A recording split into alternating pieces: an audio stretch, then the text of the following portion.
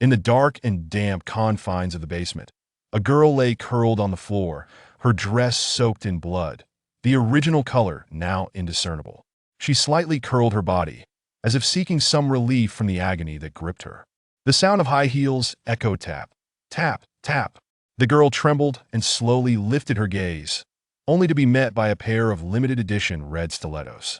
She let out a faint chuckle before closing her eyes once more. Lu Nanying, even on the brink of death, you still maintain such pride. Do you believe you remain the illustrious young lady of the Lu family?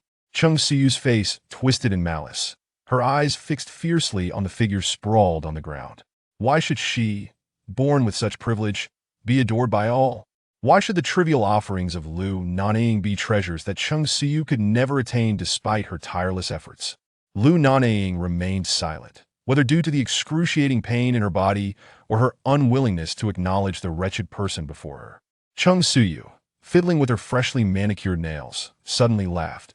Are you waiting for your two brothers to come to your rescue? Or perhaps for the devoted Chengzhou? Seeing Lu Nanying's continued silence, she crouched down and forcefully pinched Lu Nanying's cheek, compelling her to meet her gaze. You need not wait for either, for they shall not come. I haven't told you yet, have I? Your parents are on the way to find you, but they met with an accident and died on the spot. As for your elder brother, upon hearing of your disappearance, he recklessly abandoned his team.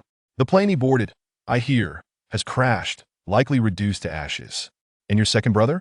He'll spend his life in prison for tax evasion. Oh, and that prince of the Ji family, Chengzhou, who treasures you above all else. I hear he has been frantically searching for you. I had a bomb planted in his car. It should have gone off by now, boom, right?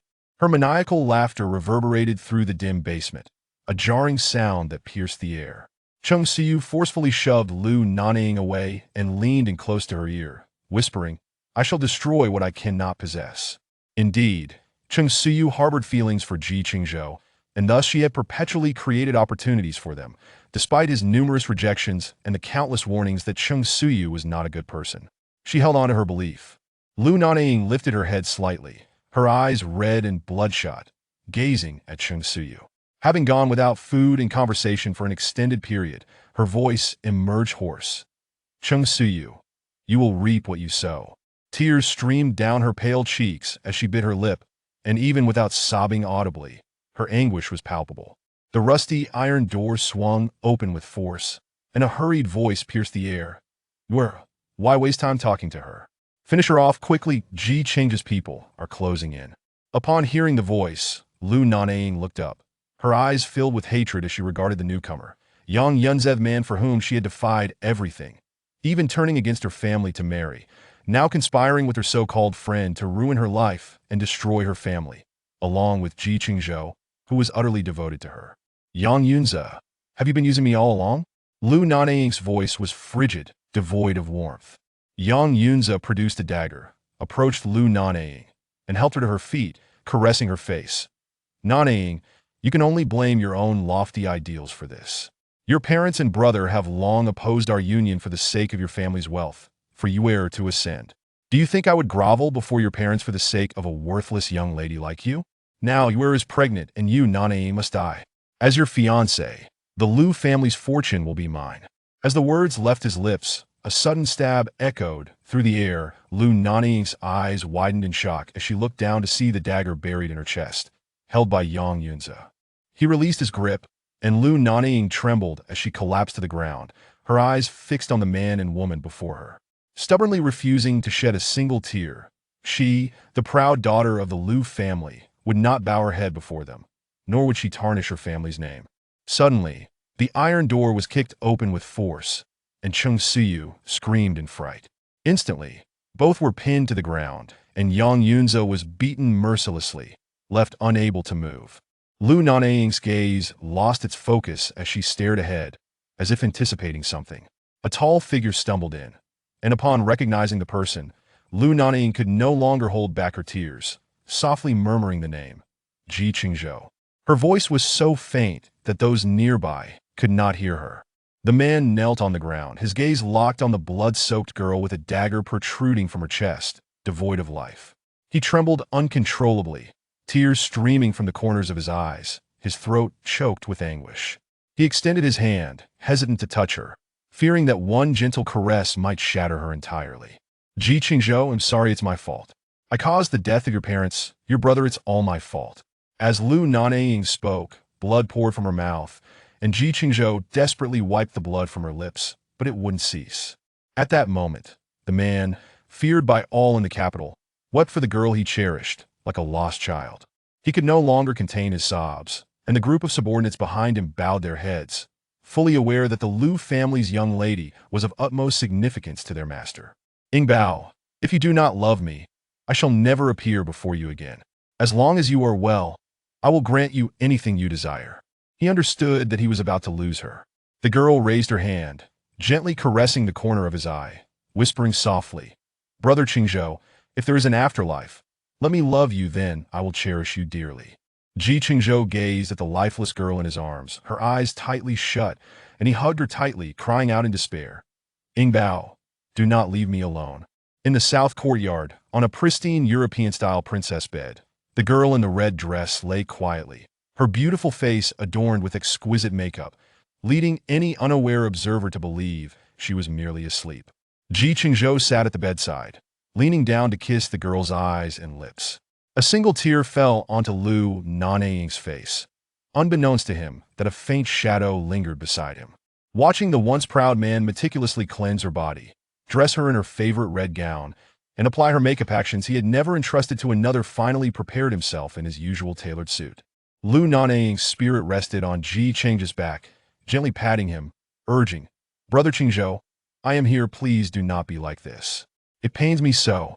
Alas, he could no longer hear her. Chengzhou retrieved a cobalt blue velvet box from the bedside table, revealing a ring made of a red gemstone. Everyone in the capital knew that Lu Nanying, the daughter of the Lu family, adored red, a color befitting her fiery spirit. He placed the ring on her left middle finger, the spot closest to her heart. He leaned down to kiss her hand, softly murmuring, Ingbao, wait for me, do not be afraid, Brother Chengzhou will come find you soon. Lu Nanying's mind was in a whirl. What was he about to do? She cried out desperately, Chengzhou, what are you planning? No matter how loud she screamed, no one could hear her. As if sensing something, Chengzhou glanced in her direction. He then picked up the phone on the table, sent a message, and turned it off. He lay down beside Lu Nanying, pulling a dagger from the drawer, firmly grasping the girl's hand, and without hesitation, plunged the dagger into his own heart. He smiled, choosing to die in the same manner as her, tears spilling from his eyes. So my Ingbao, it hurt you so much back then. He slowly closed his eyes, while Lu Nanying crouched on the ground, weeping uncontrollably, her soul trembling, fading more and more. The door swung open with a heavy thud, and the newcomer was Chengzhou's right-hand man, Feng. Following Chengzhou's orders, he dealt with Chengzhou and Yang Yunzi. Upon receiving Chengzhou's message, he was instructed to bury them in the bellflower garden behind the south courtyard. He drove frantically to the south courtyard, yet it was too late.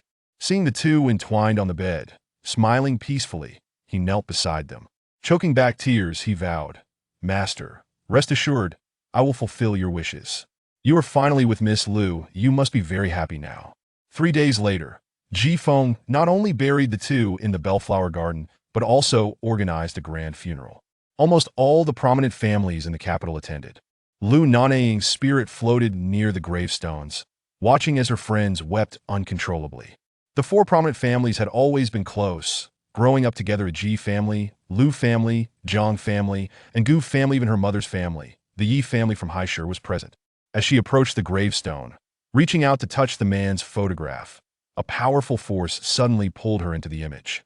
Before she could react, she vanished. In a French-style room adorned with light luxury, a girl lay on a pink princess bed, drenched in sweat as if she had just awakened from a terrifying dream. Her petite face, with features so soft and flawless, looked pitiful as she frowned slightly. No, Chengzhou, no, you mustn't, the girl mumbled softly, before suddenly jolting awake, gasping for breath. The buzzing sound of her phone broke the silence of the room, and Lu Nanying wiped her tears, glancing at the caller ID.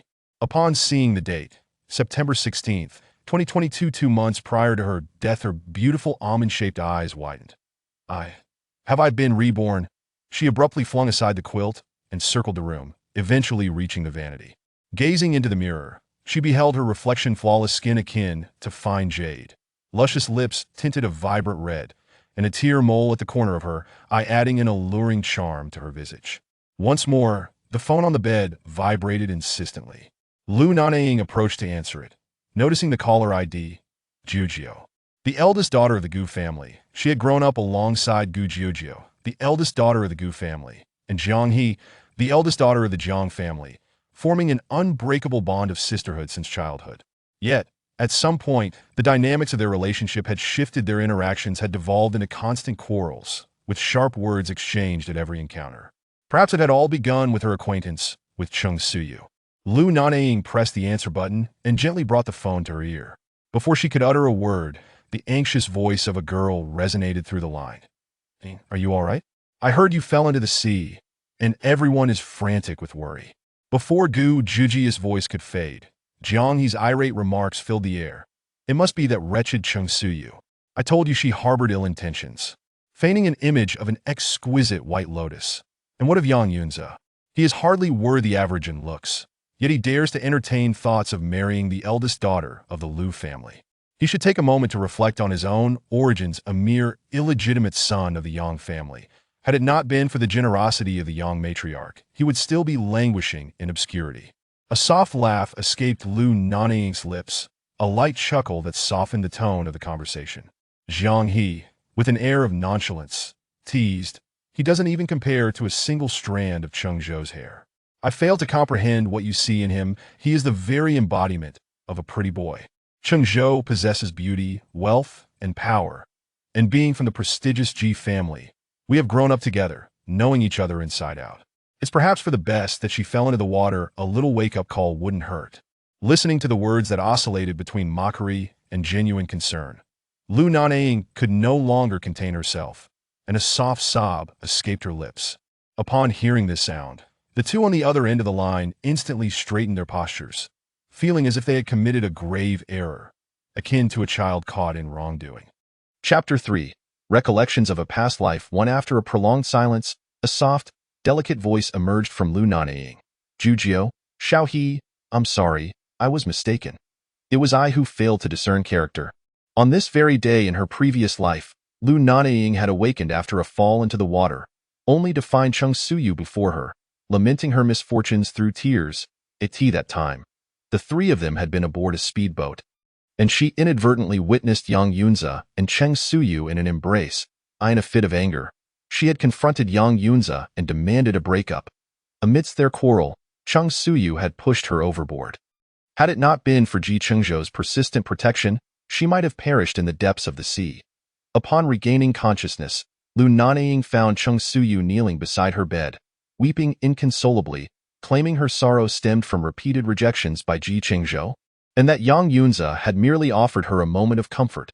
Lu Nanying had always been shielded by her parents and elder brother, raised as the cherished princess of the Lu family in the capital, as well as the Ji family and the Yi family in Haishur. Her world was too pristine, devoid of any malice, which made her susceptible to Chengzhou's manipulations and slanders. At that moment, she chose to forgive the two and even expressed her desire to marry. However, upon witnessing her father's unexpected emotional outburst, her heart brimmed with grievance, her eyes reddening as she stubbornly bit her lip and declared, "I will not marry Ji Chengzhou.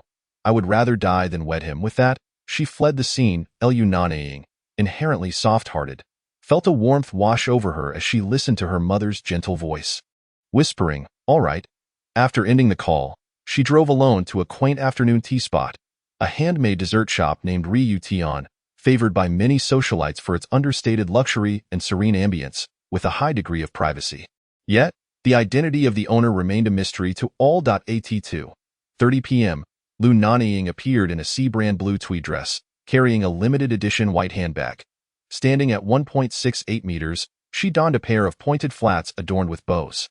Her long black hair cascaded down her back, and around her delicate swan-like neck lay a pink diamond bow necklace, rendering her both exquisite and pure, with merely a touch of nude lipstick. Her stunning visage was captivating enough to warrant lingering glances. Pushing the door open, she ascended the stairs briskly. She was already seated by the window, savoring her coffee, a few dainty pastries, and a glass of grapefruit juice adorning the table. "Mama," came the soft voice of Lu Nanying. She looked up at her daughter, who approached with gentle grace, her eyes sparkling with warmth. Although in her 40s, she bore no signs of age. Her husband's adoration ensuring a carefree existence. Her gentle nature endeared her to all her younger relatives, who reveled in playfulness around her. "Baby Ying, come let Mama see you. It's been over 2 months. And you've lost weight," she exclaimed, taking her daughter's hand and pulling her down to sit, tenderly stroking her hair and letting out a soft sigh. Lu Nanying gazed at the pastries and juice, her eyes glistening as she wrapped her arm around her mother's, resting her head lightly on her shoulder. She gently patted her shoulder, saying with a hint of exasperation, "Ying, your father worries for you. You've never been in love, and as for Yang Yunza, your father and elder brother have thoroughly investigated him. Previously, we indulged you because you've never crossed any lines, but you must not, under any circumstances, bring up marriage. You are your father's long-awaited treasure. How could he bear to see you wed, especially to a man with such a convoluted background?" Lu Nanying remained silent, fully aware that her mother spoke the truth. Over these past 2 months of living together, she had not been oblivious to the underlying tensions. Though innocent, as the eldest daughter of the Lu family, she was far from naive. Noticing her daughter's prolonged silence, Yishi chose not to press further. She understood that Lu Nanying was not the inept person that the world described. Rather, she simply preferred not to flaunt her talents. Conversely, Lu Nanying had always been exceptionally astute. At the age of 18, she had already earned dual doctoral degrees in jewelry design and computer science from Washington Business School. She was also a renowned prodigy in the music world, a mysterious cello virtuoso. After a brief interlude, she took a sip of the juice before resuming her silence. She smiled softly, affectionately ruffling her daughter's hair, and the two indulged in the delectable pastries. Sharing a fleeting yet delightful afternoon tea experience, a seemingly simple statement could convey an undercurrent of smoldering tension. Observing Lu Nanying's rebellious demeanor, Chengzhou, unable to contain her irritation, remarked, "Nanying, we are aware of what your mother told you today. Is it solely because Yunza is a bastard of the Yang family that they oppose your marriage?" Chapter 4. Recollections of a Past Life. Lu Nanying regarded the silent man seated on the sofa, his dark eyes radiating an icy chill, a flicker of malice momentarily crossing his features. Yet, in that fleeting instant, Lu Nanying perceived it with clarity. "Yang Yunza, you had someone follow me," she said with a mocking tone. A knowing smile gracing her lips, as if she had unraveled all truths and was no longer inclined to feign ignorance. He leaned closer, placing his hands on the armrest of the sofa, a sinister grin appearing as he asked, "Nanying, do you truly believe I have genuine affection for you? If it weren't for your status as the Lu family's heiress, do you think I would go to such lengths to curry your favor?" Instinctively recoiling, Lu Nanying straightened her posture, her gaze sweeping over Chengzhou before locking onto the man before her, whose expression had turned slightly menacing. A chill laced her voice as she retorted, "So even your declarations of wanting to marry me are merely a ploy to leverage the Lu family as a stepping stone to inherit the Yang family?" "Ha!" she scoffed. "Yang Yunza, you may have an average appearance, but your aspirations are grand indeed. You really think the Lu family is a plaything you can manipulate at will?" Rising to her feet, she forcefully pushed him aside and stepped toward Chengzhou. Adorned in a red dress, the color she adored most. Yet, out of consideration for Yang Yunza's preference for understated attire, she had sacrificed her favorite vibrant hues for more muted tones, which did nothing to mask the rebellious spirit that lay beneath. To the outside world, she appeared delicate and easily swayed. With that, Lu Nanying seized her car keys and turned to leave, only to be met with Chengzhou's sharp, mocking voice. You really think you can walk out of here? Nanying? Who in the capital doesn't he know you are the esteemed princess of the Lu family? Tell me, if we were to abduct you, do you believe they would comply?" Lu Nanying turned back. A look of incredulity etched on her face as she regarded the two, before falling silent momentarily. Approaching the door, she reached for the handle, only to be abruptly silenced as someone covered her mouth and nose from behind. A wave of fragrance enveloped her senses, and before she could react, she succumbed to unconsciousness. When she next awoke, she found herself in a dilapidated basement. reluctant to contact the Lu family or Chengzhou. And after Chengzhou's repeated rejections, her tormentor had seized the opportunity in her absence. She realized she had unwittingly endangered the entire Lu family. Hearing the prolonged silence, Gu Juzhou's anxious voice broke through. Ying, what's wrong? Xiao he didn't mean it like that. Please don't see our white. Lu Nanying let out a low chuckle, her tone softening as she replied, Juzhou, Xiao he, I'm fine, I merely recalled certain events. I saw them together on the speedboat, and in the ensuing struggle, I fell into the water. After this ordeal, I've come to a realization. You are right, Chengzhou is unworthy of my friendship. And Yang Yunza does not deserve me, as the eldest daughter of the Lu family. What man could I possibly lack? Having grown up together, their bond was akin to that of sisters, and they could easily discern that Lu Nanying's words were an olive branch. An unspoken understanding flowing among them, leaving the past quarrels unmentioned. After exchanging pleasantries for a while longer, they eventually hung up. Lu Nanying lay atop her covers, burying her face in her plush, pig-shaped pillow. Her mind swirling with thoughts as she sought to process her past life and her rebirth. Knock, knock, knock. The door swung open, and she glanced up to see a figure clad in a tailored black suit. Gold-rimmed glasses perched on his nose, exuding an air of refinement. With reddened eyes, Lu Nanying gazed at the newcomer, her expression a portrait of vulnerability. It was her second brother, Lu Nanying, the president of the Lu group. Lu Nanying approached the bedside, observing his sister's tear-filled eyes, brimming with unshed tears yet refusing to fall. He sighed, seated himself beside her, and enveloped her in his embrace, gently patting her back as he murmured, Ying, don't cry. Just tell your brother what you wish and I shall assist you. Chengzhou has arrived, but I did not allow her to come up, fearing she might disturb your rest. Do you wish to see her? If not, I will send her away. Lu Nanying tenderly stroked Lu Nanying's long hair, his voice soft and soothing. He knew his sister was perfect in every way, yet her innocence left her oblivious to the world's machinations. Chengzhou's intentions were clearly ulterior, and Lu Nanying's stubborn nature meant that until she reached her own conclusions, no amount of persuasion would sway her. As footsteps echoed down the staircase. Su Ma, the housekeeper, looked up to see a figure descending. Clad in a princess-style white nightgown, the girl's face was pale, her beautiful eyes slightly reddened. Instantly filled with concern, Su Ma retrieved a red shawl from the cabinet and approached, gently draping it over Lu Nanying's shoulders. Miss, why have you come down? Your health is still fragile. Be careful not to catch a chill. Su Ma had served Lu Nanying's parents for many years. Having watched the three Lu siblings grow up, it was no exaggeration to say that they were like family, and she held a deep affection for the eldest daughter. Lu Nanying gazed at Su Ma, whose eyes were reddened with concern despite having crossed the threshold of 50. A charming smile, revealing two delightful dimples, graced her lips as she gently patted Su Ma's hand, saying, Su Ma, I'm perfectly fine. Please do not worry about me. Seated on the sofa, Chengzhou had already risen when Lu Nanying descended the stairs. Despite her unadorned appearance and pallid complexion due to illness, her beauty remained striking. Her fists clenched tightly, nails digging into her palms, as her eyes glimmered with envy while watching Lu Nanying die. In that fleeting moment, the hatred in her gaze dissipated, and she approached Lu Nanying by the staircase with a tense expression. Intending to grasp her hand, only to be evaded, Lu Nanying sauntered towards the sofa, casually inquiring, Su Ma, do you have anything delicious? I'm quite famished, indeed, indeed. I have prepared milk and bird's nest soup for you in the kitchen. I'll fetch it right away, Su Ma replied with a smile, turning towards the kitchen. As Lu Nanying pivoted, Chengzhou clenched her teeth, her expression slightly contorted, yet she forced a smile and took a seat beside Lu Nanying. Unbeknownst to her, every nuance of her expression was observed by Lu Nanying, who stood at the staircase's second floor.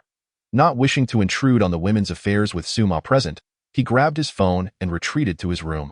Lu Nanying remained silent, her gaze narrowing as she cast a fleeting look at Chengzhou, who felt a shiver run down her spine under Lu Nanying's scrutiny. Tentatively, she began, Nanying, but was interrupted by a sudden arrival. Miss, please drink this while it's warm. You've just fallen into the water and have had a high fever for 2 days. You must take good care of yourself. Su Ma, oblivious to Chengzhou's presence, exuded a protective demeanor towards Lu Nanying, prompting a light chuckle from her as she picked up a spoon to eat. Suyu's teeth ground together in frustration. Yet, she could not express her anger. Normally, whenever she visited the Lu family, Lu Nanying would ensure that she received the same treats. Today, however, Lu Nanying seemed completely indifferent to her. Suyu could not fathom what had gone awry. The nature of your relationships is insignificant. What matters is that no one else can lay claim to what belongs to me. Lu Nanying. I refuse to accept anything touched by others. I find it repugnant. Moreover, if you hold a fondness for young Yunza, then by all means, he is yours. With a half-smirk, Lu Nanying averted her gaze, radiating an air of aloofness that kept others at bay. Upon hearing this, Suyu's expression darkened. She prepared to retort, but Lu Nanying had no intention of granting her the opportunity.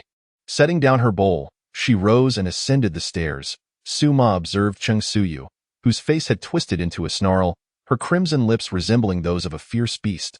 Miss Cheng, our young lady is unwell and likely lacks the energy to entertain you at this moment. Perhaps it would be best if you visited another day, asked the housekeeper of the Lu estate. Suma had encountered a myriad of personalities.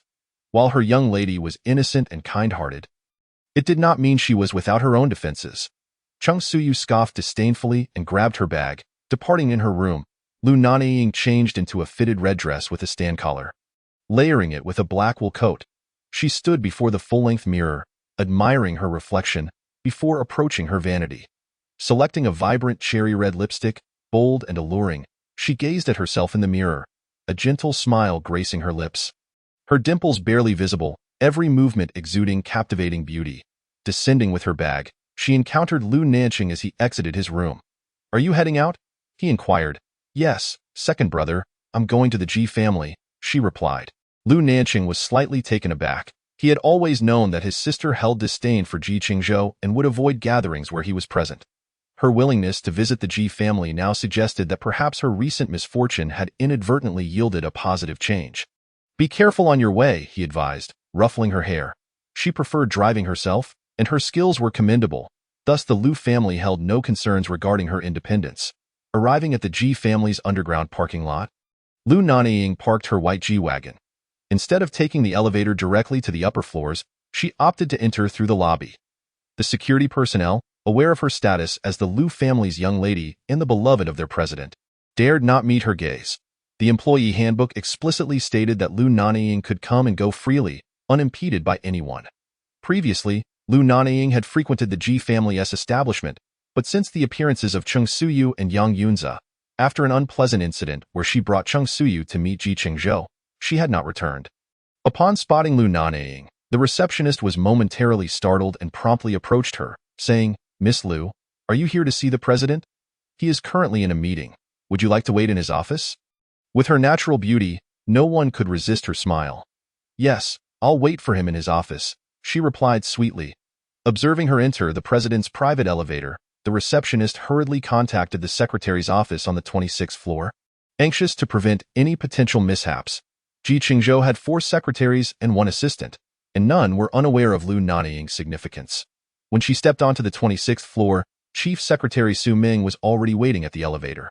Before she could utter a word, Lu Nanying's soft voice interjected, "Sister Su Ming, there's no need to inform Chengzhou. I'll wait for him in his office." Su Ming, momentarily dazed by Lu Nanying's enchanting tone, snapped back to reality as she watched Lu Nanying push open the office door. Such beauty is indeed a distraction. "This is trouble," she muttered to herself. The Ji family and the Li family were currently negotiating a substantial contract. And at that moment, the Li family's second daughter, Li Xing, was also in Ji Chengzhou's office. The Li family had recently relocated from City C to City B, and Li Xing was known for her arrogance and openly expressed affection for Ji Chengzhou, a fact well known in their social circle. The Li family was keen on a marriage alliance with the Ji family and had tacitly approved of Li Xing's pursuits. Due to the collaboration between their two companies, Ji Chengzhou had no choice but to meet with Li Xing, leading to several media encounters that were swiftly suppressed. Now, with Lu Nanying, the delicate princess of the Lu family, and the boisterous second daughter of the Li family, Su Ming shivered at the thought and quickly called Assistant Zhang Yi, who was still in the conference room. Upon entering, Lu Nanying was met with the sight of a woman seated in Ji Chengzhou's office chair. Toying with an object, frowning slightly, she cast a glance at the woman, who was clad in a form-fitting black dress that accentuated her curves, its low neckline revealing her fair skin, with chestnut waves spilling over her shoulders. As Lu Nanying recognized the object in the woman's hand, Chengzhou's wristwatch, her displeasure manifested. "Who are you, and why are you here?" Li Xing had been scrutinizing Lu Nanying the moment she stepped in. Her petite face adorned with light makeup that rendered her irresistible, making it clear why Chengzhou was infatuated. A malicious glint appeared in Li Xing's eyes as she flaunted the watch, arrogantly stating, "Chengzhou is my fiancé. Do you not understand why I am here?" "Fiancé?" Lu Nanying's complexion paled, her once bright eyes now hollow, devoid of the excitement and smile she had harbored upon entering. Watching Lu Nanying's crumbling demeanor brought Li Xing a sense of satisfaction, and she taunted, "What's the matter, Miss Lu? Unaware that the Ji family is seeking a marriage alliance with the Li family? It makes sense. You've been chasing after that illegitimate child from the Yang family, and the whole circle knows that your romance is nearing fruition." Li Xing approached Lu Nanying provocatively, continuing, "Didn't you reject Chengzhou's advances, claiming you would only marry that Yang family illegitimate child? Miss Lu, is your memory that poor? Now that Chengzhou and I are on the verge of engagement, it would be wise for you to refrain from coveting another S-man." Lu Nanying's lips quivered, her eyes reddening as she stood frozen in place. Suddenly, the office door swung open, revealing a man of 188 centimeters in height, clad in a custom deep gray suit, with striking features and piercing eyes that captivated every woman in sight. Li Xing's dulcet voice chimed in Lu Nanying's ear, "Chengzhou, your meeting has concluded. I've been waiting for you for quite some time." Her demeanor contrasting sharply with the one she had just displayed to Lu Nanying. Chengzhou, facing away from Lu Nanying, immediately recognized her presence. Hearing Li Xing's affectionate address, he frowned, his voice devoid of warmth as he inquired, "What brings you here?" Before he could fully process the situation, she had already entered the elevator. Watching her retreating figure, a pang of loneliness struck his heart. Lu Nanying's emotions were always transparent, and even without seeing her face, he knew she had misunderstood his words, which were directed at Li Xing. Lifting his gaze to the woman still lingering in his office, a cold glint flickered in his eyes as he remarked, "Miss Li, my relationship with your family is purely professional. You are not in a position to meddle in my personal affairs. What you said to Nanying earlier is something I can easily deduce. Miss Li is unaware that Lu Nanying is my bottom line." Chengzhou, since Miss Li possesses the audacity to speak disrespectfully about my people, she must surely have the capability to elevate the Li family's business to new heights. If cooperation with the Li family is no longer desired, then let it be. Jiang Yi, who stood at the entrance, pushed the door open upon hearing the commotion. Ever since Chengzhou took over the Ji family, Jiang Yi had been by his side, a loyal confidant without question. With just a glance from Chengzhou, Jiang Yi knew precisely what to do. "Miss Li, pleased?" Li Xian shot a glare at Jiang Yi, stamped her foot in frustration, and exited the Ji family premises. Jiang Yi approached Chengzhou, handing over the tablet he held. Chengzhou accepted it, silently fixated on the surveillance footage from his office. Noticing Chengzhou's silence, Jiang Yi spoke up, "President, I have given orders that, except for Miss Lu, no one is permitted to enter your office without prior approval." Chengzhou set the tablet down on his desk, tossed the limited edition L family watch into the trash, and then walked into the break room to wash his hands. Retrieving his car keys from the drawer, he turned to Jiang Yi and spoke in a low tone, "Deduct half a month's bonus from the secretarial office staff and replace everything in my office." "Understood." Jiang Yi nodded, murmuring softly, "This little ancestor must be offended. The Li family may have reached their limits." Chengzhou settled into his car, his phone rang. "Hello? Ying is looking for you. Have you seen her?" Came the teasing voice of Lu Nanying. Chengzhou pinched the bridge of his nose, his deep voice tinged with resignation. "I saw her, but before I could speak, she left." Lu Nanying, reclining on the office sofa, jumped up reflexively upon hearing Chengzhou's words. "She left? She was so excited to see you. How could she just walk away?" A flicker of joy crossed Chengzhou's eyes as he smiled lightly. "There seems to be a misunderstanding." After a brief conversation, they hung up. "Yingbao, what must I do to earn even a fraction of your affection?" If Lu Nanying were present, she would undoubtedly leap into Chengzhou's arms, declaring her love for him. Chapter 7. Are you going home? In the Blue Night, the largest bar in the capital city, a striking figure in red stood out at the bar, her alluring silhouette accentuated by cascading black hair. The girl, resting her cheek on the bar, had a rosy complexion, with a tear mole at the corner of her eye enhancing her enchanting beauty, rendering her breathtaking. Even amidst the bustling bar, the affluent young men, despite their desires, dared not approach her. Blue Night was the domain of the young master Jiang Mu, and everyone knew that Lu Nanying was the darling of the four prominent families. To provoke her could cost one dearly. Yet, there were those who were unbothered by such risks. Lu Nanying leaned on the bar, sipping her drink slowly, while a man in a floral shirt, his hair dyed blue, sauntered towards her, swaying with a bottle in hand. He had been observing her all evening, noting her solitude and inebriation, and could no longer resist approaching her. He had awaited this beauty for far too long and was determined to claim her. The man placed the bottle heavily before Lu Nanying, his tone casual yet flirtatious. "Beautiful lady, I have taken a fancy to you. Come with me tonight, and I assure you will walk confidently in this city from now on." Lu Nanying glanced at him, raised her glass, and took a gulp, lazily retorting, "Those who walk confidently are crabs." With that, she reclined back into her chair, her eyes fluttering shut, her flushed face radiating an irresistible allure. The man, unfazed by her words, raised his voice in arrogance. "Do you know who I am? I am He Yin, the second young master of the He family. Following me will bring glory to your ancestors." He Yin was merely a reckless scion, known for his frivolous indulgences with minor celebrities and young ladies from lesser families. Given the He family's covert dealings, their influence made them untouchable by smaller clans. Let alone the four prominent families, Lu Nanying rarely frequented such places, and in his drunken stupor, he failed to recognize her. All he knew was that he must have her tonight. The bar manager, sensing the situation escalating, hurried over, thinking, "Is He Yin out of his mind? This young lady is not someone he can offend. Young Master He, you are inebriated. This lady is not one you can provoke. If you seek company, I can arrange someone for you," he said, forcing a smile. He understood the delicate balance of power.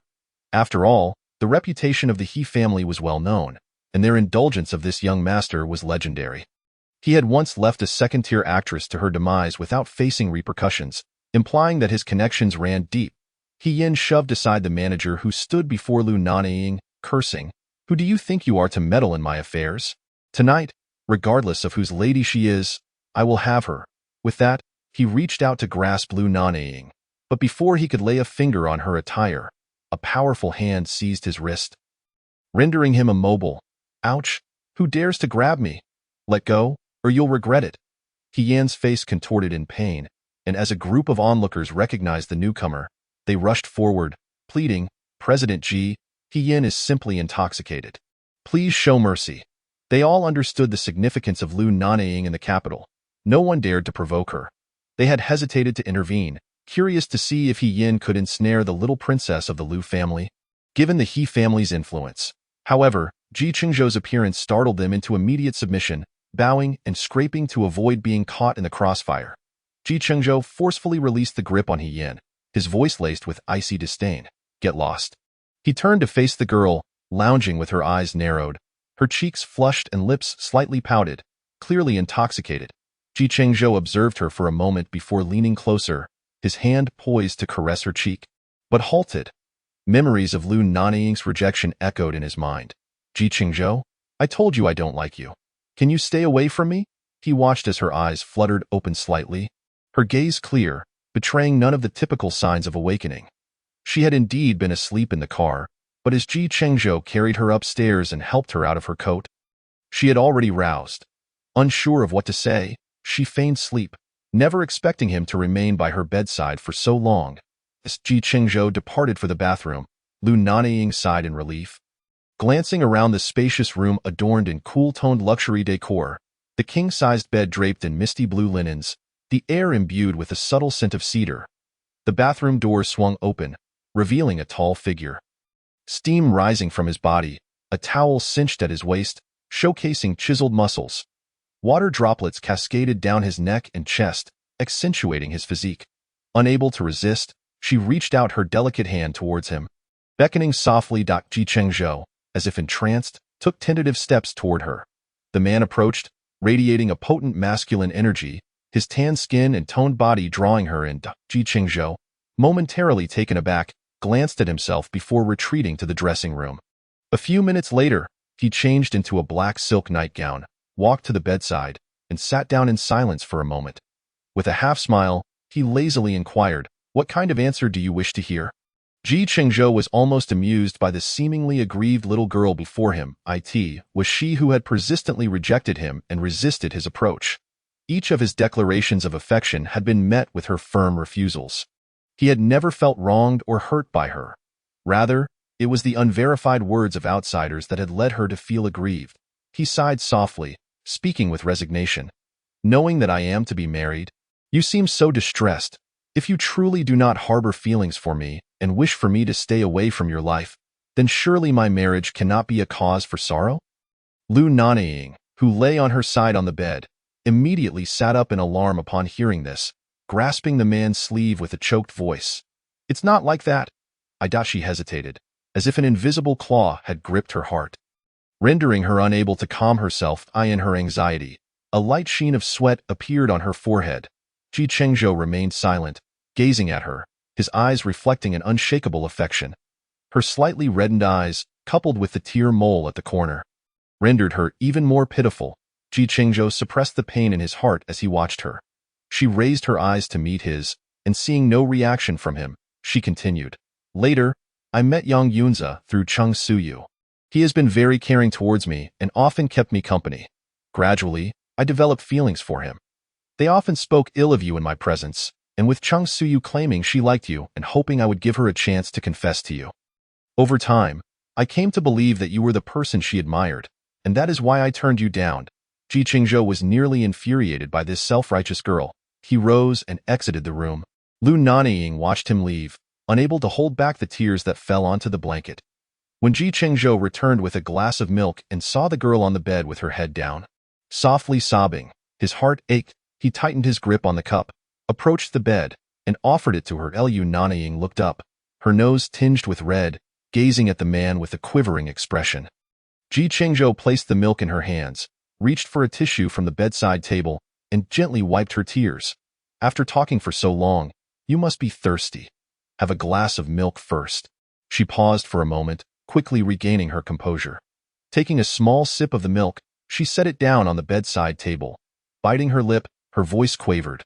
"Last time at sea, I saw them." She took a deep breath before continuing. "I now realize that they have been using me.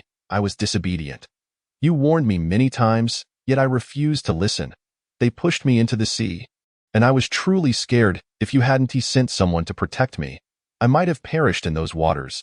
Chengzhou silently listened to her words, a fleeting glint of rage passing through his eyes as he clenched his fists. Chapter 9. "I'm sorry." Lu Nanying turned to look at the man sitting at the bedside, her eyes red and swollen, revealing her inner turmoil and pain. She reached out and placed her hand over his tightly clenched fist, causing him to instinctively relax his grip. Lu Nanying gently hooked her pinky around his, her voice soft and almost playful. "Brother Chengzhou." Chengzhou's body stiffened, his eyes betraying an unmistakable joy. He turned to look at her, his gaze gradually intensifying as he fixated on her beautiful eyes. "Brother Chengzhou, I'm sorry that I've said many hurtful things to you, and I realize my mistakes now. I know you care for me deeply, so I will learn to like you in return, if that's all right." Her eyes met his, earnest and crystal clear. Chengzhou's pupils dilated, his heart racing violently, disbelief etched across his face. He was on the brink of losing control. His voice hoarse as he spoke. "Lu Nanying, if you merely seek someone to soothe your troubled heart, I can accompany you. But please, do not say such things to me." He stood, taking a couple of steps towards the door before suddenly halting, adding, "Because I will take it seriously. Rest well." As the door closed behind him, he leaned against the wall outside, breathing heavily, the smile at the corners of his lips impossible to conceal. He raised his head, whispering softly, "Baby Ying, since you say you wish to learn to like me, I shall never let you go. Never, ever." Lu Nanying stared at the closed door, biting her lip and gently inhaling, pulling the blanket over her as she nestled down. Inhaling deeply the scent of cedar, reminiscent of Chengzhou, in her heart, she vowed, "Chengzhou, in this lifetime, I shall never let you down." With that thought, she closed her eyes and fell into a deep slumber. He picked up the phone on the bedside table, sent a text, and switched off the bedside lamp before gradually drifting off to sleep. In the morning, at the foothills of November, the air was slightly cool, accompanied by the morning's humidity. The door to the master bedroom was gently pushed open, revealing the girl still deep in slumber, her slender figure appearing even more delicate on his large bed. Her sleeping visage resembled a beautiful painting, and simply gazing at her left him entranced. Chengzhou entered the bathroom to wash up and prepared Lu Nanying's toiletries in advance. He then descended the stairs to prepare breakfast. He cherished tranquility and preferred not to be disturbed in his daily life. He rarely delegated tasks to others. Thus, apart from the housekeeper who visited daily to clean and replenish the refrigerator and household supplies, no one else was permitted to intrude. Opening the refrigerator, he retrieved shrimp and tomatoes, preparing a congee for Lu Nanying. Having consumed a fair amount of alcohol the previous night, coupled with the cool weather, she needed something warm for her stomach in the morning. Lu Nanying was an unabashed foodie, always the first to seek out new delicacies in the city. Chengzhou had spoiled her since childhood, ensuring she was the first to receive any new and delightful treats. In the Ji household, his father had unconditionally indulged his mother, often cooking to cheer her up. Over time, Chengzhou had been influenced by his father, acquiring impressive culinary skills, hoping one day to cook for the woman he adored, just as his father had for his mother. 40 minutes later, the aroma of seafood congee wafted through the dining room as Chengzhou turned off the stove and brewed himself a cup of black coffee. He set the coffee down on the dining table and took a seat, casually picking up a tablet to check the day's company news. In the bedroom, warm sunlight bathed the girl's face as she slowly opened her eyes, taking in her surroundings and gradually sitting up. The bathroom was illuminated by a soft light, and Lu Nanying pulled back the covers, walking toward the washroom. Upon opening the door, she found the wash basin prepared with warm water and toothpaste. A wave of warmth flooding her heart, she surveyed the items on the counter: facial cleanser, toothpaste, toothbrush, all brands she was accustomed to. Even the face towels were the same as those used at home. After freshening up, she opened the door and was greeted by the enticing aroma wafting from downstairs, prompting her to hurry down. Hearing footsteps behind him, Chengzhou set down his tablet and walked toward the kitchen.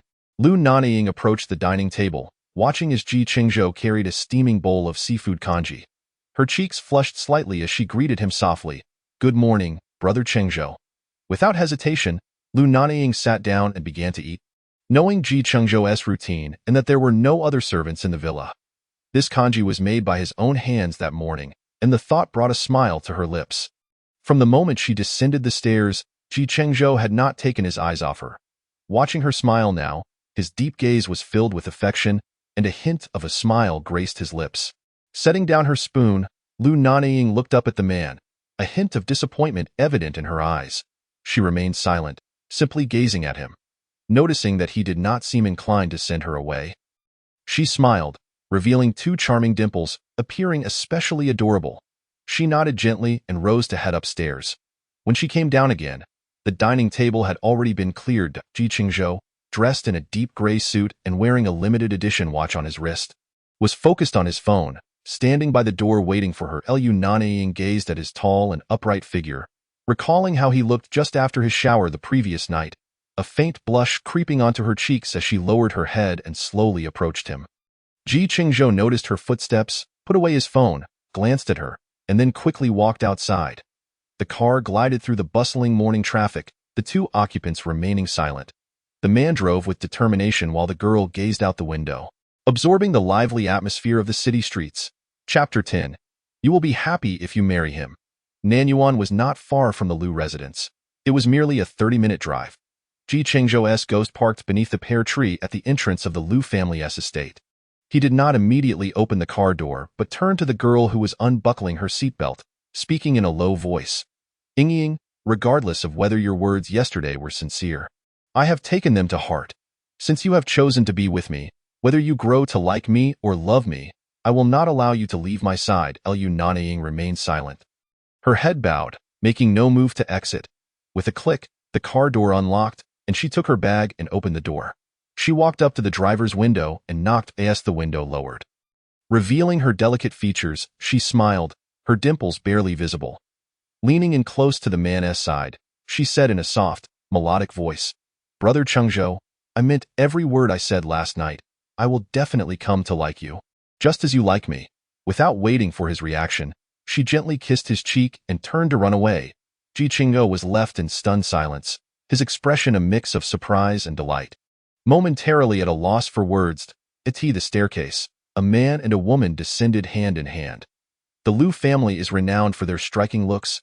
Even in their 50s, the man exudes vigor and charm. The woman, regal and graceful, appears to be exceptionally well preserved, making it hard to believe she is nearing 50. One could easily mistake her for a sister of Lu Nanying. The man tightly holds his wife's hand, gazing affectionately at the girl below, their precious daughter. Have you had breakfast, my dear? He asks. Her eyes glisten with unshed tears, yet her smile is particularly sweet. I have, brother Chengzhou made it for me. She waves at Lu Nanying, who then joins her mother, resting her head on her shoulder while entwining their arms.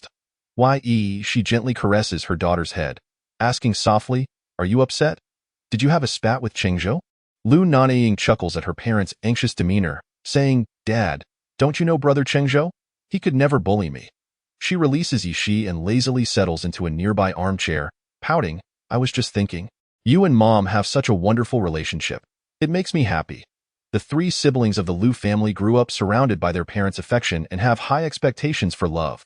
Consequently, the young masters of the Lu family have always maintained their integrity and remained single for years, becoming the objects of affection among the daughters of prominent families in the capital. Deep down, Lu Nanying possesses a rebellious spirit, yet she has been sheltered by her family.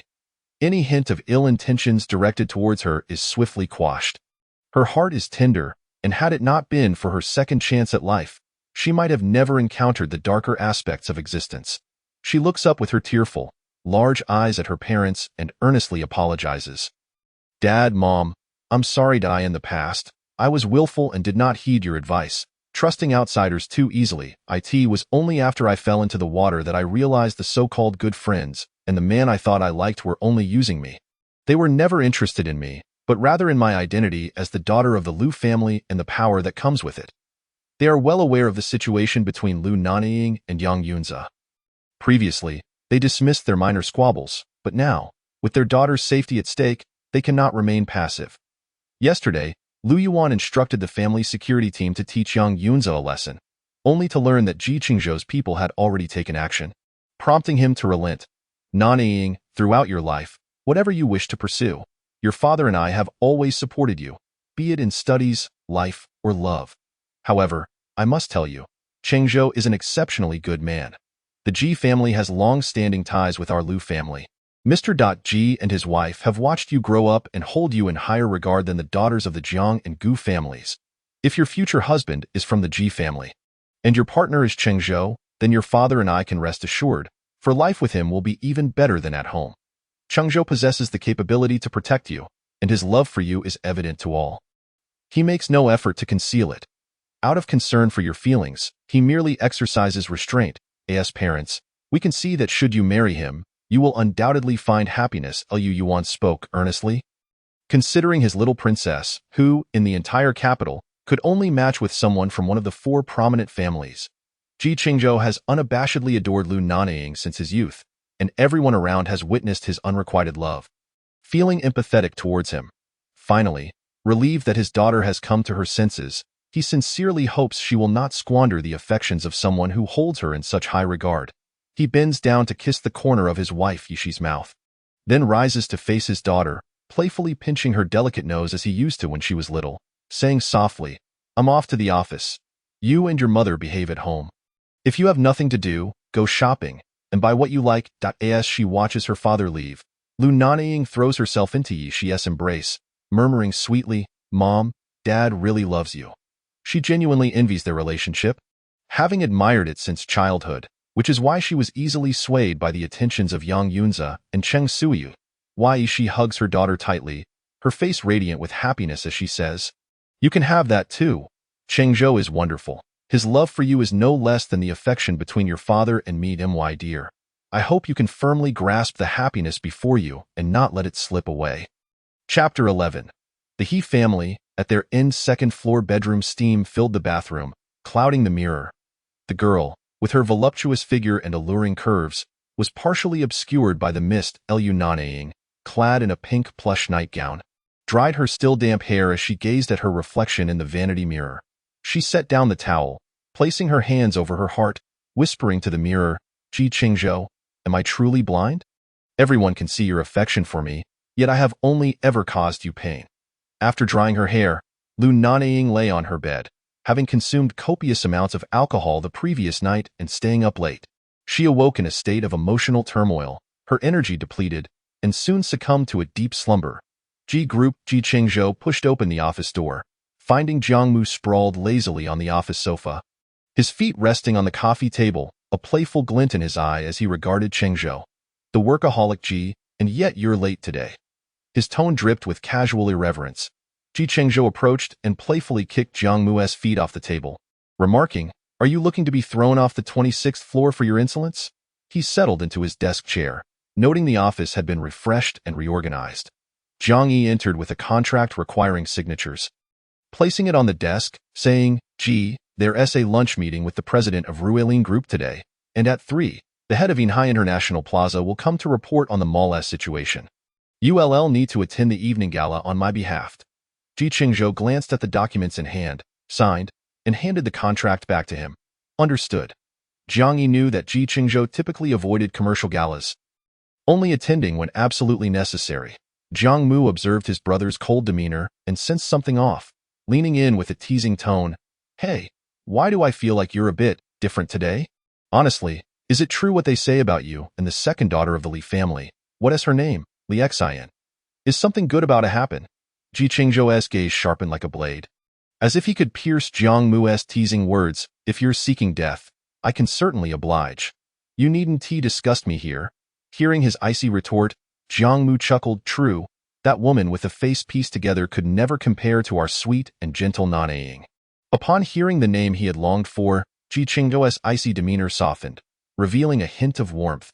Jiang Mu noted the change in his brother's mood and shook his head, thinking, "Ah, my brother is truly ensnared by Nanying." Suddenly growing serious, he pulled out a chair and sat down, speaking gravely. "Speaking of which, what are you planning to do about the He family? That reckless He heir. I've turned a blind eye to his petty antics, but now he's encroaching upon Nanying. Can you still tolerate it? Lanyi is his territory.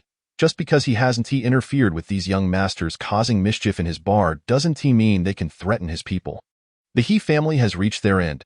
Ji Chengzhou's voice remained stern as he did not lift his head. Jiang Mu recognized his brother was genuinely angry. He hadn't dealt with the issue directly last night, likely out of consideration for the young lady. "Fine, then it's none of my business. I'll take my leave." The He family. The sound of shattering glass echoed as Mr. He received a phone call early in the morning, informing him that several significant contracts with partners had been terminated, choosing to pay penalties rather than continue their cooperation, leading to a sharp decline in stock prices. He called several acquaintances but received the same response. G's declaration that anyone who dared work with the He family would be opposing the Ji family. The Ji family is not only the foremost family in the capital, but also the leader of the 4 prominent families across various industries. Many businesses rely on cooperation with the 4 families for survival, and no one dares to oppose the Ji family. Only a dead end awaits. Mr. He visited Ji Group to see Ji Chengzhou, waiting all morning until Jiang Yi appeared, delivering news that struck him like a bolt from the blue. Upon entering his home, he found Mrs. He sitting on the sofa, fiddling with jewelry just delivered from the mall. Seeing her husband's furious expression, her heart sank, and she quickly stood up. "Darling, what's the matter? Where's our son He Yin? Tell him to come down here." A servant rushed upstairs, and moments later, He Yin appeared, looking as if he had just awakened, his irritation evident. "Dad, what is going on? It's so early. I am exhausted." Mr. He could no longer contain his anger and quickly approached, delivering a sharp slap to He Yin's face. Mrs. He screamed in shock, rushing to hold her son. He Yin, stunned, felt disbelief wash over him as he looked at his father. "Dad, why?" Observing the swelling on his son's face, Mr. He's anger subsided slightly, but his expression remained taut as he scolded. "What foolishness have you done to offend the Ji family? Now our company's stock is plummeting, and many partners would rather incur penalties than continue working with us. Our financial chain is on the verge of breaking. It's uncertain if we can survive this ordeal." He picked up his phone to call someone he had been drinking with the previous night. "Hello, "Do you know that person from the bar last night?" The response from the other end was unclear, but Yen's hand holding the phone fell limply, his face turning pale as he watched his father age visibly in an instant. The conversation was loud enough for everyone to hear. Mrs. He, who typically had little contact with the four prominent families, understood that offending a young master still held some leeway, but if it were the daughters of the four families, the repercussions would be far beyond their capacity to bear. It's over. It's all over. The He family is beyond saving. Mr. He lowered his head, having just heard that his reckless son had provoked the apple of the Lu family si. That he hadn't been tortured to death by the Ji family was already a stroke of luck. In the realm of business, he has always navigated with trepidation, ensuring that no incriminating evidence fell into the hands of others. The He family has, in essence, safeguarded his son's life. 3 hours later, the financial news channel broadcasted the announcement of the He Group's bankruptcy. The stocks of the He Group plummeted, prompting shareholders to hastily divest their shares. The He family declared bankruptcy, exiting the capital city, while the Ji Group acquired the He Group's XX Mall. After waking from her slumber, Lu Nanying glanced at the news notifications on her phone. A smile gracing her lips as warmth enveloped her heart. Chapter 12. Finding a boyfriend would be acceptable. Lu Nanying was not without recollection of the events that transpired at the bar the previous night. Her alcohol tolerance was commendable, allowing her to retain memories as long as she remained cognizant. She understood that the man was merely venting his frustrations on her. With a soft smile, the afternoon sunlight filtered through the curtains, illuminating her fair skin, while the beauty mark at the corner of her eye added a touch of allure. Opening WeChat, she sent a message to the Dong.in, the conference room on the 21st floor of the Ji Group. Silence reigned so profoundly that the sound of a pin dropping could be heard. Chengzhou, seated at the head of the table, wore a solemn expression that exuded an unassailable authority. The manager of the marketing department stood trembling. The attendees were momentarily stunned by the unexpected notification sound, their hearts racing into their throats. Who would dare to be so reckless as to leave their phone unmuted during a meeting with the formidable Chengzhou? Casting a cold glance over those present, Chengzhou heard his assistant Jiang Yi's voice. "President, it's your WeChat message." This was Chengzhou's personal phone, and those who typically messaged him there were not work-related contacts. With an impassive expression, he retrieved his phone from the inner pocket of his suit, and a fleeting smile crossed his face upon reading the message. "Brother Chengzhou, are you busy? Do you have time for dinner tonight? I will give you 2 days to submit a viable proposal, or else you may all consider yourselves dismissed. The Ji Group does not support the idle and incompetent." He strode out of the conference room, leaving a room full of astonished individuals, all gazing at Jiang Yi. Cunning as he was, Jiang Yi knew that only one person could elicit such a reaction from the president. Clearing his throat, he quipped, "Someone has arrived to save your skins. Why not hasten to amend the proposal?" He gathered the documents and laptop from the table and exited the conference room, not affording them the opportunity to inquire further. Seated in his office, Chengzhou fixated intently on the WeChat message, as if he could see the sender through the screen. "It's all right if you're busy. We can meet another day." "I am not busy. I can tonight." "What do you wish to eat?" "I'll have someone make a reservation." After several minutes of silence, she assumed he was preoccupied, and considering the words she had spoken to him the previous night, she felt that inviting him today was rather abrupt. She sent another message and placed her phone on the terrace rack, reclining in the rocking chair. Suddenly, the screen lit up, and Lu Nanying picked up her phone, her face brightening with joy. "I want to eat at Jiangnan Pavilion." Jiangnan Pavilion was also an establishment under Jiang Mu's ownership, with 70% of the dining establishments in the capital city linked to him. "All right, I'll come to the Lu residence to pick you up later." That moment, Lu Nanying stood in her expansive walk-in closet, a frown marring her exquisite features as she contemplated what to wear for her first date with Chengzhou. He set down his phone, reluctant to pressure Lu Nanying too much, fearing that this sudden happiness might slip away too easily. After spending half an hour in the closet, Lu Nanying finally changed into a charming floral puff-sleeve dress. Sitting in front of the vanity, she began to dabble with the myriad of cosmetics before her. She was already naturally beautiful, and with a delicate touch of makeup, she appeared both playful and alluring, instantly captivating anyone who beheld her. Downstairs, she sat on the sofa, indulging in fruit while engrossed in a drama, her gentle laughter occasionally filling the air. She looked up as someone descended the stairs, her smile broadening. "Darling, are you heading out?" Anyone allowed to see her beloved daughter made up would undoubtedly be significant, considering Lu Nanying's reputation in elite circles for her aversion to heavy makeup. While other young ladies adorn themselves for even the most modest gatherings, she would only apply a touch of lipstick and tie her hair back.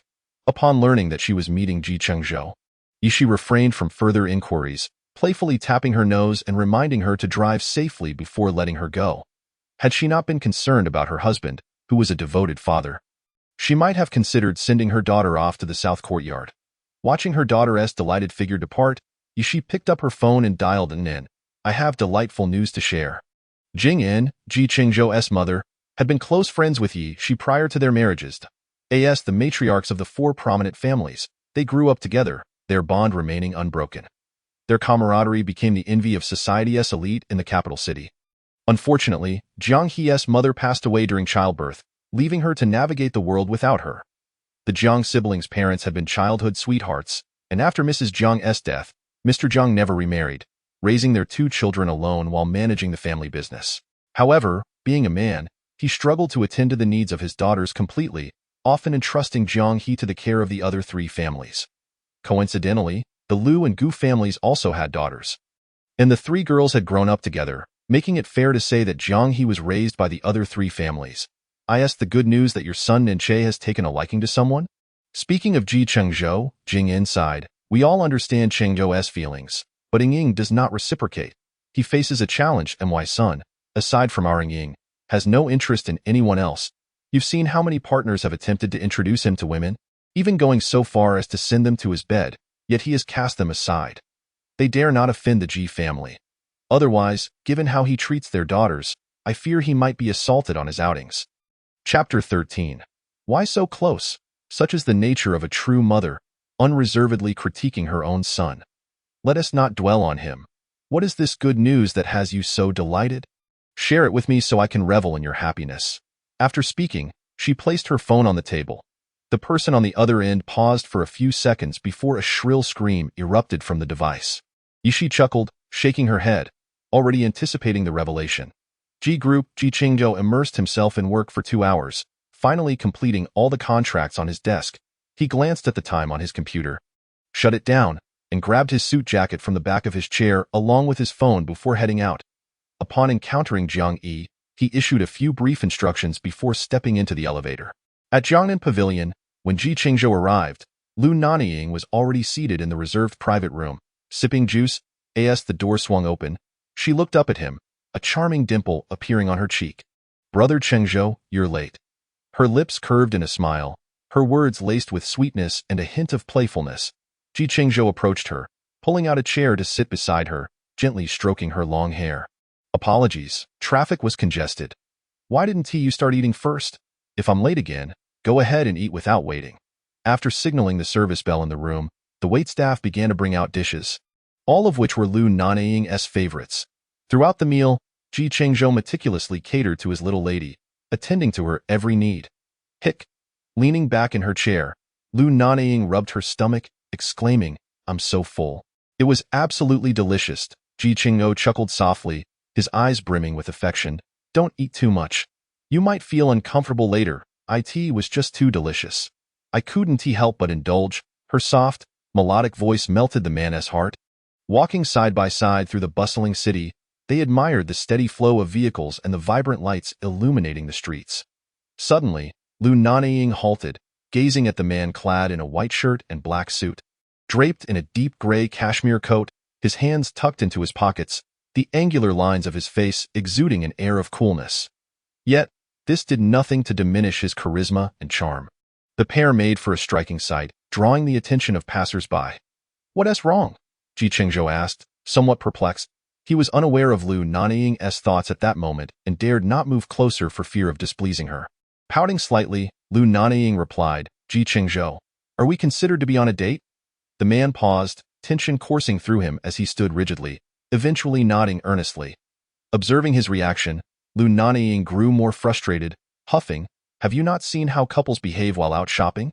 Ji Chengzhou glanced around, still confused. Ying, this is my first time dining out alone with you, and I've never had a girlfriend before. I'm uncertain of what is expected on a date. Please tell me where I went wrong." Lu Nanying beckoned Ji Chengzhou to lean down, and as he complied, she playfully patted his head. "Silly brother, you're hopeless. When people go out on dates, they hold hands. With so many people and cars around, and me being so attractive, aren't you worried I might wander off?" Realizing the truth in her words, Chengzhou exhaled deeply, his tension easing as Lu Nanying took the initiative to grasp his broad hand. Locking eyes, she spoke earnestly, "Brother Chengzhou, when I say I will come to like you, I mean it sincerely. I know you are apprehensive about upsetting me, which is why you tread so carefully. But I can see that you are genuinely looking forward to our date tonight. In the past, I may have acted foolishly and caused unnecessary trouble, but I promise to change. Your affection for me is something I will accept gradually. You need not be so cautious around me. I want to be angry with you." Chengzhou gazed at Lu Nanying with a twinge of sympathy. His girl needed no alterations, for she embraced both her strengths and flaws. He remained silent, tightening his grip on her hand, and together they walked for quite some time until Lu Nanying expressed her fatigue, prompting him to call the driver. As the car came to a halt at the gate of the Lu residence, Lu Nanying lingered without making a move. Ever since they had boarded the vehicle, the young girl had not uttered a single word. A sense of unease settled within Chengzhou, yet he refrained from inquiring, fearing that the answer might not align with his desires. "Ying, we have arrived." Chengzhou spoke softly to Lu Nanying, who was gazing out the window. In response, she turned and pressed her lips against his, even giving them a playful lick before pushing open the car door and striding towards the villa. Inside the bathroom, steam enveloped the air as the man stood beneath the showerhead, his muscular physique sculpted to perfection, devoid of any excess. His V-line was undeniably alluring, and his 8-pack abs were impeccably defined. At that moment, the warmth radiating from his body could not be subdued by the cold water, and the only sounds in the bathroom were the cascading water and the occasional suppressed gasps of the man. In the exclusive private room of the Blue Night Bar, Lu Nanying entered, finding everyone present except for Chengzhou and Lu Nanying, including Gu Jiyue, who was known for her demure demeanor. "Oh, what a surprise. Even Jiyue has graced us with her presence," Gu Jiyue greeted with a cheerful smile, her eyes sparkling. Second brother Lu, seated beside Gu Jiyue, Jiang He raised an eyebrow and flashed a smile at Lu Nanying. "Second brother Lu, take a seat here. Why the delay? Where's Ying? Didn't she come with you?" Lu Nanying settled beside Jiang He, pouring himself a drink from the clean glass on the table and taking a sip. He teased them with a serious tone, his words laced with amusement. Jiang He leaned in closer, her eyes wide with curiosity. "Did mother mention who she was dating? Yesterday she declared her disdain for that scoundrel Yang Yunjia. And today she's off on a date. Could it be?" Jiang He, with her confident and optimistic demeanor, remained unaffected by the absence of their mother, who had left them at a young age. Her spirited attitude contrasted sharply with her brother Jiangmu, who found her antics particularly grating. Jiangmu adjusted his sister's posture, his expression one of discontent.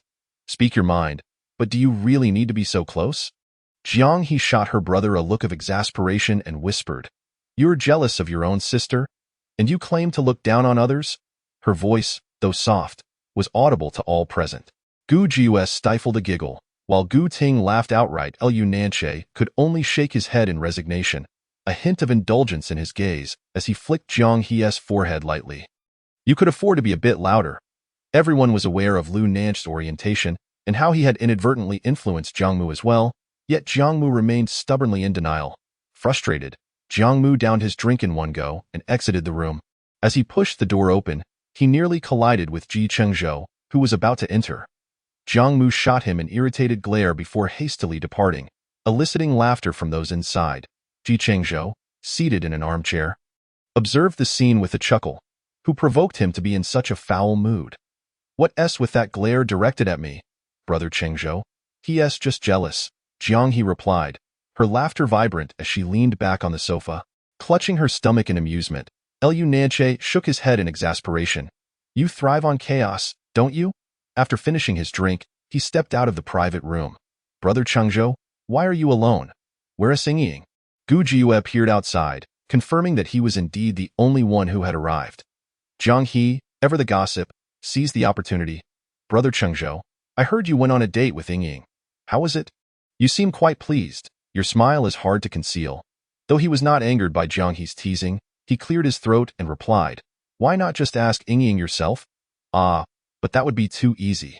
Your feelings for Ying are transparent. Wouldn't it be clearer to hear it from you? Jiang He sighed dramatically. Second brother Lu, and you are truly kindred spirits. You can't win over Ying, and he can't win over my brother. It's quite distressing to witness. Jiang He's exasperation only served to amuse the Gu siblings, who erupted into laughter. Outside the men's restroom, a tall figure leaned against the wall. Tilting his head back as he exhaled a puff of smoke, Jiang Mu emerged from the restroom, his low voice resonating. Are you upset? Jealous of Xiao He? His statement was not a question. It was a certainty. Jiang Mu turned to face the man speaking, noting that his cigarette was nearly burnt out. Realizing he had been deliberately waiting for him, he flatly denied, She's my sister. Why would I be jealous? If she likes you, that's all well and good, we grew up together. And since she and Ying are so close, with Uncle Lu and Auntie Lu caring for her, if she marries you, my father would surely be at ease. Lu Nanying extinguished his cigarette in the ashtray nearby, swiftly seizing Jiang Mu's wrist and pulling him into the restroom stall. The doors slammed shut with a forceful thud. The Blue Night Bar was the largest in the city, with each private room lacking a restroom, but each floor boasted 2 public toilets, and at this hour, patrons were FEW. Lu Nanying pressed Jiang Mu against the door. Tightening his hold on the wrist he had captured, his eyes darkening with intensity, a sense of dread filled Jiang Mu as he realized Lu Nanying, usually composed and gentle, now radiated an anger that felt almost palpable. He struggled against Lu Nanying's grip, but instead of freeing himself, he only drew Lu Nanying's hold tighter. Standing at 6 feet 2 inches, Lu Nanying towered over Jiang Mu, who stood at 6 feet 1 inch. Forcing Jiang Mu to lean slightly up to meet his gaze, the man leaned closer, his voice low and laced with suppressed fury. I truly want to see if your mouth is as stubborn as you claim. Before Jiang Mu could process the situation, Lu Nanying had already leaned down to capture his lips in a kiss. It was unclear when Lu Nanying had begun to harbor these feelings. Yet the realization had startled him initially. He did not shy away from his emotions. Instead, he kept them hidden within, believing that simply being near Jiang Mu was enough. However, during their university years, when Jiang Mu introduced his girlfriend, Lu Nanying's heart began to race with anxiety. Gathering with friends. When Jiang Mu arrived with the girl and introduced her, Lu Nanying could no longer contain the secret he had harbored for years. Exposing his feelings before everyone, the group was taken aback by his unexpected display, yet no one regarded him with disdain. They had grown up together. How could they fail to notice Lu Nanying's peculiar affection for Jiang Mu? As long as the parties involved remained silent, the truth would remain unspoken. Jiang Mu, however, blissfully unaware, had lived alongside Lu Nanying for all those years without a hint of suspicion. Lu Nanying fervently kissed the lips he had longed for, even daring to lick them before releasing the astonished Jiang Mu. Leaning in, he whispered in his ear, turns out your mouth is as stubborn as I thought. I wonder if the rest of you is just as soft. Jiang Mu's eyes trembled, his mind swirling in confusion as Lu Nanying stepped back and left the restroom. After a moment, he reached up to touch his lips, recalling the kiss, and found that he did not recoil from the memory. That thought exploded within him like a bomb, and he rushed to the sink to splash cold water on his face, staring at his slightly swollen lips in the mirror, overwhelmed with indescribable emotions. Everyone was acutely aware of his whereabouts, but chose to remain silent. He glanced at Chengzhou, who was focused on his phone. Chengzhou, you love Ying so deeply, having cherished her for so many years. Yet she has repeatedly turned you down. I see it painful. Don't you find unrequited love to be exceedingly torturous? Painful, perhaps, but that does not alter the fact that I love her. Unrequited love is still preferable to her avoiding me altogether. Not seeing her is far more cruel than facing rejection. With that, they exchanged glances and raised their glasses, drinking deeply. Jiang He observed Lu Nanying, noting his lack of response, before gathering her belongings and following Jiang Mu out. Chapter 15. Settling accounts at the Lu residence. A phone on the table lit up with a message notification. Upon seeing the contact name Brother Yunjia, Lu Nanying made a face of disgust. Feeling utterly nauseated by her own foolishness, she opened the contact and changed the name to Young Scoundrel, Nanying. My relationship with Xiaoyu isn't what you think. We are merely friends. When she is upset, I comfort her. Nanying, don't be so petty. Xiaoyu is also your friend, and you wouldn't want her to be unhappy, would you? Nanying, I'm in the hospital. Can you come visit me? Nanying, could you come see me at the hospital tomorrow? I really miss you. As the messages continued to flood in, Lu Nanying rolled her eyes to the heavens, muttering as she lazily tapped her phone screen. What with that? You call her Xiaoyu. So intimately. Do you take me for a fool? In the hospital? Ha, serves you right.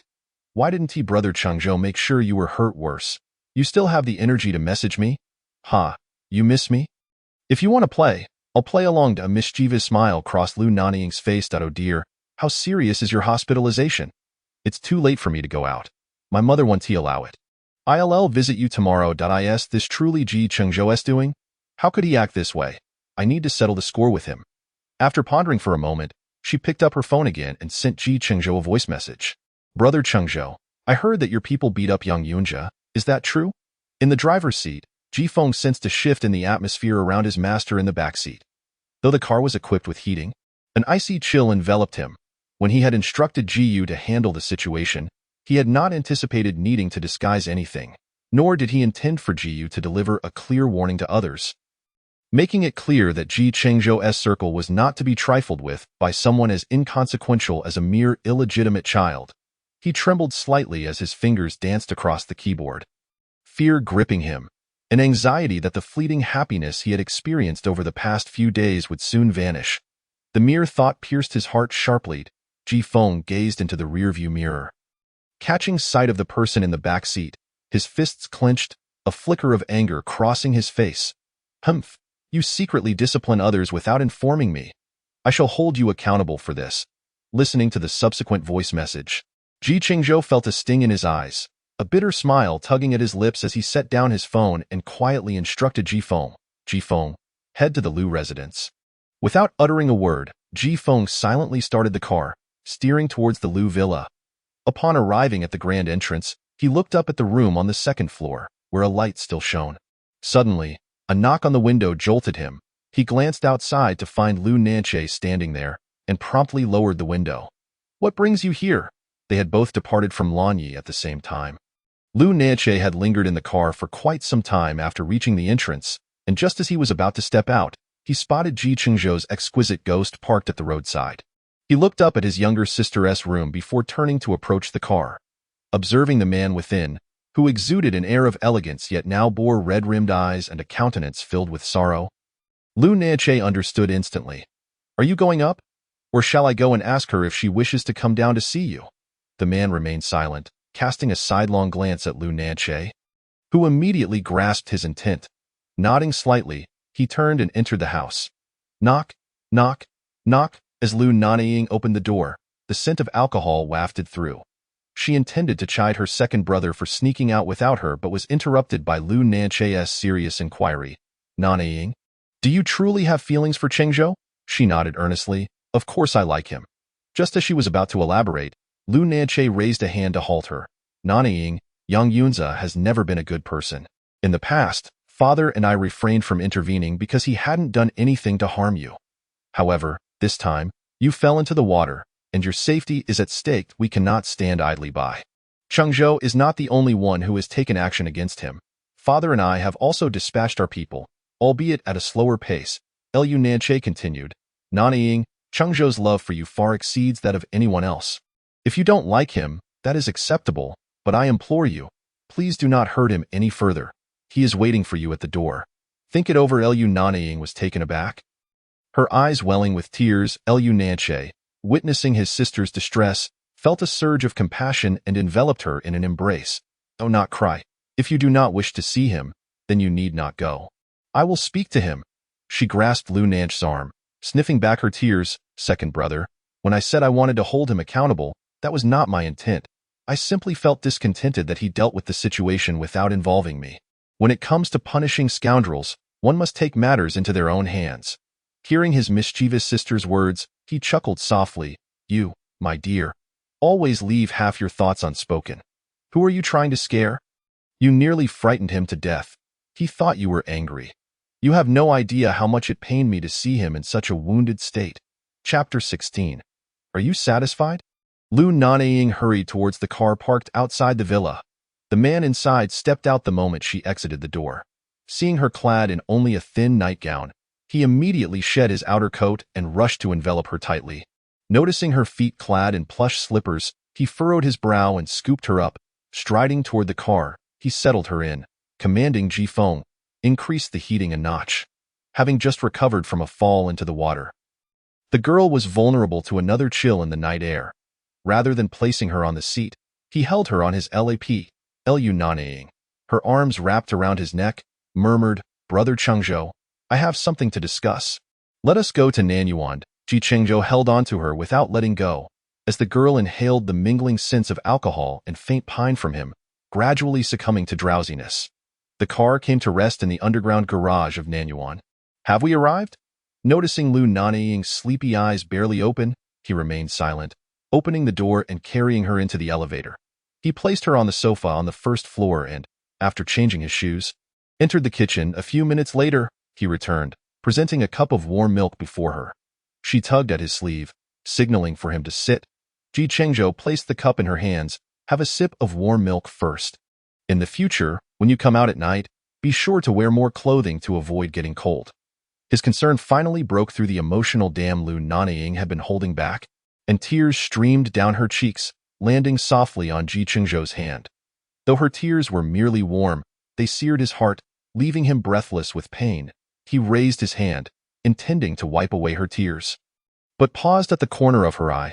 "Nanying, I apologize. If you dislike me meddling in your affairs, I shall refrain from doing so in the future. Please do not be angry or cry. If you must, then hit me, all right?" Unable to contain herself any longer, she flung herself into his embrace, clutching his waist. "You foolish Chengzhou, you absolute fool. I am not angry at all. When I said I wanted to hold you accountable, it was because you dealt with them without involving me. They toy with me, exploit me, and I will not let them off easily." She withdrew from his embrace, huffing. "Moreover, you were too gentle with him. He still had the audacity to message me." Chengzhou's heart, which had been suspended in worry, finally settled at her seemingly complaining words. He picked up a tissue from the table, gently wiping her lovely face.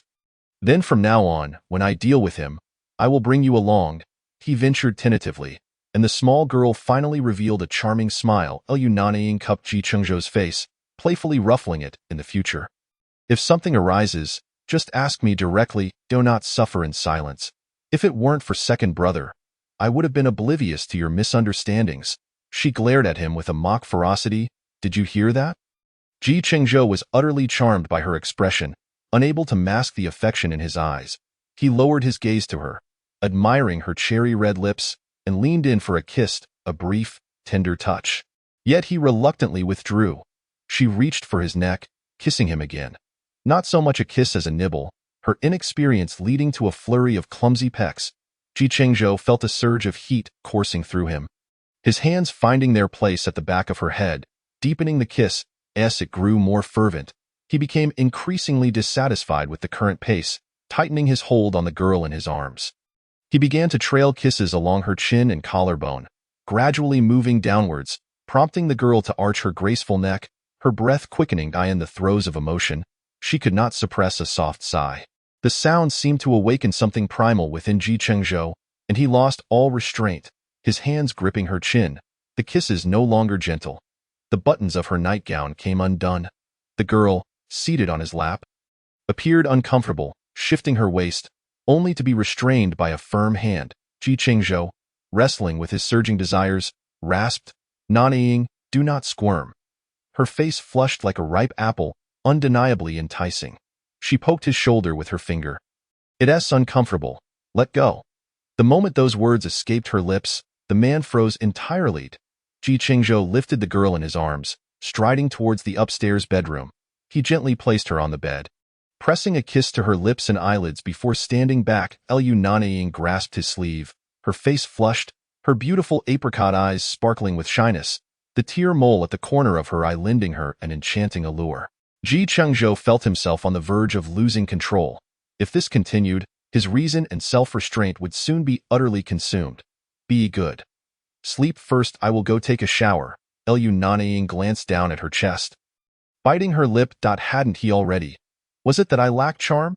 The girl on the bed concocted a myriad of scenarios in her mind, pondering that he had just behaved so intimately, Yet, she tossed and turned, unable to find a trace of sleep, occasionally glancing toward the bathroom. Half an hour passed, and at last, the sound of running water ceased. The door swung open. Lu Nanying stared intently at the figure emerging. His hair still dripping, droplets cascading from his neck, down his sculpted chest and eight-pack abs, finally pooling at the waist of his towel. "Are you satisfied?" "Satisfied." The man's melodious laughter echoed above her, intensifying her blush. "Do not suffocate. Hurry and loosen up. I am not teasing you any longer." When she remained unresponsive, he patted the blanket. "I will go change. You hurry out, or else you might truly suffocate." After changing clothes and drying his hair, Chengzhou stepped out of the dressing room to find the small girl on the bed still lost in thought. He approached, pinching her soft, rosy cheeks. "Quickly sleep." Seeing he had no intention of joining her, she asked, "What about you? Aren't you going to sleep?" "Once you fall asleep, I will head to the adjacent room." Chengzhou sat on the edge of the bed. Tucking her eye in, Lu Nanying shifted closer. "I do not want to sleep alone. Come up and sleep with me. I cannot sleep by myself." Witnessing the girl's stubbornness, he chuckled, his eyes brimming with affection as he slipped under the covers beside her. Ruffling her hair, he said, "Is this all right?" "Now sleep." Lu Nanying had no intention of letting him off the hook. She wrapped her arms around his waist, nuzzling her head into his embrace, her lips curling into a smile as she closed her eyes. The man, exasperated by her antics, looked down and sighed. "Well, my shower was for naught." Gazing at the carefree girl nestled in his arms, he felt an overwhelming sense of contentment as he held her tighter and closed his eyes. Chapter 17. A man should not recklessly provoke. Each of them had their own room, yet the others seldom visited, having chosen different places to reside. Only he relished standing here, gazing at the bustling traffic of the city at night. He approached the liquor cabinet, casually selecting a bottle, and with a glass in hand, he strolled to the floor-to-ceiling window. As he looked outside, the kiss from that evening replayed in his mind, stirring an increasing restlessness within him. He recognized that, despite his outward denial, his inner turmoil remained unchanged. He sipped glass after glass, and the more he sought intoxication, the clearer his mind became. In the morning, the gentle sunlight cascaded onto the bed where two figures lay entwined. The man, eyes slightly opening, gazed at the young girl in his arms, a smile gracing his lips as he pressed a kiss to her forehead. Regardless of how late he retired each night or whether he had to work the following day, Chengzhou's internal clock was unfailingly punctual. Recollecting the events of the previous day filled him with a profound sense of contentment and happiness. With utmost care, he rose, mindful not to disturb the sleeping child beside him, and made his way to the adjacent room to freshen up before heading downstairs to prepare breakfast. While cooking, he contacted the courier to bring the girl's clothes. Upon returning to the room, he found her still enveloped in sweet slumber and leaned down to plant a gentle kiss on her earlobe. "Bing bao. It's time to wake up for breakfast. Go away. Don't disturb me. I still want to sleep." The little girl grumbled, still half asleep, swatting at him with her small hand. Chengzhou, quick to react, caught her tiny hand mid-swat and, with a fond expression, pressed a kiss to it. "Be good. Rise and eat breakfast before you return to your dreams." Exasperated, Lu Nanying slowly opened her eyes, meeting the adoring gaze of the man. She extended her hand. "Brother, hug me." The man's heart melted at her childish charm. He longed for the girl to depend on him at all times. "First, wash up. That I've made some delicious food for you. After you eat, you can sleep again." He placed her on the bathroom sink, assisting her with her morning routine before cradling her as one would a child and carrying her downstairs. Once seated, she began to eat, her cheeks puffed with food. Chengzhou, chuckling, wiped the corners of her mouth. "Eat slowly, be careful not to choke." "Brother Chengzhou, your cooking is so delicious that it's spoiled my taste buds." "Then I shall cook for you always, but we don't live together. I can't have your cooking every day," Lu Nanying replied, winking at him mischievously. The man, lost in thought over her words, failed to notice the glimmer of emotion in her eyes. "Bing bing. Once we are married, we will live together every day."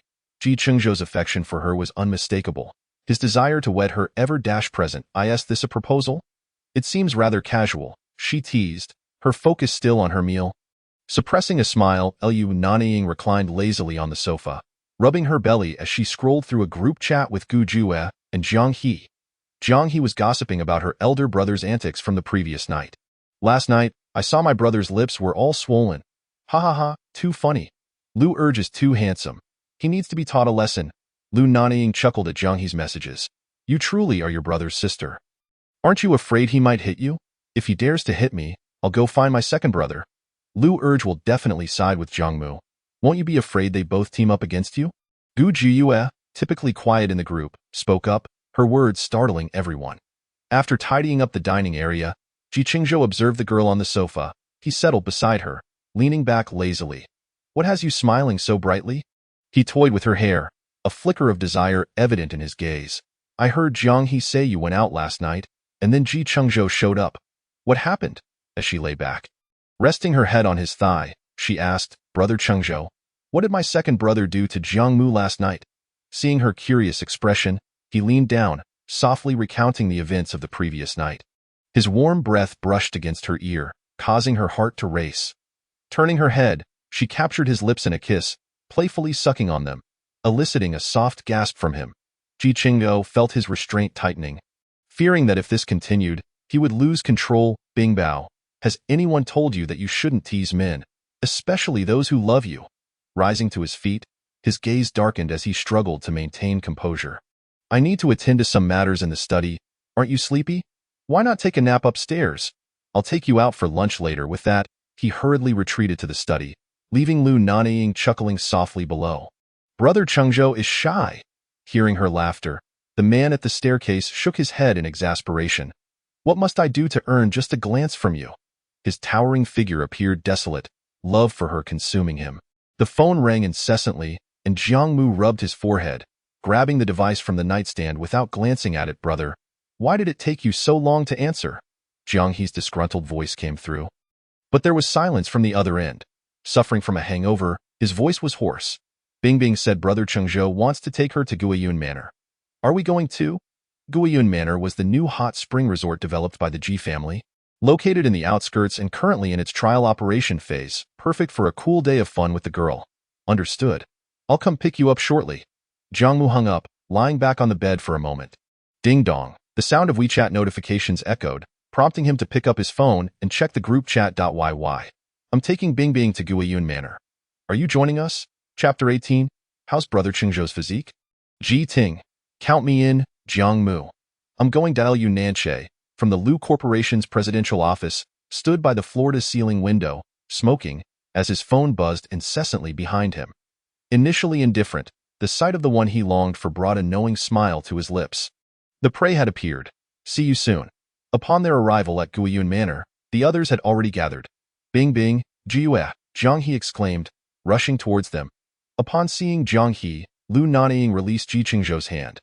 Zhang Mu was unusually quiet today, lacking his usual playful demeanor, and he noticed Chengzhou glaring coldly at his sister, who was hugging Lu Nanying. My sister is a girl. Are you really jealous?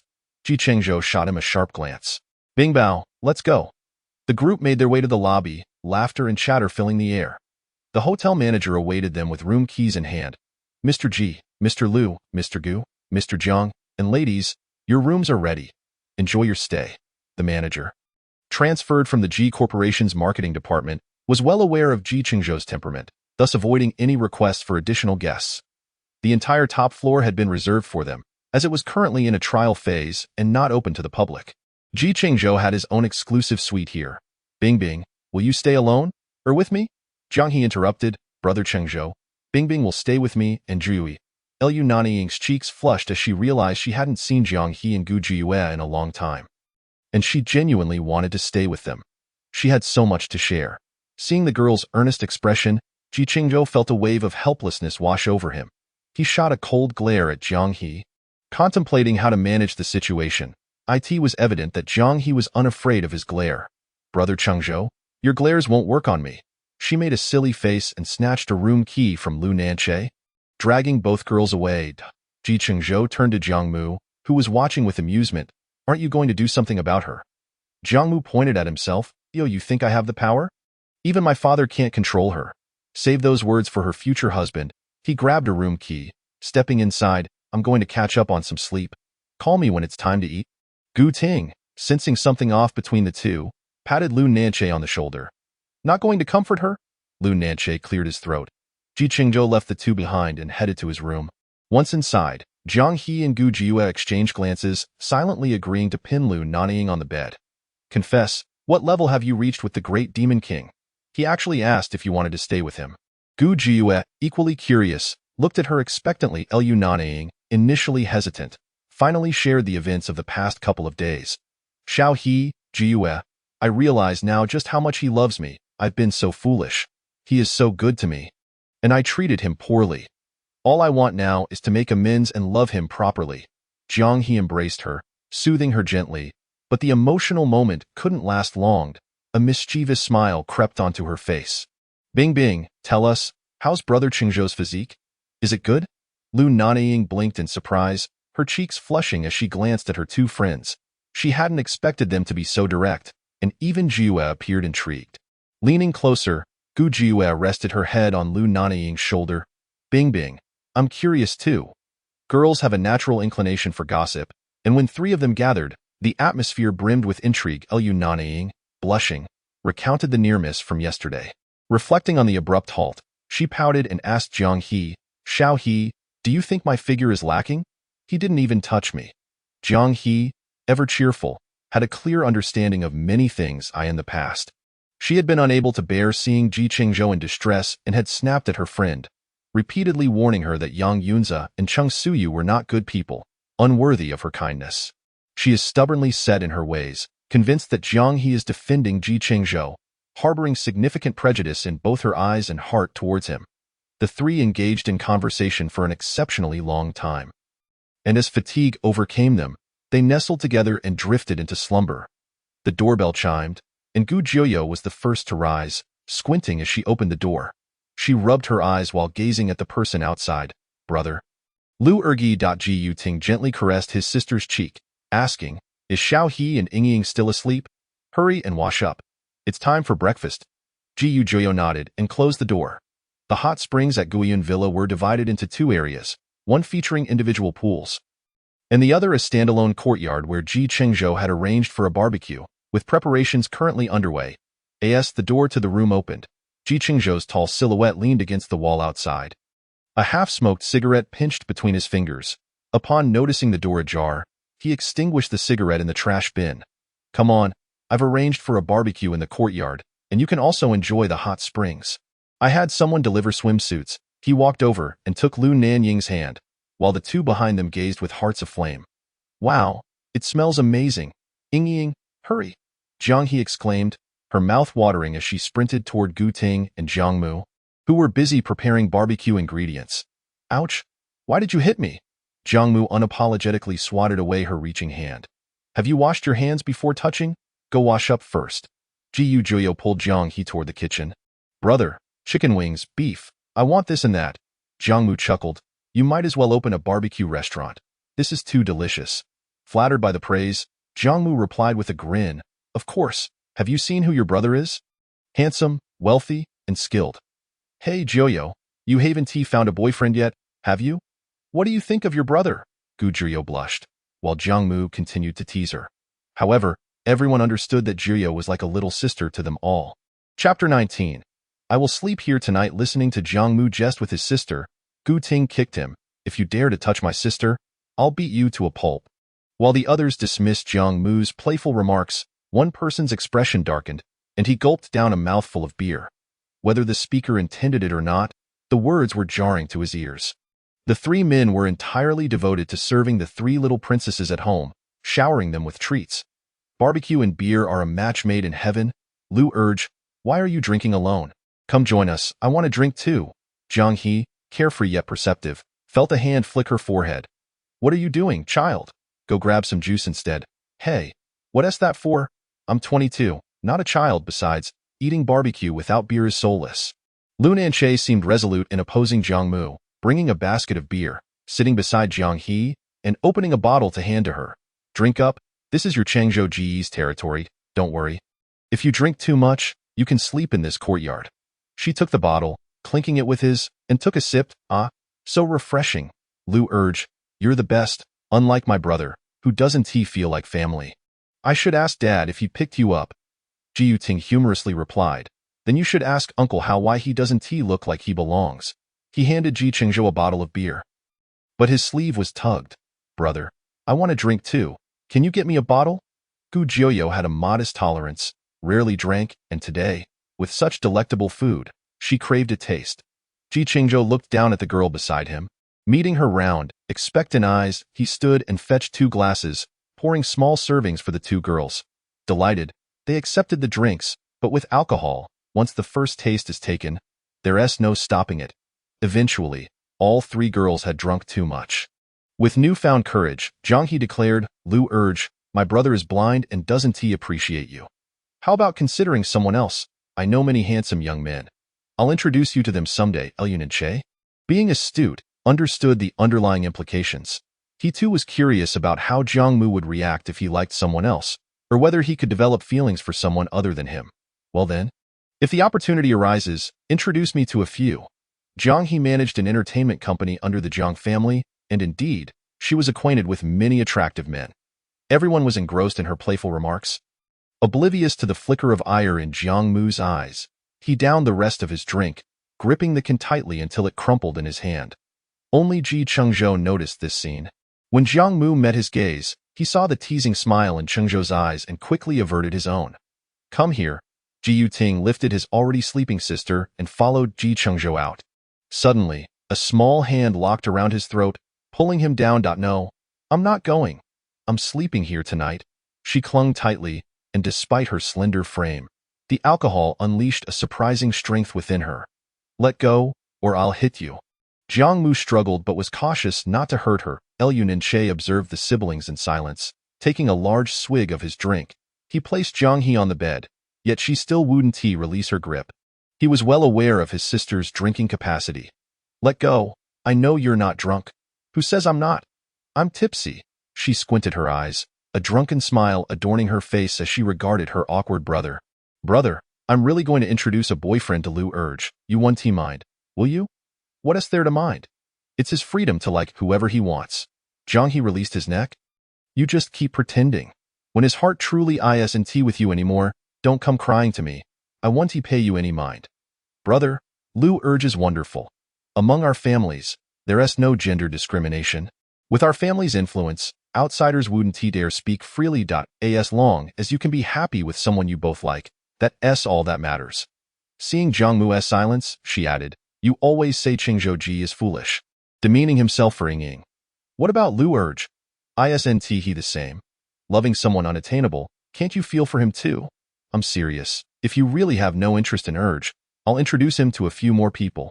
I can't bear to see him suffer like this. If she didn't dislike me, I would pounced on her long ago." Jiang Mu, hearing his sister's increasingly absurd remarks, pressed her down into the blanket. "All right, you're my ancestor. Don't meddle in my affairs. Just go to sleep. Girls get spots from staying up late." After turning off the light for her, he left the room. The courtyard was now deserted. Contemplating Jiang He's earlier words, his mind was in disarray as he decided to tidy up the mess on the ground. After cleaning up and washing his hands, he glanced at the vintage clock on the wall. It was already past 1 in the morning. The hot springs were designed for couples, small families, and similar guests, hence each room accommodated only 2. With his head bowed, he approached the other room, pushed the door open, and stepped into the darkness. The moonlight cast elongated shadows, illuminating the cigarette the man held, which glowed brightly against the night. Jiang Mu was somewhat taken aback, expecting to find no one outside, thinking he had left, but instead found him here. "Since you wish to stay, I'll take my leave." Xiao He has fallen asleep. He cleared his throat, caught in a dilemma. He had never felt so awkward about being alone with Lu Nanying in a room before.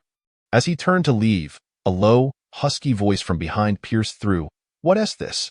You are now unwilling to see me alone. Do you truly despise me?" Chapter 20. From now on, just brothers. Jiang Mu gazed at the tall figure of the man in the darkness, seated on the sofa with his head bowed, inhaling from the cigarette in his hand. The ashtray beside him was already filled with several butts. The window remained shut, and the air was thick with smoke. Observing the man, Jiang Mu noted the profound melancholy in him, a stark contrast to the president of the Lu group, the second son of the Lu family, whom one might not recognize in this state. His brow furrowed, and his slightly tipsy eyes reflected a twinge of unacknowledged sorrow. After standing at the door for a while, Ready to close it, he was suddenly pulled inside, and the door slammed shut. Lu Nanying pressed Jiang Mu against the door, one hand gripping his shoulder as his crimson eyes bore into him. His voice lowered. "I've never hidden my feelings. Aside from yesterday, I've never crossed the line in all these years. Jiang Mu, you're like a stone. Even if you're not warm, you should at least be able to shift a little, especially your heart." He mocked himself. "Perhaps you really don't have a heart." "Jiang Mu, I'm human too, and I get tired that I love you so much that I can't fathom why I do. But I do. You don't love me, and that's all right. I want to force it. I once thought I could restrain myself and remain just brothers with you." I asked Chengzhou if he felt exhausted from loving Yingying but being unable to have her. He told me he feared losing her more. After speaking, he released Jiang Mu and turned away. "Jiang Mu, Xiao He once said something very true. I'm not lacking either. In the capital, there are at least 800 girls who would want to marry me. Perhaps I should forget you and marry a girl my parents approve of, living a life of mutual respect." At that moment, Jiang Mu felt a strange tug at his heart, a pang of pain. He had felt something last night. He just didn't know how to confront it. Perhaps it was his cowardice, his refusal to face the truth. He had been contemplating Jiang He's words, initially thinking he should find the right moment to clarify things with him. He was uncertain if the strange feelings he harbored could be considered affection. He may appear somewhat disheveled, yet deep down, he is undeniably still a naive youth. The only time he ventured into a romantic relationship, he inadvertently frightened her away. He understands that if he were to leave now, there would be no future for him and Lu Nanying. As he aptly stated, farewell is merely a brotherly parting. To witness him marry a woman he does not love, or to see him with another man, is a torment he cannot bear. Initially, he was taken aback by his own thoughts. But after indulging in a few drinks, the scene from the restroom yesterday lingered in his mind incessantly. Lu Nanying stood by the window, his back turned, shrouding his current emotions from view. All he knew was that if he did not clarify things today, the opportunity might never arise again. Xiao He mentioned that she intended to introduce him to a man, and he had agreed. Truthfully, it stirred discomfort within him. Perhaps now he could empathize with what she felt when he routinely rejected her. It was quite surprising. He never anticipated that after so many years, he would realize that he understood Lu Nanying's feelings. He had simply been evading the truth, convinced that he could never develop feelings for a man. Yet, having not encountered a woman who stirred his heart, he now recognized that he might be mistaken. He found himself pressed onto the large bed behind him when Jiang Mu approached to speak. He had been holding back, however. Upon hearing Jiang Mu's innermost thoughts, the thread of desire within him snapped completely. He could no longer contain himself, nor did he wish to. He craved him, desperately. "Jiang Mu, you will never escape me in this lifetime. Whether you loathe me or despise me, I accept it." With that, he leaned down to kiss him, infused with alcohol and affection, his actions growing increasingly fervent as he vented his pent-up frustration. The room was so quiet that the sound of their heavy breathing echoed.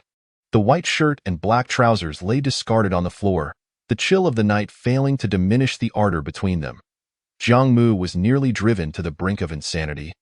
His voice hoarse from the strain, Lu Nanying gently kissed his hand, brushing his lips against it. He leaned closer to Jiang Mu's ear, whispering in a husky tone, a sound that was irresistible to Jiang Mu. A fatal temptation. For over a decade, his heart had remained hollow, but now it overflowed, teetering on the edge of bursting. This night would undoubtedly be challenging. The two of them, physically spent, had little to say until the dawn's light began to filter in. Finally succumbing to slumber, when he emerged, he held a warm towel, gently wiping the face and neck of the sweetly sleeping girl. He pressed a kiss to her lips before heading to the bathroom. 20 minutes later, he emerged wrapped in a towel, his hair dripping water, enveloped in a mist. He sat on the edge of the bed, caressing the girl's face, gazing at her for a while before retrieving a robe from the wardrobe. Lighting a cigarette as he stepped out onto the balcony, as the cool night breeze enveloped him, his mind replayed the events of the past 2 days. Had she changed suddenly because she truly liked him? Or was it an act of revenge? He felt that Lu Nanying was concealing something from him, but since she remained silent, he would not pry. As long as she was well, that was enough. Reflecting on the girl's desire to live together, he thought some matters should be prioritized.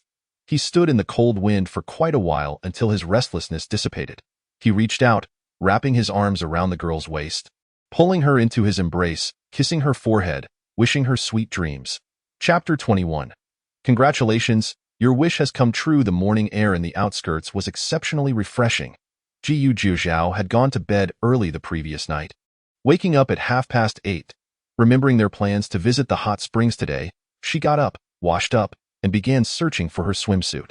The sound of WeChat notifications chimed, and upon seeing the sender's name, she was a bit taken aback. Lu Nanying, the elder brother of Lu Nanying, the scion of the Lu family and a major in the special forces of the entire Z country. Jiu Zhao had harbored feelings for Lu Nanying since childhood. They both knew it, yet had never acknowledged it. She had always thought he kept his distance due to her young age, eagerly awaiting the day she could grow up.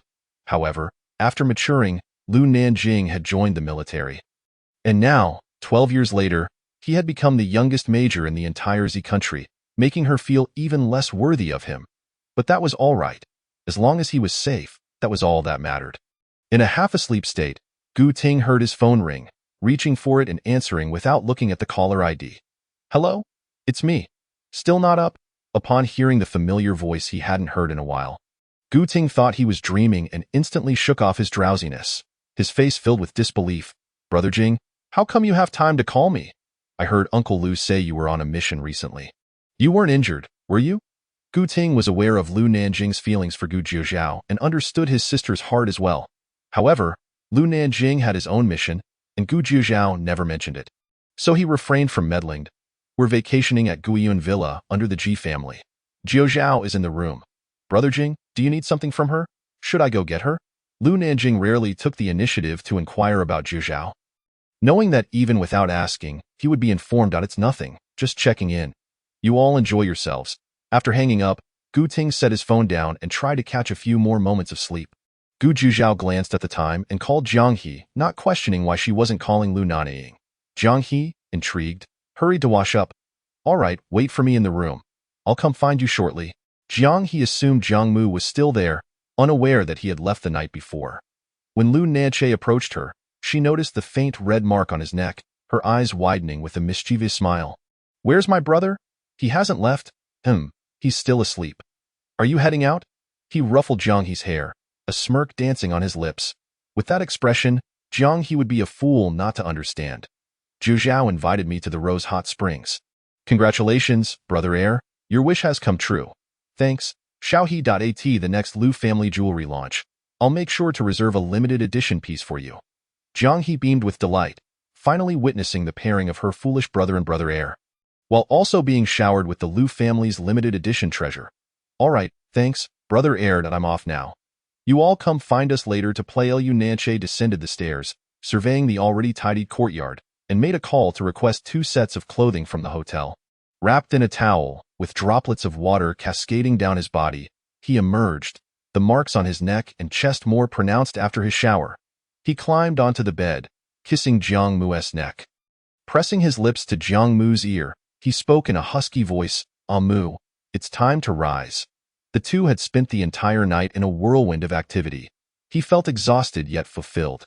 However, both were innocent young men, and with Lu Nanying having taken the reins of their encounter, Jiang Mu lay sprawled on the bed, unable to rise. A dangerous aura enveloped the room, jolting Jiang Mu's senses awake as he opened his eyes.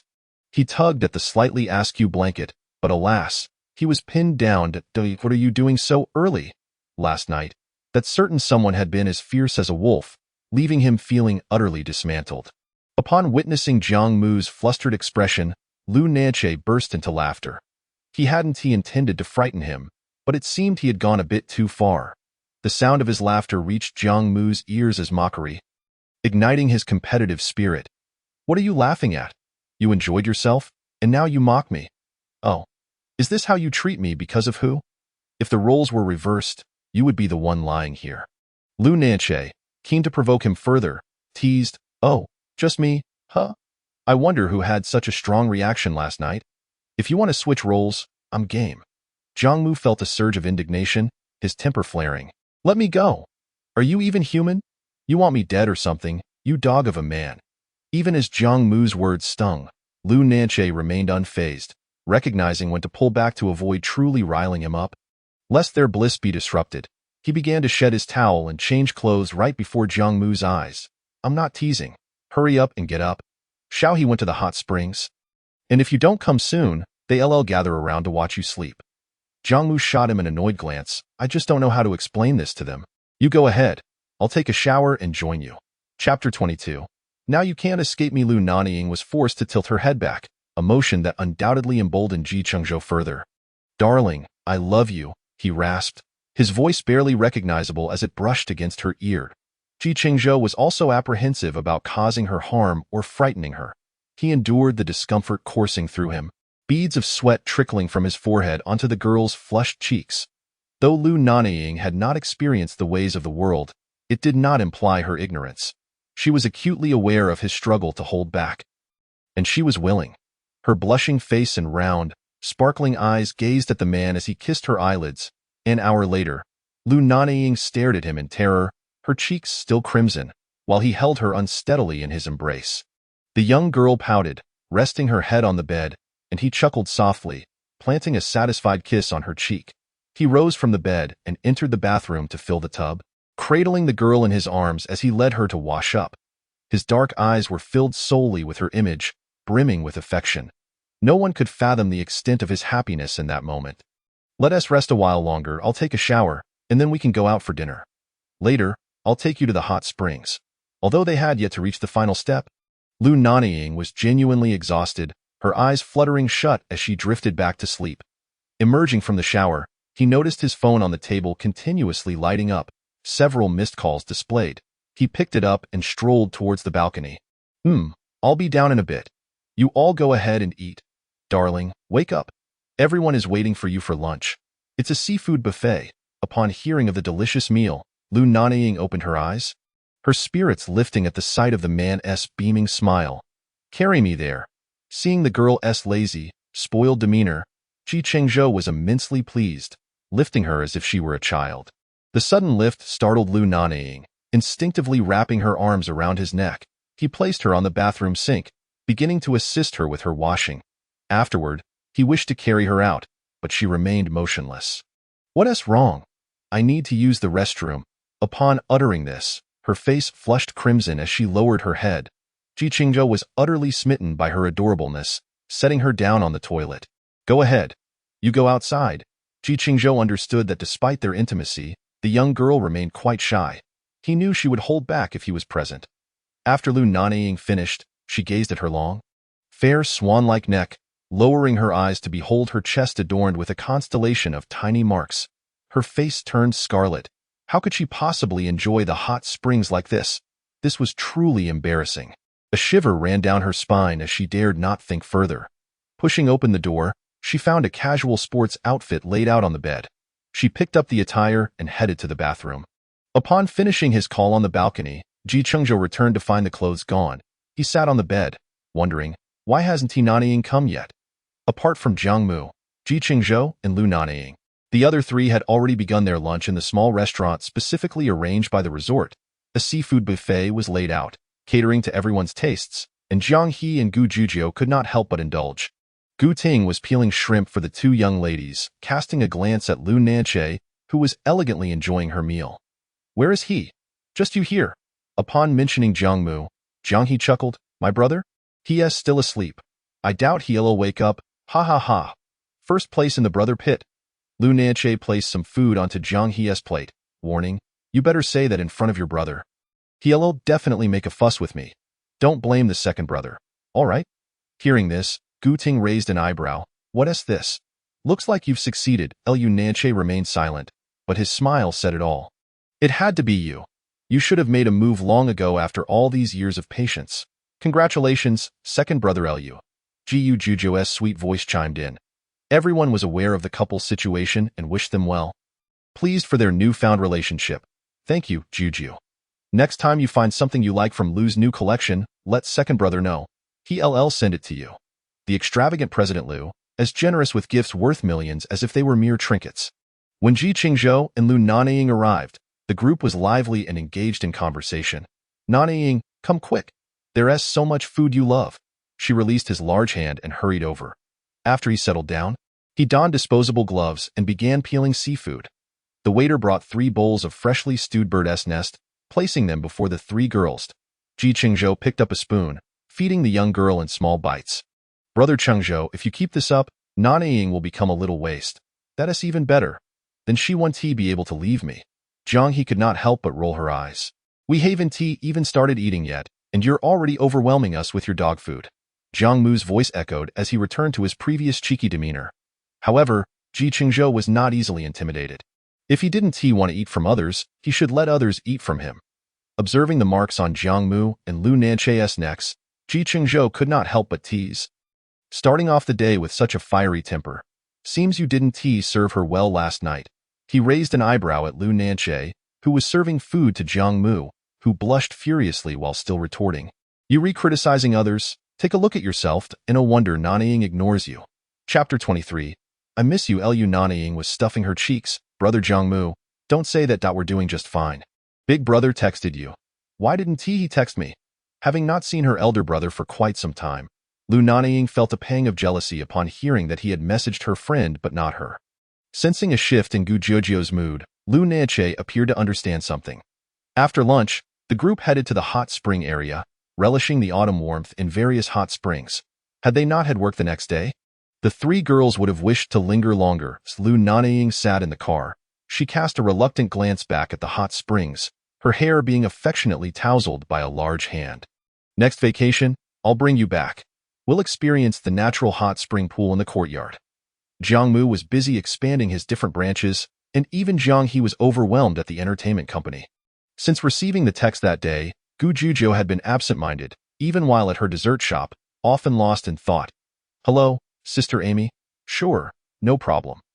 Let me know once you've arranged everything. Lu Nanying had not ventured outside lately.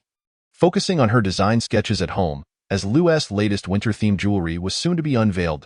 The mysterious chief designer of Lu's, she was required to submit new designs. Indeed, as Lu's chief designer, many had never seen her, yet they were consistently astonished by her creations. Even in her absence, no one dared challenge her position. When she received a call from her performance company's agent, she learned of a large concert taking place in Jing City next week. Having not attended a performance in quite some time, and being in Jing City, they hoped she could participate. After being reborn, Lu Nanying's mindset had shifted significantly. She no longer viewed public appearances as a nuisance or disliked the feeling of being observed. Conversely, she now yearned for the world to recognize the true Lu Nanying, not just as the young lady of the Lu family, but as the genuine Lu Nanying. Someone deserving of Chengzhou. Of course, with joy comes sorrow. The Li family, having had their previous collaboration with GS cancelled, found many aware of the situation, knowing GS' refusal to cooperate had led to many companies openly and covertly rejecting them. Numerous projects, once underway, were now halted, leaving Father Li anxiously pacing in his office.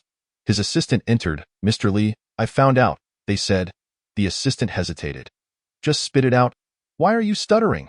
I asked a friend who was close to GS for information. And someone from their side mentioned that during the last visit of Director Li to GS, he offended the young lady of the Lu family with his words, causing G to be very angry. Sigh, it's all my fault for indulging her too much. Xin likes Director G, and I didn't stop her from spreading rumors of a potential union with G. I thought it would work out, but I never expected. Father Li realized that offending Chengzhou could be mended, and even if several projects were lost, it would only deal a heavy blow to the Li family. However, offending the Lu family's daughter would likely spell the end for them. In the days that followed, aside from sketching designs at home, Lu Nanying practiced the piano in her music room, preparing for her impending performance, anxious not to lose her touch after such a long time without practice. That evening, she organized the designs to be sent to Lu's in her small study when her phone rang. The Lu family adored Lu Nanying, and the entire third floor was interconnected, resembling a spacious 200-square-meter flat with a dressing room, bathroom, study, and balcony.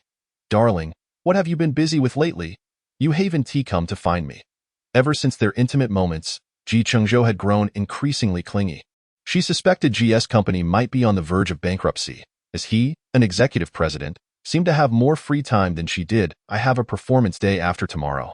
Will you be able to come? The man directly initiated a video call. Baby, I miss you. Looking at the man on the screen, she noticed a hint of fatigue in his eyes, his voice languid.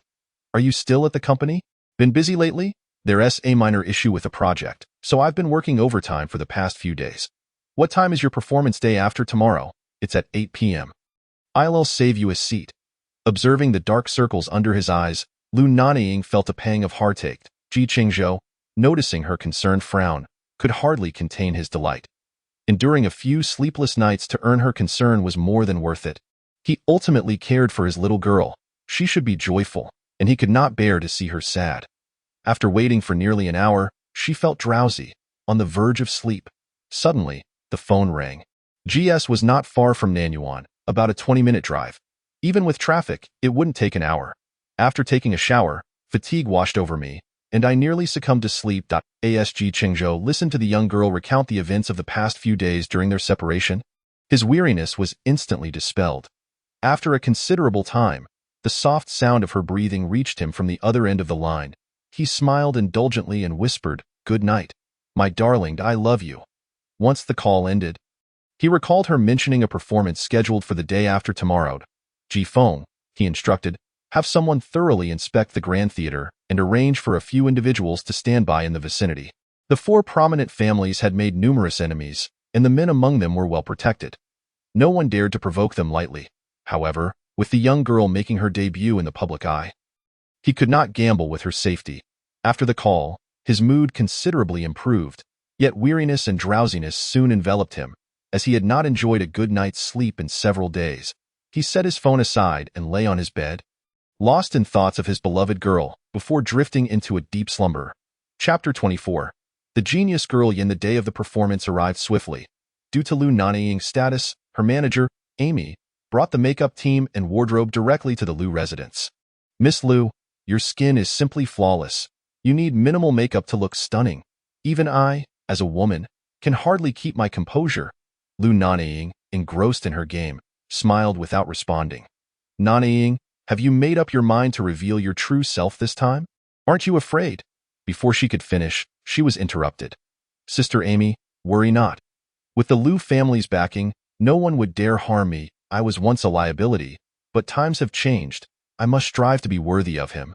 To show that the eldest daughter of the Lu family is not merely a sheltered young lady, as long as you are resolute. I've arranged for bodyguards. This performance is crucial. I hope nothing unexpected occurs." After her makeup was complete, Lu Nanying changed into her performance attire in the dressing room. The chauffeur waited downstairs, and after getting ready, they departed for the Grand Theater to prepare for the show. Nearby, a black Audi was parked, and the woman in the driver's seat glared menacingly in the direction of the departing chauffeur. Her hands gripped the steering wheel tightly, her face contorted with rage. Indeed, she was Li Xian, the second daughter of the Li family. Following the withdrawal of a business partner, the Li Corporation had been desperately seeking loans from banks, but few dared to oppose the Ji family. Watching her father age suddenly, witnessing the collapse of the Li stock, her hatred for Lu Nanying intensified. After waiting a week without an opportunity to see Lu Nanying, she received a phone call 2 days prior. "Do you hate Lu Nanying? What a coincidence. I detest her as well. Since we share a common enemy, would you like to collaborate?" Li Xian was no fool. At just over 20, she held the position of director in the Li Corporation's marketing department. Possessing considerable capability, why should I trust you? You want to use me as a tool against her. Your intentions are rather transparent. Miss Li, we have a shared goal. I know you admire Chengzhou, and so do I. However, I also understand that she is beyond my reach. Only someone as extraordinary as you, Miss Li, deserves him. You possess self-awareness. Speak, what do you require of me? It must be said, Li Xian was intrigued. Her obsession with Chengzhou was more akin to a fierce desire for victory. She simply wished to possess this man. After the call ended, a sinister smile crept across her face. Chengzhou reviewed the bank's incoming transactions. A smirk playing on her lips. Lu Nanying's life was indeed valuable, as evidenced by the numerous individuals wishing her demise. Are all arrangements in place? We mustn't allow any slip-ups. A man's voice interrupted her thoughts. Had Lu Nanying been present, she would have recognized it immediately. It was Yang Yunze. Due to Chengzhou's interference, the young master of the Yang family had been ousted under the pretext of not wishing to offend the Ji and Lu families. His eyes were bloodshot as he drank, his face contorted with anger. He had sent Lu Nanying messages, hoping to rekindle their connection, but a week passed without a word. Only after sending someone to inquire did he discover she was at the Ji family's resort. He lay bedridden while she frolicked with those who had harmed him, and as a man, he found it intolerable and unacceptable. He could not comprehend why someone who had always obeyed him had suddenly changed. Feeling a weight against him, Chengzhou leaned in closer. Yunza, rest assured, if she won't let us be at peace, we shall not grant her respite either. Besides, I am still here by your side. Chengzhou was adept at manipulating emotions, and she genuinely cherished young Yunza, having liked him since childhood. Her previous claims of affection for Ji Chengzhou were merely fueled by jealousy. Why should Lu Nanying, born into the illustrious Lu family, receive unwavering devotion from such an exceptional man? She was consumed by envy. She wrapped her arms around the man's neck, her crimson lips pressing against his. She understood precisely how to please him. And soon, young Yunza found himself unable to resist. Before long, clothing was strewn across the floor. Within the Grand Theater, the concert hall, which could accommodate 2,000 people, was nearly filled to capacity. Many had come to witness the performance of the talented young cellist, and the VIP seats were predominantly occupied by members of the four prominent families. Ji Chengzhou stood at the theater's entrance, making a call to ensure heightened vigilance, particularly regarding the Li family. As recent unrest suggested they might act recklessly, Lu Nanying arrived, patting Ji Chengzhou's shoulder. Not be overly anxious. The Lu family is also present. There are many attendees today, and it is possible someone may slip in. We must remain vigilant. Let us go. The performance is about to commence. In the distance, Ji nodded at Ji Chengzhou, who then proceeded into the theater. The previously dim theater was suddenly illuminated as the stage lights brightened, and the sound of the piano filled the air. After a piece concluded, the sound of 6 violins began to play. Just as the audience was enraptured, the music abruptly halted. A spotlight then shone upon a girl in a red dress. With a cello poised at her feet, she was breathtakingly beautiful, and her presence silenced the previously murmuring crowd. Everyone recognized her as the prodigious cellist, Yin, as the cello resonated with the notes of Fr. Elise. Many believed this piece could only be moving when played on the piano. Yet, in Lu Nanying's eyes, the cello breathed life into the melody. The audience was entranced by her performance, while one man in particular never took his gaze off her from the moment she appeared. His eyes glistened with unshed tears, yet his smile remained steadfast. The audience relished the love conveyed through the music, some even sharing kisses. Only Ji Chengzhou understood that his little girl was professing her love to him. All past grievances and years of unrequited affection dissipated in that moment. No one noticed a single tear slip from his eyes that instant. He felt like the happiest person in the world. As the final notes faded, the audience rose to their feet, showering the performers with enthusiastic applause. They all gathered at the front of the stage to express their gratitude. Some had even prepared bouquets of flowers to present to the musicians. Suddenly, a tall man clad in a navy suit, holding a bouquet of exquisite lisianthus, made his way to the center of the stage towards the girl in red. Chapter 25. Who's tired of living? Lu Nanying gazed at the impeccably dressed man approaching her with flowers. A sweet smile gracing her lips, leaving the audience in a state of astonishment. Those who attended such a concert were certainly not without status. Some recognized the man as Ji Chengzhou, the heir of the Ji family and the president known as the King of Hell in the capital. At the moment Ji Chengzhou stepped onto the stage, numerous reporters began snapping photos, as this was a sensational story. Even more shocking was the revelation that the genius cellist Yin was none other than Lu Nanying, the eldest daughter of the Lu family. The top 5 trending topics were dominated by Genius cellist Yin is Lu Nanying. Ji Chengzhou personally presents flowers to Yin. Genius Yin confesses love through cello music. And Ji and Lu families draw closer. Weibo was overwhelmed, with the official technical team scrambling to restore order. In a corner, a woman clutched her phone tightly, her face contorted with rage as she watched the two embrace on stage. The man even kissing the woman in front of everyone. She was ready to take action. Ji Chengzhou had waited outside for a long time, but still did not see anyone emerge. A sudden pain gripped his heart as he turned and rushed toward the back. Others waiting at the entrance noticed something was amiss and quickly followed. He barged into the dressing room, kicking the door open. Aside from Lu Nanying's bag, he scoured every corner but found no sign of her. What are the people you've arranged doing? Are they all dead? How could they lose someone of such importance?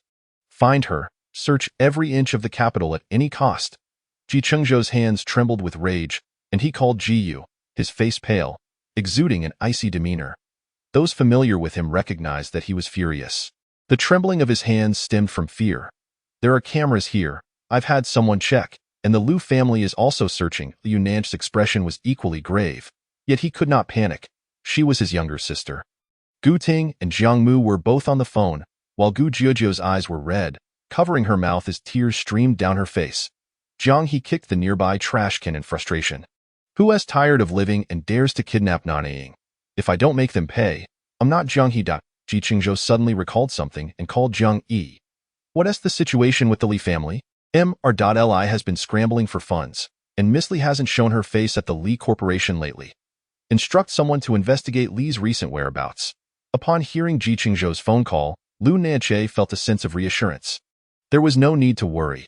If the Li family was merely motivated by financial gain, they would not harm Ying. However, if it were Li Xian, that woman had always harbored intentions towards me. And I feared for Ying's safety. Ji Chengzhou covered his eyes, unable to articulate his thoughts completely, daunted by the potential fate that awaited his Ying. The phone rang again. Mr. Ji, we have discovered that Li Xian received a call from a woman a couple of days ago and transferred 5 million to someone's account. Lu Nanying's phone buzzed simultaneously. Second young master, the surveillance footage captured a woman fixated on Miss during her performance. After the show concluded, that individual vanished when Miss went backstage. The video has been sent to your phone. Lu Nanying opened the footage shared by his subordinate, and everyone gathered around. Ji Chengzhou clenched his fists, brimming with rage. Li Xian, well played, he remarked icily, as if this were the true visage of Ji Chengzhou. At that moment, Jiang Yi also sent a message revealing that the account Li Xian used for the transfer belonged to Chengzhou. What more needs clarification? Upon hearing that name, Jiang He erupted with fury. That wretched woman, this time, I will ensure she pays dearly. She dashed out, with her companions hastily following. Jiang Mu's team also reported that Lu Nanying had been drugged and abducted. Watching the surveillance footage, Ji Chengzhou's heart ached, his driving speed escalating. The 4 prominent families were scouring the city for answers, even prompting the patriarchs to take action. Lu Nanying, stationed in the military, called Lu Nanying. Che, have you found Ying? Not yet, elder brother. They seem well prepared. We've searched every feasible location. Send me all the surveillance footage where Ying has appeared. Afterward, Lu Nanying hung up. The Lu family, along with Jing Yan, Ji Huai, Gu Hangxin, Wen Yi, and Jiang Hao, gathered. Upon hearing of Lu Nanying's abduction, Jing Yan's eyes reddened with fury, and even Wen Yi wept for a considerable time. The fathers were left to console their wives while remaining vigilant for updates. Jing Yan, unable to contain his anger, declared, Ji Huai, the Li family must cease to exist. They have dared to target our kin, dreaming of escaping unscathed. Observing his wife's agitation, Ji Huai promptly reassured her, do not worry. I have already given instructions. Ying is not merely our daughter but also our daughter-in-law. I will not allow her to suffer unjustly. Others echoed their agreement. At that moment, Lu Yuan's phone rang, and upon seeing the caller, he was visibly taken aback. Jing. The other party spoke, and Lu Yuan gripped his phone tightly, his face flushed with anger. Old Gu, regarding the Yang family, do you have several collaborative projects with them? Then, halt them. Noticing the unusual tone, Gu Hangxin realized that the Yang family's illegitimate son was likely involved, riling up old Lu's temper. Understood. Meanwhile, Ji Chengzhou, still searching the city, received Lu Nanying's call. Confirming Lu Nanying's location, he shared it with a few individuals and sped off, notifying Jiyu to gather people along the way. When Lu Nanying slowly regained consciousness, she recognized her surroundings, but terrifying memories surged back. She trembled, tears streaming down her face as she moved towards the corner, her countenance pale as a sheet. Her mind uncontrollably replayed the events of her past life that occurred in this very place. She hugged her head, her quiet sobs escalating into desperate cries. Brother Chengzhou, Ying is scared. Where are you? She resembled a soulless porcelain doll, devoid of vitality, her expression vacant. Suddenly, a loud crash reverberated as the iron door was kicked open, sending Lu Nanying into a scream. Chapter 26. Capture clearly. Is this still our noble and elegant Lu family's little princess? Whatever has frightened her so? A woman's sharp laughter pierced the air. Miss Li, she is so proud. Do you think if she gets soiled, Mr. Ji would still want her? Upon hearing that familiar voice, Lu Nanying froze, raising her gaze to the newcomer. That voice, she would never forget. Even in death, Chengzhou, Nanying, long time no see. How have you been? I see you've been doing quite well lately. Yunze was expelled from the Yang family because of you and lost his claim to inherit the family fortune.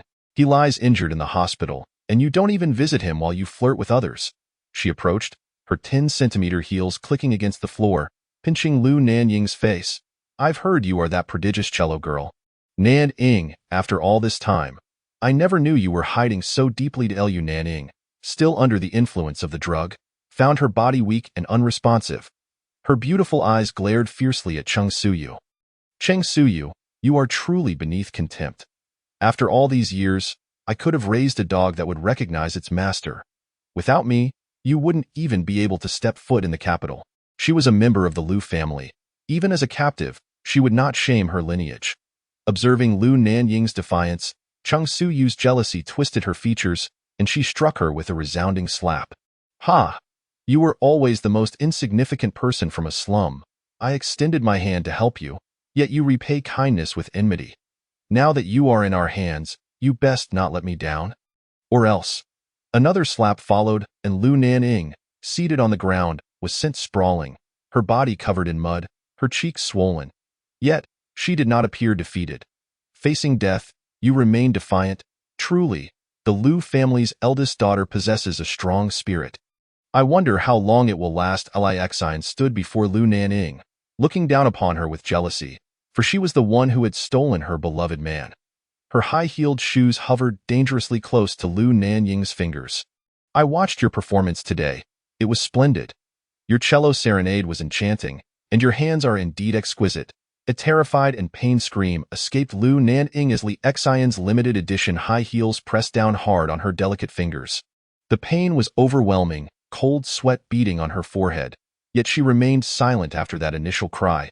Observing Lu Nanying biting her lip in silence, Exine's previously exquisite makeup contorted into an expression of rage. Since I cannot have Chengzhou, I will ensure he suffers as well. The malevolent grin on her face startled Lu Nanying. Chengzhou's phone rang. All right, from where did you come down in the storage room? Miss Li, there's no need to say too much. The people we've arranged are already here. We just need to sit back and enjoy the show. The sound of hurried footsteps approached, and Lu Nanying looked up to see 5 men with malicious glints in their eyes advancing towards her. Causing her body to tremble slightly, she understood what they intended to do. Remaining composed, she discreetly removed the brooch from her chest and clutched it tightly in her hand. Brother, I've never seen such delicate beauty before. This pampered young lady is truly something else. How did she end up like this? It makes my heart race.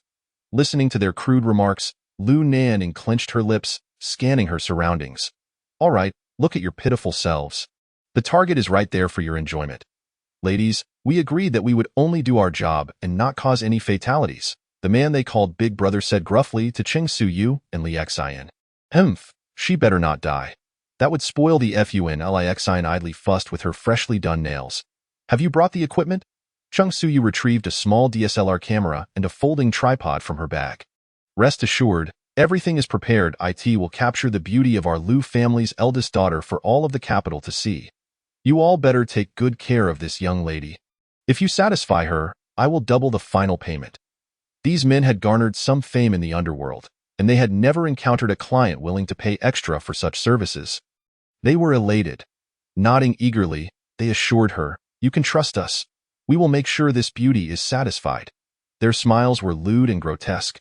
Now hurry up, finish the job and get your money. I have a lot to do. Understood, Brother Xiao. The one they called Brother Xiao, with a cigarette dangling from his mouth, turned to the 2 remaining individuals. So, ladies, are you staying to watch us work?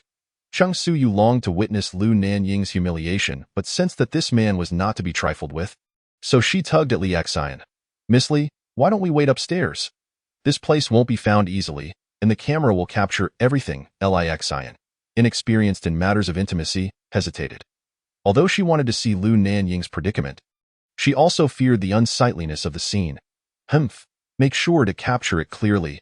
After that remark, they retreated but did not leave. She had to witness the unfolding scene herself. Brother Xiao, losing patience, tossed his cigarette to the ground and extinguished it. Eyeing the four men beside him as the men with wicked smiles drew nearer, Lu Nanying desperately scrambled into the corner, fearfully asking, "What do you want?" "I am the eldest daughter of the Lu family. If you dare touch me, the four prominent families will not let you go." One of them grasped her chin, sneering, "What do the four prominent families matter? While others may fear them, we of the Qingfeng Hall do not." "Exactly. Even if we play with you to death today, the four families wouldn't dare offend us." "Ha ha ha." One of them began tearing at Lu Nanying's gown, and she panicked, striking out at them. But her feeble attempts were akin to mere tickling, only fueling their eagerness. Lu Nanying clutched her clothing tightly against her chest, her defiant little face etched with fear. Chapter 27. Aiding rescues her. The sound of fabric tearing shattered Lu Nanying's sanity in an instant. She raised her hand, which clutched the brooch, and fiercely jabbed it into the face of the man who was tearing at her clothes. He retaliated with a sharp slap, then pinned her to the ground. Like a wild creature, Lu Nanying thrashed about in desperation, summoning every ounce of strength to kick at the man's groin. He howled in pain, doubling over to shield himself, and she seized the opportunity to hurl herself against the wall. Her mind was consumed by a singular thought. She would rather die than endure humiliation. Just as she made her move, the man who had remained still suddenly yanked at her arm. But it was too late. Lu Nanying's forehead collided with the wall, and though the pull prevented her from losing consciousness immediately, the injury was severe. Helplessly, she lay on the ground, gazing at the man who had grabbed her hand. Sensing that he did not wish to degrade her like the others, "Why are you saving me?" Her voice was barely audible. "Have I not told you? Do not let this escalate to murder." The man whom Lu Nanying had kicked stood up, and with a scowl, he addressed Xiaoyi. "Do not think that just because you are the young master, you can meddle in my affairs. Whether or not this leads to murder, I have set my sights on this woman." Xiaoyi positioned himself protectively in front of Lu Nanying, his expression fierce as he glared at the four men before him. "Then try me. See if you can overpower me." Just as they were about to engage, a woman's piercing scream and a cacophony of footsteps echoed from above. A tall figure darted past, followed by Jiyu and a throng of black-clad individuals who surged in, mercilessly subduing the four men and forcing them to kneel. The moment Xiaoyi caught sight of Chengzhou, he sank to his knees. Chengzhou knelt on the ground, and anyone who had seen him in his usual meticulous manner would understand just how disheveled he appeared now. His eyes were bloodshot, and his trembling hands cradled the dazed girl on the floor, his heart aching as if it had been ripped from his chest. "Ying, I'm sorry. I'm late." Since Lu Nanying's disappearance, he had scarcely spoken, his voice hoarse and trembling. He longed to hold the girl tighter, yet feared that a moment of pressure might shatter her. Watching Lu Nanying's vacant expression, her lifeless eyes, tears streamed from his crimson gaze onto her face. It seemed she sensed something, as her hands gripped tightly at Chengzhou's shirt. She did not speak, only wept, transitioning from quiet sobs to uncontrollable cries, until suddenly, darkness enveloped her and she fainted. "Ying, Ying," Chengzhou roared as he scooped her up and rushed outside. Indeed, Xiaoyi was also one of Chengzhou's men, assigned to be beside the young master of Qingfeng Hall due to a prior arrangement. Upon learning that the one being humiliated was the eldest daughter of the Lu family, he had followed them here and sent a message to Chengzhou. He admitted that initially, he had selfish motives, feeling wronged by Lu Nanying's previous humiliation of Chengzhou. Thus, he refrained from intervening at first, having seen what was in her hands, knowing she would not allow anyone to approach easily. However, when he witnessed Lu Nanying attempting to run into the wall, he was utterly startled. Both Jifeng and Jiyu were saved from a pile of corpses by Chengzhou, and their loyalty to him was unquestionable. Even when reprimanded by Jiyu, he remained silent, having underestimated Lu Nanying's significance in Chengzhou's heart. Lu Nanying and Jiang Mu had also arrived, and upon hearing of Lu Nanying's mistreatment, they wanted to rush down but were halted by Chengzhou. They could only remain above, allowing others to give a thorough lesson to Li Xian and Chengsu Yu. By the time Chengzhou carried the girl upstairs, they were left barely breathing. Jifeng quickly opened the car door and took the driver's seat, accelerating away at a breathtaking speed. Ji Yuting was already waiting at the entrance with a medical team. As the door to the emergency room was about to close, Chengzhou grasped Gu Ting's hand, aiding, "Save her." They all understood the importance Lu Nanying held for Chengzhou, patting his shoulder in reassurance. "Do not worry, I just took a quick look. Aside from the injury on her forehead, the others are not severe. After Lu Nanying and Jiang Mu handled the aftermath, they arrived at the hospital. Finding Ji Chengzhou slumped in a chair, looking utterly lost, he approached and sat beside him. Ying is one of us from the Lu family. We Lu family members are not weak. This statement served to comfort Ji Chengzhou as much as it did himself. Jiang Mu stepped forward, offering 2 cigarettes to them. Under normal circumstances, Ji Chengzhou would not accept, as he would never bring anything negative to Lu Nanying. Yet now, with his young girl lying cold in the emergency room, fear gripped him. He reached for the cigarettes, and Ji Feng handed him a lighter. He smoked in silence, usually an occasional habit, but today he could no longer control himself. His bloodshot eyes turned to Jiang Mu. Is there more?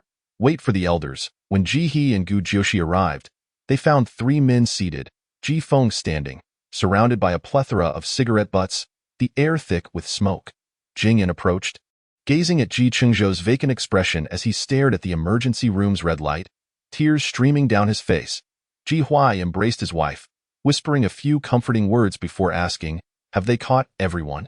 The Flame Abyss Hall is a criminal organization established by the 4 great families. Its original purpose was solely to protect the members of these families. Ever since the 4 families rooted themselves deeply in the capital, apart from some long-standing rivals holding each other in check, the Flame Abyss Hall has not been exposed to the public for a long time. It appears now is the time for them to resurface. Otherwise, people might think the 4 families can be easily manipulated. Facing his mother's reproach, Ji Chengzhou did not deny it. He knew it was all his fault. Why she wiped her tears and embraced her best friend. All right, it is not Chengzhou's fault. He has cared enough for Ying. He is a person, not a god. Although Lu Nanying is the daughter of the Lu family, Jing Yan has always regarded her as her own daughter. Additionally, she is the beloved girl of her son, and these few hours had made her extremely anxious. The emergency room light turned off, and Gu Ting emerged as everyone surrounded him. Seeing his despondent brother, reeking of smoke, surrounded by cigarette butts, he frowned. This is a hospital. He understood his brother was likely suffering from the brief 30 minutes of emergency treatment and did not dare speak too harshly. She is fine. The injuries are not severe, but Chapter 28. That dream felt so real. Ji Chengzhou gazed at him in utter despair. But what? All eyes turned to Gu Ting, then back to Ji Chengzhou. The latter shook his head. It does not matter. As long as she is fine, she is still my beloved Lu Nanying. The mothers and the 2 girls wiped their tears, while the men's faces were filled with anger. Gu Ting helplessly remarked, where did your mind wander off to? She is fine. Those scoundrels did not touch her. Jiang Mu could not hold back his exclamation. Damn it, are you playing with fire, Gu Ting? You asking for a beating? When he walked over and gave Gu Ting a firm slap on the head. You little brat, are you living too comfortably? Mom, how old am I for you to still hit my head? Even Gu Jiuxi chimed in. You had it coming. Ji Ting composed himself, patting Ji Chengzhou on the shoulder. She is fine, but emotionally, she is very fragile and has suffered a great shock. When she wakes up, her emotions may be intense. Ji Chengzhou gazed at Lu Nanying, who was clad only in a thin white shirt, crumpled and stained with specks of blood. His eyes, bloodshot and disheveled, were directed at Lu Nanying, who had already been taken to a hospital room, sedated, and would not awaken anytime soon. What you need to do now is to take care of yourself. Don't wait until Ying wakes up and frightens her. Yishi's heart ached for Ji Chengzhou, knowing he was suffering deeply. One was her daughter, the other a child she had watched grow up, her future son-in-law. Chengzhou, you don't need to worry about Ying. Your mother, Aunt Wen, and I will guard her. You should take this time to rest. Unable to remain silent any longer, Lu Yuan finally spoke up. As for the group matters, your father and I will handle them. I will deal with the Flame Abyss Hall first. When you wrap things up, make sure to accompany Ying. Lu Nanying brushed the ash off his pants. Ji Chengzhou's mind was solely focused on his girl, leaving him no inclination for anything else. He had no objections to the arrangements made by others. He picked up his phone and instructed Jiang Yi to fetch a change of clothes from Nanyuan, then made his way to the upscale hospital room upstairs. The suite had a small resting area for companions. After washing up, Ji Chengzhou noticed Lu Nanying had not yet awakened. With several parents present, he retreated to the small room to rest.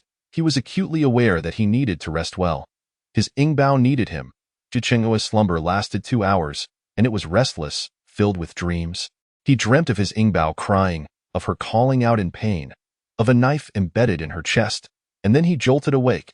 He hastily swung his legs over the side of the bed. Rushing to grasp the girl's hand and press it against his face, he sought to feel the warmth of her body. That dream had felt all too real. A few adults had just finished their meal and were tidying up when Jingyin noticed her son rushing out in a hurry. She followed him to the bedside. "Did you have a nightmare? You're all sweaty." "No, I'm fine, Mom." "Has Yinging woken up?" "Not yet. Aiding has checked in and said it's due to the sedative. She'll wake up later." Why she approached as well. "Ajo, go wash your face and eat something." Chengzhou sat there like a puppet, eating while occasionally glancing at the girl on the bed. He didn't want his elders to worry. Though he had no appetite, he forced himself to eat a small portion. Why she remained concerned. "Ajo, can you manage alone?" Aiding mentioned that Yinging might be unstable emotionally when she wakes. He understood Yishi's worry for him. He wrapped his arms around both his mother and Lu Nanying's mother, pulling Lu Nanying's south hand close to his face, his gaze unwaveringly fixed on her. In the dead of night, as Chengzhou rested his head on the edge of the bed, he heard the frightened voice of a young girl. "Go away. Don't touch me. Leave me alone." Chengzhou turned on the light, his anxious voice softly calling out to Lu Nanying. "Darling, don't be afraid. Brother Chengzhou is here. I'm right here. Don't be scared." Lu Nanying continued to cry, completely oblivious to Chengzhou's calls. "Baby, please wake up." His choked voice made him feel as if he were watching the beloved girl endure the torment of nightmares. It was unbearable. Suddenly, the girl on the bed opened her eyes wide, sat up abruptly, and clutched her head while screaming. Chengzhou embraced her, enduring her frantic punches and kicks, feeling no pain at all. "Yinging, don't be afraid. It's me. I'm Chengzhou. Don't be afraid. No one will hurt you." He restrained the girl with one hand, fearing she might hurt herself in her panic, while using the other to press the emergency button by the bedside. The disparity in strength between them was significant, and Lu Nanying, already in an emotionally unstable state, became even more terrified when someone held her down. Any attempt to get close sent her into a frenzy. Chengzhou dared not exert force, fearing he might hurt her. He had no choice but to let Gu Ting fetch a sedative. Upon hearing that a needle would be involved, Lu Nanying went wild, striking Chengzhou and biting down on his wrist. The man inhaled sharply, furrowing his brow, yet he continued to hold the girl, allowing her to bite him.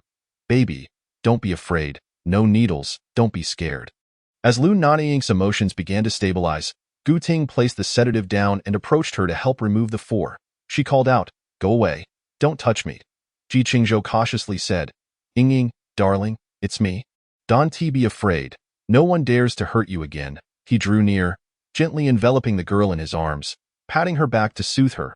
As Lu Nanying calmed down, tears began to flow down her cheeks uncontrollably. She sobbed softly, too frightened to make a sound, her entire body trembling. "Brother Chengzhou, I'm so scared. Yinging is scared." Hearing the girl's terrified cries, Chengzhou felt as though his heart were being crushed. He gestured for Gu Ting to leave. "Since she is awake, remove the four, but be careful not to hurt her." Once Gu Ting stepped outside, Lu Nanying could no longer contain her tears, and the room filled with her weeping. Even Ji Feng, who had previously shown indifference towards Lu Nanying, felt a pang of sympathy for the girl crying inside. Chengzhou wiped her tears while gently stroking her hair, and the two remained silent together. After crying for a long while, Lu Nanying, exhausted, succumbed to sleep. Chapter 29. Just a bath. Nothing else. Chengzhou removed the four from her hand and filled a basin with water, carefully wiping the girl's pale face and swollen eyes. His heart ached as he gazed at the sleeping girl on the bed. He lay down, tightly embracing her. Fearing she might wake in fright, he held her throughout the night, not daring to close his eyes. "No, Chengzhou, don't. Yinging, I'm here. Wake up." Lu Nanying gasped for breath as she opened her eyes, seeing the anxious man before her, and she clung to him tightly, bursting into tears. "Chengzhou, I'm scared. I am so afraid I'll never see you again. Don't be scared. I'm here that I won't let anyone hurt you again." Watching the young girl speak with a trembling voice nearly broke his heart. "They wanted to take my clothes off. I wouldn't allow it. I would rather die than let them touch me." Chengzhou lifted the girl's chin, kissing her swollen eyes, burying his face in her neck. "Darling, next time something like this happens, don't harm yourself, and no matter what happens, I will always want you. But if you die, I will never live." The man's choked voice warmed Lu Nanying's neck. She patted his broad back, knowing that he spoke the truth. Brother Chengzhou, among those people yesterday, one pulled me back when I wanted to take my own life. Chengzhou gently kissed the girl. I know, his name is Xiaoyi. He is one of my people. As he spoke, the atmosphere around them grew increasingly cold. He failed to protect you the moment those scoundrels tried to touch you. He is no longer fit to be my subordinate. Lu Nanying sensed his anger and leaned languidly against him. Brother Chengzhou, don't be angry. After all, he did save me. Ying. Saving you and placing you in danger are two separate matters. Then you must punish him. Hand him over to me, okay? Chengzhou had never refused any of Lu Nanying's requests, so he naturally agreed. Hearing the girl's voice was hoarse, he got up to pour her a glass of water. Using a straw to help her drink. Are you hungry? I'll have someone bring you something to eat. Yes, just a little, Brother Chengzhou. Warily Xian and Chengsuyu. Chengzhou picked up his phone to instruct someone to bring the girl her favorite breakfast. Baby, let us freshen up first. We'll eat soon. After her performance yesterday, Lu Nanying had been kidnapped and later dressed in a hospital gown by the nurses, so the thought of freshening up now made her feel uncomfortable all over. Yes, I want to take a bath. Chengzhou picked her up and carried her to the bathroom, only to hear the girl shyly protest. I can wash myself. You go out. Darling, Ting said you have a concussion from the injury on your forehead, which may cause dizziness, and the wound shouldn't come into contact with water. Be good. Just bathe, nothing else. Half an hour later, the bathroom door opened, shrouded in steam. The tall man, clad only in a towel, carried the girl, who was wrapped in a towel but had a flushed face. Chengzhou appeared in good spirits, and given Lu Nanying's rosy cheeks, it was hard for anyone to overlook what had transpired. Chengzhou placed the girl on the bed and then went into the adjoining room to change. On seeing the variety of breakfast laid out on the coffee table, Lu Nanying's face turned even redder. Both of them had been in the bathroom, and it was clear what thoughts were on their minds. Darling, put on some clothes first. Don't catch a chill. Chengzhou retrieved a fluffy nightgown from home, carefully helping Lu Nanying into it's all your fault. We agreed we'd just bathe, and now everyone must have heard. Yes, it's all my fault. You've worked hard, darling. Don't worry, my people aren't so insensitive. They definitely didn't hear anything. He moved the small table next to the hospital bed closer, arranged the breakfast neatly, and sat beside the girl to eat with her. Watching her appear in good spirits eased the worries of her parents. When everyone had arrived, Lu Nanying felt a wave of inexplicable grievance wash over her. Dad, Mom. The look of distress on her face made everyone present feel a pang of sympathy.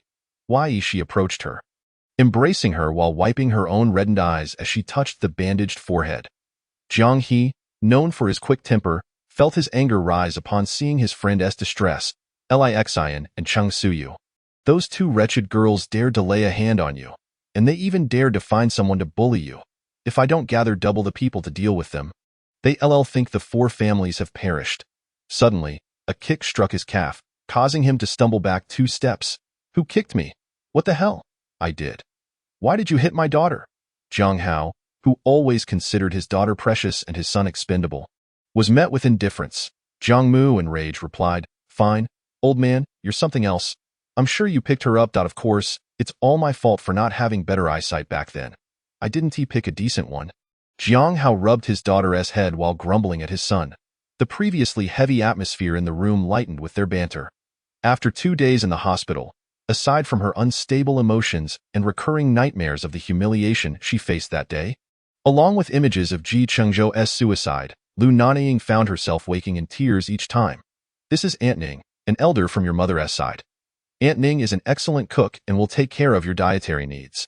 Aunt Ning had been caring for Chengzhou when Jing En was pregnant, and this time, due to Lu Nanying's injury, Chengzhou was not particularly keen on having anyone else around the girl. Lu Nanying looked at the plain yet kind-faced woman before her and smiled, softly saying, Hello, Aunt Ning, I'm Lu Nanying. Miss Lu, I've been taking care of Madame's diet since she was pregnant with young master.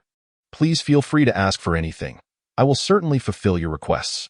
Aunt Ning had a delightful personality, and Lu Nanying liked her, feeling less reserved than when she first arrived at the old residence. Chapter 30. No rush, just wait a bit, baby. Aunt Ning was a florist in her youth, and she is quite skilled. If you have some free time, why not ask Aunt Ning to do some crafts or flower arrangements with you? Lu Nanying nodded, knowing Chengzhou was busy, not only with the G Corporation but also with overseas companies and Yin Yutang. These past few days, after she fell asleep, he had worked late into the night managing affairs. Having not rested well for several days, don't worry, if you're busy, you can go ahead, I'll be fine at home. I can learn to cook from Aunt Ning and make you something delicious. Okay. No, Lu Nanying was taken aback, her lips pouting as tears threatened to fall. Just that slight expression startled Ji Chengzhou, who quickly embraced her to comfort her. You are the girl at the heart of Ji Chengzhou. You don't need to do such things. The kitchen is too dangerous, and your beautiful hands are meant for playing the piano, not for cooking. Hearing this made her heart ache, and in an instant, Ji Chengzhou experienced firsthand the speed at which a woman can change her mood. Then I'll learn to make snacks with Aunt Ning and make some for Xiao He and Jujiu. But not for you. With that, she dashed towards Aunt Ning in the kitchen. Aunt Ning, can you make desserts, like cakes or cookies? The girl, soft and delicate, bore a bandage on her forehead, evoking sympathy from anyone who saw her. Lu Nanying had often visited the Ji family since childhood. Although they had never interacted directly, she knew that this young lady from the Lu family was cherished by everyone. Yes, I can teach you once Miss Lu's injury has healed. Upon hearing that the girl wanted to make snacks without including him, Ji Chengzhou frowned and walked into the kitchen, picking her up in his arms and striding upstairs. Observing their playful banter, Aunt Ning smiled with teary eyes, feeling that after so many years of hardship, young master had finally found his happiness. In the confines of the bedroom, Lu Nanying's delicate hands were firmly grasped by the man, rendering her utterly immobile, akin to a fish on a chopping block. At his mercy, Ji Chengzhou leaned in and took a bite at the elegant swan-like neck of the young girl. She inhaled sharply, her hands unable to move, her feet flailing in distress. Darling, do you wish to lend me your happiness in the future? The man, with eyes ablaze, rasped, causing Lu Nanying to freeze, acutely aware of his unyielding command. You shall not offer your creations to anyone else. Only I may partake in what you produce. Hearing Ji Chengzhou's aggrieved tone, Lu Nanying couldn't suppress a laugh. Are you jealous? Jujin and Xiao are girls. How can you be envious of them? I don't care. No one else can partake but me, at least for the first time. It is solely for my consumption. With that, the man's crimson lips descended heavily upon the girl's cherry-red ones. This unexpected entanglement left not only Ji Chengzhou in trepidation but also Lu Nanying, who feared that before they could love each other fully in this lifetime, they might meet a fate akin to their previous lives. Their kisses multiplied, transcending mere playful nibbles. His kisses grew fervent, as he forcefully tore away her clothing, akin to a ravenous wolf that had not tasted flesh in centuries. Teetering on the brink of losing control, Ji Chengzhou released her lips, swollen and bruised from his ardor. The heated kisses trailed downwards, burying themselves in the girl's neck. Though it was uncomfortable, he remained extraordinarily gentle. His precious girl was so delicate, and despite his excitement, he was cautious, his brow furrowed in concern for her comfort. The temperature in the room escalated, punctuated by the man's occasional laughter and his tender murmurs to Lu Nanying. Ji Chengzhou had restrained himself to the point that the veins on his forehead bulged. Yet, his attire remained unscathed.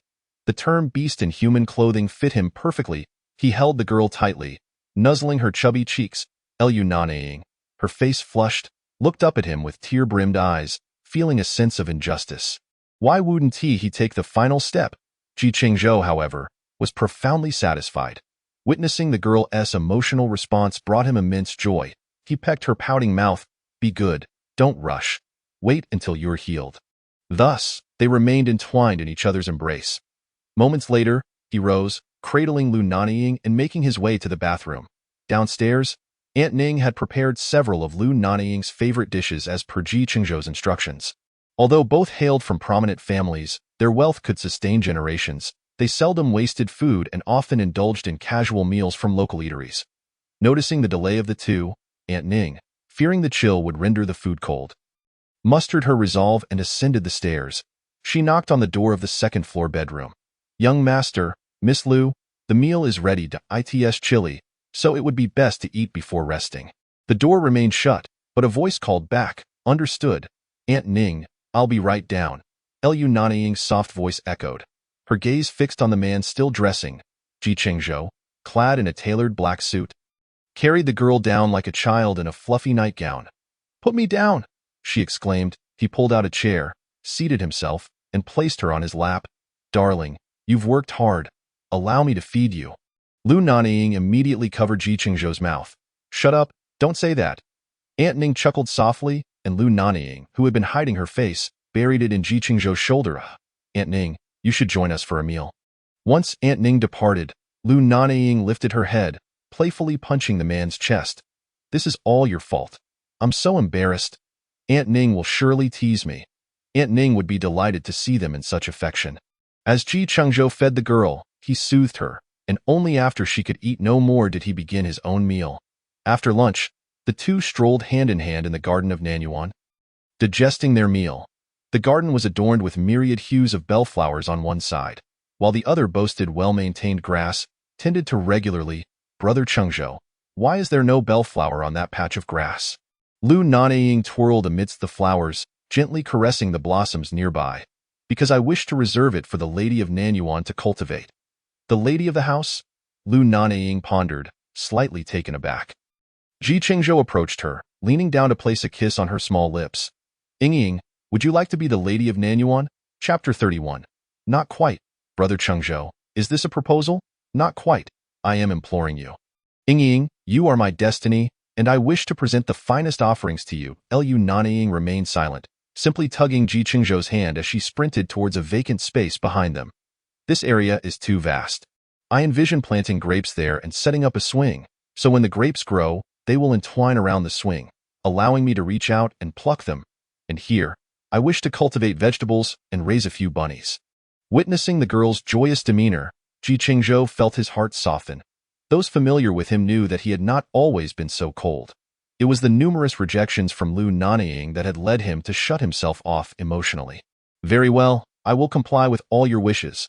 The girl raced around the grassy area several times, babbling about where to place each new addition. Chengzhou took note of each suggestion. Soon enough, Lu Nanying began to droop, adorably yawning. Chengzhou gathered her in his arms and headed back to the villa. She was already halfway to dreamland. "Young master, Miss Lu has fallen asleep," Aunt Ning reported. Waiting at the door after tidying up, "Aunt Ning, I need to make a quick trip to the company. Lu Nanying's recent mood has been off. Please keep a close eye on her. Call me if anything arises." He had not visited the company in days, faced with numerous matters that required his personal attention. He could only venture out once Lu Nanying was soundly asleep. "Rest assured, young master, I will take good care of Miss Lu." After placing her on the bed in the bedroom, he descended to give Aunt Ning a few last instructions before departing. Lu Nanying awoke from her slumber to find it was already 4 in the afternoon. The balcony door of the bathroom was ajar, allowing her to hear the commotion downstairs. She rose from the bed and made her way to the balcony, observing Aunt Ning directing workers as they transported items. Turning, she descended the stairs and approached the garden. "Aunt Ning, what is going on?" "Miss, you're awake." Young master instructed them to set up grape trellises and a swing in the garden, and he also mentioned adding a rocking bed for you to rest in when you tire from playing. Aunt Ning supported Lu Nanying's arm, recounting Chengzhou's plans.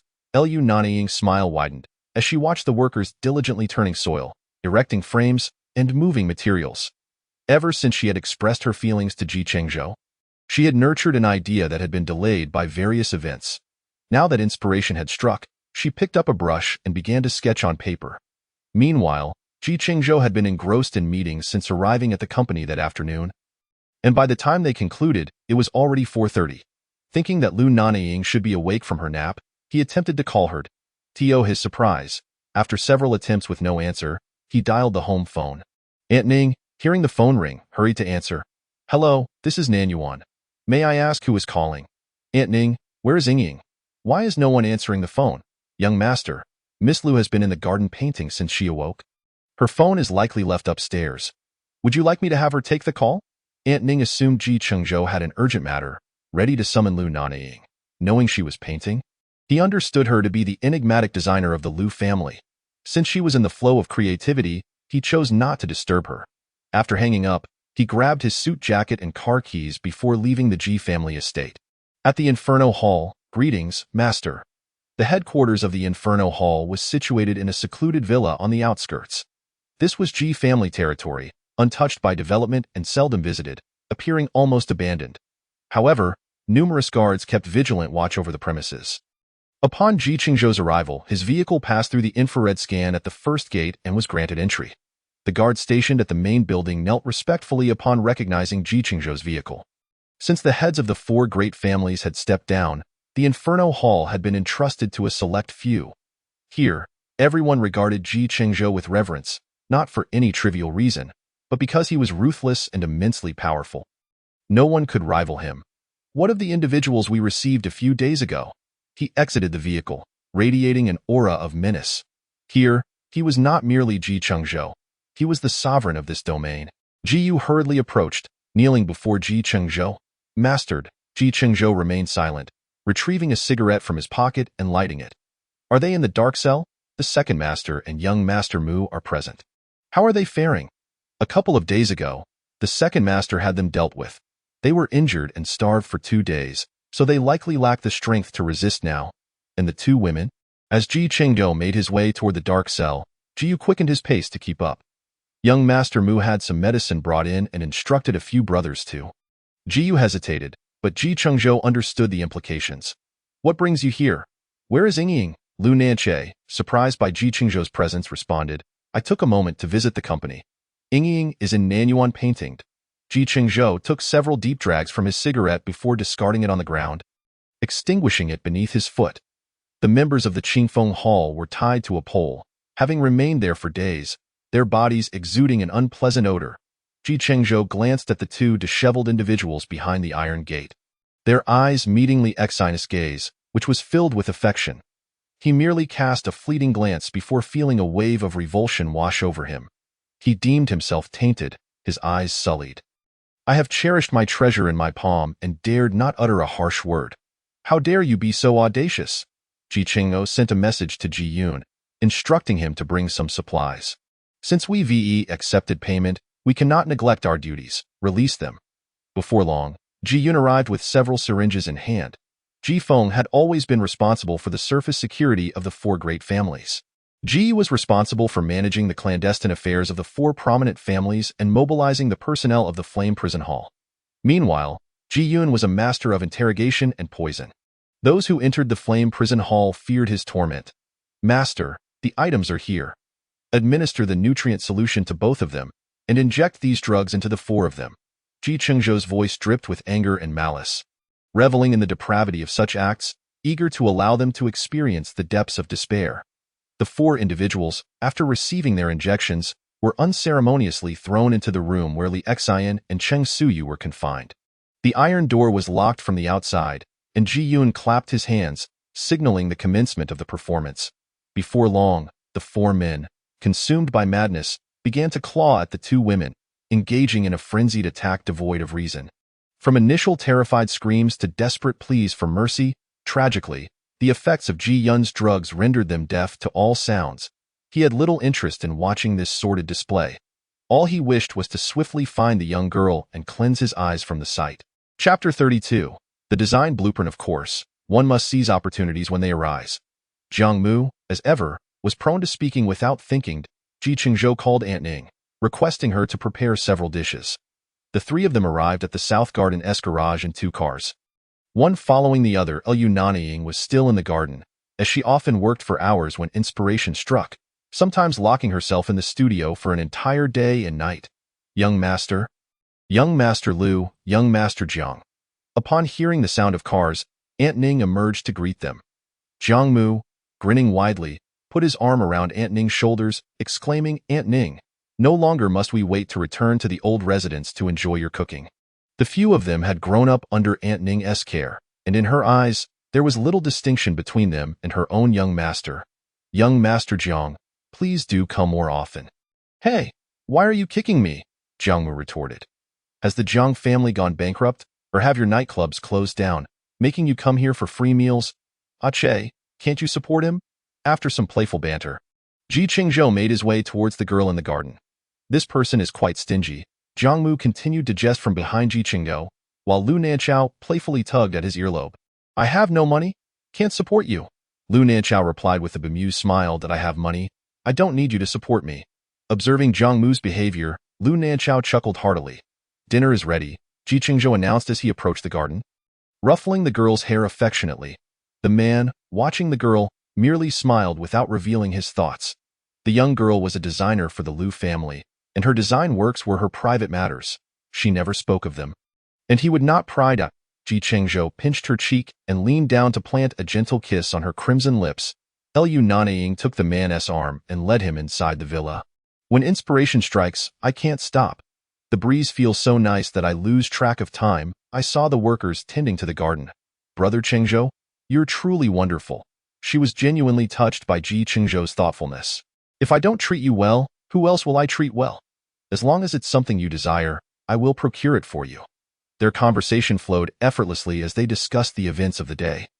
Unknowingly reaching the main house, where they could hear Jiang Mu's irritated voice as he confronted her second brother. Second brother, why are you here? Since Lu Nanying's incident, she hadn't seen her second brother much. Having heard from Chengzhou that he was preoccupied with matters regarding the Flame Prison Hall. Why? Can't you see your second brother? You seem to have missed your brother Jiang Mu. Such a grown man, you didn't notice?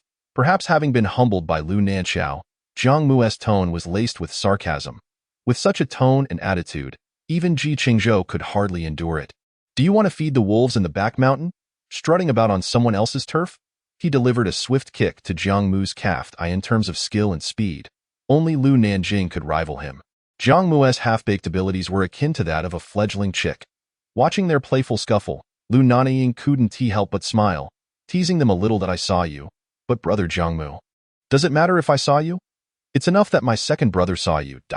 Chengzhou took Lu Nanying by the hand and led her to the dining room, where Aunt Ning was preparing the food. Earlier that afternoon, Lu Nanying had told her that she wanted spicy hot pot. Considering her injury, Aunt Ning prepared a inyang pot. As Lu Nanying gazed at the steaming, fiery broth, her mouth watered. Jiang Mu pulled out a chair and sat down. Commenting on Aunt Ning's delicious spicy hot pot, lamenting that some people were unfit to enjoy it. The young girl, who couldn't eat spicy food, felt aggrieved, and Jiang Mu continued to provoke her relentlessly. Can you eat it? If not, get out. Chengzhou's head throbbed. He genuinely wished to kick Jiang Mu out. Lu Nanying was aware she couldn't eat spicy food, but she didn't want to dampen the mood. As they all loved spicy delicacies, she could only watch longingly. Unable to bear seeing the girl's forlorn expression, Chengzhou instructed Aunt Ning to prepare a mildly spicy dipping sauce for her. Are you happy now? Today, I want to eat spicy food. I'll accompany you with medicinal dishes. Seeing the corners of the young girl's mouth lift, Chengzhou began to prepare the meal for her. Food truly has the power to heal all wounds, and Jiang Mu snapped a few photos, sharing them in their group chat with the 8 of them.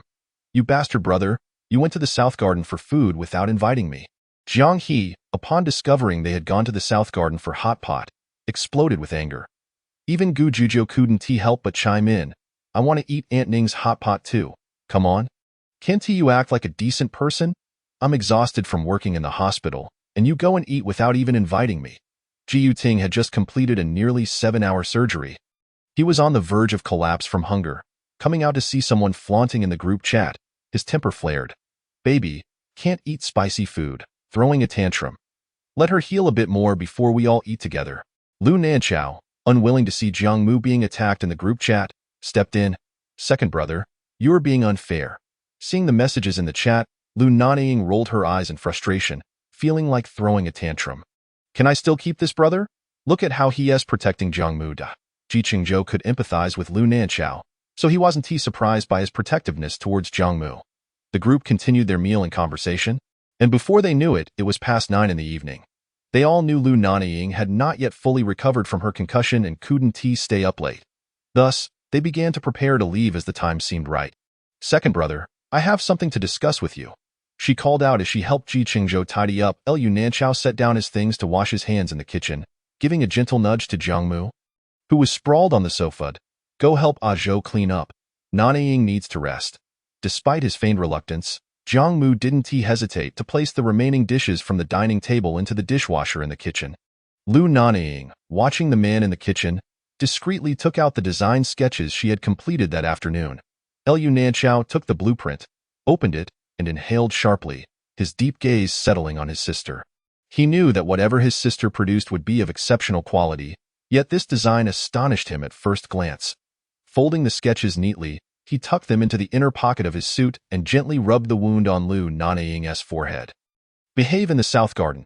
If anything happens, call your second brother. Chapter 33. Something left behind. She linked her arm with Lu Nanying's, her voice soft as she said, "Second brother, I'm very safe in the South Garden. You needn't worry. Brother Chengzhou is treating me exceptionally well that I know. All right, get to bed early." As Jiangmu and Ji Chengzhou finished tidying up and exited, they exchanged goodbyes. In the bedroom, Lu Nanying watched as Ji Chengzhou busied himself in the bathroom, running water for a bath, fetching her pajamas from the wardrobe, and lighting a scented candle. His movements were so practiced, as if he had done it countless times before. If anyone outside saw the heir of the Ji family attending to such tasks, their jaws would surely drop in disbelief. "Nanying, the water is ready. Let us bathe." The memory of what the man had done to her that morning made Lu Nanying's cheeks flush deep crimson. "You go away. I can wash myself." She pushed him out of the bathroom, and upon hearing the sound of the door locking, Ji Chengzhou chuckled. Seizing the opportunity while the girl was in the bath, he retrieved her pajamas from the wardrobe and headed upstairs to the guest room. After finishing his own shower and coming downstairs, he noticed that Lu Nanying was still in the bathroom. He approached and knocked on the door. "Baby, don't soak for too long. Be careful not to let your wound touch the water." "Got it. I'll be out soon." Lu Nanying emerged from the bathroom, her face slightly flushed from the warm steam. Ji Chengzhou couldn't help but swallow hard at the sight. Remembering he had already teased the girl once that day, he cleared his throat and set down the cup he was holding. Seeing Lu Nanying's hair damp, he turned to fetch the hairdryer from the bathroom. He sat on the sofa, gesturing for the girl to lie down. Lu Nanying, feeling comfortable, lay her head on his lap, and the man carefully dried her hair. His slender fingers brushed through the girl's soft hair, stirring the flames of desire within him once more. Watching the girl drowsily succumb to sleep, Ji Chengzhou ceased his actions and gently placed her on the bed, half reclining. "Good girl, drink your milk before sleeping." Lu Nanying didn't take the cup. She merely sipped a few mouthfuls from Ji Chengzhou's hand. Then she shook her head, refusing it. "I don't want it. It's cold, and I don't want to get up in the middle of the night to use the bathroom." Ji Chengzhou was utterly smitten with the girl's adorableness. Helping her lie down and tucking her in, "I'll wash the cup and come keep you company." He leaned down to plant a soft kiss on her forehead. Dajing International. Lu Nanying's white Land Rover parked in the ground-level parking space of Jiangmu's building. He rolled down the window, pulled out a cigarette, and lit it. Watching the man who remained silent and didn't unlock the door, he raked his fingers through his hair, feeling slightly agitated. "Jiangmu, do you feel awkward or uncomfortable being with me?" Taken aback by Lu Nanying's sudden question, Jiangmu was momentarily at a loss. He was still getting used to it, but to say it was uncomfortable, well, not really. After Jiangmu exited the car, Lu Nanying started the engine and drove away, still trying to understand why he felt angry. However, Jiangmu was typically carefree. Such trivial matters were as inconsequential to him as a stray cat crossing the street. He would glance at it for a few seconds and then forget it entirely. After indulging in hot pot, his clothes reeked of the scent, and as soon as he entered the house, Jiangmu headed straight for the bathroom to shower. Lu Nanying stood at the door, pressing the doorbell several times. After waiting a few minutes with no response, he directly entered by inputting the code in order to facilitate easy access. The password to several of their residences was known among them, yet it was rare for anyone to enter unannounced. This was the first time Lu Nanying had taken the initiative to open the door himself. Upon entering the lobby, which was illuminated only by a solitary entrance light, he ascended directly to the bedroom, where, as expected, he heard the sound of running water emanating from the bathroom. Lu Nanying settled onto the sofa by the floor-to-ceiling windows, eyes closed, and pinched his throbbing temples. 20 minutes later, Jiangmu pushed open the door and paused at the sight of the man on the sofa. Hadn't he just left? "You can search for it yourself," Jiangmu thought, harboring no doubts about Lu Nanying's words. Turning to the cloakroom to change into sleepwear, he was suddenly shoved onto the bed by a force, with the man weighing heavily upon him. His legs pinned down and arms lifted above his head, gripped tightly. This peculiar position incited a flicker of annoyance in Jiangmu. He felt exasperated, unable to break free. Cool lips pressed against his, moist and warm from the shower. The kiss lacked the usual tenderness. Instead, it was fervent, drawing in Jiangmu's breath almost to the point of suffocation. Just as he felt on the verge of losing consciousness, the man released his lips, tilting his head to whisper in his ear, "My heart is with you." I have come to reclaim it. Jiang Mu was somewhat bewildered by his words. For these years, my heart has been with you, held far too long. It has grown weary. Listening to Lu Nanying's plaintive tone, a pang of sorrow struck Jiang Mu's heart. Observing the man beneath him, looking as if he had been taken advantage of, Jiang Mu felt a surge of delight. Fine, if you desire it, I shall return it to you. With that, he released himself, rose to shed his outer garments, but just as Jiang Mu anticipated further advances, Lu Nanying had already retreated to the bathroom.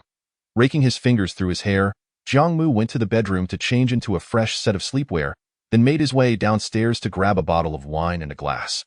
He settled onto the sofa where Lu Nanying had just been, indulging in a drink. Before long, the bathroom door swung open, revealing a man shrouded in steam, wrapped only in a black towel that showcased his physique to perfection. Jiang Mu's gaze swept over the man. The chiseled chest, 8-pack abs, and droplets of water cascading from his neck down to the towel that dipped below his waist. His skin, a healthy golden hue, was impeccable. Unable to restrain himself, Jiang Mu swallowed hard, cursing under his breath. Damn, I've been bewitched. This little gesture did not escape Lu Nanying's notice as he approached, asking, Are you satisfied with my physique? Who is looking at you? Not me, Jiang Mu stubbornly denied. Observing the nearly half-empty bottle of wine on the table, Lu Nanying smirked, drinking to muster courage. You think I'm afraid of you? He poured himself a glass, downed it in one go, and leaned in to kiss Jiang Mu. He transferred half of the wine from his mouth to Jiang Mu's, the rich aroma lingering between them. Jiang Mu nearly choked on the wine, having no choice but to swallow, as the man's kiss was fierce, devoid of the usual gentleness.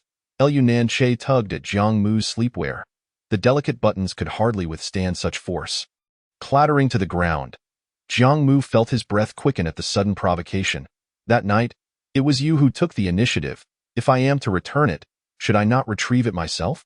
Fine, come then, Jiang Mu replied, perhaps unaware that the tone of his voice was a deadly temptation for Lu Nanying. Were he to comprehend Lu Nanying's current thoughts, he would surely exclaim, Do you wish for me to land in jail? Lu Nanying lifted Jiang Mu from the sofa and seated himself down. The towel at his waist, loosely draped, was more enticing than its absence. Weren't you the one who came to me? Hurry up. Perfect timing.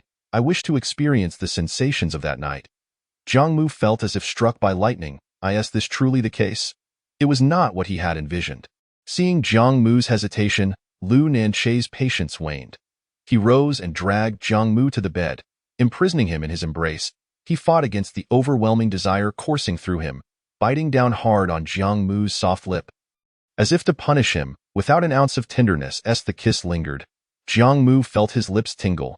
Just as he was about to curse, a voice whispered in his ear, Indeed, the body and its reactions reveal the truth. Jiang Mu found himself not averse to their intimate contact. On the contrary, he could say he relished it. Lu Nanying had coveted him for years. With the slightest hint of kindness, he would willingly surrender his life. The man's breath grew ragged, his eyes ablaze with desire. The clumsy Jiang Mu elicited a sharp intake of breath from Lu Nanying. He leaned closer, adopting a pitiful demeanor as he murmured, Mu, I am in pain. Observing the veins bulging on Lu Nanying's forehead, Jiang Mu felt the heat radiating from him. Yet, the situation spiraled out of control, and unbeknownst to Jiang Mu, Lu Nanying wore a triumphant smile. My lord, while Xiao Yi has erred, his sins do not warrant death. I implore you to consider his years of service to the Qing Feng Hall and to impose a lighter punishment. Not long after Chengzhou retreated to the study, Jiyu arrived. For them, this was already a lenient punishment. However, for several consecutive days, Chengzhou refrained from mentioning Xiao Yi, and Jiyu's unease grew. Jiyu, how many years have you followed me? 8 years. 8 years. Xiao Yi does not comprehend the significance of Ying to me. Do you not understand? I have shown mercy by not executing him according to the extreme penalties of Yin Yu. Harboring inappropriate thoughts towards Ying is inexcusable in my eyes. Chengzhou maintained a stoic demeanor, facing away from Jiyu as he stood by the window, smoking. His cold voice made Jiyu break into a sweat. The last time his lord had spoken to him this way was upon discovering that Miss Lu favored another. For Chengzhou, Xiao Yi was not merely one of his subordinates.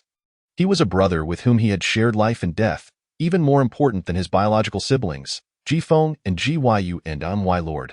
Xiao Yi has saved my life. His fiancée Yi perished while saving me. I am willing to take his punishment. Please do not expel him from Yin Yu. Chengzhou had not intended to impose a severe penalty. Since Lu Nanying had requested him, he had planned to hand Xiao Yi over to her. However, his anger towards Xiao Yi lingered due to his failure to protect Lu Nanying in time. Once he has recovered, let him come to Nanyuan. Understood. Chengzhou did not order Xiao Yi to be dealt with according to Yin Yu's regulations, which surprised him. What about those individuals? Chengzhou was never known for his kindness. It was only due to Lu Nanying that he exhibited a hint of humanity. Those who had harmed her would undoubtedly face her wrath, and given her character, she would demand retribution. His little girl was innocent. He would handle these dark and sordid matters on her behalf. As for the four from Qingfeng Hall, in accordance with the rules, their personal belongings were collected and sent to the young master of Qingfeng Hall. The two women were left in a state of ruin, barely clinging to life. Such venomous women deserved no less than death. Cheng Suyu cast her into Africa and informed Luo Yin to ensure she does not live comfortably. Luo Yin managed Chengzhou's influence in Africa, where no one was aware of his identity, only knowing him as the notorious overlord known as the King of Hell. Yes, my lord, rest assured. Yu, whose tongue had outrun his mind, realized only after speaking that he had dared to retort against Chengzhou. These individuals were his trusted subordinates, brothers with whom he had shared life and death. He could not bear to witness their demise. The weather is about to change. Have the brothers remain vigilant and keep a close watch on the movements of Qingfeng Hall.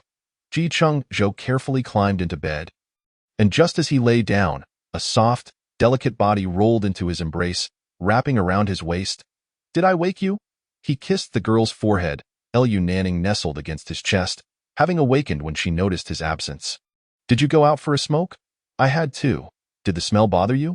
I'll go take a shower. He made to rise. Lu Nanying pressed him down. No, is something the matter? Chengzhou recounted the recent events involving Yu.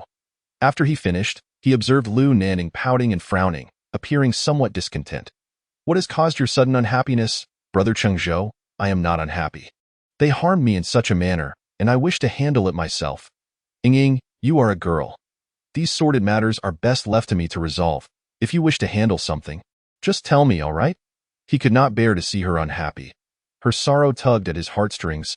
I can leave Xiao Ye's punishment to you, but dear Ying, for everything else, I must take care of it myself. Given the circumstances, Lu Nanying did not persist in her resistance, simply choosing to ignore him. She turned her back, leaving Chengzhou feeling dejected at the sudden emptiness of his embrace. With a swift motion, he pulled her back into his arms. Lu Nanying struggled momentarily. The more she resisted, the tighter he held her, and ultimately, she relented. The night at Dijing International proved to be anything but tranquil. The two of them, as if driven by madness, sought each other as bodies. Lu Nanying seemed intent on leaving his mark in essence throughout the entire room. Hours passed before their stamina waned, and they finally embraced, surrendering to slumber. The following day, Lu Nanying's usually punctual biological clock failed to ring. Never one to be late for work, he abruptly skipped out.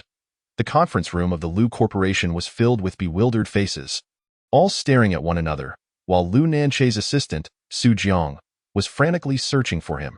The ringing of the phone on the bedside table finally roused the man from his sleep. Hello? Mr. Lu, you finally answered. Everyone is waiting for you to start the meeting. Postpone the meeting until tomorrow. I have matters to attend to today, and won't be going to the office. If it's not urgent, we can discuss it tomorrow. If it is, send it to my email. Having perhaps indulged a bit too much the previous night, Lu Nanying felt aches throughout his body, and with his beloved in his arms, he suddenly found himself reluctant to rise. Once he hung up, Su Jiang remained momentarily stunned. Assistant Su, where is Mr. Lu? Mr. Lu has urgent matters and will meet tomorrow. Everyone else, please resume your work. With that, he gathered his belongings and exited the conference room. Lu Nanying gazed at the person nestled in his arms, a smile gracing his lips as he recalled the events of the previous night, the remnants of their passion scattered throughout the room, and the soreness in his body all attesting to their wildness.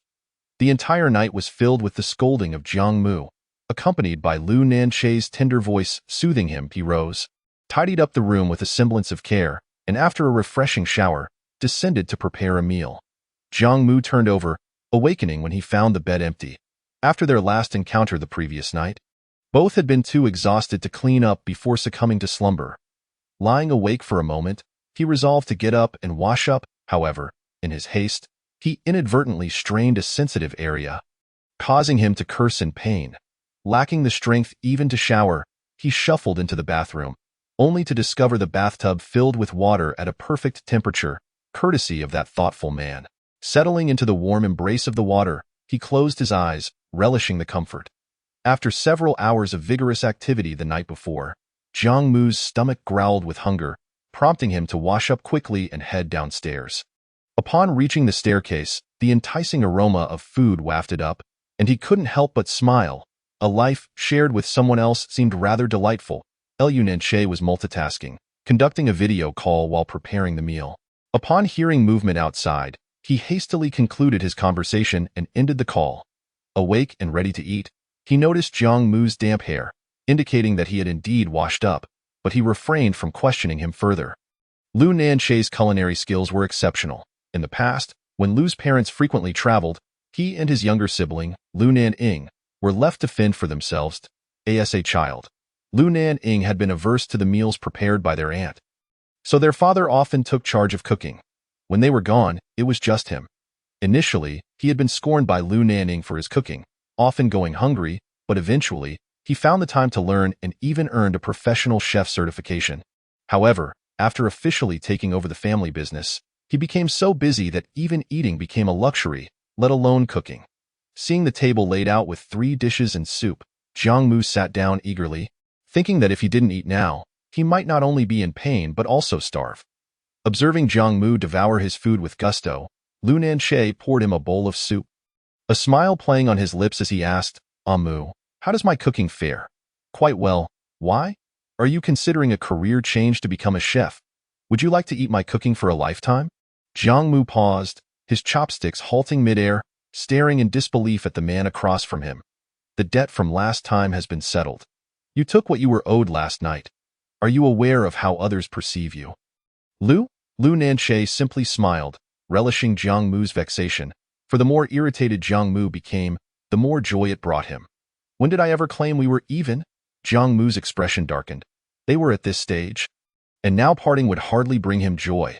From today onwards, we shall openly date. I believe our families would wholeheartedly support us. If you wish to keep it private, we need not announce it. If you're worried about others' judgment, we could register abroad, making it legitimate, rendering any external opinions moot. So, if you enjoy my cooking, I can make it for you for the rest of my life. Would you agree? As Jiang Mu sat there, momentarily stunned, Lu Nanying chose to remain silent, leisurely eating his meal. The weight of Lu Nanying's words left Jiang Mu's mind in a fog, as if a smoke bomb had been detonated in his thoughts, leaving him unable to see clearly. Are you serious? Lu Nanying set down his chopsticks, wiping his mouth with a napkin. When have I ever deceived you? What question?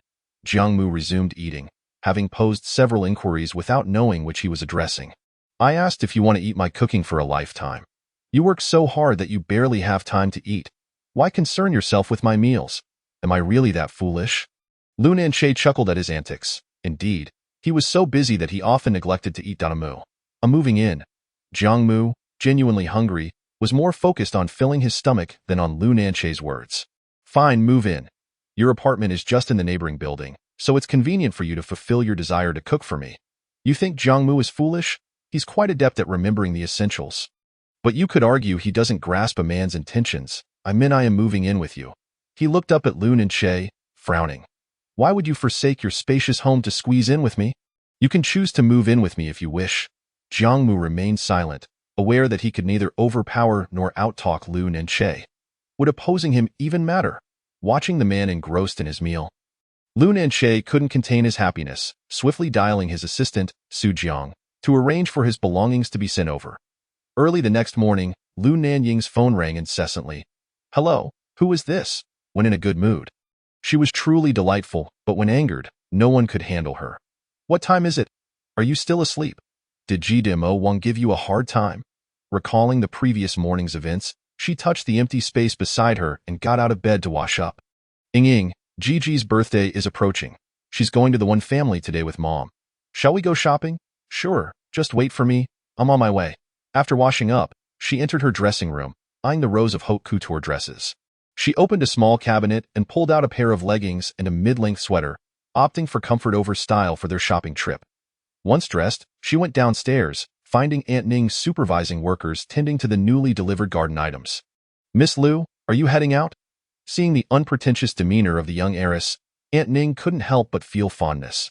"Make sure to have fun, buy what you like, and don't worry about saving money for the young master."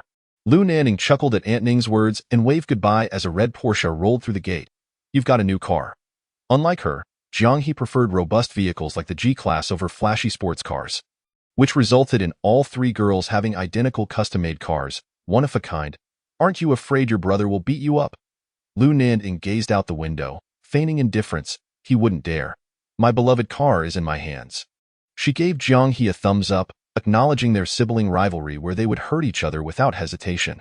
The central console chimed with an incoming call. "Jiang Mu." "Jiang He, are you trying to die driving my car?" Jiang Mu's frantic voice rang through. "Feel free to raise your voice. It's no bother if you scare me. I'll just send your precious car to the scrapyard. Would GDMO Wang have your skin if I scared Ying?" The thought of his beloved car ending up in a scrapyard deflated Jiang Mu's spirit. "Drive carefully, don't damage my car, or else." His threat went unfinished as Jiang He could no longer bear it. "Or else what? I'm your sister, but I'm not more important than your broken car, of course. Once you have a husband, my beloved car will only belong to me." Jiang He abruptly hung up, fearing that if she continued, she might inadvertently destroy his precious vehicle. Yet, undeterred, Jiang Mu called again. "Spit it out quickly, sister. If my beloved car gets hurt, I'll have Jing Xing compensate for it. Get lost." Upon hearing that name, Jiang He hung up in fury, her speed unconsciously increasing. Lu Nanying noticed her friend's sudden change in mood. "Xiao He, focus on driving." Jing Xing, the scion of the Jing family, was the nephew of Jing En and the cousin of Ji Chengzhou. Back in their school days, Jing Xing often visited the Ji family, and they had all grown up together. Handsome and kind, he was always the first to defend Jiang He when Jiang Mu bullied her.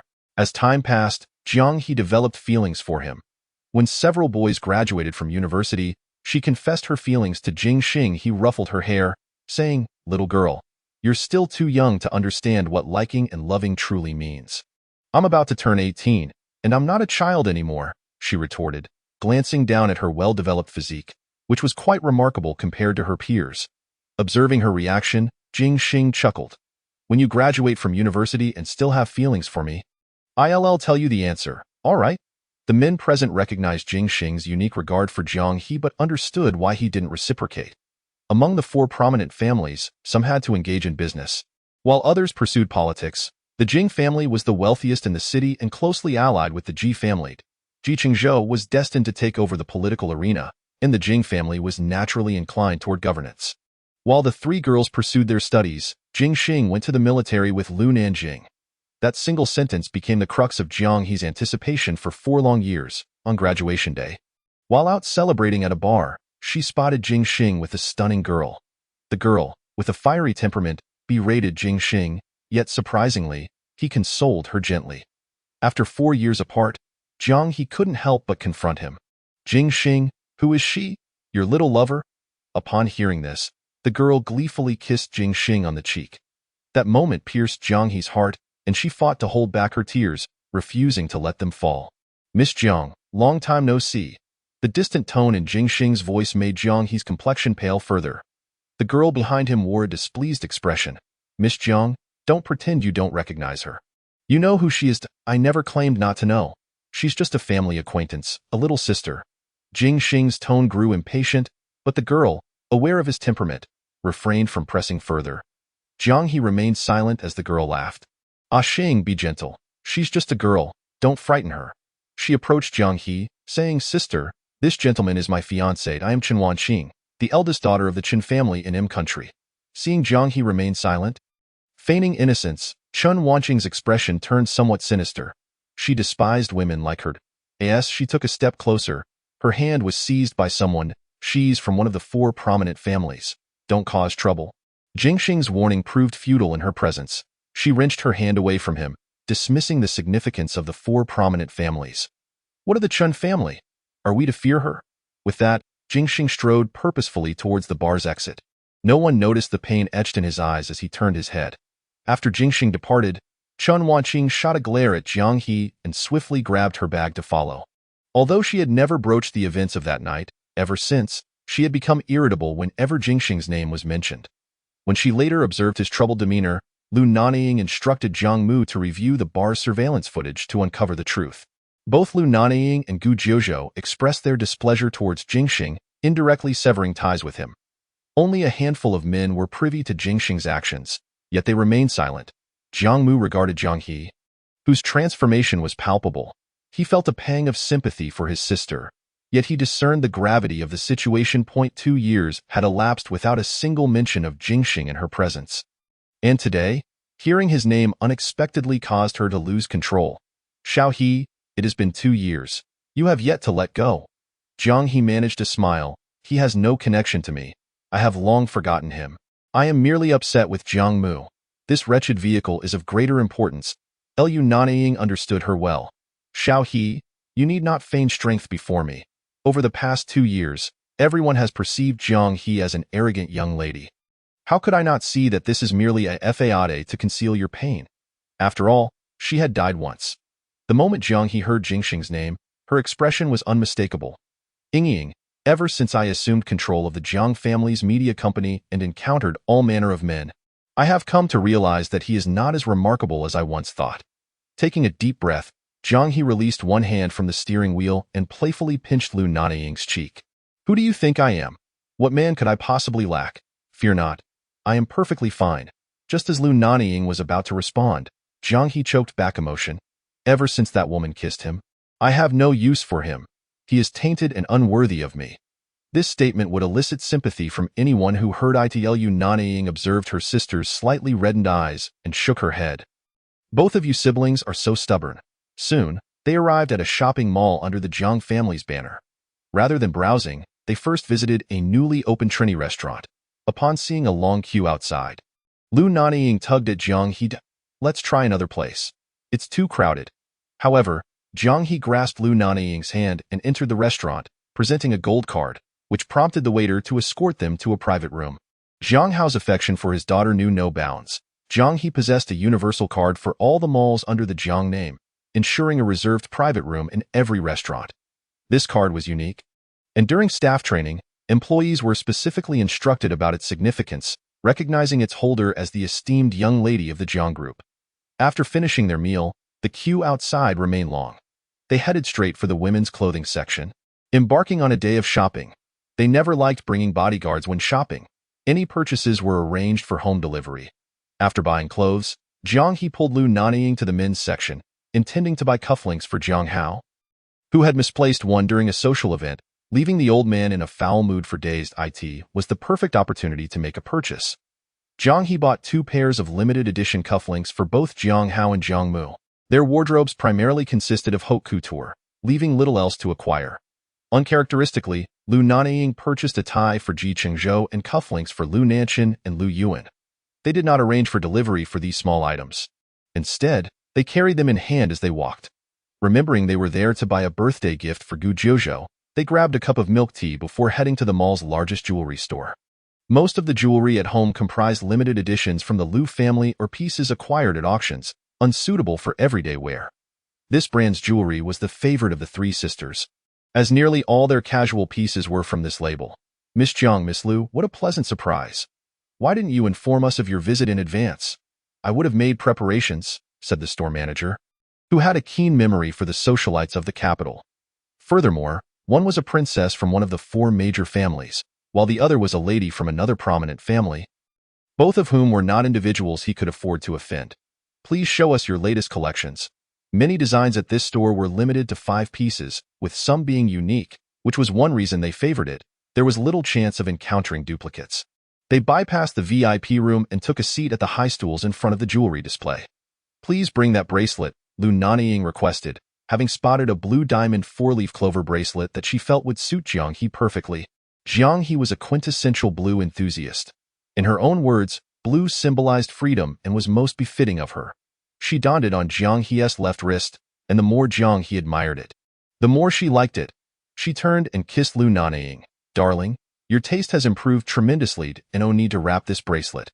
We'll settle the bill shortly, Jiang He instructed the sales assistant. Just as she finished speaking, a commanding female voice interjected. I'll take that bracelet. Jiang He recognized the voice as somewhat familiar and turned to see a familiar adversary. Chapter 38. Fear not, brother is here. Lu Nanying mentally catalogued the socialites of the capital. But the presence before her was unmistakable. Who is she? Do you know her? She quietly inquired of Jiang He. Jiang He leaned in to whisper in Lu Nanying's ear, her expression visibly darkening. Excuse me, miss, but we spotted that bracelet first, Lu Nanying asserted coldly, well aware that those familiar with her recognized when the little princess was displeased. If I want something, it belongs to me. It doesn't matter that you saw it first. Can you even afford it?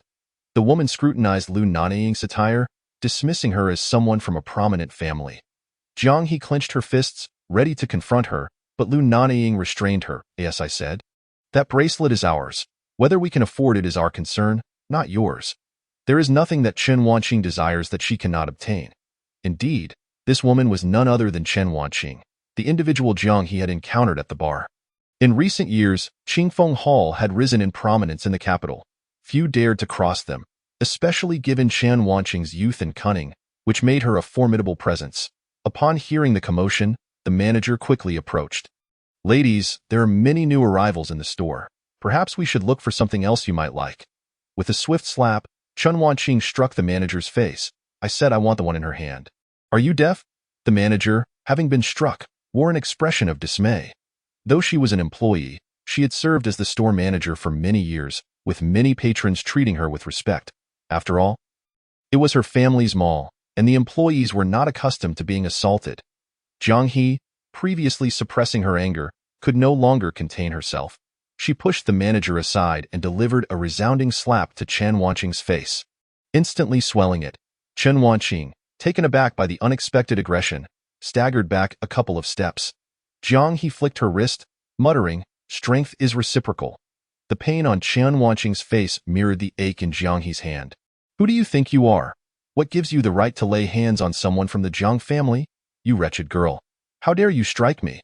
I'll make you pay. Chen Wanqing's face contorted with rage. Recognizing Jiang He from her memories, she recalled the girl as weak and timid, while regarding Lu Nanying as just another frail young lady, dismissing any fear. Upon hearing her insult Jiang He, Lu Nanying splashed water from the bar onto Chen Wanqing's face. With a mouth so filthy, it truly needs a good wash. Enraged, Chen Wanqing lunged at Lu Nanying's face. Though she was the daughter of Qingfeng Hall, accustomed to having bodyguards accompany her, she was also trained in combat. Despite Lu Nanying's quick reflexes, she could not evade Chen Wanqing's swift attack, which left her with a scratch on her neck, courting death. It was permissible to insult Jiang He, but if one dared to touch Lu Nanying, that was entirely unacceptable. The two women began to fight. Chen Wanqing was a martial artist, but Jiang He was no pushover either. Lu Nanying, aware of Jiang He's capabilities, refrained from intervening, instead sending a message to Chengzhou. Meanwhile, the manager, sensing the situation escalating, alerted Jiang Mu. Jiang Mu and Lu Nanying were at GS, while Chengzhou was already en route upon receiving the young woman's message. Moments later, Chen Wanqing found herself at a disadvantage. While Jiang He bore some injuries, they were not as severe as those on her adversary. Send the brothers up to the third floor. Chen Wanqing had brought her entourage, but had left them in the car, not wanting to draw attention. After being struck by Jiang He, she had no intention of letting it go and contacted someone for assistance. Within minutes, 4 men in black suits entered, their expressions fierce. One sporting a scar on his brow. Miss, are you all right? The scarred man glared at the injuries on Chen Wanqing's face, his expression darkening. They were all members of Qingfeng Hall, and the leader was Chen Feng's trusted aide, who had harbored feelings for Chen Wanqing for years. Despite being capable of achieving a higher position within Qingfeng Hall, he willingly remained by her side as a bodyguard. Look at her. She is hurt. How dare you touch our young lady? Lu Nanying stood protectively in front of Jiang He, confronting the menacing group. Your young lady initiated the violence. Does that preclude others from defending themselves? Are you thieves? Operating under such twisted logic? With Chengzhou yet to arrive, they were outnumbered, and Jiang He had already sustained injuries, so she had to buy time. I've never been one to reason. Our young lady is the law. He seized Lu Nanying's hand and flung her aside with considerable force, sending her crashing against the cabinet. Ying, Jiang He wished to rush over and assist her, yet a hand lunged towards her neck. Before it could make contact, the man was sent flying several meters away by a forceful kick. Even the bodyguard stationed at the entrance was knocked to the ground. Upon seeing the newcomer, Jiang He's tears cascaded down her cheeks. Chengzhou and his companions had just arrived and witnessed Lu Nanying being hurled aside, his rage palpable as he charged in and delivered a punishing kick. He scooped up Lu Nanying from the ground, heart aching at the sight of her, as if he were gazing upon a corpse. After Jiang Mu and Lu Nanying dealt swiftly with the bodyguards at the entrance, they turned to Jiang He, whose face was streaked with tears and marred by injuries, her expression one of utter despair. He enveloped her in his embrace, reassuring her, "Do not fear, brother is here. Where are you hurt?" Although Jiang Mu often bullied Jiang He, it did not diminish his affection for his sister. Those who dared to harm Jiang Mu's sister would rue the day they crossed him. Chengzhou was acquainted with Chengzhou. She was not a frivolous heiress, participating actively in her family's business, and had met Chengzhou on several occasions. She was also aware that he was Jingxing's cousin. Today, she had intended to meet Jingxing but was stood up at the last moment, prompting her to visit the mall alone. "She struck me first on the way." They had already reviewed the store's surveillance footage and understood what had transpired. Even without that, they would not trust Chengzhou's words. Surprised, Chengzhou noted that the taciturn man who had just entered was from the Lu family, and the striking resemblance he bore to Lu Nanying left little room for doubt regarding their relationship. "I did not strike your sister. Besides, she splashed water all over me."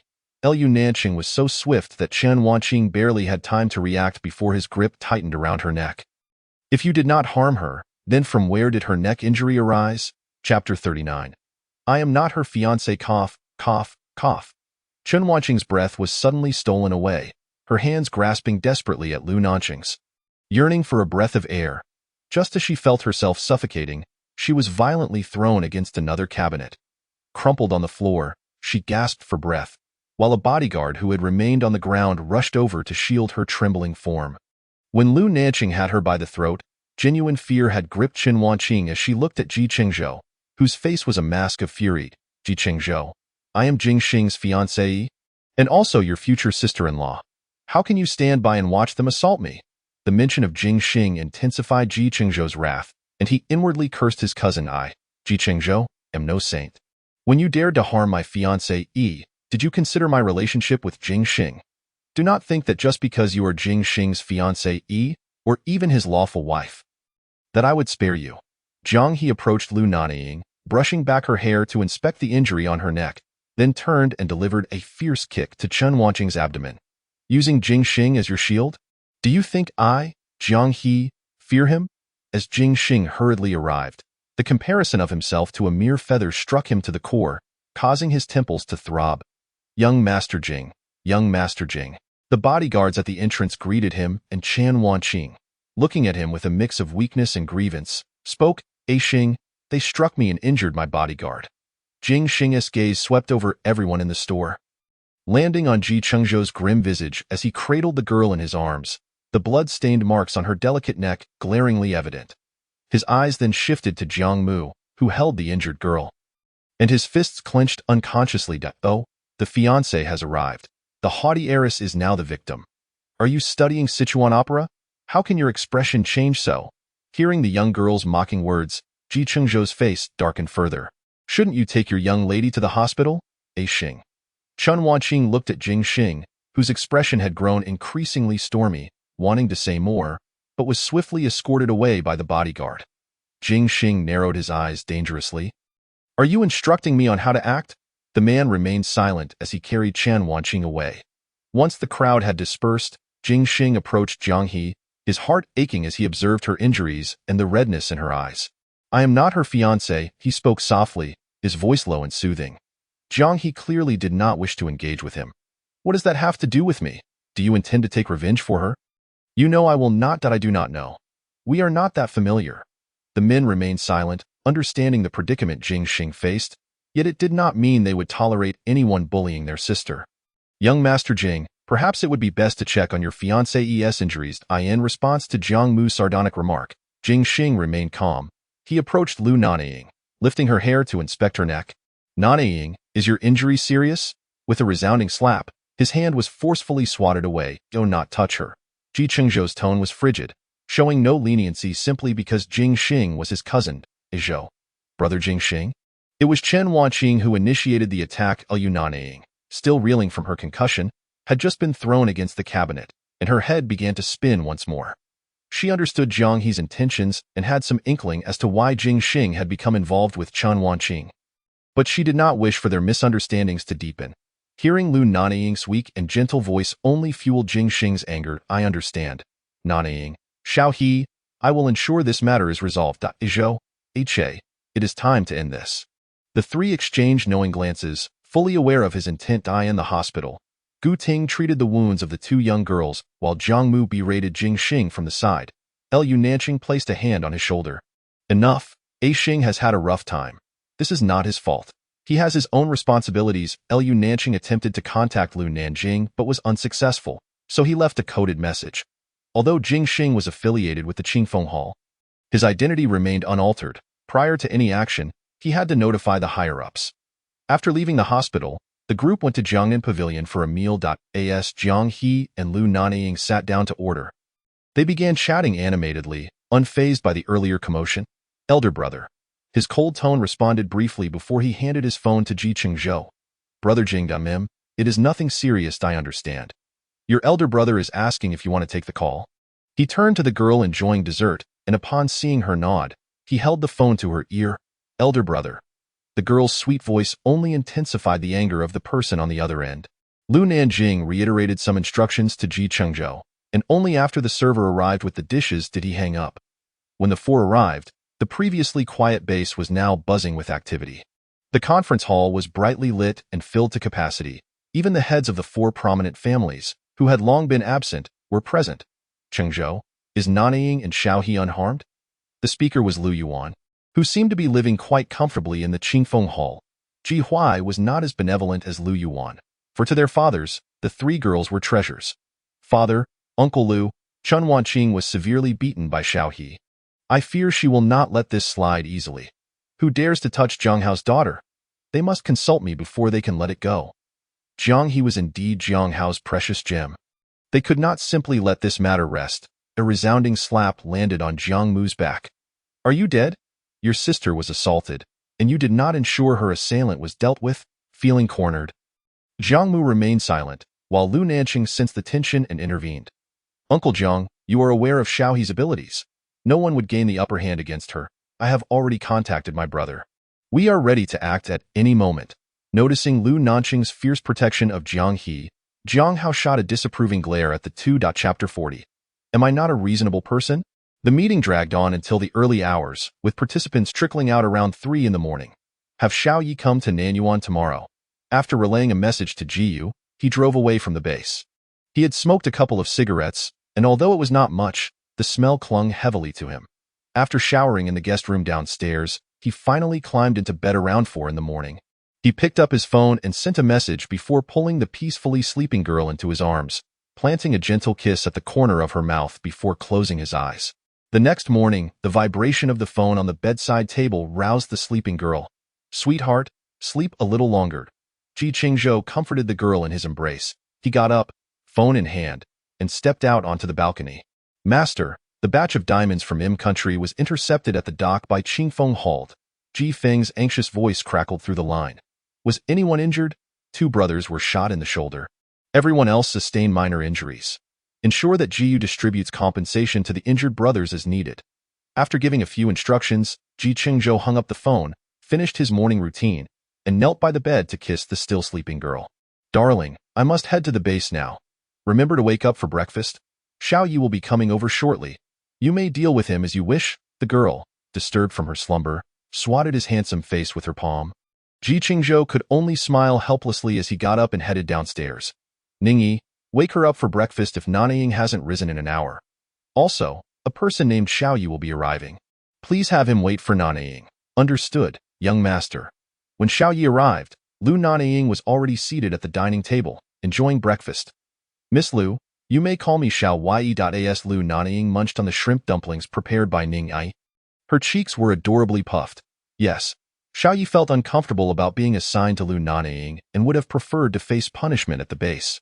Did Brother Chengzhou mention why I was to be brought to you? Not specifically. The master said to leave your handling to you. Although he harbored no fondness for Lu Nanying, he recognized her significance to his master and was thus very respectful, a stark contrast to his demeanor in the basement days prior. Xiaoyi, thank you for saving me that day. Lu Nanying set down her chopsticks and stood to express her gratitude sincerely. Xiaoyi was taken aback by her earnestness, momentarily stunned. Miss Lu, do you not resent me for not rescuing you sooner? I am aware that you had strong opinions regarding my previous behavior, and you are not obliged to save me. Lu Nanying smiled, her emotions well concealed. Xiaoyi found it somewhat perplexing to understand the girl before him. You are the beloved of the master, while I am but a subordinate, tasked with your protection. Indeed, it was because of you that I caused harm to the master that I did not rush to your aid that day. Whatever punishment you wish to impose upon me, I shall accept, but I implore you, Miss Lu, do not let me leave the flame prison, nor abandon the master. Lu Nanying gazed at the man before her, who bowed his head, his words laced with desperation. Am I truly perceived as a tyrant, unreasonable in the eyes of your brethren in the flame prison? He asked. Nay. Xiaoyi's attention shifted to the exquisite girl before him. Her sparkling eyes fixed upon him, and he suddenly felt that had he not intervened that day, he would have deserved to die 1,000 deaths. Whether it was right or wrong, he acknowledged that in the past, his judgment had been clouded, but such folly would not repeat itself. Xiaoyi, with a hint of resignation, replied, You need not speak of yourself in such a manner. Xiaoyi, what is your skill in combat? Although Lu Nanying did not closely follow the affairs of the flame prison, as a young lady of one of the 4 great families, she possessed a certain awareness of these matters. Previously, she had been easily swayed, indifferent to her family's enterprises and influence, and lacking in martial prowess, which had led to her being easily kidnapped in both her past and present lives. She was to marry Chengzhou, and with the 4 great families having made countless enemies, to stand alongside him, she needed to become formidable. Miss Lu, within the flame prison, in terms of martial skill, aside from the master, my abilities are on par with those of Feng, Jiyu, and a few other gentlemen. Lu Nanying was somewhat taken aback. She knew Xiaoyi had been dispatched to infiltrate the enemy, and his skills must be commendable, but she had not anticipated that he could rival her second brother. Xiaoyi, would you be willing to remain in the south courtyard to teach me self-defense? I possess little skill and would only burden others in times of trouble. Like Xiaoyi, I wish to at least be able to protect myself. Xiaoyi was taken aback by her request. He had envisioned various forms of torment she might impose upon him, yet this was unexpected. Observing the delicate young lady before him, he feared that teaching her martial arts might result in her injury, leading to his own demise at the hands of the master. Miss Lu, Jiyu trains new recruits at the base. Perhaps you could ask him to assist you. Are you unwilling? Seeing Xiaoyi's troubled expression, Lu Nanying felt disheartened. I know I am weak. Teaching me would be a considerable burden. Jiyu must oversee the flame prison, and Feng is busy managing the Ji family alongside brother Chengzhou.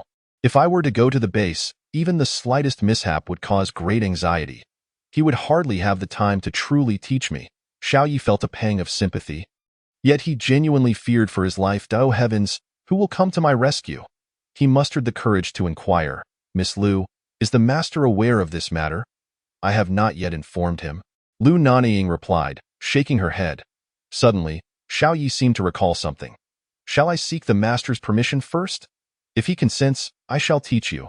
If that is agreeable. Lu Nanying's face brightened with joy, and she flashed a sweet smile.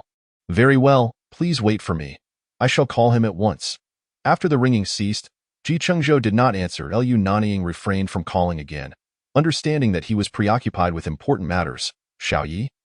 Let me add you on WeChat. Once brother Chengzhou agrees, you may come to the south courtyard to find me. The garden at the south courtyard had nearly been completed over the past few days. And in order to keep Lu Nanying occupied, Aunt Ning had arranged for vegetable seeds to be left behind. Observing the young lady lost in thought on the sofa, Aunt Ning suggested, Miss Lu, the swing and rocking chair in the garden are ready. Would you like to go enjoy them? Upon hearing that the swing was completed, Lu Nanying's interest was piqued, and she leaped up, dragging Aunt Ning outside. Aunt Ning, please do not call me Miss Lu. It feels too distant. Call me Ying instead. Unlike other socialites who preferred their servants to be overly respectful, she seemed to have done something commendable in her past life to garner such favor from her masters. Very well, Ying, Aunt Ning acquiesced. Lu Nanying beamed and played on the swing for a while. When Aunt Ning went to prepare lunch, she wandered through the bellflower garden, bringing along plenty of fish food to feed the fish. With her extravagant feeding, the precious fish in the south courtyard would soon meet their untimely demise. Chapter 41. I hear you are very fond of your fiancé. Meanwhile, Chengzhou was preoccupied with the aftermath of a cargo heist. As the Qingfeng Hall and the Flame Prison had officially entered into conflict, Chen Feng was avenging his precious daughter. Jiang Mu, with a cigarette dangling from his mouth, spoke with a hint of bravado. It seems it is more than that. A Xing mentioned that several underground trading locations of the Qingfeng Hall in M country have been raided, severing half of their funding chain. They must be running low on cash. Although Lu Nanying was the president of the Lu Group, he was also the second in command of the Flame Prison, wielding power equal to that of Chengzhou. Despite Jiang Mu's carefree demeanor, he had established the information network and firewalls for the Flame Prison and several other groups. Gu Ting was not only a doctor but also a master of weapon design, having provided many of the new weapon designs for the Flame Prison. They were all masters of the Flame Prison. Yet they had entrusted the authority to Chengzhou. One cannot deny, that woman is indeed formidable. The medical project of Qingfeng Hall in M country originates from this Miss Chan. This woman is ruthless. She has not studied medicine yet engages in the work of a doctor, extracting from others while putting them through a living hell. The crux of the matter is that Chen Feng protects his daughter well. There are always those willing to wash away her sins. For the past 2 years, no breakthrough has been found. Jiang Mu's words elicited sympathy for Jing Xing among the others, having endured such an ordeal for 2 years. Brother Zhou, what time did Chen Feng arrange to meet? 2 o'clock this afternoon. That batch of diamonds is not particularly valuable. He has invited me for a discussion, but I suspect his intentions lie elsewhere. Chengzhou furrowed his brow, feeling that the situation was not as simple as it appeared. With 2 elders stationed at the group, no trouble should arise. Mu, keep a close watch on Qingfeng Hall and the movements in M country. Ting, ensure all equipment is prepared, and also notify a Xing to keep an eye on Chunwanqing. The task deployments for the Flame Prison were all issued by Chengzhou, and no one would question his decisions. Master gentlemen, Xiaoyi entered the conference hall of the Flame Prison. Xiaoyi, you have previously been beside Chen Feng. How well do you know him? However, Jing Xiao had many of his spies around him, all of whom were skilled. Xiaoyi had been with Chen Feng for an extended period after taking a bullet for him during a confrontation between the Flame Prison and Qingfeng Hall 4 years ago. Initially, Chen Feng had wished for Xiaoyi to marry Chen Wanqing, yet she had steadfastly refused, leading to an unresolved situation that left her as the young master of Qingfeng Hall. Chen Feng could not possibly be unaware of his subordinate's actions during this kidnapping. Xiaoye's involvement was due to Lu Nanying being a member of the Lu family, and Chen Feng was wary of entrusting anyone else. Have you seen Ying today? Chengzhou's sudden question caught Xiaoyi off guard. He recounted the events that transpired at the south courtyard and Lu Nanying's request to everyone present. Since Ying has requested you, you must go, Xiaoyi. Remember, she is also your master. Xiaoyi knelt on one knee. Master, I am but a rough individual, and may not handle her delicately. Perhaps it would be better to send Yu instead. Ying is not so weak. She is soft-hearted and tender, yet she is still the daughter of the Lu family. From a young age, she was headstrong, but having been well protected as she grew, it is indeed time for her to learn to protect herself. He was Lu Nanying's older brother and understood his sister well. With recent events occurring, Lu Nanying had begun to feel that being born into a prominent family did not mean she could remain so weak. Ying has a knack for choosing the right people. You are indeed suitable for this task. We shall have Juju learn alongside her. Jiu Ting patted Xiaoye's shoulder. Jiu Xiao, please spare me, Xiaoyi thought, genuinely wanting to cry. One little ancestor was already overwhelming. Another would surely be too much to bear. Previously, when Xiaoyi was learning self-defense, she too had been a delicate young lady. Now, although she might not compare to them, the other brothers in the Flame Prison would be hard-pressed to gain any advantage over her. Do not underestimate our young ladies. They have been well protected, yet at their core, they are still from the 4 great families, renowned for their toughness.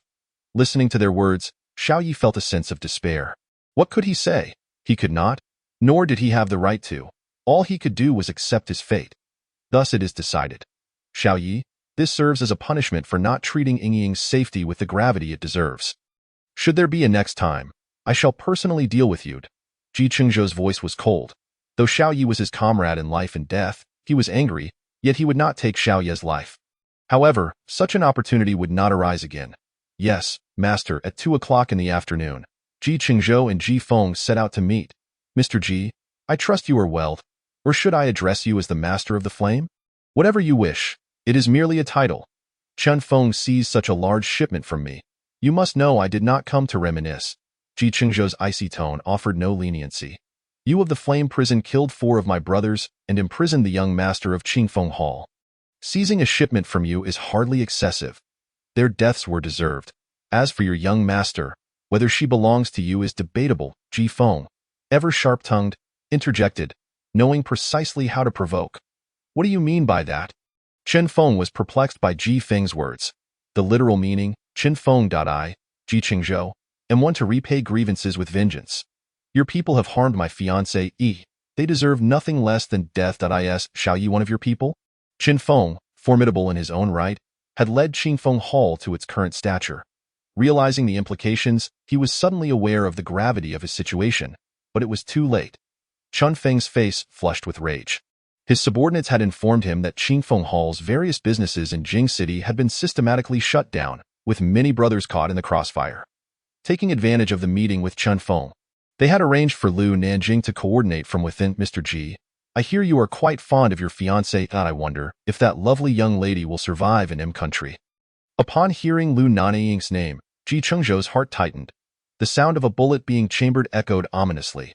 You dare to harm my fiancé, I will raise the entire Qingfeng Hall to the ground. Chen Feng's subordinates whispered in his ear, prompting him to laugh heartily. Ji Chengzhou, soon, you shall come begging me. Chapter 42. His Ying is in trouble after Chen Feng's departure. Ji Chengzhou attempted to call Lu Nanying repeatedly, but the calls went unanswered, and no one picked up at the south courtyard. Notify the person you dispatched to protect Ying to check the second-floor bedroom and see if she is there.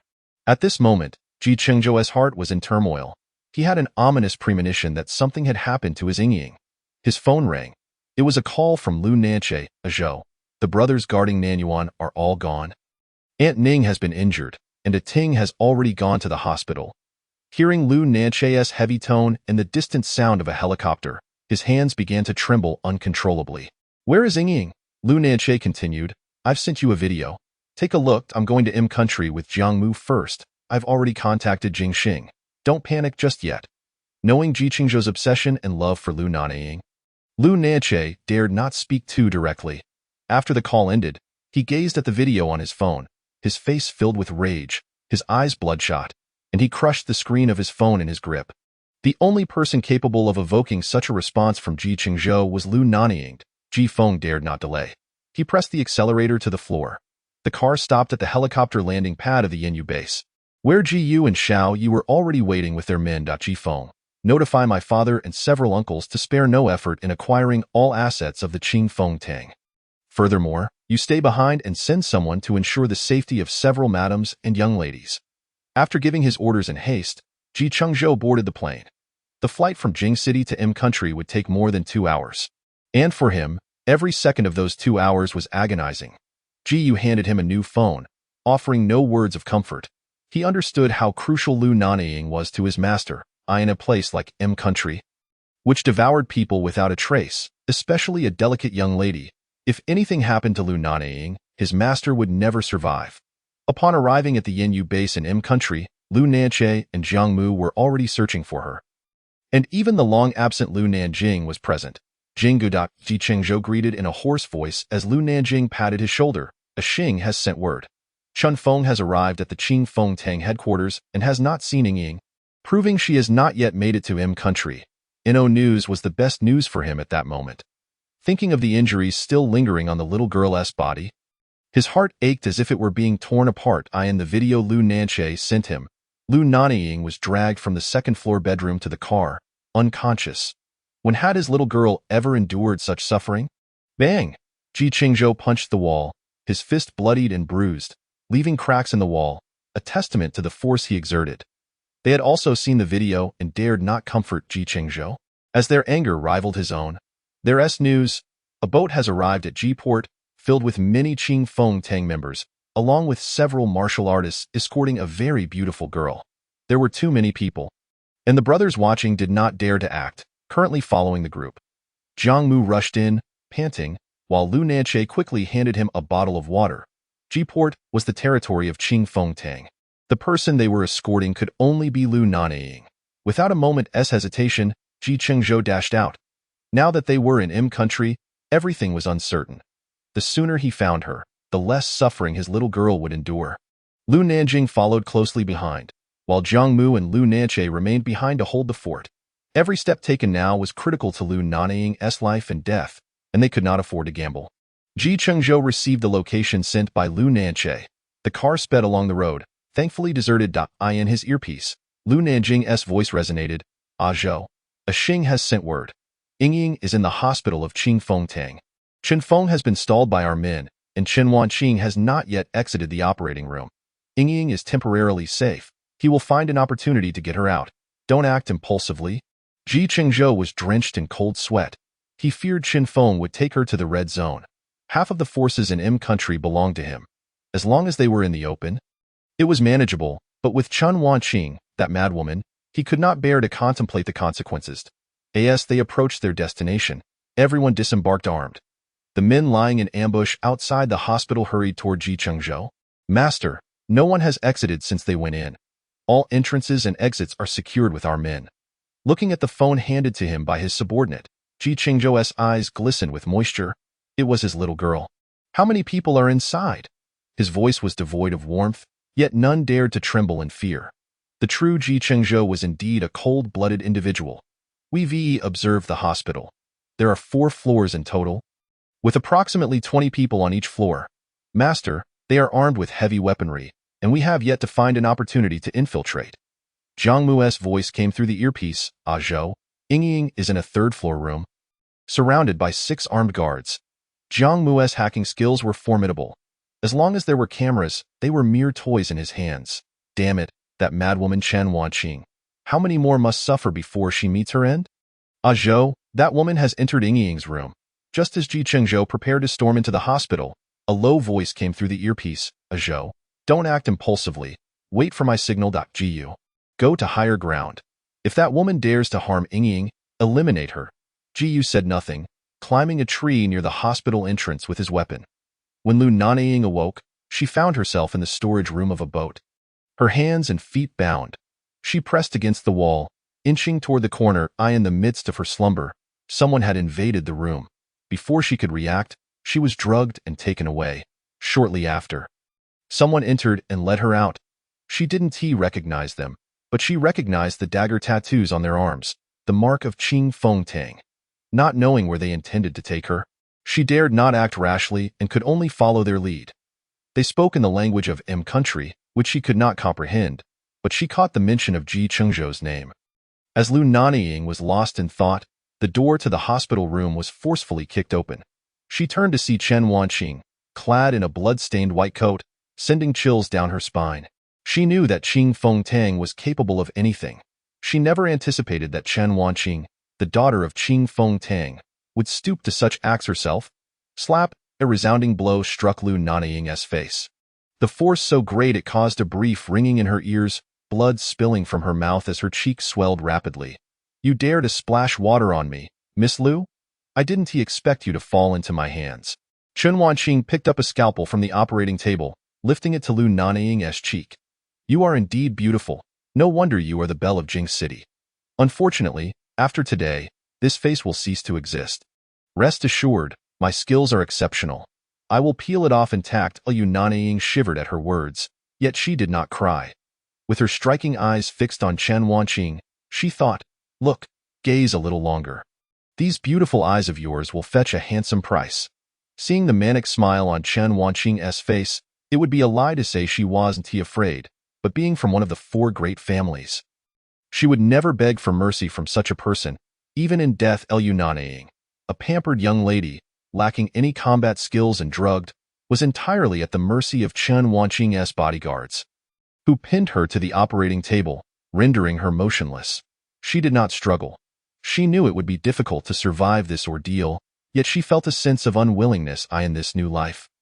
She had yet to marry Chengzhou, had yet to share a bed with him, nor had she borne him any little monkeys. Just as she closed her eyes, preparing for death, the door was kicked open once more. Xing, why are you here? It was Jing Xing. Upon seeing a familiar face, Lu Nanying couldn't help but let tears slip from the corners of her eyes. Wanqing, she is not someone you can touch. Ha, Jing Xing, do you wish to protect this woman? Have you forgotten that I am your fiancé? Witnessing Chun Wanqing's face contort in a scream, Jing Xing looked at her with utter disdain. Ji Chengzhou has already arrived. You harmed his fiancé, and he will not spare you. This country belongs to my Chen family. So what if Ji Chengzhou comes? If he doesn't spare me, my father will not spare him either. Jing Xing, uninterested in further conversation, understood Ji Chengzhou's temperament. Should he fail to find Lu Nanying, he would undoubtedly storm in. Ignoring Chen Wanqing, he approached Lu Nanying on the operating table, provoking a deep jealousy in Chen Wanqing as she watched him disregard her. You lot, stop him. As Jing Xing engaged in combat with Chen Wanqing's 6 bodyguards, despite his prowess, they were no pushovers. Witnessing Jing Xing being held back, Chen Wanqing moved to the bedside, roughly tearing Lu Nanying's clothing and brandishing the scalpel toward her abdomen. A gunshot rang out from outside, the bullet embedding itself in Chen Wanqing's hand, causing her to scream in pain. The sound of footsteps and gunfire erupted simultaneously. Sensing the situation had taken a turn, Chen Wanqing raised her other hand, aiming the scalpel at Lu Nanying's heart.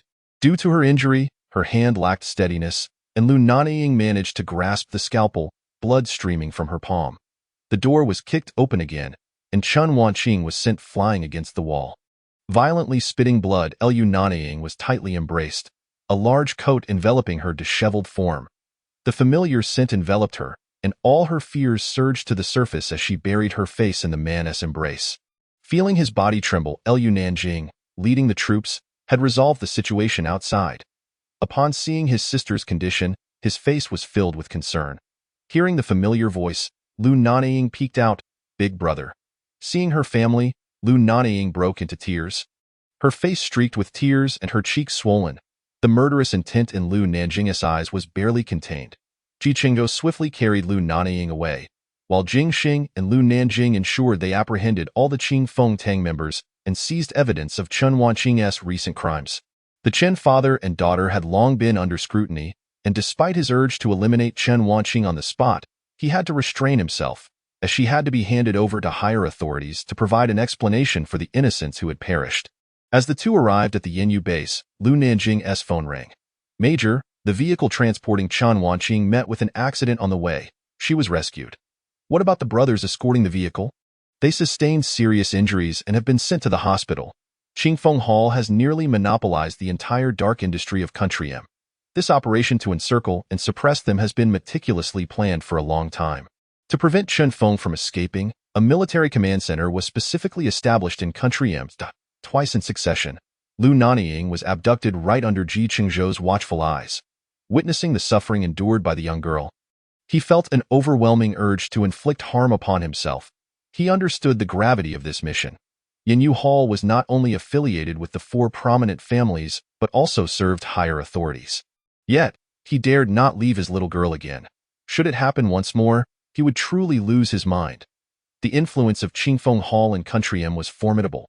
Ji Chengzhou personally took charge at Yinyu, while the others were dispatched to partake in the capture. During the several hours that Lu Nanying slept, the entire landscape of Country M underwent a seismic transformation. Under the command of Xiao Yi and Jing Xing, all of Qingfeng Hall's illicit enterprises in Country M were obliterated. Chen Feng was killed on the spot while attempting to shield his daughter, Chen Wanqing, from escape, and she, along with other key members of Qingfeng Hall, was apprehended. This skirmish lasted a full 4 hours, resulting in the near-total annihilation of Qingfeng Hall, with only a few casualties among the military and Yinyu, and a small number sustaining serious injuries. All things considered, this operation was executed with commendable precision. Jing Xing sustained severe injuries during the action, and when Lu Nanying awoke, he had yet to emerge from the operating room. "Brother Chengzhou," she called, her gaze falling upon the man leaning by her bedside, whose crimson eyes bore dark circles. It was evident that he had not rested at all. "You're awake. Are you feeling unwell? Does your hand still hurt?" "I am fine. Have you not slept at all?" Her heart ached for him as she pressed her bandaged hand against Ji Chengzhou's cheek. That moment, Ji Chengzhou appeared completely disheveled. His shirt was wrinkled, and stubble adorned his chin. Yet, he seemed utterly unconcerned. And I'm fine. Bao, it's all my fault. I should not have left home. He enveloped the young girl in his arms, burying his head deeply into her neck. His hoarse voice repeatedly uttering apologies. Lu Nanying felt a warm, moist sensation against her neck. In her previous life, she had never been kidnapped. The only time she had seen him weep with such heart-wrenching sorrow was when she had perished. Yet now, this once invincible man was silently trembling with tears because of her abduction and injuries. Gradually, Ji Chengzhou's emotions began to stabilize. Chapter 43. He is not anyone to me. Knock, knock, knock. The door to the room was rapped upon. Ji Chengzhou released the girl in his arms and pressed a gentle kiss on her pallid lips before straightening himself to answer the door. Lu Nanying entered, his gaze fixating on his sister's swollen, colorless cheeks, his hands wrapped in bandages. A look of deep concern etched across his face. Does it still hurt? Are you feeling unwell? Lu Nanying, not wishing to worry them further, managed to smile. Second brother, I'm fine. It doesn't hurt that much. Where is elder brother? She glanced towards the door, knowing that her elder brother had also come to Chengzhou. He would undoubtedly be here given her injury. Elder brother is in the medical room downstairs. Xing was injured and is still undergoing surgery. Lu Nanying attempted to rise from the bed but was promptly lifted back into Ji Chengzhou's embrace. Be good. The doctor said you are still very weak and cannot get out of bed. I am fine. How is Jingxing? Is he seriously injured? She clutched at Ji Chengzhou's clothing, anxiety lacing her voice. Jingxing was the beloved of her dear friend, Xiaoyi. If anything were to happen to him, how would Xiaoyi cope? The bullet was dangerously close to his heart. Ting is performing the surgery. With him there, you need not worry. Following Lu Nanying's injury, Gu Ting flew to Chengzhou overnight, and upon landing, he received news of Jingxing's gunshot wound, which was critical. Lu Nanying had lost considerable blood and sustained multiple injuries, leaving her still weak and soon drifting back into slumber. Ji Chengzhou instructed Xiao Yi and Ji Yu to remain in the room with her before accompanying Lu Nanying to the surgical ward below. The entrance of the Yanyu base's operating room. Lu Nanying sat on a bench in military attire, a cigarette clutched between his fingers, with several butts scattered at his feet. He had remained there since Jingxing entered the operating room. Having grown up alongside the others, Ji Chengzhou, Lu Nanying, Gu Ting, and Jiang Mu, all of whom were of the same age. Their bond was not merely one of camaraderie forged through trials, but also of familial ties. Elder brother, Jinggu. He acknowledged the newcomers with a nod, his silence speaking volumes. After finishing his cigarette, Lu Nanying finally spoke in a hoarse voice. Is Ying all right? Ji Chengzhou, cigarette in hand, leaned against the wall, the warmth of his presence radiating as he held the young girl closer, who had just awakened briefly before succumbing to slumber once more. Zhou. Chen Wanqing must await her judgment. The implication was clear. She could not be handed over to him privately. Ji Chengzhou crushed the nearly extinguished cigarette beneath his foot, his expression steely as he fixed his gaze upon the operating room's light. The door to the operating room swung open, and Gu Ting emerged. Weariness etched across his features. He had only left the hospital in the early hours of the previous day and had flown in without sleep, spending several hours in surgery. The bullet has been removed. It was mere millimeters from the heart. If he survives the next 48 hours, he will be fine. I will handle the arrangements. The aftermath is nearly complete. The rest can be entrusted to my subordinates. Lu Nanying pulled out his phone to send a message. Ji Chengzhou added, I will keep Ji Yu and Xiaoyi here. They are more familiar with the situation in Chengzhou. 2 hours later, 2 military aircraft took off from Chengzhou, landing at the Yanyu base airport in Jing City 2 hours. After that, an ambulance from Gu Ting's hospital was already waiting at the airport, ready to transport Jingxing immediately upon disembarking. Members of the 4 prominent families were gathered at the airport, and upon seeing the unconscious Jingxing, Jiang he couldn't help but turn red-eyed. Gu Jiuyo embraced her, whispering words of comfort. Jinggu is so capable. He will be fine, don't worry. Ji Chengzhou cradled Lu Nanying as they disembarked, and everyone rushed over, their hearts aching upon seeing her bandaged hand and swollen face. Several ladies and 2 young girls wept profusely. Lu Nanying's naturally fair skin appeared even more flushed after a day, making her condition seem worse than before. Observing the sorrowful expressions on the faces of her 3 mothers and friends, She smiled and said, "Three mothers, I'm fine. Please don't cry. If you cry, Ying will want to cry too." Hearing their precious daughter threaten to weep, they hastily wiped their tears away. The four fathers glared fiercely at the four men. And ordinarily, Jiang Mu would have had the audacity to speak out, but now he lacked the courage, merely enduring the wrath of their fathers. Chengzhou carried Lu Nanying to the car, with the others hastily following, leaving only Lu Yuan and Ji Huai behind. Witnessing their father's stern demeanor, Lu Nanying could only recount the events as they had unfolded. After hearing the account, both Lu Yuan and Ji Huai were filled with fury. Yet with Chen Feng now deceased, Chen Wanqing had to be handed over to the authorities for handling. They could not kill her, but that did not mean they could not take other actions. "Ah Jing, do as you see fit. As for what Uncle Ji wishes to do, do not concern yourself with that. I will handle it with the higher dash-ups." Lu Nanying acknowledged Ji Huai's influence with a nod before departing. Lu Nanying's injuries were severe, and Chengzhou, unable to rest easy, insisted on her staying in the hospital for a couple of days for observation. Noting the concern etched on everyone's faces, she acquiesced, for not only had she been frightened, but her entire family had been shaken as well. Upon hearing of Lu Nanying's abduction, Gu Jiuyo and when he rushed to the Lu residence. And even Jiang He and Jing'an had been staying there for the past couple of days. Jiang He had been weeping, believing her conflict with Chen Wanqing had led to Lu Nanying's plight. The three mothers, who had been showering Lu Nanying with affectionate care, finally paused as she expressed her hunger. Wai Shi went to fetch food while Jing'an and when he headed upstairs to the intensive care unit to visit Jingxing. "Xiao He, don't be sad. I'm fine." Since disembarking, she had noticed something amiss with Jiang He. Having grown up together, how could she not be aware of her friend's feelings? "Ying, I'm sorry. If I hadn't been so impulsive that day, it wouldn't have been your fault." Jiang He was interrupted mid-sentence by Lu Nanying. She embraced Jiang He, and Gu Jiuyo joined them, the three girls sharing their experiences over the past few days. "Xiao He, Jinggu is severely injured. Ji Yuting said the bullet was mere millimeters from the heart. Aren't you going to see him?" Jiang He hesitated, her eyes reddening, yet defiance painted her face. "He's not anyone to me. With Gu Ting there, what could happen to him?" Observing the stubbornness in Jiang He, Gu Jiuyo chuckled as she sat on the bedside. "Xiao He, keep being stubborn. Ying, you don't know. When she heard my brothers call saying Jinggu was injured, her face went pale. That I didn't. I was just worried about you after hearing you were hurt."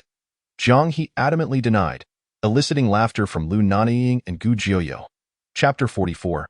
I love you. Having experienced several brushes with death, Lu Nanying gained profound insights into many matters. With utmost seriousness, she addressed Jiang He. "Xiao He, Jinggu is a soldier. He has his duties and missions. We all know that 3 years ago, he didn't mean to treat you that way.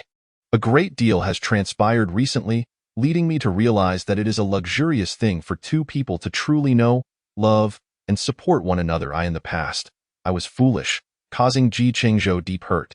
Thankfully, I have the opportunity to make amends with him, but as I felt my life slipping away, I suddenly lamented not having told him that I love him, not having married him.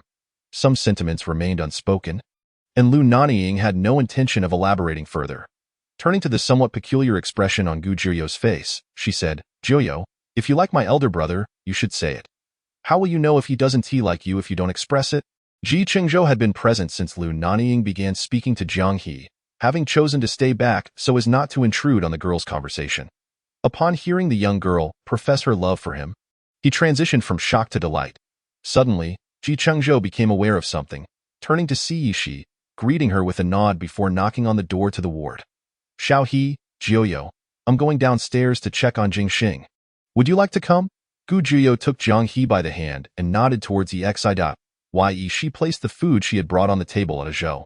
"I bought too much. You and Ying should share." With that, she led the two girls out of the ward. Chengzhou moved the table closer to the bed, feeding Lu Nanying bite by bite. As the man entered, a smile that could scarcely be contained crept across his lips, uplifting Lu Nanying's spirits in tandem. After the little girl had finished her meal with a satisfying burp, Chengzhou began to eat the remaining dishes using her chopsticks. Lu Nanying was somewhat taken aback. She knew Chengzhou, like her several brothers, had a penchant for cleanliness in past social gatherings. If a woman poured him wine, he would demand a new cup, and if his clothing was even slightly brushed, he would discard it without hesitation. How could he behave so casually around her? In her heart, a tiny figure began to dance and set off fireworks. After Chengzhou finished his meal and tidied up, he sat on the edge of the bed, pulling her into his embrace and addressing her in a hushed tone. Ying, repeat what you just said. Observing his earnest demeanor, Lu Nanying felt a playful urge to tease him. What? That thing I said? I just heard it at the door. Seeing her playfully dodging the topic, he pressed a kiss to the corner of her mouth and leaned in closer, whispering in her ear. Lu Nanying felt a ticklish sensation from his actions, giggling. That was meant for Xiao He and Zhujiao. Just using you as an example. Aware that the little girl was merely jesting, he nonetheless felt a pang of disappointment in his heart. Witnessing Chengzhou's change in mood, Lu Nanying felt a twinge of guilt for having gone too far. Brother Chengzhou, didn't I mention before that I love you? Chengzhou ruffled her hair. His face radiating affection. I heard you. I love you. Why don't you say you love me too? Lu Nanying asked in confusion, believing that if she professed her love, he should reciprocate. Chengzhou chuckled. I love you not because you love me. Lu Nanying shook her head. I used to think I merely liked you, but recent events have made me realize that my feelings run deeper. I fear that before I can tell you I love you or marry you, I might lose the chance. The moment her words fell, her delicate lips were seized in a fervent kiss that seemed to last an eternity. When Chengzhou finally released her, she melted into his embrace, feeling weak and breathless. Sweetheart, if you mention that word again, the punishment will be different. Startled by his rather ungentle kiss, Lu Nanying blushed and nodded fervently. Once you're better, let us go get our marriage certificate, shall we? Chengzhou couldn't bear to wait a moment longer.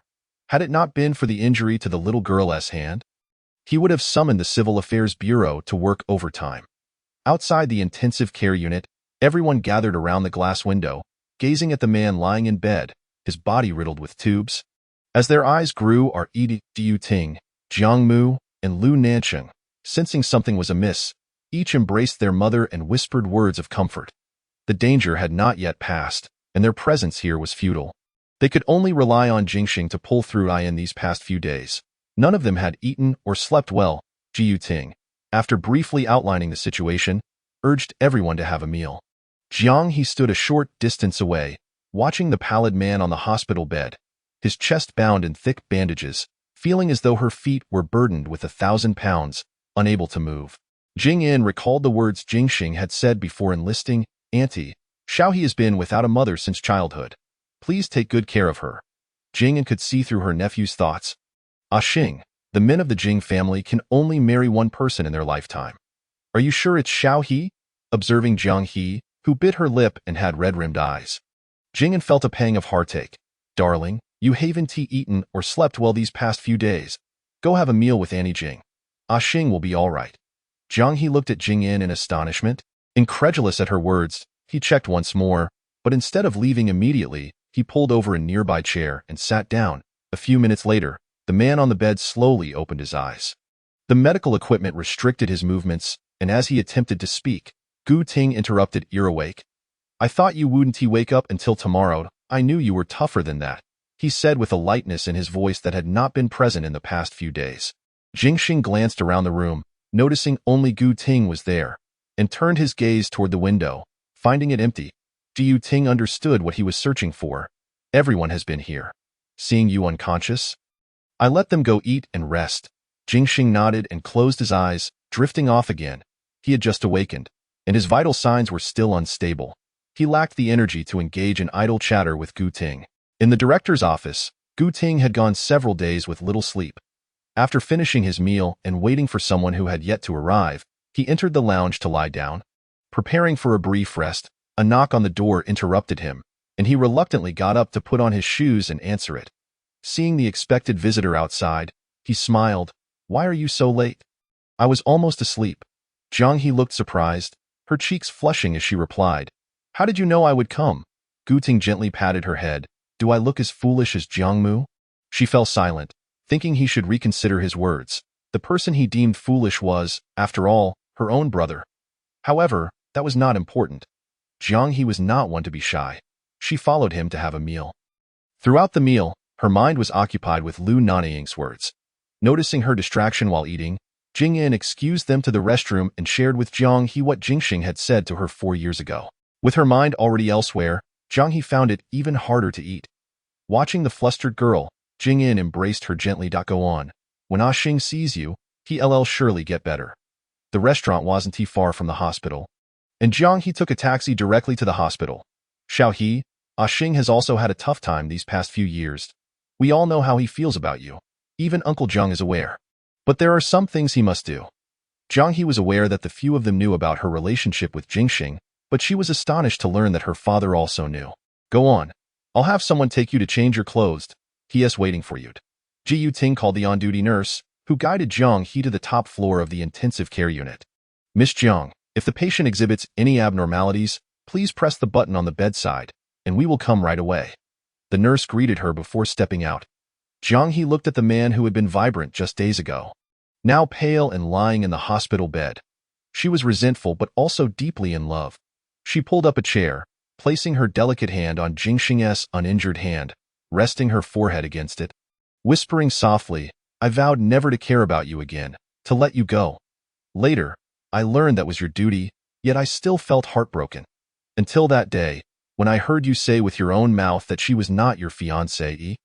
I stopped hating you so much, Brother Ah Xing, I forgive you. You need to wake up quickly. You still Haven T told me the answer from 4 years ago. After she entered and bowed her head, she did not look at Jingxing again. Unbeknownst to her, the moment she spoke her first word, the man had already awakened. He was too weak to respond, and he feared that if he spoke, the little girl would leave. Good. The voice came out weak and hoarse, making Jiang He jerk her head up, thinking she had imagined it. Her swollen eyes met his tender gaze, causing her breath to quicken. Xiao He, she asked with a quivering voice, you're awake. Does it hurt? Seeing the tears streaming down her face into her mask, Jingxing hurriedly tried to sit up. One small hand pressed against him. What are you doing? You can't get up. The other hand pressed the nurse's call button, refusing to let go, fearing he might move. Jingxing chuckled helplessly. I'm fine, don't cry. Just because you say you're fine doesn't mean it's true. Observing her stubborn demeanor, Jingxing found it both amusing and endearing, allowing her to do as she pleased. Soon, the doctor and nurse arrived. Jiang He was not surprised. Gu Ting had already informed her that Jingxing had woken up a few minutes prior. After examining him, the doctor confirmed there were no major issues and that he could be transferred to a regular ward the next day, though he still needed to avoid getting out of bed to prevent reopening his wounds. Jingxing wanted to speak to Jiang He, but the breathing apparatus proved to be quite a hindrance. He pointed to the device, and the doctor nodded. The nurse moved forward to remove it. The patient is still quite weak and can only drink some water. He can start on soft foods tomorrow, but please monitor the wound closely. After the doctor's instructions, he departed. Neither of them spoke, and Jiang He suddenly walked out. Jingxing lowered his hand, closing his eyes with a look of sorrow on his face.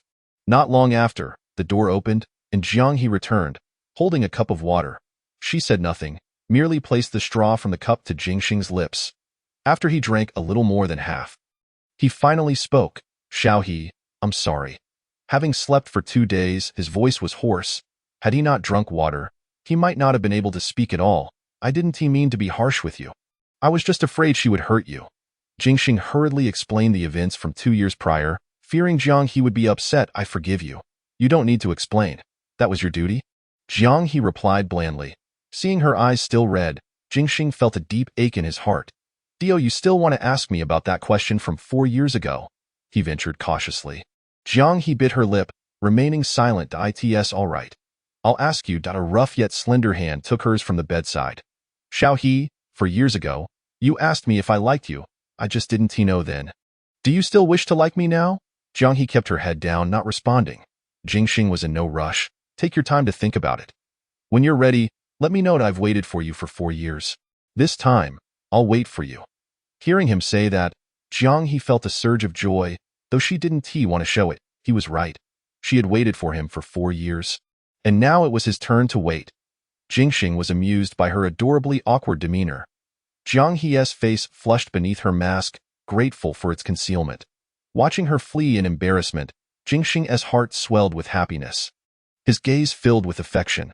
Not long after, a nurse arrived to change his dressings, and he fell into a deep slumber. After he was asleep, a small figure tiptoed in, clutching a blanket. She approached the bed, took a glance, then settled onto the couch.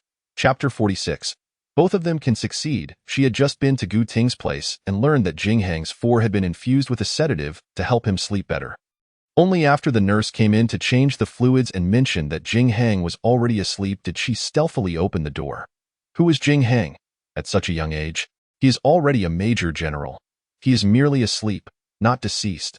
Upon the door creaking open, he opened his eyes slightly, noticing the little girl sneaking in with a blanket, a faint smile gracing his lips. By the time he placed the blanket down and approached the bed, he had already shut his eyes again. The fragrance wafting from the little girl as she drew near warmed his previously icy heart. He had also struggled to sleep well over the past few days and dozed off on the sofa. It was only when he heard her steady breathing that he opened his eyes, initially intending to rise and check on her. However, recalling the girl's earlier awkward demeanor, he dismissed the thought. Listening to Jianghe's rhythmic breathing, he soon fell asleep as well, and even when the nurse came in during the night to remove the 4, neither of them stirred. The following day, when the doctor came for his rounds, Jianghe woke up and hurriedly wrapped herself in the blanket, making her way downstairs to Lu Nanying's ward. The sight of the little girl sneaking around struck him as amusing. Miss Jiang had been here all night without leaving. Chengzhou opened the door, intending to fetch breakfast for Lu Nanying, and nearly collided with Jianghe, who was clutching her blanket.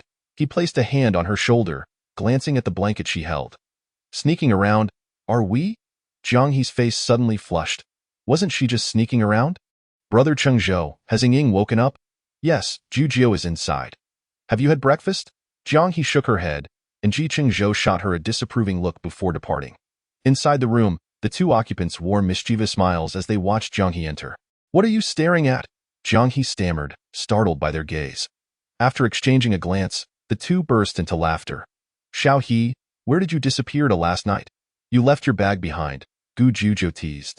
Gesturing toward the bag on the sofa, Jianghe placed the blanket in the cabinet of Lu Nanying's room.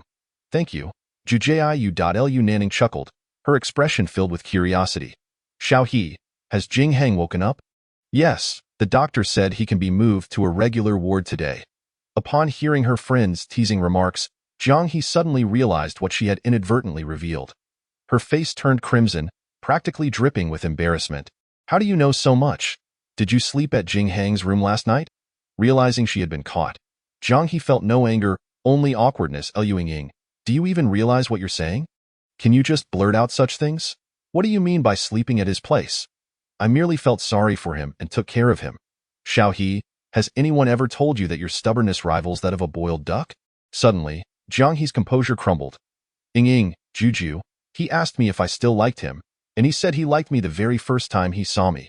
Lu Nanying, her palm still wrapped in bandages, gently touched Jianghe's cheek. So do you still like him? I don't know.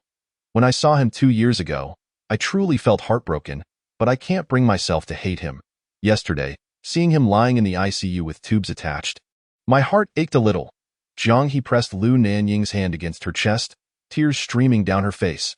Xiaohe, if you like him, don't let the opportunity slip away. Even if it turns out unsuitable later, there will be no regrets, right?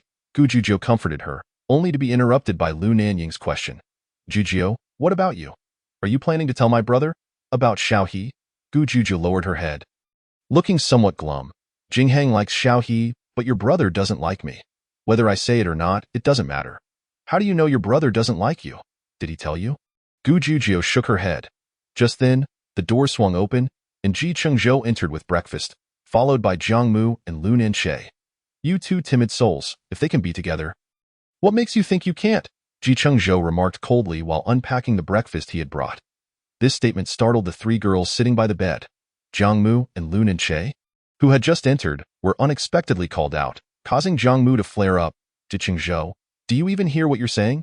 Lu Nanying chuckled, feeling that Chengzhou's words weren't entirely off base. He approached Lu Nanying and gently stroked her long hair. Look at how beautiful our Juzhou and Xiaohe are. If those 2 aren't blind, they should see it. Their banter rendered the girls momentarily speechless. Are you feeling okay?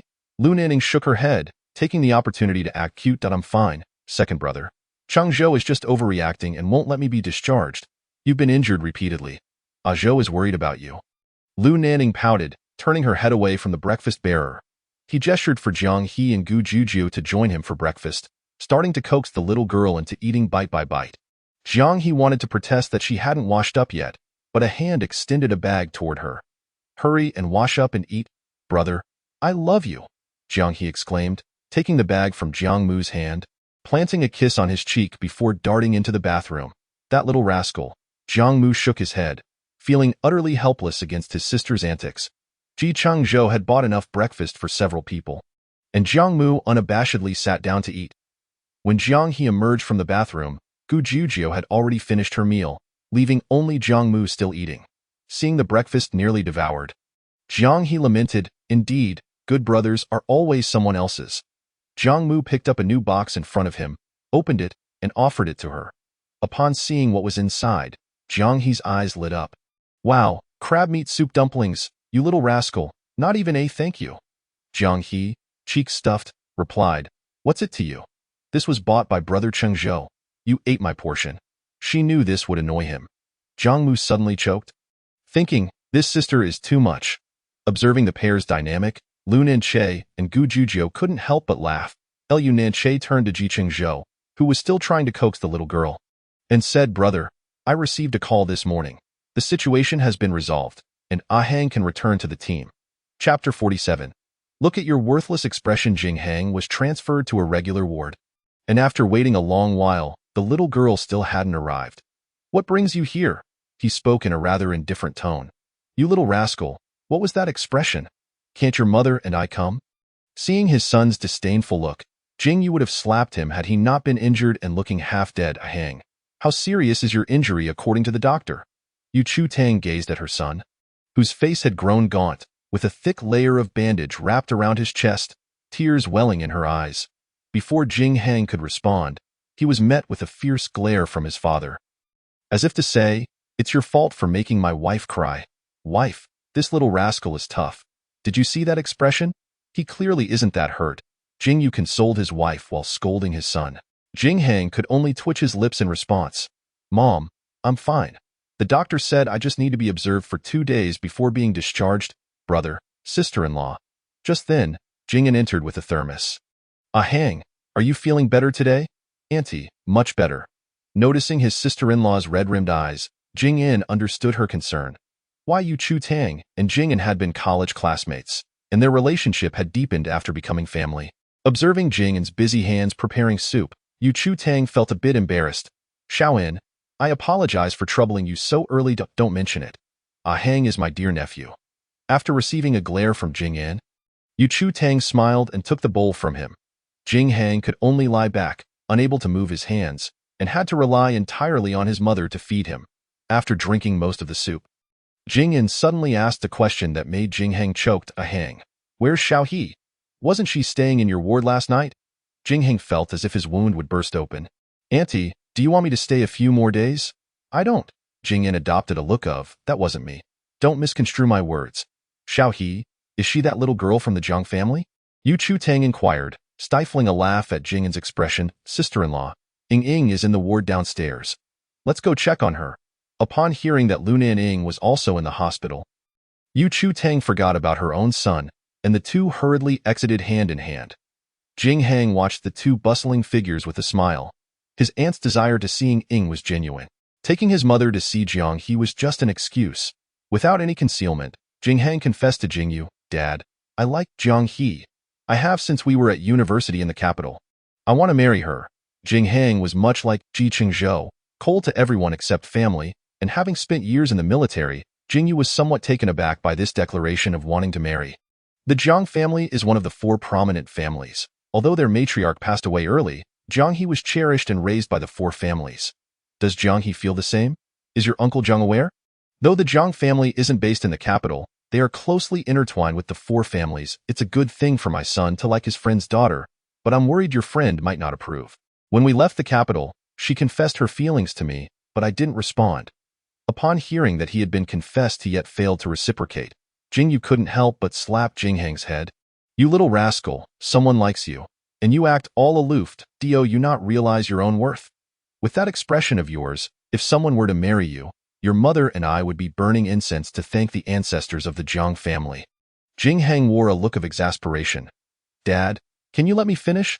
Jing Yu pulled out a chair and sat down, glaring at him. He recounted the events of the past few years involving him and Jiang He, saying, but Auntie should know something. Jing Yu patted his shoulder. If you like her, pursue her earnestly. Our family values loyalty. We marry only once in a lifetime. I'll have a word with your Uncle Jiang. As for whether Jiang He agrees or not, I understand, Jing Heng replied. Knowing his father well, he had never been one to worry about his son's affairs. Uncle Jiang. Outside the door, a series of greetings could be heard. Zhou. I descended to check on Yinging. Aware that they had matters to discuss, you inquired about Lu Nanying's hospital room before taking his leave. That girl Jiang He, she spent the night here with you. Chengzhou, though silent, had a way of frightening one with his words. Jing Xing's lips twitched. Indeed, this cousin of his was a true offspring of his aunt. Could he not reflect on the words he uttered? What did he mean by spending the night here? She came by last night, exchanged a few words, and then left. I simply went to bed, and in the morning, I noticed her slipping away stealthily during the doctor's rounds. Remembering the girl's actions earlier that morning, Jing Xing could not help but chuckled. Chengzhou teased. Look at our esteemed Jing Xiaojiang. What a worthless expression. Was your demeanor any more valuable while pursuing Yinging? To outsiders, these two brothers appeared as cold as ice, yet in private, they engaged in banter that seemed almost childish. Lu Nanying laughed. Zhou loves Yinging. No one in the capital is unaware of it. Fortunately, he is shameless, or he would never catch up to my Yinging. Confused as to whether the words were a compliment or a slight, Chengzhou rolled his eyes and sank onto the sofa. He and Yinging were not yet wed. This plastic brotherhood still held utility and must be preserved. Jing Xing. That girl Zhao He is carefree, but I know she has concealed many matters in her heart these past few years. Especially the incident at the bar 2 years ago. She seemed to transform into a different person afterward. Upon hearing Jiang Mu's words, Jing Xing felt an ache in his heart. It was his inadequacy that had caused the girl distress. It was evident that Zhao He still held feelings for him. She would marry eventually, and if it had to be someone, he would prefer it to be him. The mere thought of his little cabbage marrying in the future left him uneasy. Wishing to eliminate the future suitor, he glanced at Jing Xing and decided against it. He knew he could not prevail. Rest assured, whether by the Jing families or the military standards, I cannot let her down. Some matters must remain unsaid. Previously, no one had mentioned Jiang He. They had only discussed matters of business. Chapter 48. He must end up alone. Jing Yan had briefly informed Yu Chutang about the situation between Jing Xing and Jiang He, prompting her to feel sympathy for her future daughter-in-law, whom she had known since childhood. The little girl was vibrant, despite her mother being absent during her upbringing. Upon entering the hospital room, Jing Yan spotted his son comforting his future daughter-in-law. You rascal, bullying Yinging. A sudden slap on the back left Chengzhou exasperated. In his life, he feared only two individuals, his mother and his Yinging. The others in the room stifled their laughter, greeting Chengzhou only after he began to speak. Yinging, does it still hurt? Jing Yan's expression was one of concern for his soft, delicate daughter. Auntie, I'm fine now. The girls had grown up together, raised by their mothers, and thus addressed the Jing family accordingly. Oh dear, how did you sustain such a serious injury? Yu Chutang gently touched Lu Nanying's wounded hand. Auntie, it's not serious. It's just that brother Chengzhou is overreacting and has wrapped me up like this. You little rascals, what are you all doing here? Can't you see we have matters to discuss? Chengzhou glared at his mother, who was shooing them away. While others feared Chengzhou, Jing Yan was unperturbed, showing no tact. It was no wonder Yinging found him distasteful. Chengzhou's expression darkened. After all, this was his mother, and he could not retaliate. Yet the girl looked at him with delight, preventing him from expressing his irritation. He huffed and strode out. Jiang Mu and Lu Nanying found immense joy in Chengzhou's predicament, following behind him and laughing aloud. Once he departed, Jing Yan closed and locked the door. Lu Nanying found her future mother-in-law's actions amusing. Zhao He, come, tell Jingma how things progressed last night. Initially, Jiang He felt no awkwardness towards Jing Yan, but upon remembering that Jing Xing's mother was present, her face flushed crimson. Don't be shy. Your auntie isn't a stranger. She would be delighted if you were to take her son. Wouldn't you, sister-in-law?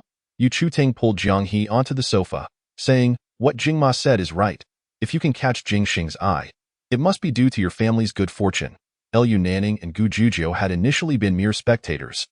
But upon hearing the words of the boy's mother, they couldn't help but laugh. Even Jiang He found it hard to suppress her laughter. She recounted the conversation from the previous night, with no intention of hiding anything. Xiao He, don't agree to him so easily. Let him experience a bit of difficulty. Why Yu Chutang's words surprised Jiang He. She had expected encouragement to accept sooner. Indeed, let that little rascal understand that our Xiao He is not so easily won over. The playful banter was filled with affection, causing Jiang He's eyes to glisten with unshed tears. Why Yu Chutang, aware of the Jiang family's matters, embraced her, saying, Xiao He, once you marry Jing Xing, I shall be your mother. I will cherish and love you. Jiang He had met Yu Chutang in her childhood but had not felt close to her. Initially, she felt nervous, fearing she would not be liked. Upon hearing her words, tears cascaded down her cheeks as she nodded against Yu Chutang's shoulder. A knock sounded at the door, prompting Jiang He to wipe her tears. Ji Jujo hurried to open the door and exclaimed, Auntie Mama. Upon seeing the visitors, everyone exchanged greetings. Observing Jiang He's reddened eyes, Jing In began to explain to the others. Yishi caressed Jiang He's face, boldly stating, if Jing Xing dares to bully you, Aunt you will have Nan Jinggu beat him up. Others may not be able to, but your Nan Jinggu certainly can. In front of her son's mother, Yishi was utterly unreserved. Upon hearing Lu Nanying's name, Gu Jujio's cheeks flushed. Lu Nanying noticed her reaction and remarked, Jujio, what's wrong? Your face is so red, Wani. Realizing, reached out to touch Gu Jujio's forehead. Not warm at all. Jiang He exchanged glances with Lu Nanying and linked arms with Yishi. Jujio must have heard Lu Ji's name. The four mothers exchanged incredulous glances. Observing Gu Jujio's increasingly flushed face, Jujio, when he asked in disbelief, why Yishi became intrigued. Is it true? Have you taken a liking to my family's big ice mountain? Lu Nanying, hearing his mother's description of his older brother, felt his lips twitch. In the capital, the two notorious ice mountains were Lu Nanying and Chengzhou. During their school years, the other three desperately collected love letters, while these two had their admirers too. Though many girls ended up frightened to tears, leading to no one daring to pursue them thereafter. I thought he would end up alone. Lu Nanying rolled his eyes. Mama, do you even realize who you're talking about? Oh dear, Mama, Auntie, Xiao He is just joking. Ji Jujio was genuinely shy, unaware of Nanjing's feelings. She recalled that during Lu Nanjing's senior year, when she and Lu Nanying visited him, they witnessed a freshman confessing to him. He had said he did not like anyone younger than him, likening it to babysitting, which was bothersome. She had not admitted her feelings, fearing he might not reciprocate and feeling pressured by her elders to treat her kindly. Understanding Gu Jujio's shyness, everyone teased her lightly before letting it go. In the afternoon, Chengzhou tidied up Lu Nanying's belongings in the hospital room. The little girl had wanted to be discharged that morning and had been sulking in silence. But after consulting the doctor and undergoing thorough examinations, she finally agreed to leave. Let Aunt Ning have a look. Upon noticing Lu Nanying packing, Aunt Ning was moved to tears. Aunt Ning, I'm fine. How about you? Did those people hurt you? I'm all right. They merely knocked me unconscious. You've suffered these past few days. Aunt Ning will take good care of you. Upon entering, Lu Nanying noticed many more people in the Nanyuan residence than before. She tugged at Ji Chengzhou's sleeve. Don't be afraid. They are here to protect you. Ji Chengzhou gently touched the girl's earlobe. However, you might need to adapt to having others in the house. Lu Nanying understood. The recent events had frightened him. She nodded. It's all right. This is safer. It was said that Ji Chengzhou had planted a garden filled with bellflowers, and several mothers took their husbands to admire the garden. Ji Chengzhou led the little girl to another section of the garden. After several days away, the other half of the garden had been beautifully arranged. There was a swing under the grape arbor, a rocking chair beneath a large tree, a fenced area for rabbits, and a patch of vegetables sprouting tender leaves. Lu Nanying sat on the swing, while the Prince Charming pushed her gently from behind. His face adorned with affection. The scene was incredibly heartwarming, causing the parents to smile brightly. Chapter 49. Let us see how you perform. Laughter filled the garden until dusk.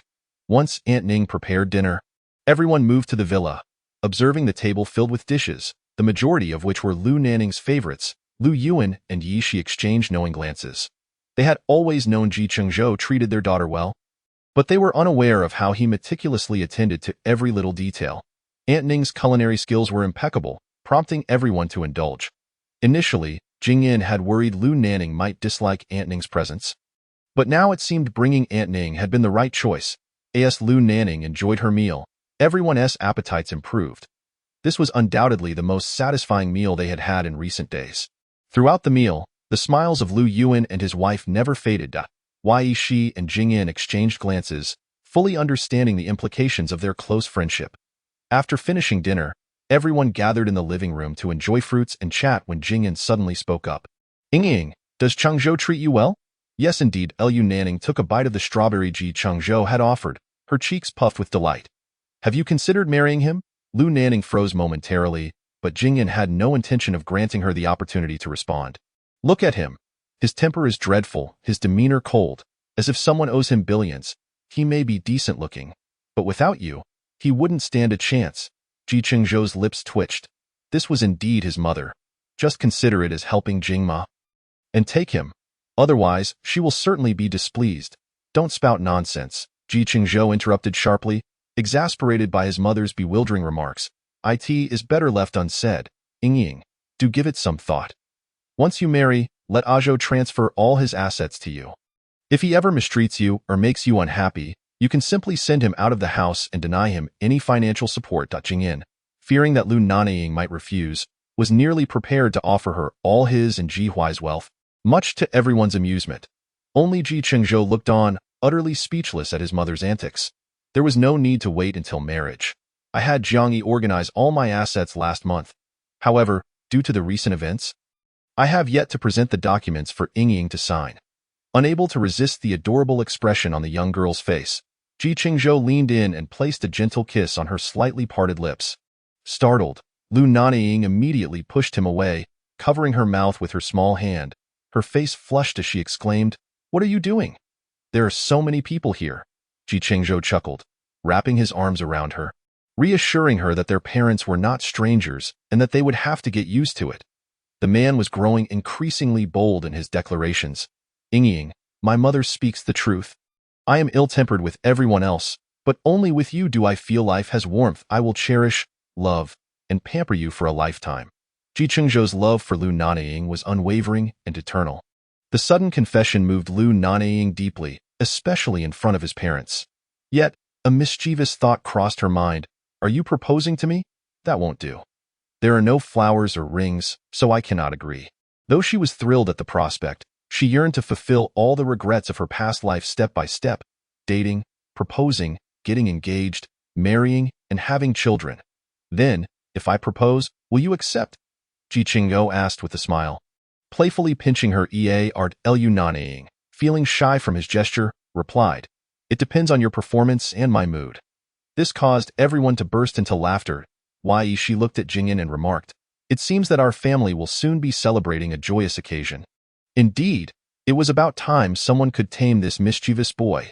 Despite being the largest prestigious family in the capital, they bore no heirs, engaging in no underhanded tactics, and for decades, from the elder generation to their own, and now to the younger ones, their bonds only grew stronger. Finally, Jiang Hao interjected, Could you save this conversation for after I leave? Everyone recognized his jest and merely teased him about introducing him to a partner. Standing at the bathroom door, Lu Nanying watched as the man prepared a bath, testing the water temperature and adding essential oils, each movement executed with practiced ease. She couldn't help but smile, grateful that in this lifetime, she had not missed out on this man. He lifted her as if she were a child, placing her on the wash basin. Your hands shouldn't touch the water. Let me wash you. After several days in the hospital, she had only been able to wipe her body down and felt uncomfortable. Though her hands were indeed immobile, Chengzhou would not allow anyone else to assist her. Lu Nanying nodded shyly. This delighted the man, who gently removed her clothing and placed her in the bathtub. An hour later, Chengzhou emerged from the bathroom, holding the blushing girl. Her skin, having soaked in the hot water, glowed a tempting shade of pink. He tucked her into bed, returning shortly with a nightgown for her to wear, then leaned down to kiss the corner of her mouth. Be good and sleep. I'll take a shower. Hearing his hoarse voice made Lu Nanying's face redden even more. She had done nothing, yet this man was acting so affectionately. Just moments ago in the bathroom, he had been entirely respectful while washing her. However, she could sense his quickened breath whenever his hands brushed against her skin. The mist in the bathroom was sparse, and the man's tall figure stood beneath the shower, She recalled his tender care while bathing her. She couldn't help but smile. Lu Nanying tossed and turned, unable to sleep, as the sound of water continued from the bathroom. After over half an hour, she dove beneath the covers when she heard him approach. Chengzhou, wrapped in a towel, emerged and, noticing her movement under the blankets, sat on the edge of the bed, gently stroking the girl's head. Still awake? Don't suffocate under the blankets. His magnetic voice resonated above her. Taking a deep breath, Lu Nanying unveiled herself to reveal his sculpted chest and perfectly defined abs. Her throat went dry as she swallowed hard. Chengzhou's lips curled into a satisfied smile at her reaction. Darling, would you like to feel? In the bathroom, Chengzhou had suppressed his desires for a long time. Nearly reaching a boiling point, he sighed in resignation. I should change. Although he was struggling to contain himself, he didn't want to take advantage of the innocent girl, fearing she might regret it. Once dressed, he found the girl asleep, her lips slightly pouty. He slipped under the covers beside her, pulling her close and kissing her enticing lips. At Gu's hospital, Jingxing heard the door creak open and squinted at the figure sneaking in. A smile crept across his face as he kept his eyes shut. He tiptoed to the bedside, gazing at the man for a long time. After leaving the ward that morning, she had not found the opportunity to visit Lu Nanying after her discharge. That night, unable to sleep after her bath, she decided to drive to the hospital. A large hand clasped her wrist, and she turned to see the man who had caught her. You're awake? His eyes were bright, showing no signs of having just woken up. Sneaking in at this hour just to take a look and then leave, he teased, and He lowered her gaze, too shy to meet his eyes. Little girl, are you still angry with me? Noticing her silence, Jingxing threw off the covers and got out of bed. He gasped, what are you doing? You can't get out of bed. I'm not that fragile. His sturdy frame enveloped her in the dark. I'm sorry, he murmured. He looked into his eyes, which revealed an unspeakable sadness. Why apologize? I've already said I forgive you. He pulled her into an embrace, speaking with utmost tenderness. Did I not tell you how much I missed you? After 4 long years, I thought of you every day. He nestled against his chest, hesitant to struggle for fear of hurting his wounds. Yet, she didn't want to push him away. She craved his warm presence and felt her eyes well up. She missed him so much, but the words remained unspoken. Gently, she pushed him away. Jingxing, do you really like me? He chuckled softly, playfully brushing her nose. Call me brother. He averted her gaze, thinking him indecent. To say you like me is so superficial. I love you. From the moment I first saw you, you captured my heart. You were young then, and I feared scaring you. When you confessed to me later, you cannot imagine my joy, little he. In these 4 years, I have faced countless missions and brushed against death. Her delicate arms wrapped around his waist, and he could feel her slight tremors. Chengzhou's heart ached, longing to hold her tighter. Xing, I missed you so much. 2 years ago, at the bar, she had been furious and vowed never to speak to him again. I tried to forget you, but the more I tried, the harder it became. Chengzhou gently patted her back, hearing her voice tremble with sobs, and quickly lifted her face. Seeing her tear-streaked cheeks, he wished he could slap himself for causing her pain. With his calloused fingers, he tenderly wiped away her tears, pulling her hand to rest against his heart. Don't cry. It hurts here. He recalled what Lu Nanying had told her, that it was a luxury for 2 people to truly know, love, and support each other. Given Jingxing's status, it was even more challenging for them to maintain a relationship like ordinary people. I have waited for you for 4 years. I no longer wish to wait. Hearing He's words, Jingxing was momentarily taken aback. You don't want me? Little he stammered, at a loss for words. Her warm lips pressed against his, leaving Jingxing stunned. I promised you yesterday. He whispered softly. You, he gasped, her voice swallowed by his fervent kiss. He captured her tender lips, drawing her in, the kiss filled with warmth. Their lips grew hotter, leaving He dizzy. Sensing her breath quickening, Jingxing finally released her. Leaning down to rest his forehead against hers. Though He was around 167 centimeters tall, she appeared especially petite next to Jingxing's 189 centimeters. She clutched his hospital gown tightly. Gasping for air, her cheeks flushed as she met his gaze. She raised her hand to cover her mouth. No, I can't breathe. Are you trying to suffocate me? Jingxing chuckled at her reaction. pulling her hand away from her mouth. Do you not know that one must breathe while kissing?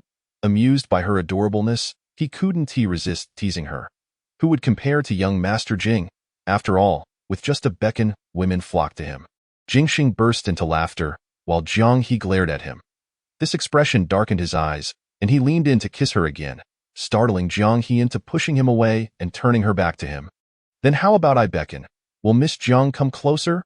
When she fell silent, he embraced her from behind, resting his chin on her shoulder. I only kiss you and only give you affection. I am allergic to other women, feeling nothing for them. Hearing the playful tone of the man, Jiang He felt her heart race. As she contemplated the meaning behind his words, she felt something poke her waist. Though she has never experienced love, one does not need to have eaten pork to recognize a pig when it runs by. Realizing what was transpiring, Jiang He froze, paralyzed with shock. Her ears flushed a deeper crimson than her cheeks. Did you feel that? It seems it only has feelings for you. The rough timbre of the man's voice echoed in her ears. Jiang He mustered her strength to pry away the man's large hands encircling her waist. That infuriating man, attempting to seduce her. She moved with a speed that suggested she was fleeing from something terrifying in pursuit. Jing Xing could not suppress the grin that tugged at his lips. One that was harder to restrain than an AK. That little girl, so timid. How would she manage in the future? Reflecting on Jiang He's actions from that evening, his heart soared with joy. He picked up his phone from the bedside, opened the chasing Ying group, and dispatched a message. After setting down the phone, he closed his eyes and drifted into slumber. Chapter 51. I consider you a brother. Yet you wish to be my brother-in-law. The bedroom lay in disarray. Remnants of half-consumed red wine scattered across the coffee table. On the expansive 3-meter bed, two tall figures nestled together, their gazes locked. As they noticed both of their phones illuminating simultaneously on the bedside table, Lu Nanying reached out to retrieve them. Who could it be, sending messages at such a late hour? Jiang Mu's voice, hoarse from passion, broke the silence. The man gently nipped at his lips. It was a message from a Jing Xing. From this day forth, I am the little girl's boyfriend, Jing Xing. The little girl kissed me. Upon reading Jing Xing's boastful WeChat message, Jiang Mu felt as if he had been jolted awake. Alas, the abrupt movement caused him to pull a muscle, leading to a wince of pain. Lu Nanying hurriedly restrained him. His expression teasing.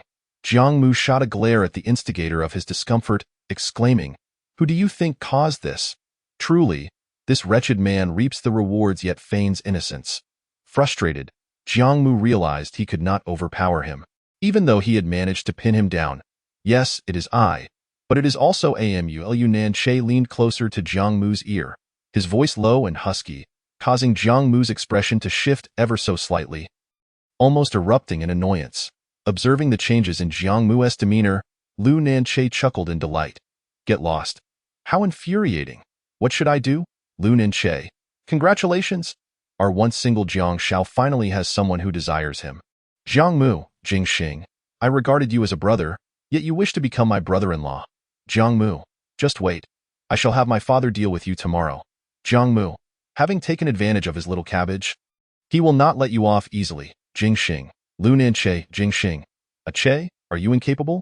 Why is Amu so irate?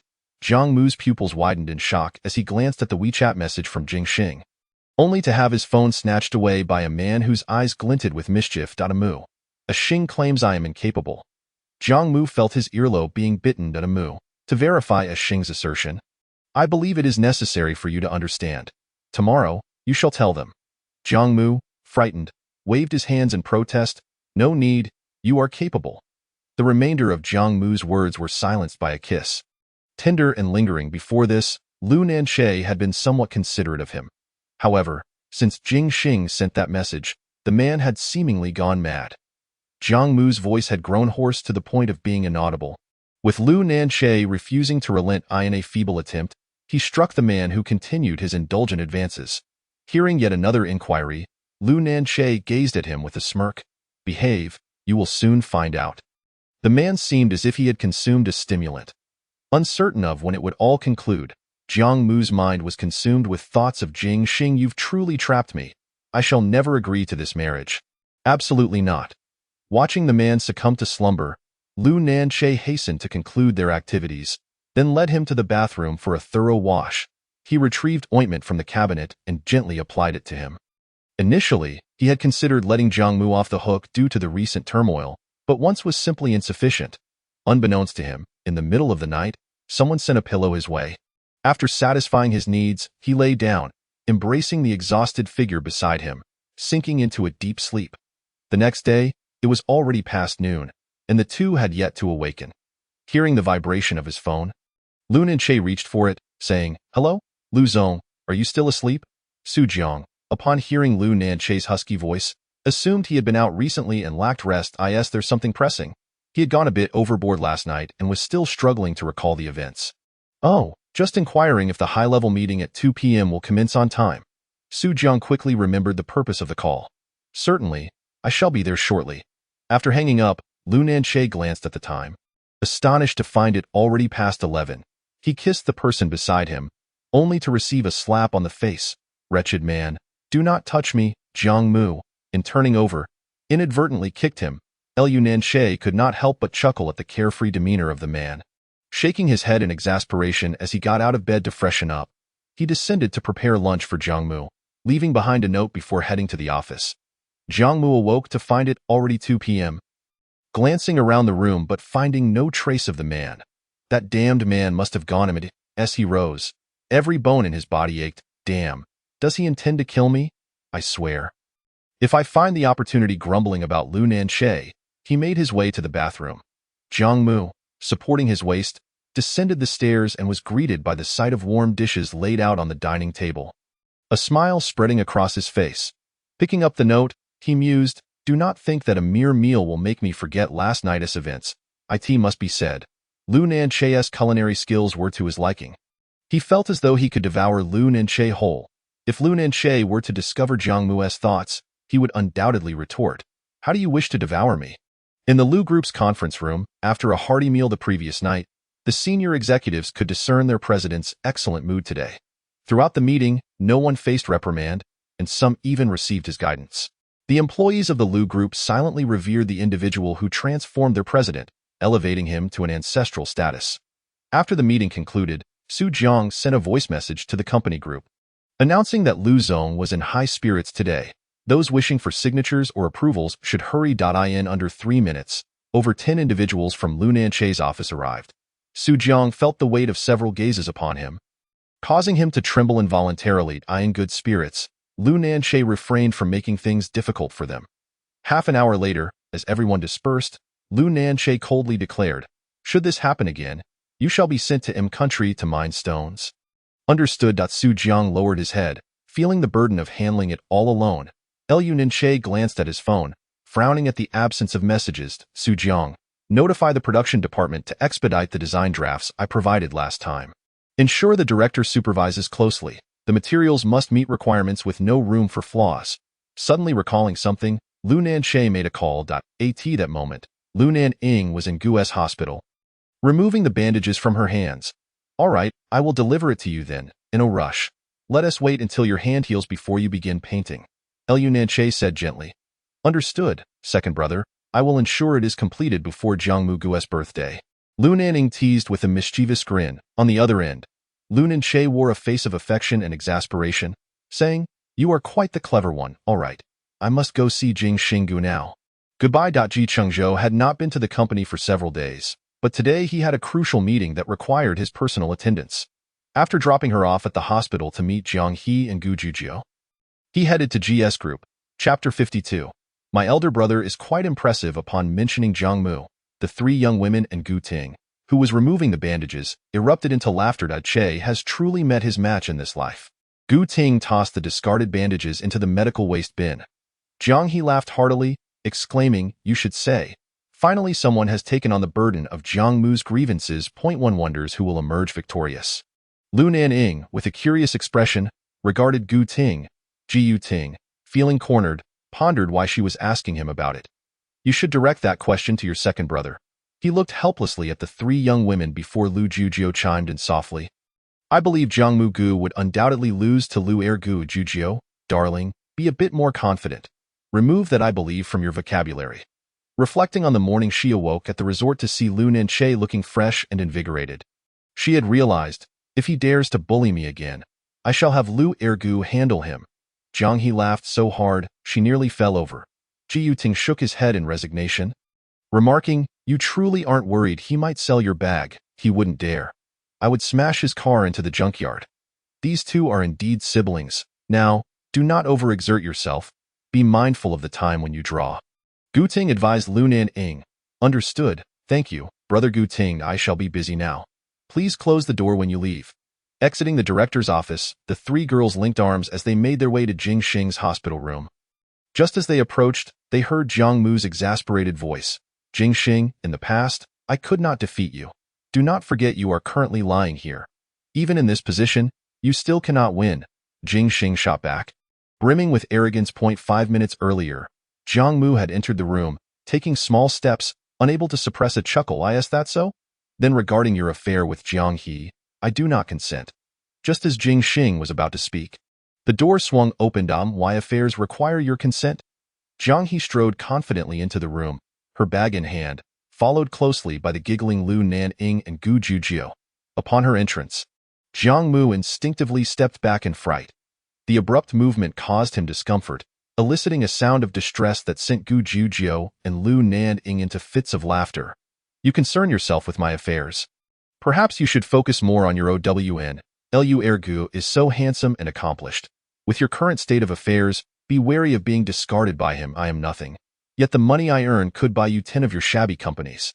Jiang He retorted, displeased, asserting that her company was among the top in the entertainment industry in Jing City, with many big names emerging from it.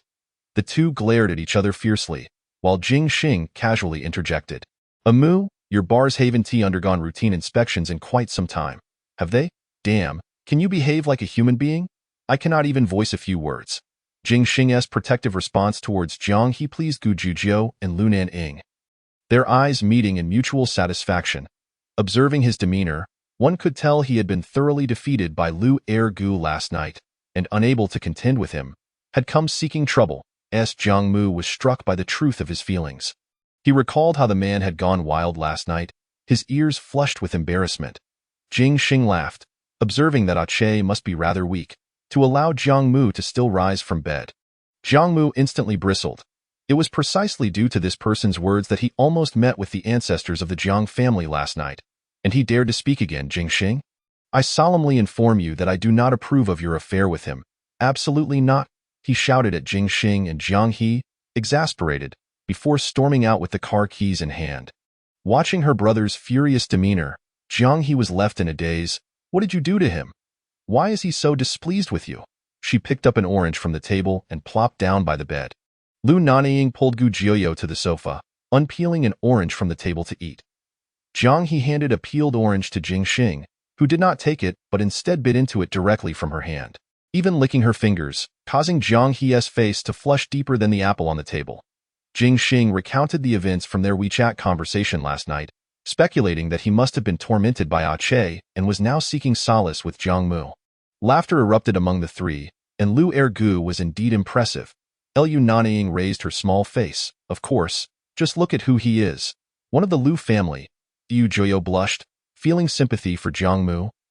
Poor Jiang Mu, he's truly suffering. Although they were young girls, it did not mean they lacked common sense. Moreover, since Jiang He started her media company, they had encountered all sorts of young idols. Having listened to Jiang He's teasing and absorbed a plethora of colorful notions, they understood more than one might expect. Love is reciprocal. Just look at him coming to the hospital. It proves he is also willing to accept that process. Jioyo, you'll understand once you start dating. Lu Nanying whispered to Gu Juyoyo.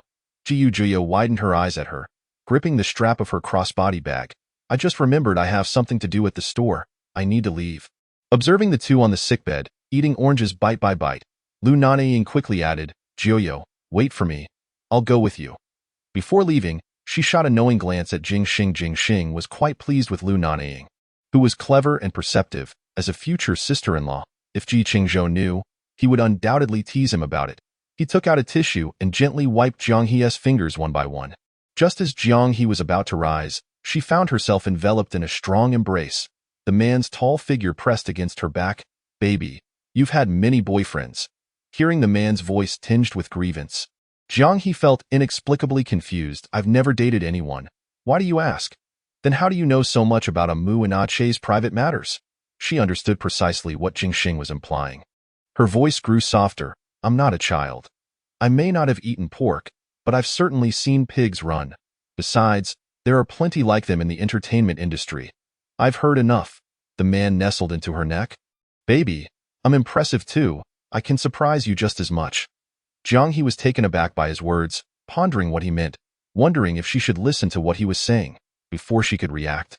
He showered her with fervent kisses, passionate and relentless. Only after several minutes did he finally release her swollen lips, leaving Jiang He feeling utterly limp in his embrace. You silly girl, why haven't you learned to breathe? Jiang He instinctively shifted, only to be tightly held. Don't move. Let me hold you for a while. His voice was hoarse. If we don't get married soon, I might lose my humanity altogether. Jiang He's silent demeanor made Jingxing uneasy. Baby? Hearing him call her again, Jiang He's face flushed, her heart racing. This man, did he not realize how much she responded to this? Chapter 53. Is it possible to exclude you? Ah Xingij, will you still have to live in the military in the future? She longed to be with him, but did not desire a long-distance relationship.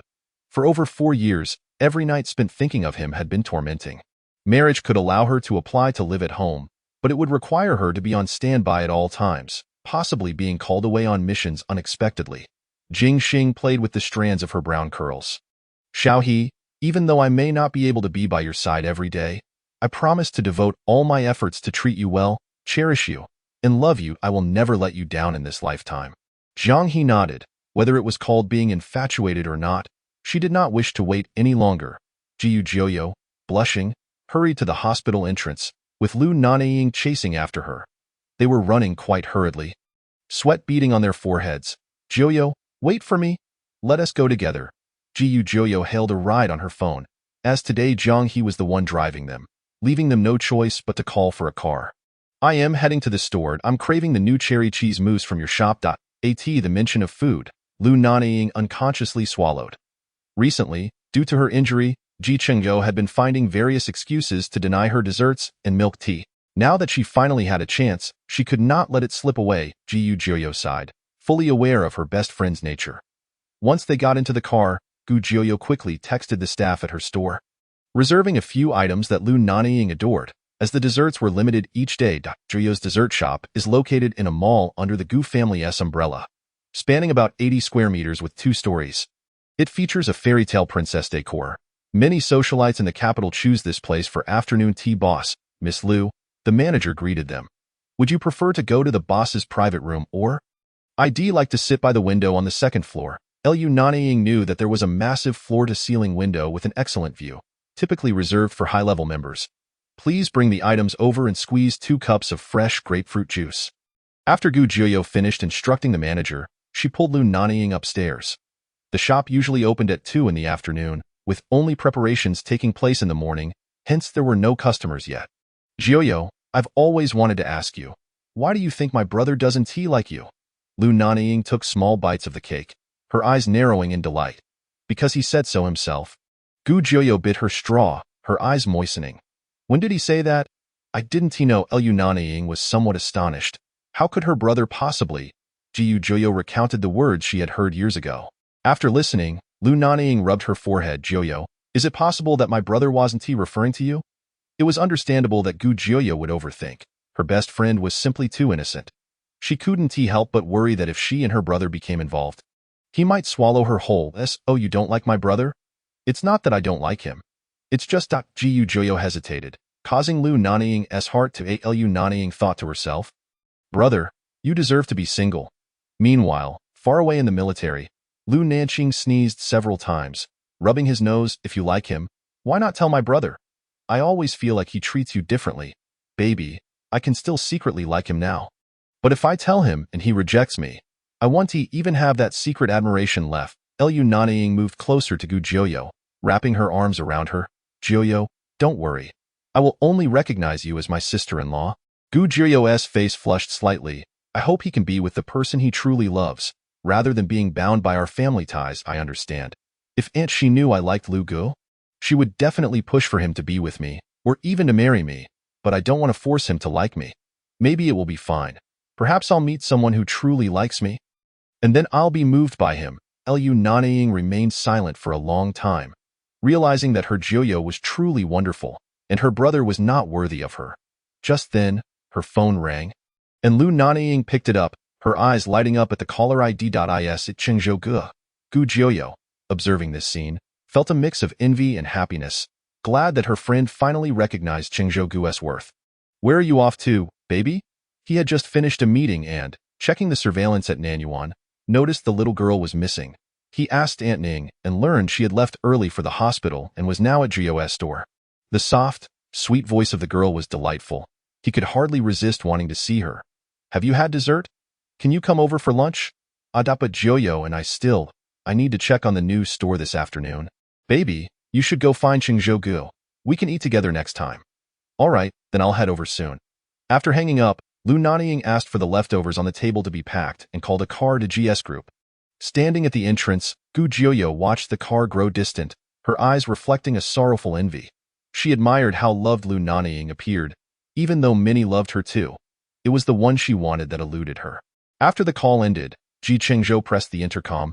Jiang Yi, have Jiang Nange prepare the dishes that Nanying loves. Send them over in an hour. Understood, Mr. Ji. He then buried his head back into the documents on his desk.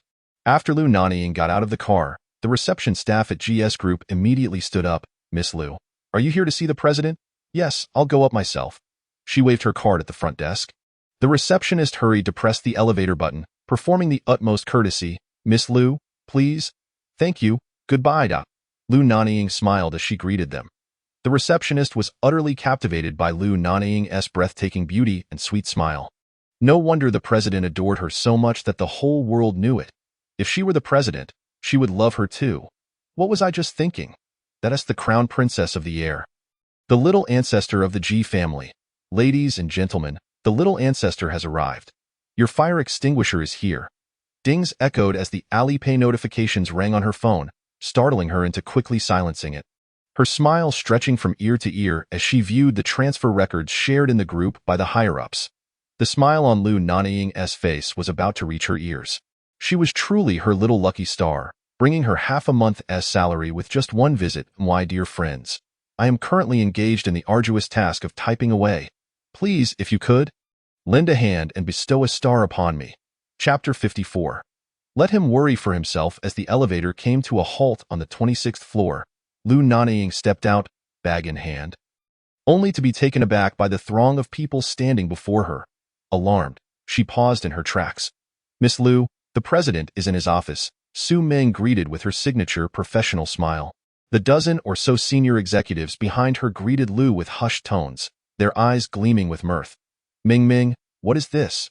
Miss Lu, these are the managers from various departments of the G Corporation. Each of them has a project that the president has delayed, and they have faced quite a bit of reprimanding. Fortunately, you have arrived just in time to rescue them, Su Meng said, slightly embarrassed as she ran her fingers through her hair. She was well aware of Lu Nanying's amiable nature and her lack of pretension, which made her fond of her. Does that mean that if I am here, Brother Chengzhou won't scold them?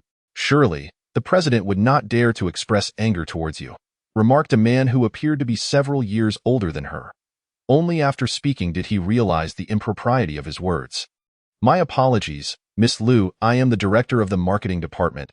I was simply overjoyed to see you and spoke without thinking.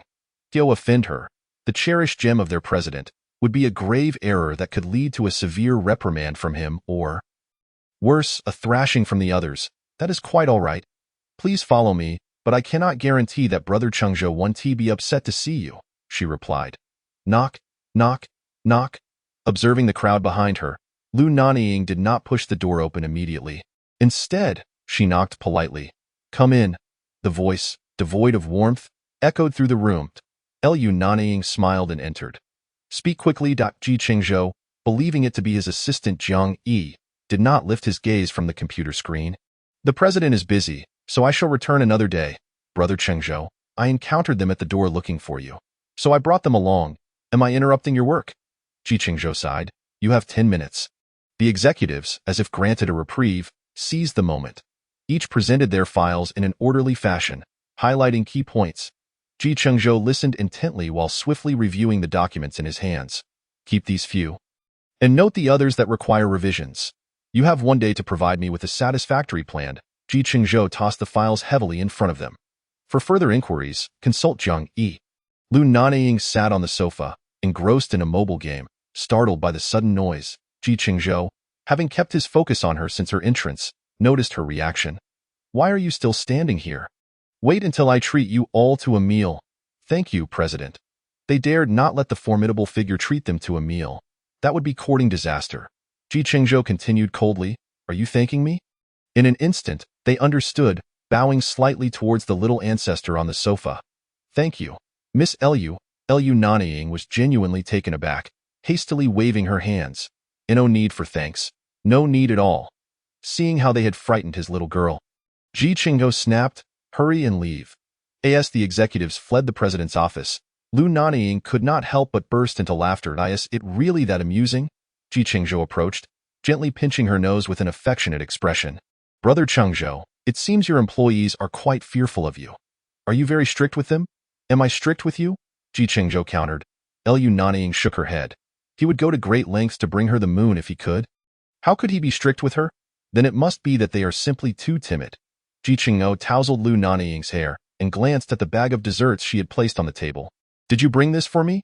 Lu Nanying excitedly reached for the bag.its a new treat from Juzhou's shop. It's absolutely delicious. Her hands were halted as someone pressed down on them. We'll be having lunch shortly. Please place it in the small fridge for now, and we can enjoy it later. Once she gets a taste of sweets, she becomes insatiable, and it was nearly mealtime. Very well. Seeing her pout, the man quickly reassured her. I had Zhang Yi order from Jiangnan Pavilion. We will be having that. Its all your favorites. Upon hearing it was Jiangnan Pavilion's cuisine, Lu Nanying nodded enthusiastically. Brother Chengzhou, let me tell you, today I spoke with Juzhou. Lu Nanying recounted her conversation with Gu Jijin to Chengzhou, who planted a kiss on her rosy cheeks. My dear, let your elder brother worry about himself. Shouldn't you be concerned about my matters? Chengzhou's deep, magnetic voice coaxed her. What matters? Lu Nanying looked at the man in confusion, unsure of what she could possibly assist him with, as it was typically he who worried about her. Little rascal, have you forgotten so soon? We agreed that you would marry me. Shouldn't that be your concern? The way she pouted her cherry lips in thought was simply too enticing. Unable to resist, Chengzhou gently grasped her chin and leaned in for a kiss. He released her lips only when a knock sounded at the president's office door, his fingers caressing her slightly reddened lips. Come in. As astute as Zhang Yi was, upon hearing the tone of his boss's voice, he understood that his own survival was at stake. He pushed the door open, head bowed, and quickly placed a delicate box on the table. Miss Lu, the president specially instructed this for you. You may dine now. After placing the items down, he hurriedly exited, not forgetting to pull the door shut behind him. Chengzhou noted how Zhang Yi had become quite adept recently and pondered if he should offer some form of reward. See if you like it. It was all prepared according to your tastes. The man rolled up his white shirt sleeves, removed his wristwatch, and began arranging the dishes from the box on the table. He picked up his chopsticks and fed the little girl bite by bite. Brother Chengzhou, my hand is fine now. I can eat by myself. Do you not enjoy being fed by your brother? Chengzhou continued his actions, lifting a shrimp to her lips. She took a bite. It's not that I dislike it, but if you feed me, I'll become unaccustomed to eating alone when no one is there to feed me. That won't happen. Your brother will feed you for a lifetime. Chengzhou's face was filled with affection as he aimed to spoil the little girl to the point of dependency. But I want to eat with you. After you finish feeding me, the food gets cold and loses its taste. Lu Nanying grasped his hand holding the chopsticks, her tone expressing a tenderness that pleased the man greatly. Very well, your brother will eat with you. Lu Nanying was not picky, and with dishes she adored, she felt particularly satisfied after the meal. So full was she that she could hardly move, lazily leaning against the sofa as she watched the man's long, elegant fingers tidy up the table. Chapter 55. My timid fiancé E.G. Chengzhou entered the break room to wash his hands, returning with 2 digestive tablets for the little girl. His little darling had always been fond of food, prone to overeating, so it had become a long-standing habit of his to carry digestive tablets. Lu Nanying opened her mouth, and the man chuckled, placing the tablets into her mouth before sitting beside her. Rub your belly, otherwise you'll feel uncomfortable from overeating. The girl tilted her head against his shoulder. Brother Chengzhou, why are you so good to me? If you know I'm good, then marry me sooner. This man, always bringing up marriage with 2 or 3 sentences, yet never proposing. Lu Nanying remained silent. The motion of his hands rubbing her belly was so soothing that it lulled her into yawning. I'm sleepy. Let us take a nap in the break room. Seeing the girl's dazed expression, Chengzhou felt the urge to kiss her again. Lu Nanying nodded, wrapping her arms around his neck. Then you must accompany me. He would never refuse his precious girl. Chengzhou reached the door, locked it, and lifted the little girl into his arms as he entered the office's break room. Be good, take a nap. I'll wash up first. Chengzhou had a severe obsession with cleanliness regarding everything except Lu Nanying. While tidying up the table, a drop of oil splattered onto his sleeve, prompting him to take a shower before he could join her for a nap. When he emerged, the little girl was already sound asleep. He pulled back the blanket and lay down beside her. Initially intending to simply watch her, to his surprise, he too fell asleep. When his biological clock woke him, it was already 2:30 in the afternoon. He exited the break room, unlocked the door, and instructed Zhang Yi to bring over the documents he needed to handle that day. In her slumber, Lu Nanying reached for the pillow beside her, suddenly jolting awake. Brother Chengzhou. The soundproofing in the break room was not very effective. The girl's soft, anxious voice made it difficult for the man, currently meeting with a collaborator, to remain seated. He hurriedly rose and entered the partitioned room. Seeing the little ancestor calling for her boss, Zhang Yi's professional demeanor immediately heightened. My apologies, Director Yu, please hold for a moment. The woman was incredulous. The man, who typically valued collaborations, had left her alone. Assistant Zhang, who was in the break room. What could make President Ji so anxious? Since 3 years ago, when Chengzhou took over the Ji Corporation, Zhang Yi had been at his side. Everyone in the business world knew he represented Chengzhou. He had long since noted Director Yu's expression. She wished to compare herself to their little ancestor. Director Yu, that person inside is our president's fiancée, the eldest daughter of the Lu family, Lu Nanying. Zhang Yi stated this intentionally, for Lu Nanying was renowned in the capital as the foremost socialite and the cherished jewel of the 4 great families. He aimed to make it clear to these unwelcome suitors that the man they coveted was beyond their reach. The eldest daughter of the Lu family was not someone to be trifled with. As she had previously rejected Chengzhou, the pride of the capital, to choose a mere illegitimate son of the Yang family. Now, she had climbed back to Chengzhou's side. While the Yu family could not compare to the 4 great families, Yu Iran was renowned as a talented woman in the capital. Having taken over the planning department of the Yu Corporation upon graduation, everything she desired had been handed to her on a silver platter. This man was what she desired. Lu Nanying was nothing but an uneducated young lady. Upon witnessing the man holding the small child in his arms, seated in the boss's chair, Yu Iran's resentment intensified. Her gaze fixed on the petite figure nestled against him. Mr. G, I apologize, Director Yu. My fiancé is timid and fears sleeping alone. If this troubles you, then the remaining collaboration details can be discussed with Zhang Yi as well. Chengzhou's icy voice bore no semblance of negotiation. It felt more like a decree. Yu Iran's fingers gripped the hem of her skirt tightly as she forced a smile. It's quite all right. My father has instructed me to personally verify the collaboration details with you. Zhang Yi rolled his eyes, bemused by the woman's near destruction of her skirt while attempting to maintain her composure. Chengzhou gestured for her to continue, gently patting the back of the young girl in his arms. Be good. Continue sleeping. The tenderness in his voice rendered Yu Iran momentarily speechless. She became increasingly convinced that this man was destined to be hers alone.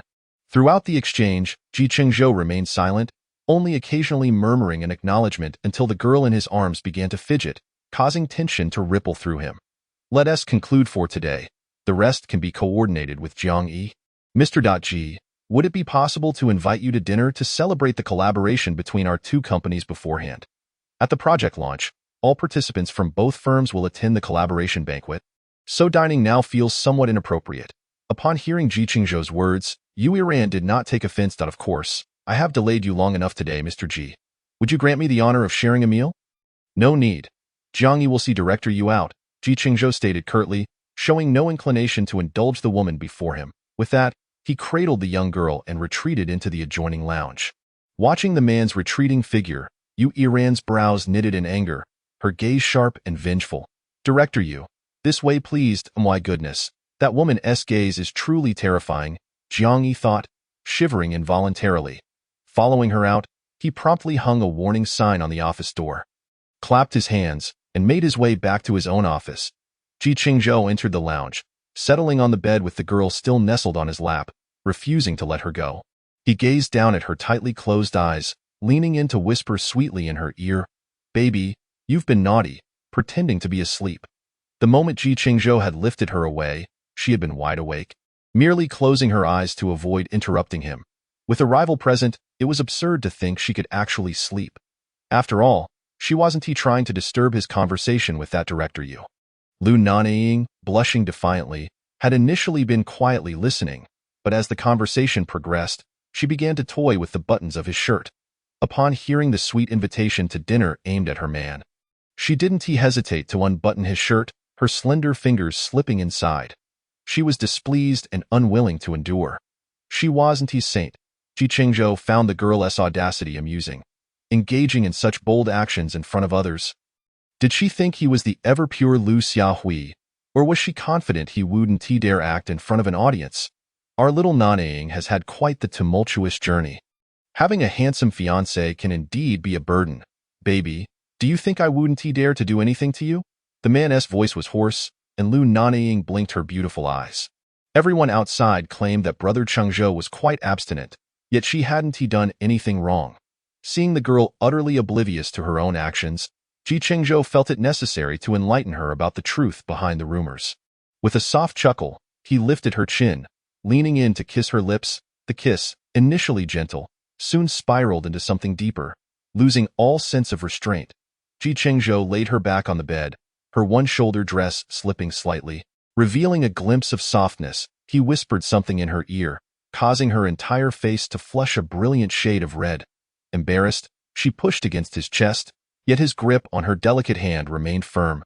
"Baby, I want to tell you." Nanying's voice was soft and tremulous as her small hand was guided to unbutton his shirt. "It's all right, I'll teach you." Her flushed cheeks were buried in the crook of his arm. Refusing to lift her gaze, December in the capital had begun to see the first snowflakes fall. Outside, the temperature hovered below freezing, yet inside, warmth enveloped them. The corners of Chengzhou's eyes were slightly reddened. A smile playing on his lips, that look prompted Lu Nanying to glare at him, her expression adorably fierce. "Thank you for your hard work, my dear." Although their interactions were still innocent, for Chengzhou, this was more than satisfying. The girl was still young. They had all the time in the world. Listening to Chengzhou's voice, imbued with desire and charm, Lu Nanying's cheeks remained aflame. He gently pressed a kiss to her soft, delicate hand. Their foreheads touched, and he planted a kiss on the corner of her slightly flushed lips. "Let us take a shower. You'll feel uncomfortable if you're all sweaty." Lu Nanying truly did not wish to move. While nothing inappropriate had transpired, her back was already sticky with perspiration, and the discomfort was undeniable. She nodded and wrapped her arms around his neck. In a WeChat group, Chengzhou's mother messaged, "Cancel tonight's appointments. Xing is being discharged from the hospital. Everyone come over for dinner." Chengzhou's mother added, "Remember to pick up my little Nanying." Chengzhou replied, "Understood. Prepare for one more person." Chengzhou's second brother responded, "All right, on my way." Chengzhou's mother continued, "The most handsome Jiang Xiao, beautiful An, I'll be there shortly. Little lamb Jiuyo, I'll be there soon." Jiang Miss Jingxing, "Aunt, do you need me to bring anything?" Chengzhou's mother responded, "Little Nanying, okay." Aunt Jing. As Chengzhou drove, he glanced at the barrage of WeChat notifications. Coming to a stop at a red light, he quickly typed a response, "On the way. Will arrive shortly." A charming smile graced his lips, making him appear more approachable.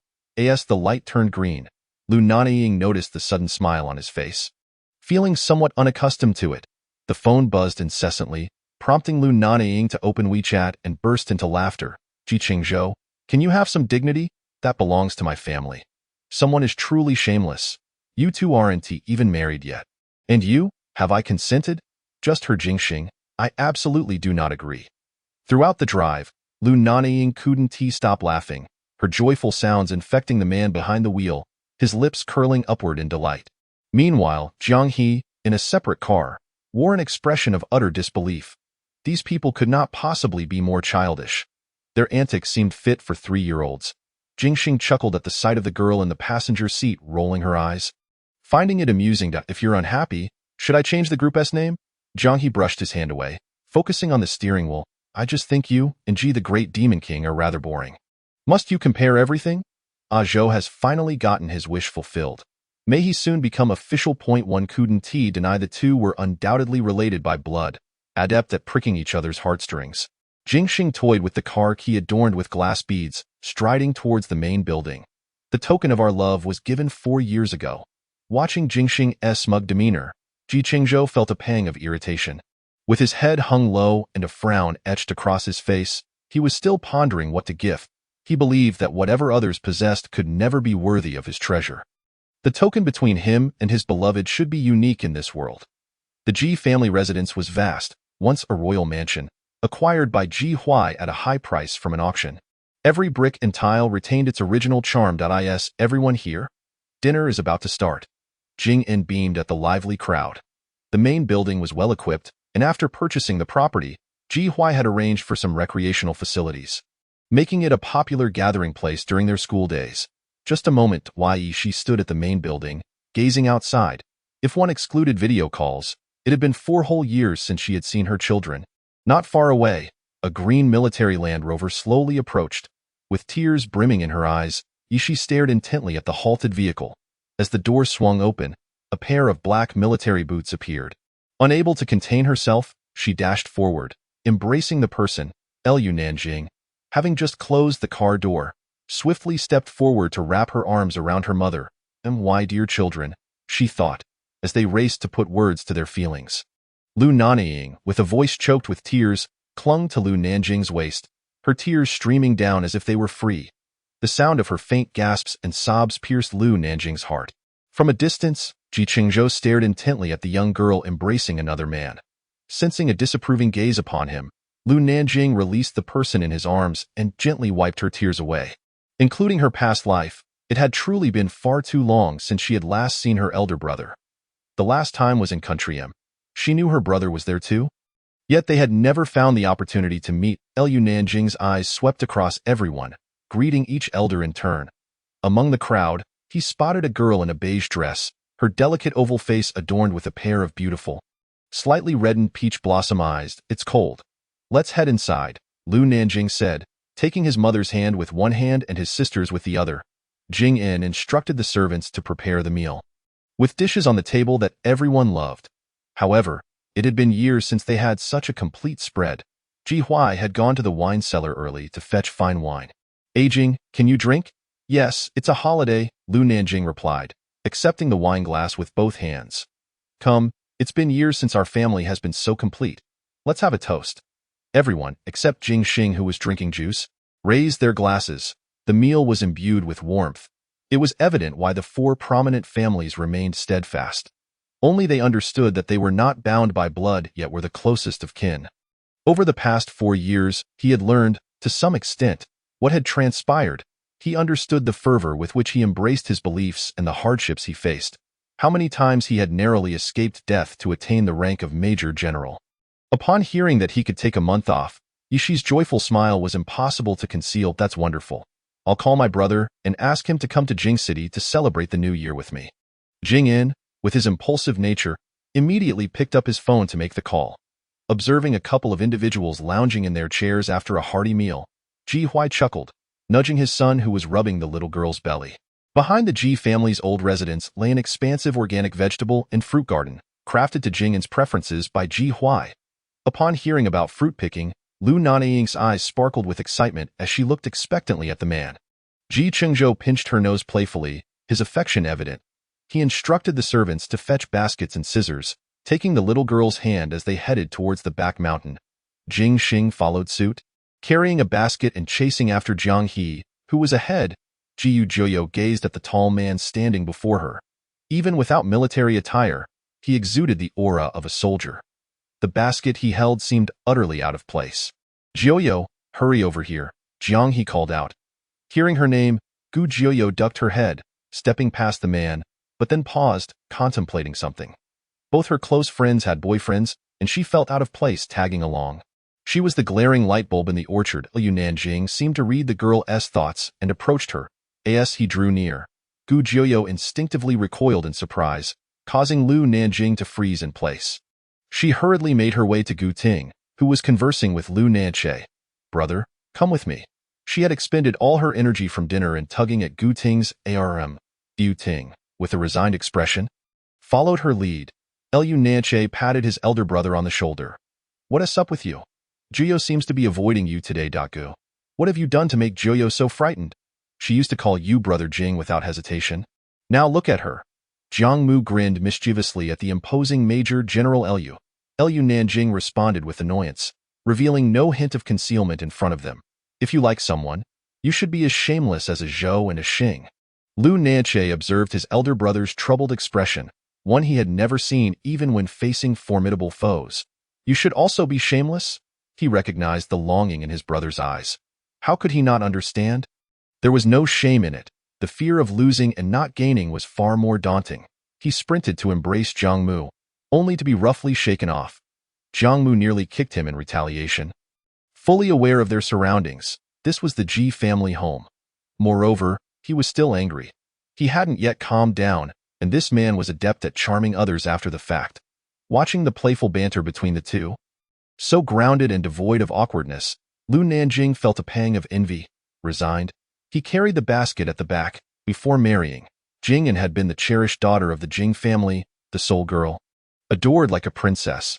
After marrying Ji Huai, she was spoiled even more, as if the heavens themselves might pluck stars for her. Upon arriving at the orchard, they collectively gasped in awe. It was simply extravagant. And the young girl's eyes sparkled. They released their companions, taking up baskets and scissors to begin picking. "Thank you, my dear ones, for pointing out the typos. I have read every comment diligently." Chapter 58. Is there not a shred of trust? Jiang He even climbed up the ladder, while Jing Xing below dared not blink, his gaze fixated on her in fear of failing to catch her. Chengzhou, however, had placed Lu Nanying atop a cherry tree. Standing on the ladder with one hand supporting her and the other holding the basket, in this place, everyone seemed to shed their formalities, abandoning the airs of CEOs and aristocratic airs. Even Gu Ting, a doctor with a severe case of cleanliness, was picking peaches. Everyone hung about the trees like monkeys, except for Gu Jiuyo, who squatted on the ground, picking strawberries. She selected the largest, ripest strawberries, cutting them and placing them in her basket. Even tasting a few, the sweet and sour flavor awakened her senses, causing her to beam with joy, her peach blossom eyes sparkling with delight. Noticing the juice from a strawberry on her lips, Lu Nanying extended a handkerchief toward her. Gu Jiuyo looked up, her smile instantly fading. "Here, clean your mouth." Observing her reaction, Lu Nanying felt as if a wound had been inflicted upon his heart, a pain so acute that even breathing felt suffocating. Meeting the wounded gaze of the man, Gu Jiuyo realized her earlier expression had been excessive. She hesitated, glancing at the familiar handkerchief in her hand, adorned with a rather unattractive little sheep. "This is..." She began, but was interrupted. "Yes, it's yours. You lost it during your visit to the Lu family." Gu Jiuyo recognized the handkerchief, embroidered with the sheep from her first attempt at needlework, which had turned out quite poorly.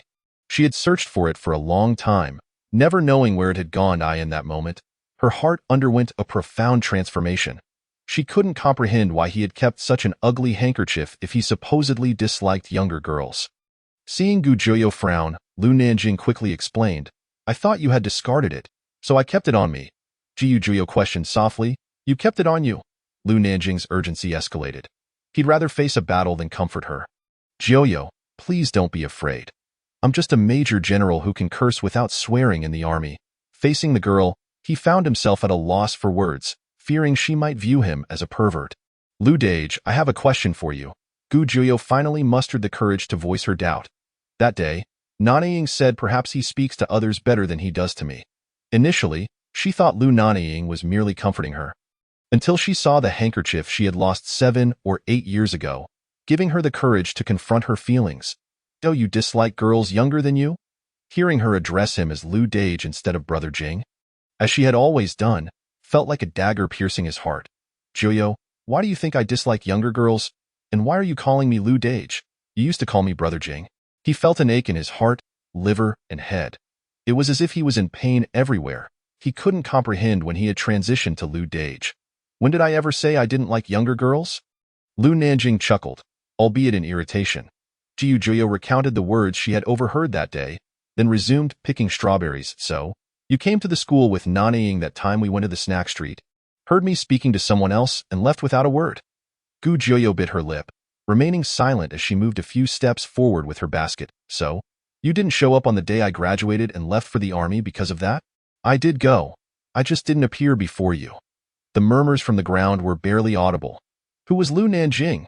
A god of war in the special forces, a sharpshooter with keen hearing. You went? But why didn't you see me? Although we are a few years apart, we grew up together. Was there not even a shred of trust after all these years? Did you not realize that not seeing me that day might mean never seeing me again? Lu Nanying's voice rose uncontrollably, drawing the attention of everyone nearby. A petite figure squatting on the ground, clutching strawberries, remained motionless, while the towering man beside her wore an expression of fury. Ji Juyo looked up. Tears streaming down her cheeks, Lu Nanying's anger was instantly doused by half. He hurriedly muttered an apology before fleeing the orchard.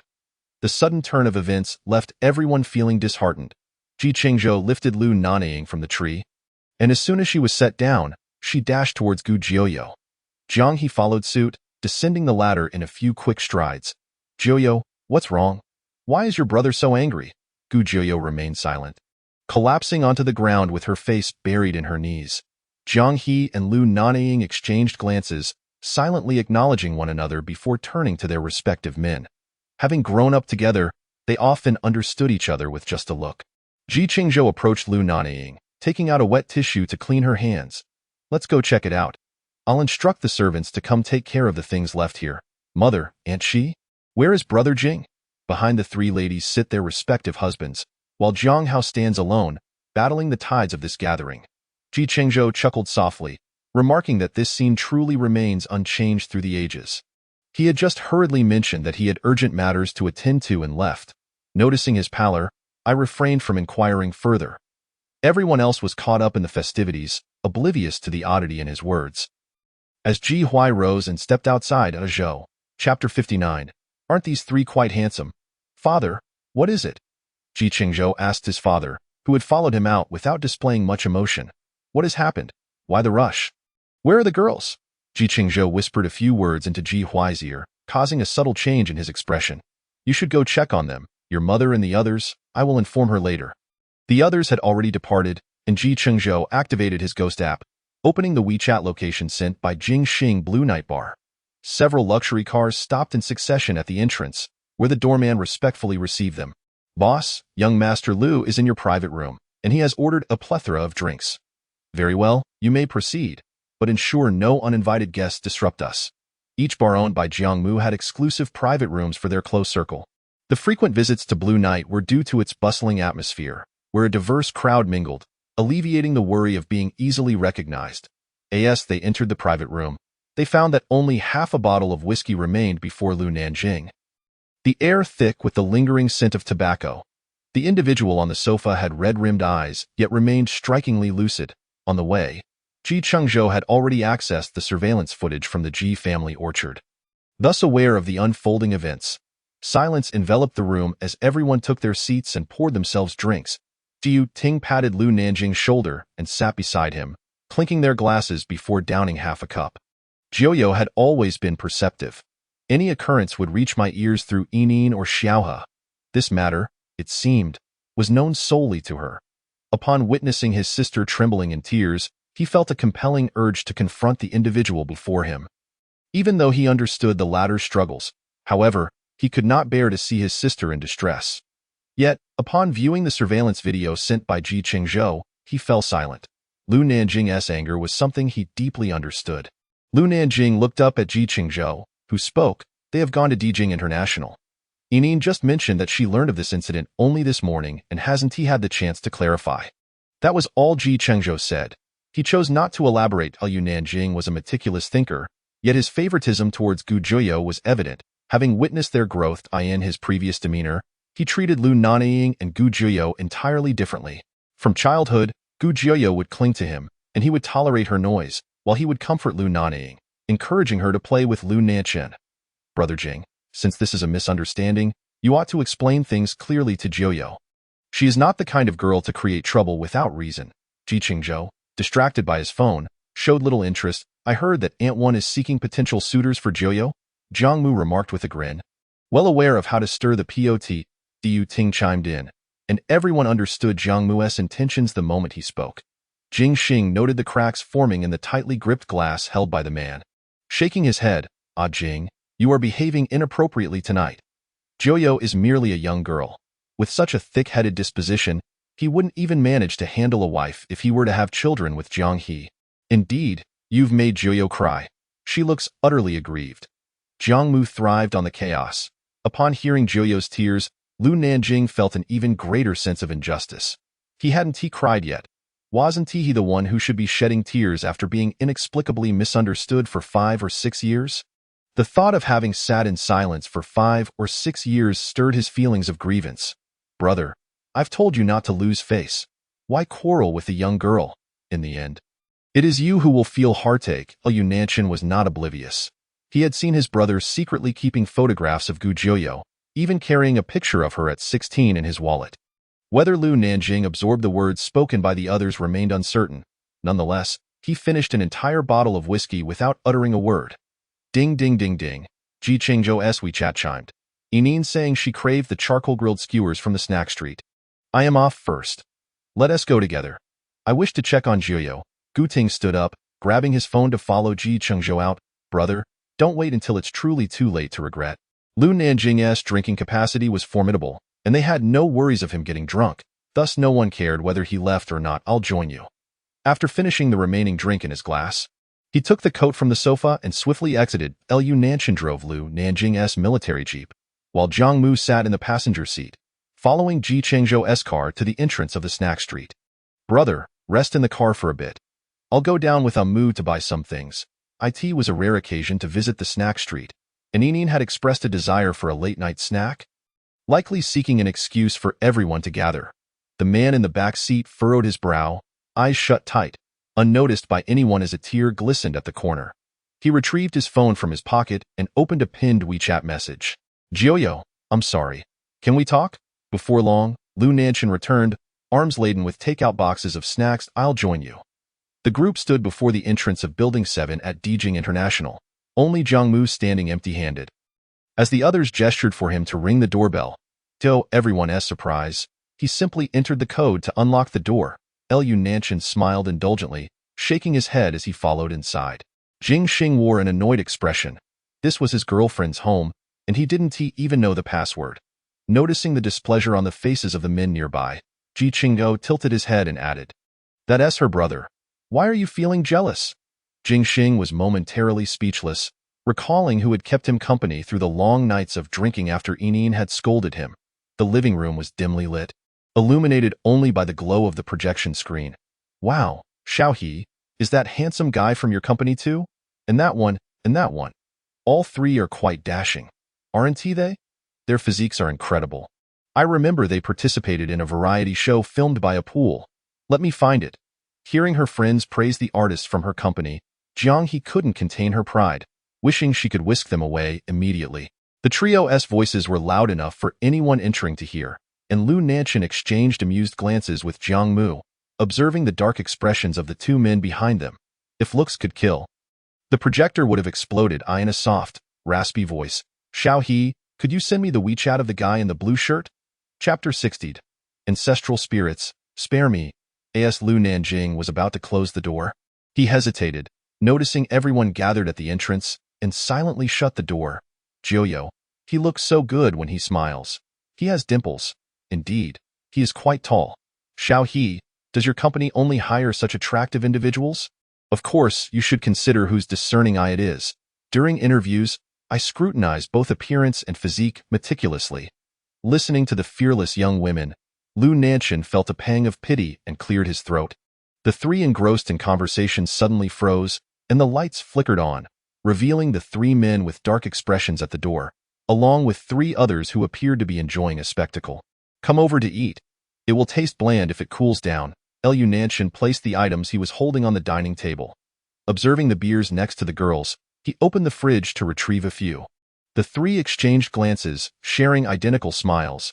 Ignoring the three scowling men, they headed toward the delectable spread on the table. Lu Ergu, you're the best. Unlike my brother. Jiang He looked at the man rolling up his sleeves. Opening the takeout boxes, she cast a disdainful glance at the figure slumped in the chair, sipping beer. Stinky girl, what expression is that? Disdain for you. Can't you tell? How come, after being with Lu Ergu for so long, you haven't learned his gentleness? Jiang Mu was nearly exploding with frustration. Was this really his sister? She seemed like someone else. He raised his hand, preparing to swat Jiang He's head, when a piercing gaze from afar shot in his direction. This only intensified his anger. They weren't even married yet. Jiang He pulled out a chair beside Lu Nanying, only to hear a cold voice. Sit elsewhere. She pouted and resignedly took a seat next to Gu Juyo. Lu Nanying picked up a skewer from the table, savoring it with her eyes squinted in delight. The table was laden with a variety of snacks and crayfish. Watching the young girl relish her food, Chengzhou expressionlessly donned disposable gloves, silently peeling shrimp for her. Jiang He sensed the atmosphere had turned sour and prepared to speak, but just then, the soft voice of a young boy emanated from the projector. Everyone turned to look, and Jiang He felt a chill run down her spine. As she was about to get up to turn it off, Chengzhou's icy voice stopped her. Where are you going? Didn't you seem quite pleased? To claim she was unafraid would be a lie. After all, this was the formidable Chengzhou, and she wished to live a few more years. Sit down and enjoy the food. It will get cold. Jing Xing pulled her back down, smiling at her, yet his voice lacked its usual warmth. The three girls simultaneously lifted their heads, sharing a look of dread, thinking, we're doomed. This is a mess. Gu Jiuyo buried her head in her food. The late-night snack was merely an excuse to gather everyone, and she was determined to eat her fill. A peeled crayfish appeared in her bowl, prompting her to glance up briefly before quickly lowering her gaze again. Lu Nanying glanced at the man beside her, feeling overwhelmed. She tugged at his sleeve, but he remained indifferent. His hands continued their work, occasionally taking bites and sipping his drink. She truly must have lost her mind to agree to Jiang Shaohua's ridiculous idea. This late-night feast was draining her spirit. Although Jiang He rarely visited, the decor and fittings were top-notch. They had known the moment the door opened. In fact, when their car had yet to arrive downstairs, the group had been leaning out the window to watch. Jiang He remarked that to discern whether a man loves you, one should observe if he exhibits jealousy. Jiu Juji's feelings were well understood by them. If Juji were to be with the eldest brother, it would deepen their familial ties, and she would be delighted by it. However, her plans went awry. Having eaten to the point of satiety, Lu Nanying waved her hand dismissively, declaring she was too full to eat anymore. Jiang He and Gu Juji remained silent, leaning back in their chairs, while several men exchanged glances and raised their beers in a toast. Chengzhou gently rubbed the little girl's belly, seemingly addressing Lu Nanying. Though his gaze was directed at Jiang He, the three of them rose simultaneously and made their way to the sofa in the hall. Observing the actions of the three young ladies, Jiang Mu couldn't help but chuckle softly. Such a timid disposition. He received a glare from three stern-faced men, and Lu Nanying looked at him helplessly, advising him to eat and speak less. It seemed he hadn't spoken at all. The trio in the hall had lost interest in the content on the projection screen, instead straining to listen to the sounds emanating from the dining table. Jiang He picked up her phone and opened a group chat with the three of them. Beauty Jiang He, it's over. Your great demon king is angry. Nanying. I feel like your elder brother looks at me with such a terrifying gaze. Beauty Jiang He, this is all your bad idea. I am staying at your place tonight. Beauty Jiang He, ancestor, please spare me. Your great demon king's gaze is already murderous. Beauty Jiang He, you can stay here, and tomorrow you can help me with the aftermath. Little sheep Juji, I just promised Brother Jing to talk. Can I leave now? Beauty Jiang He, no Nanying. No. Jiu Juji looked at her two close friends with a sense of despair, wondering if he would ever hit her for her foolishness over the years. Our Juji darling is so adorable. She has everything she should, and there's no problem in toppling Lu Dage. Jiang He mischievously extended her hand toward Gu Juji, prompting an exclamation from her. 6 pairs of eyes at the dining table simultaneously fixated on them, causing Jiang He to cover her mouth in fright. They were unaware of when they had moved from the sofa to the carpet, and those at the dining table couldn't see their antics. Lu Nanying whispered in Gu Juji's ear. Juji darling, go for it. win over my elder brother and become my sister Lot. Gu Juji's cheeks flushed. She had barely sipped any alcohol but felt as if she were on the verge of inebriation. By the time the men finished their late-night snacks and tidied up, it was nearly 11 o'clock. Chengzhou entered the hall and spotted the little girl lying on the carpet. Clutching a pillow and drowsing, Lu Nanying glanced at the flushed, obedient girl sitting on the floor, then at his younger sister nestled against another man. Nanying is still young. Take it easy, I know my limits, he replied before picking her up and departing. Jingxing had been exceedingly normal throughout the evening, to the point that Jiang He felt a twinge of fear. She glanced at Jiang Mu, who wore a half-smile, contemplating that this was her biological brother, who should be concerned for her. The look of exasperation on Jiang He's face was evident. Indeed, she shouldn't have pinned any hopes on her foolish older brother. Chapter 61. 8-pack abs. Gu Juji remained silent, simply rising to sling her bag across her shoulder. Jiang He followed her to the door, urging, "Don't be afraid, Juji. Call me if anything happens." Gu Juji nodded. Though Jiang He felt a twinge of unease, "I'm going to Building 9. Don't worry. As for you, Brother Jing seems unhappy, seeing her close friend so anxious while also worrying for her well-being." Unlike her indifferent older brother, Jiang He felt touched to the point of tears. Before she could fully relish the moment, two towering figures approached. "Let us go." Lu Nanying pushed the door open and stepped outside first. Gu Juji bid farewell to Jiang He before following him into the elevator. Once the elevator doors closed, Jiang He turned around, only to be promptly pressed against the door by a man. "The artists in your company, their physiques are all under your scrutiny." Hearing Jingxing's casual tone made her heart skip a beat. "I just mentioned it casually. It's not true," as she spoke. She nearly bit her tongue. "Is that so? Then what about the 3 individuals in the video just now? The one with the best physique? Of course, it's the one in the white outfit. You have no idea. It's an 8-pack, truly impressive."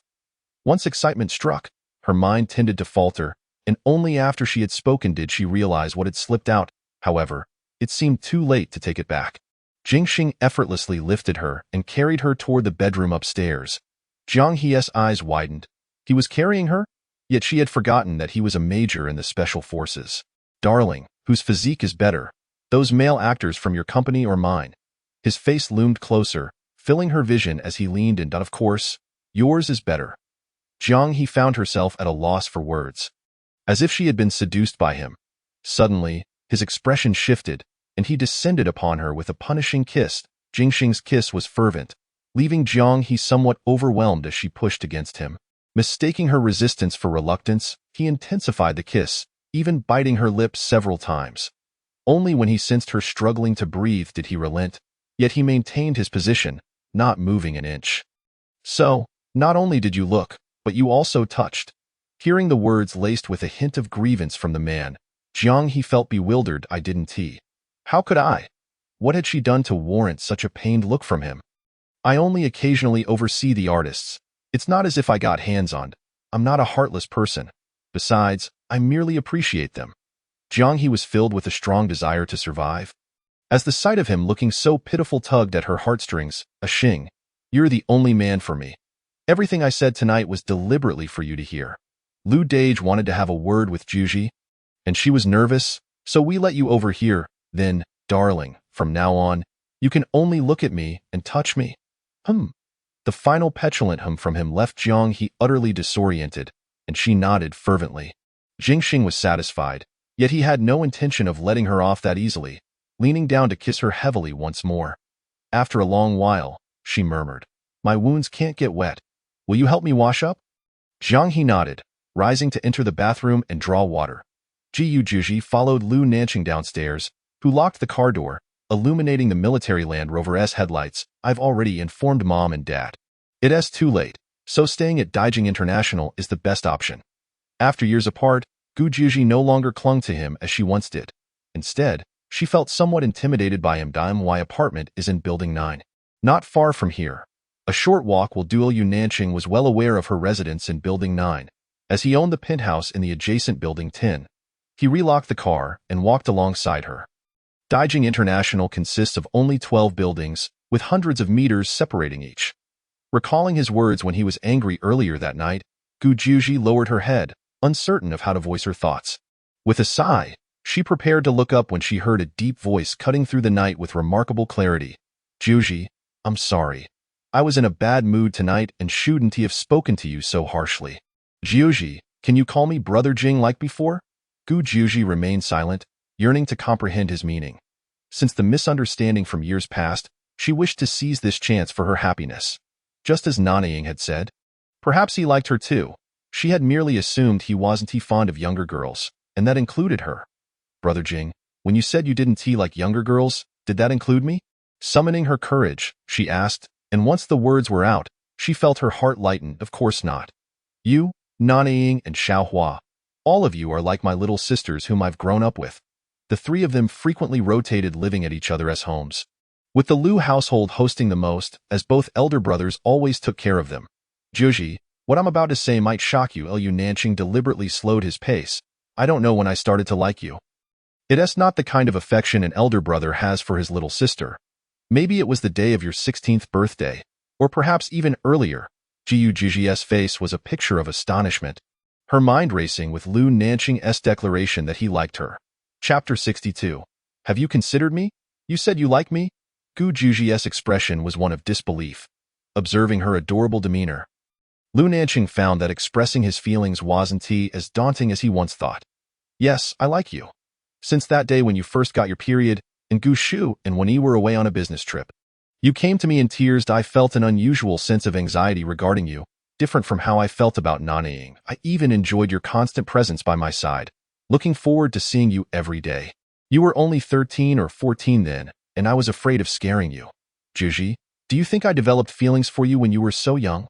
Lu Nanying maintained a calm demeanor, but a layer of sorrow flickered in his dark eyes. He was fearful that after tonight, they might no longer be siblings. No, it's just that I don't understand. Why did you tell the girls who confessed to you that you don't like younger ones? The man smiled, gently ruffling the girl's silky black hair. Silly girl, when rejecting someone, one must have a reason that can make them give up. If I had known you overheard, I would have explained it to you. I found it odd that we had agreed to go to the snack street together, yet only Nanying showed up. Juji felt a thrill at his words, as if a movie were playing in her mind, constantly replaying Lu Nanying's admission of liking her. The smile that blossomed on her lips instantly healed the ache of longing that Lu Nanying had buried in his heart for years. Juji, do you want to go on a blind date? Upon reflecting on the words spoken by Gu Ting tonight, and recalling the animated discussion among the three young girls regarding male models, Lu Nanying felt a twinge of anxiety. He was 7 years her senior, approaching 30. Would Juji find him too old? Suddenly, he was acutely aware of his own age. The revered Major General Lu, a war god who had never faced defeat in missions, now wore a countenance that suggested he was on the verge of tears due to the passage of time. If Jing Xing were to witness this, he would undoubtedly tease him for an entire year, to engage in a romance akin to that of Ying and Xiao He. Observing the girl's earnest demeanor, Lu Nanying stammered as he spoke. Then you and I, Brother Jing, what exactly do you wish to convey? Meeting Gu Juji's enchanting peach blossom eyes, her cheeks slightly flushed, perhaps from the wine, evoked an irresistible urge to kiss her. Whether one stretches forward or withdraws, the outcome remains the same. How could he still maintain his dignity when his beloved was at stake? Just before leaving, Jing Xing had uttered words that had earned him a roll of Lu Nanying's eyes. Jujio, since you are inclined towards romance, what do you think of me? Although I am older, I am virtuous and have never entertained other women. I vow my absolute loyalty to you, and given our family's amicable relations, marrying me would mean you need not worry about leaving home. My circumstances are favorable, and my physique surpasses that of those male models. Even though the Lu family has entrusted a Che, my other enterprises are commendable as well. Would you, perhaps, consider me? The imposing Major General Lu now appeared before her like an oversized boy, his eyes brimming with desire, a visage Gu Jujio had never encountered before. Causing her heart to race uncontrollably, she took a couple of steps forward, pressing her hands against her rapidly beating heart, overwhelmed with excitement. She felt a surge of gratitude for her bravery. While her nature was not one of subservience, she truly did not wish to pressure him. Noticing that the others had not followed, and seeing Gu Jujio standing there with her head bowed, Lu Nanying felt a pang of tenderness.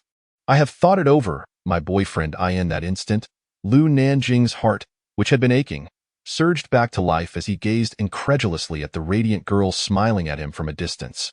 She was indeed the light illuminating the darkest corners of his soul. Unable to contain himself, he instinctively pulled her into his embrace. Jujio, having agreed, you shall never have the opportunity to leave me. I am a military spouse, under protection. The petite figure of the girl nestled in his arms was virtually invisible to others. Inhaling the faint scent of tobacco and a hint of alcohol from Lu Nanying, Gu Jujio found herself surprisingly at ease. She wrapped her arms around his slender waist and softly said, I only agreed to date. I did not consent to marriage, Lu Nanying chuckled. Finding his wife utterly adorable, even more so than in her childhood, I am not a scoundrel. Any romance without the intent of marriage is merely a farce. Juju pushed him away. Pouting, so, do you think I am being a scoundrel? Hearing this sudden declaration, which she had long anticipated, caused her heart to ache. She stood on her tiptoes, realizing the man still towered over her, and gestured for Lu Nanying to lower his head. He complied, and then a soft, fragrant kiss brushed against his cold lips, lasting merely a second. However, such a delightful opportunity was not one Lu Nanying intended to let slip away. He swiftly grasped Gu Jujio's neck and leaned in to capture her tender lips once more. Baby, this is how we kiss, he whispered hoarsely in her ear, causing her cheeks to flush deeper. Pushing him away, she hurriedly retreated, only to hear his laughter behind her, prompting her to break into a run. Yet, with her height of 165 centimeters, how could she outrun a man standing at 189? Baby, do not be shy. This is merely the beginning. You must get accustomed to it. How had she never realized this side of him after all these years? Had he learned it in the military? Were his words even suitable for her ears? After meandering for approximately 30 minutes, they arrived at the base of Building 9. Let me escort you upstairs, then I shall take my leave. Lu Nanying's intentions were purely to ensure her safe return home. Each person's decor style differed, and Gu Jujio's abode exuded a warm French cream aesthetic, mirroring her personality perfectly. The occurrences of the evening had far surpassed her expectations, and she required a moment to collect her thoughts. Jujio, why the rush to send me away? My mother will not worry. If she learns of this, she will only like you more. The little girl's face was an open book, revealing her anxiety, prompting Lu Nanying to chuckle. Juju nodded, standing at the door, preparing to close it once he departed. Amused to the point of laughter, Lu Nanying leaned down to place a gentle kiss at the corner of her mouth. Now, close the door. Chapter 63, Brother Chengzhou is the most handsome. My goodness, am I dreaming? She took out her phone and sent a message in their small group chat. Little Lamb Juju. Brother Jing said he has liked me for a long time. Little Lamb Juju. He asked if I could consider him. Little Lamb Juju. I agreed. Little Lamb Juju. He kissed me in this place, although she hadn't lived here for a while. Chengzhou had arranged for a regular cleaning lady to come by. While there was no food, daily necessities were sufficiently stocked. Juju walked to the bathroom, filled the tub with water, and retrieved a set of pajamas she had left here previously, placing a rose bath bomb into the tub. She needed to clear her mind. Otherwise, she would undoubtedly experience insomnia that night. Yuan. Chengzhou had remained silent throughout the journey, his mood indiscernible, and he had not responded to her attempts at conversation, staring at her for quite a while. She huffed, if you choose not to speak, then so be it. I am indifferent. Who doesn't he have their own temper? Feeling increasingly irked, Lu Nanying turned her face away, closing her eyes to avoid looking at the man driving. Go her surprise. After a satisfying meal, she felt drowsy and gradually dozed off, as the car stopped in the parking lot of Nanyuan. Chengzhou looked at the peacefully sleeping girl and couldn't help but chuckle in exasperation. She was fully aware that he was upset, yet she slept soundly as if nothing were amiss. What could he do? She was the wife he had chosen and cherished. He would spoil her regardless. Chengzhou exited the vehicle, opened the passenger door, and resignedly lifted the girl into his arms. Over the past few months, Lu Nanying had developed an unwavering dependence on Chengzhou. As she was lifted, her arms instinctively wrapped around his neck. This gesture delighted Chengzhou, instantly dissipating the frustration he had felt earlier. Why, dear, what shall I do with you? He mused, smiling as he carried her to the bedroom. He carefully removed her outer garments and shoes, laying her on the bed and tucking her in with the covers. He then rose to fill the bathtub with water. After spending a considerable time playing in the orchard, she would surely complain if she didn't bathe before waking the next day. Once he had prepared everything, he emerged to find the girl rubbing her eyes, peering at him from the edge of the bed. You reawake. The water is ready. Would you like to bathe? Chengzhou sat at the edge of the bed, gently stroking the girl's hair with a tender expression. Yes, hug me, Lu Nanying replied. Extending her arms, her voice, soft and lazy from just waking, quickened the man's heartbeat. All right, brother will hug you. He lifted her under her arms and carried her into the bathroom. On the 1-meter-wide vanity, he had placed a towel for her use. Lu Nanying perched on the edge of the tub, her eyes half closed. They had done everything except the final act, and she allowed him to assist her in undressing. Shall we use the lavender bath bomb today? He inquired, continuing to help her remove her clothing. Lu Nanying nodded, and soon she was placed in the full tub. Chengzhou opened the vanity cabinet, retrieving the bath products she was accustomed to using, including a lavender bath bomb and bubble bath oil. He unwrapped a lavender bath bomb adorned with petals and placed it in the tub, releasing a gentle lavender fragrance that permeated the entire bathroom. Lu Nanying played with the purple bubbles floating on the surface, exclaiming, "It smells so good. It feels wonderful." Chengzhou rolled up his shirt sleeves, squatting beside the tub, with a bucket of clean warm water at his feet. Washing the girl's hair. Brother Chengzhou, your hair washing skills have improved significantly. Chengzhou remained silent, meticulously massaging the shampoo into her strands 3 times before rinsing. He then retrieved a clip from the vanity to secure her damp hair atop her head. Leaning down, he whispered into her ear, "Brother is quite skilled in other areas as well. Would you like to experience it too?" As he gently scrubbed her back, his fingers glided over her delicate skin, causing Lu Nanying's cheeks to flush crimson. His long fingers, filled with intent, sparkled with mischief. "Why, dear? Do you think other men are more handsome, or is it brother who is more appealing? Brother, are you jealous?" She teased. The moment he spoke, Lu Nanying couldn't help but let out a soft whimper, her gaze meeting the man's desire-filled, crimson eyes. She leaned in and placed a tender kiss on his lips. Of course, brother Chengzhou is the most handsome. His physique is unmatched. The man was clearly pleased, a smirk playing at the corners of his mouth. As Lu Nanying heard the sound of a metal clasp coming undone, Chengzhou swiftly shed his half-drenched clothing. With a splash, he stepped into the tub, the water overflowing onto the floor. The spacious tub easily accommodated both of them. Lu Nanying, blushing, attempted to push him away slightly, but before she could even try, the man captured her lips in a kiss. Lu Nanying's beautiful almond-shaped eyes glistened with moisture, her cheeks still flushed, gazing at the enchanting girl in his arms. Chengzhou's breathing quickened as the temperature in the bathroom soared. In a low, husky voice, he coaxed, "My dear," enticing her to explore the unknown alongside him, until Chengzhou's soft voice called her wife. Lu Nanying understood that this man had reached his limits. When tranquility finally descended, it had already been 2 hours. Chengzhou emerged from the bathroom, clad only in a gray towel. Cradling the sleepy girl wrapped in the towel, the damp hair was dried in the bathroom. Witnessing the exhausted little girl, Chengzhou felt a pang of compassion. Gently, he laid her down on the bed, then lifted the covers and slipped in beside her. He wrapped his arms around her and pressed a soft kiss to her forehead. Moments ago in the bathroom, both had indeed been swept away by emotion, nearly losing control. Just as he faced the girl's most precious treasure, he suddenly halted, unwilling to claim her so casually. He feared she might come to regret it. He wished to preserve her beautiful first time for the moment he would take her as his wife.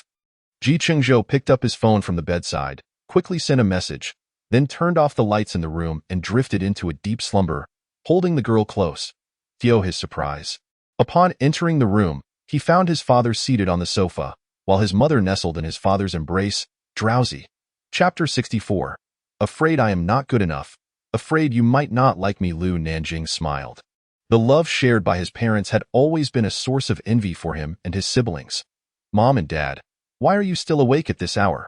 Upon hearing their son's voice, Yishi opened her eyes and hurriedly attempted to sit up, only to be pulled back into the embrace of Lu Yuan. "Aging, come sit over here. Your mother wishes to speak with you about something." Lu Nanying moved to the nearby armchair. "Mom, we can discuss it tomorrow. Staying up this late will only make Dad worry." Hearing her son's teasing remark, Yishi's resolve only strengthened. that evening at Ji's residence. When her 3 precious daughters departed, their faces were laden with sorrow, and Gu Jiushi's eyes were red as a little rabbit. Ji Huai ordered the orchard surveillance footage to be reviewed. While the view was somewhat distant, it provided a rough idea of what had transpired. Wai Yishi and Wenyi felt a mix of joy and heartache, and upon seeing his precious daughter in tears, Gu Hangson immediately felt the urge to confront Lu Nanying. Eventually, it was Jing Yin who called Jiang He, fortuitously gathering all 3 to clarify the situation. After listening, Gu Hangson fell into complete silence, his heart heavy with the thought that his little cabbage was at risk of being taken away. Yet this pig was without fault. Several mothers had already begun discussing matters of engagement and wedding dowries. Son, are you serious about Joshi? Mom, I know what you're asking. The men of the Lu family will only ever be devoted to their wives. And their wives must be the ones they love in return. I remember your and Dad's teachings from childhood. I'm earnest about this. Lu Nanying shared his feelings for Gu Joshi and his future intentions candidly with his parents. The conversation carried on until past 1 in the morning, and Yishi's drowsiness had dissipated. Had it not been for Lu Yuan's restraint, she would have rushed to propose to the Gu family. Once his parents ascended the stairs, Lu Nanying made his way to the swing in the garden. Over time, whenever Gu Jiushi wished to swing, he would set aside whatever he was doing to accompany her. It was then that he realized Gu Jiushi had carved out an irreplaceable place in his heart. Reflecting on his own foolishness that nearly cost him his beloved and had her in tears, he felt the urge to give himself a few hearty slaps. At the Imperial View International, the couple slept entwined. While the phone on the bedside table vibrated incessantly, Jing Xing reached over to silence it. The girl in his arms stirred awake. He gently patted her back, whispering, "Sweetheart, it's still early. Go back to sleep." Once she had drifted off again, he got out of bed, took his phone, and stepped onto the balcony. "Mom, why are you calling me so early?" His time was limited. It was already mid-December, and in just over a month, he would have to return to duty, necessitating early arrangements. Jing Xing spoke with his mother for over half an hour before hanging up. Glancing at the time on his phone, it was only 7 o'clock. For someone who needed to train, this was late. Ever since his injury, combined with the beauty in his embrace, he had indeed been a bit lazy lately. Returning to the room, he watched the little girl sleeping soundly and ordered some groceries for delivery. After washing up in the bathroom, he calculated the time. The supermarket staff should be arriving shortly, so he headed downstairs. Just as the doorbell rang, Jing Xing accepted the delivery and entered the kitchen. Shaking his head at the sight of the girl's empty refrigerator, he began preparing the food he intended to make, categorizing the other items before storing them in the fridge. Having indulged in too many snacks the previous night, he opted not to make sandwiches for breakfast, but instead prepared a fragrant mushroom and minced meat porridge. Along with 2 fried eggs, Jiang He awoke to the enticing aroma wafting from downstairs. Recalling the events that transpired in the bathroom the night before, she couldn't help but blush as she descended the stairs. Jing Xing set down his bowl and walked over to take her hand. "Why aren't you sleeping a little longer? I was going to call you when the porridge cooled." Jiang He sat down, wrapping her arms around his waist and resting her face against his abdomen. "I have several meetings at the company today. I can't be late." While Jiang He was not a workaholic, she took her responsibilities at her entertainment company seriously. She personally handled many matters, often attending meetings that her assistant could easily manage. "I'll take you after breakfast." Jing Xing gently patted the little girl's shoulder, speaking in a soft tone. "All right, who called so early this morning?" He placed the bowl of porridge in front of her while offering her a piece of egg. "Why, Mom asked if I needed to prepare anything extra for the proposal." Upon hearing the word proposal, Jiang He paused, her hand holding the spoon momentarily still. She understood Jing Xing's work nature. He couldn't always be by her side, and after the new year, they would part ways, leaving her uncertain of when they would meet again. While she was indeed looking forward to marriage, the timing felt inconsequential. She would still be marrying him, regardless of whether it was sooner or later. Noticing Jiang He's silence, Jing Xing assumed she was unhappy and softly inquired, "Are you not pleased? If you don't want to, I can tell my mom." Before he could finish, he was interrupted by Jiang He's laughter. "I didn't say I didn't want to. When did you become so insecure? Ah Xing. Little he, in your presence, I am forever lacking in confidence. I fear I am not good enough and that you may not like me." Jing Xing did not comfort her. Over the past month and a half, he had indeed been plagued by insecurities. Therefore, When his mother suggested proposing to Jiang he had acquiesced. You're so silly. I like you, everything about you, Xing. I adore the confident you on the battlefield. The you who is self-assured, so don't worry. As long as you haven't fallen for someone else, I could never love anyone else. I only love you, and only you. Seeing the nervous expression on his face, Jiang He couldn't help but giggle. Her Xing was simply too amusing. However, you haven't proposed yet. The mention of the proposal. Jing Xing smiled at. Of course, I will propose. Anything others have, my little he will also have. However, the token of love has been received. You can never back out of this for the rest of your life. This left Jiang He thoroughly confused. What token? I never received anything. If she didn't understand, she would have to ask. Surely this man wasn't trying to trap her. You remember the jade pendant I gave you when I enlisted 4 years ago? Jiang He ate her porridge while searching her memory. I think I do have that. Ever since you gave it to me, I've kept it close. However, after their meeting 2 years ago, she had locked it away in a drawer and had forgotten about it over time. Chapter 65. Delaying my dowry earnings. Seeing the clarity in the little girl's gaze, Jing Xing chuckled and pinched her cheek. You remembered. You didn't use it to prop up a table leg? Did you? Jiang He rubbed her face, straightened her posture, and confidently replied, Of course not. I've always kept it with me. I was just upset when I saw how you treated me back then. Observing the little girl's expression, Jing Xing couldn't contain his laughter. His little he was truly wonderful in every way. And then? Did you throw it away? No, I locked it in the drawer. Now that the misunderstanding is cleared, girlfriend, can you please wear the token of love again? Jiang He picked up a napkin from the table to wipe her mouth. Well, let me think about it. She stood and headed upstairs, giving Jing Xing an opportunity to tidy up the table and load the dishes into the dishwasher. 20 minutes later, Jiang He came down with her bag, dressed in a beige knitted short dress and high-heeled ankle boots, topped with a black long coat. Seeing her exposed legs made Jing Xing's forehead twitch. Why not change into a longer skirt? I'm wearing pants. This is called the leg-bearing miracle. Let us go. We're going to be late. Jiang He, fearing he would continue to nag, opened the door and stepped outside. Jing Xing followed helplessly behind her. Once they reached the first floor, he asked Jiang He to wait while he went to get the car. Since his car was parked outside, he wanted to ensure the little girl, dressed lightly, wouldn't catch a chill. Jiang He's lips twitched.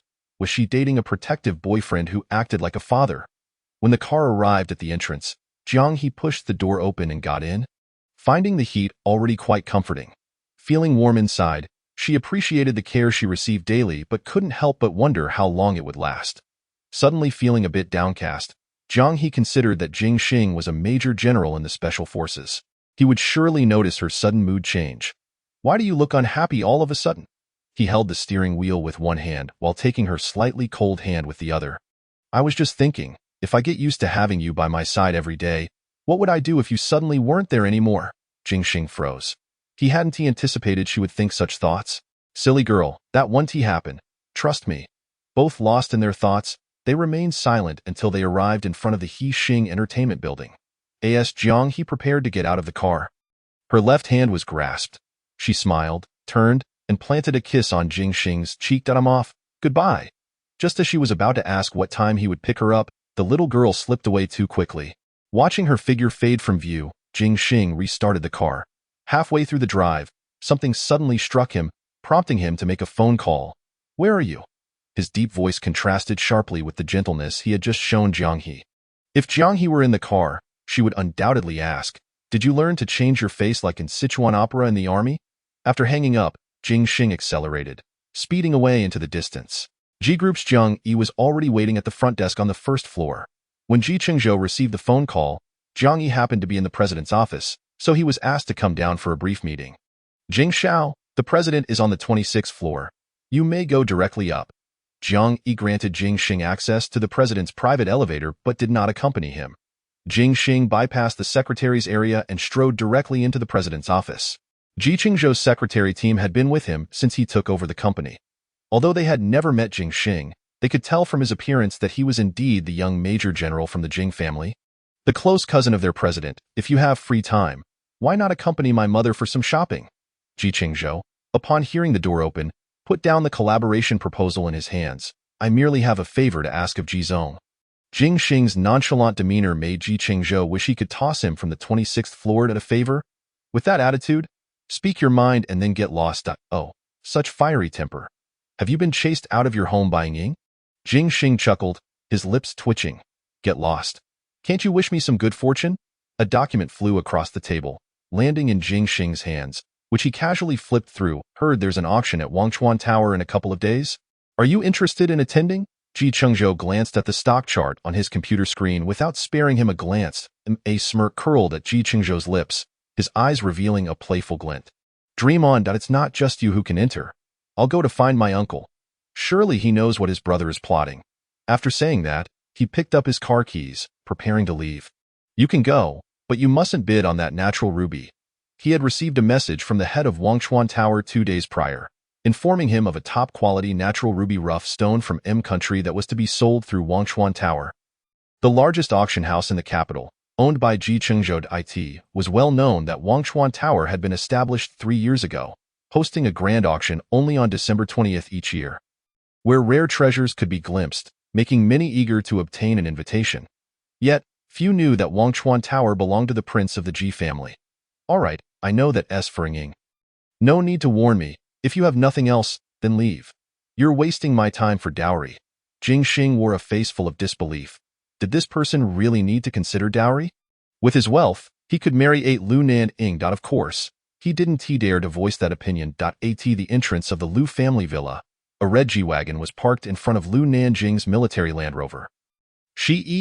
Upon arriving at the Lu residence, she noticed Yi by the main building, where a plethora of peony-potted plants lay on the ground. Xing has arrived.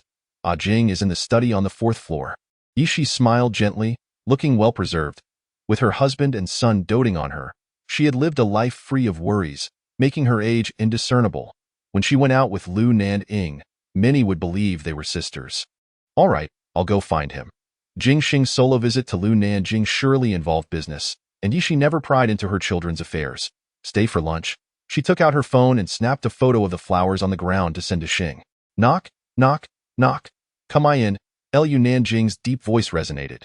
As Jing Xing pushed the door open, he had already discarded the gentle demeanor he had shown to Yi upstairs. Everyone's on leave. Lu Nanying wouldn't message me without reason. What's the urgency? He wore a serious expression and, at Lu Nanying's gesture, picked up the folder on the table.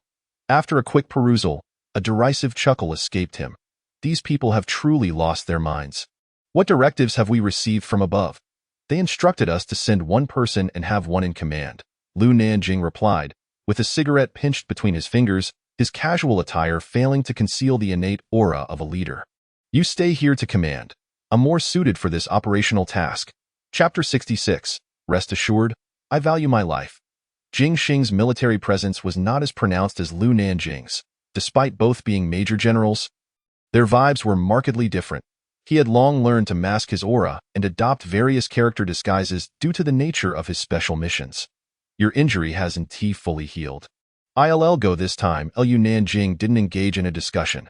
This task was not as simple as a special mission. Without complete confidence in the mission's success, he couldn't risk his brother's safety. Jing, you know full well that Xing, you must listen to me this time. You are indeed capable, but among those people, some have crossed paths with you before. They might not expect me this time. So you remain in command. It increases our odds of success. Lu Nanying's words struck home, leaving Jing Xing with no strength to argue. I won't grant you that opportunity. They were brothers who would risk their lives for each other. Some things did not need to be stated outright. Their conversation ended only when Yi knocked on the door, prompting them to head downstairs. In the Nanyuan residence, Lu Nanying was having lunch when Xiaoyi arrived. She had messaged Xiaoyi upon waking, stating that she was starting self-defense training today. Since her encounter with Director Yu in Ji Chengzhou's office a couple of days ago, she had felt a sense of unease. She was no longer the naive Lu Nanying from her past life. She could sense that the woman harbored intentions toward Ji Chengzhou. Learning self-defense had become a priority following the lesson learned from Li Xian's incident. Xiaoyi, have you had lunch? Xiaoyi, clad in black combat gear and standing at attention, though still somewhat dissatisfied internally, dared not voice his objections. I've eaten. Thank you. Miss Lu, he nodded before turning towards the garden. Lu Nanying paid little attention to Xiaoyi's attitude. She understood that having a combat instructor from the Yin Yu base teach her, a girl, was somewhat overkill. Initially, she had suggested this to ensure Xiaoye's safety, but currently, there was no suitable alternative. After finishing her meal, Lu Nanying went upstairs to change into appropriate clothing and shoes, instructing Aunt Ning not to let anyone enter the training area. Indeed, Nanyuan now had more than just Aunt Ning. Since Lu Nanying's abduction, Jing'an had transferred 4 security personnel and 4 servants from the Ji family residence. Xiaoye walked around the training area, pleasantly surprised. It was indeed very suitable. Hearing footsteps, he turned to see Lu Nanying approaching in her black training outfit, and a hint of awkwardness flickered in his eyes. He briefly explained the training content to Lu Nanying before beginning to teach her some basic movements. Self-defense was not comparable to regular taekwondo or judo, and despite his reluctance, Xiaoye's teachings were impeccable. After 3 hours, Xiaoye had developed a newfound respect for this delicate young lady. He had expected her to last half an hour at most under such high-intensity training on her first day. Yet to his surprise, she remained silent throughout the 3 hours and learned quickly, which caught him off guard. "Miss Lu, let's stop for today. You've already trained for quite a long time on your first day." Observing her drenched in sweat, her hair matted, and her face flushed, Xiaoye felt a pang of sympathy. Lu Nanying was aware that her stamina had reached its limit and did not push herself. "All right, then I'll see you at the same time tomorrow." She took the tea that Aunt Ning had brought and handed a cup to Xiaoye while drinking a large one herself. "Zhujiu and I might not have any skills, but we are not those delicate young ladies." Lu Nanying liked to be straightforward, especially since Xiaoye was Ji Chengzhou's subordinate. Regardless of her performance, he would treat her with utmost respect. However, she wanted Xiaoye to willingly teach her. "Aunt Ning, I'm going upstairs to take a shower," Lu Nanying called out to Aunt Ning, who was busy in the kitchen. In December, her clothes were soaked with sweat, and the breeze chilled her to the bone. She found it hard to cope.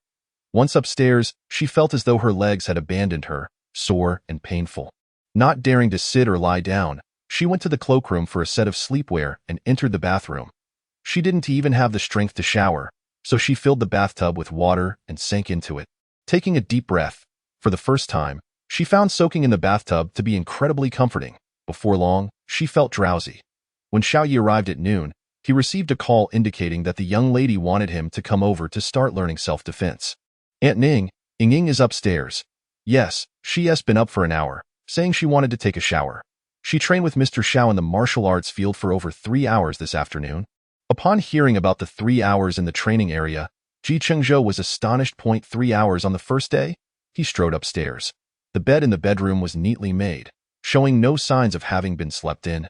The bathroom light was on, and as Ji Chengzhou pushed the door open, he found the young lady sleeping soundly in the water, her breathing heavier than usual, indicating she was truly exhausted. He checked the water in the bathtub. Thankfully, it was set to a constant temperature. Otherwise, she would have frozen solid after soaking for an hour in such cold weather. After exiting the bathroom, Ji Chengzhou turned on the heating in the room before lifting the young lady out and wrapping her in a large towel. He placed her on the bed and pulled up the blanket before fetching a hairdryer to dry her long, dark hair. With a heart full of tenderness, he observed her as she slept. He had noticed that her arms and legs were reddened and had some bruises. Yet, all he could feel was concern. He had endured the same rigorous training, beginning with hellish routines, as the hairdryer ceased. Lu Nanying stirred awake, her gaze landing on the man beside her. Just waking up, she was still soft and groggy, eliciting a deeper ache in Ji Chengzhou's heart. Chapter 67. Does this person think I'm dead?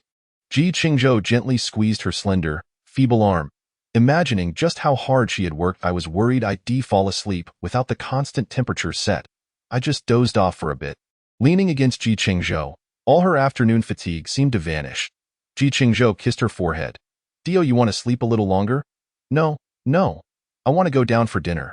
Noticing that she was only wearing a towel, Lu Nanying sat up to change her clothes, a large hand pressed down on her shoulder. "Stay lying down. I'll get you some clothes." Lu Nanying smiled, enchanting, thoroughly relishing the kindness this man bestowed upon her, prompting her to reciprocate with even greater affection. After changing into fresh attire, the couple descended the stairs hand in hand, where Aunt Ning had already arranged dinner. "Ying, do make haste and have some soup. You've worked so hard this afternoon. A warm broth will replenish your strength." Aunt Ning had spent the entire afternoon preparing this medicinal chicken soup, and only when she saw Lu Nanying drinking it could she finally relax. "Aunt Ning, please join us for dinner." Ji Chengzhou said, taking a bowl and feeding the young lady spoonfuls. No, no, I must head to the annex. The girls there have finished cooking as well. With Ji Chengzhou present, Aunt Ning naturally wouldn't linger. Would it be uncomfortable with others at home? Lu Nanying sipped the soup, feeling revitalized with each mouthful.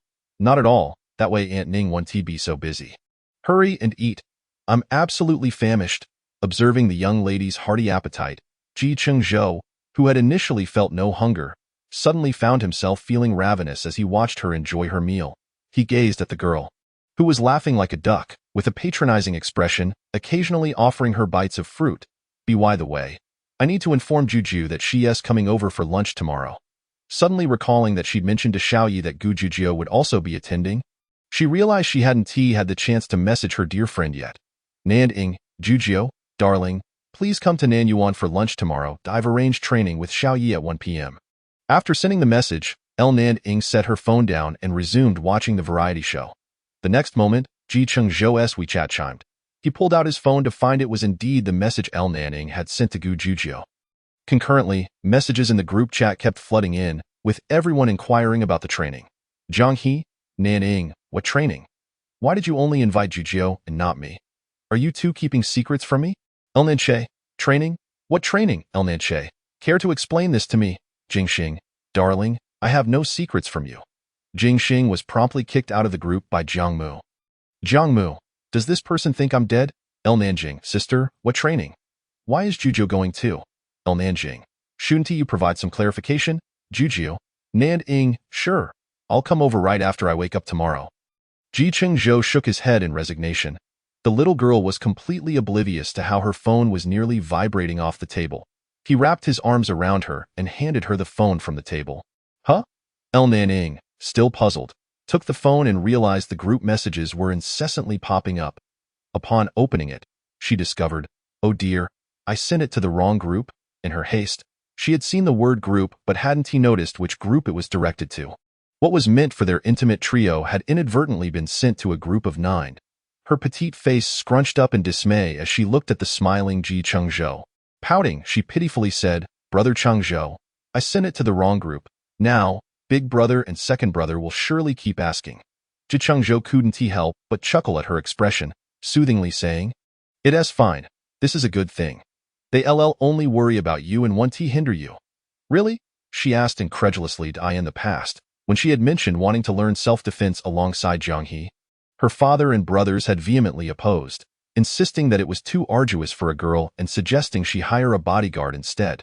Ji Chengzhou, unable to resist the little girl's aggrieved look even knowing she was merely feigning it, sent a voice message explaining the situation. Lu Nanying, this is indeed a good thing, but having Xiaoyi as a coach will likely be quite challenging. Lu Nanying. Currently, Xiaoyi is indeed a good choice. His limited interactions with Ying mean he has fewer reservations. If it were someone else from the base, they might hesitate. Nanying, big brother, second brother, don't worry. Xiaoyi is quite skilled. I can manage. Nanying, Zhanghe, you're very impressive. Jujio and I are too weak. Zhanghe, no way, I'm weak too. I want to go. Jujio, but you're so busy. Do you have time? Zhanghe fell silent at this. She was indeed busy but yearned to join. Although she knew self-defense, it was merely for her own protection. Jingxing, having prepared a cup of fruit tea downstairs, entered the bedroom to find Zhanghe sitting at the edge of the bedpost bath, her brow furrowed as if she could crush a fly. He set down the cup, reached out to smooth her brow, and said, "What's wrong? Furrowing your brow isn't becoming." Without a word, Zhanghe handed him her phone while taking a sip of the fruit tea. "Want to go?" Jingxing set his phone down. Staring at her with utmost seriousness, he had dealt with Xiaoyi before and knew he was capable. Otherwise, he wouldn't have infiltrated the Qing Feng gang and become one of their core members. Zhanghe nodded, fully aware of her own capabilities. Someone without skills would surely be no match for her. However, if she were to encounter someone equally trained, even Jiangmu, who was the weakest among them, could easily overpower her with one hand. "Jiangmu, do you have any manners? Your foundation is stronger than Nanying and Juju's. They are just beginning their basic training. Whether you go or not is inconsequential. If you're busy, then don't go. If you're free, you can spare an hour or two to train together at Nanyuan. Right? I'm not a novice. I've gone through this before with basic stances and wooden stakes." The thought alone made her scalp tingle. Watching the young girl's face break into a smile, knowing she had come to terms with it, he refrained from further discussion. He went to the bathroom to grab a hairdryer to dry her hair.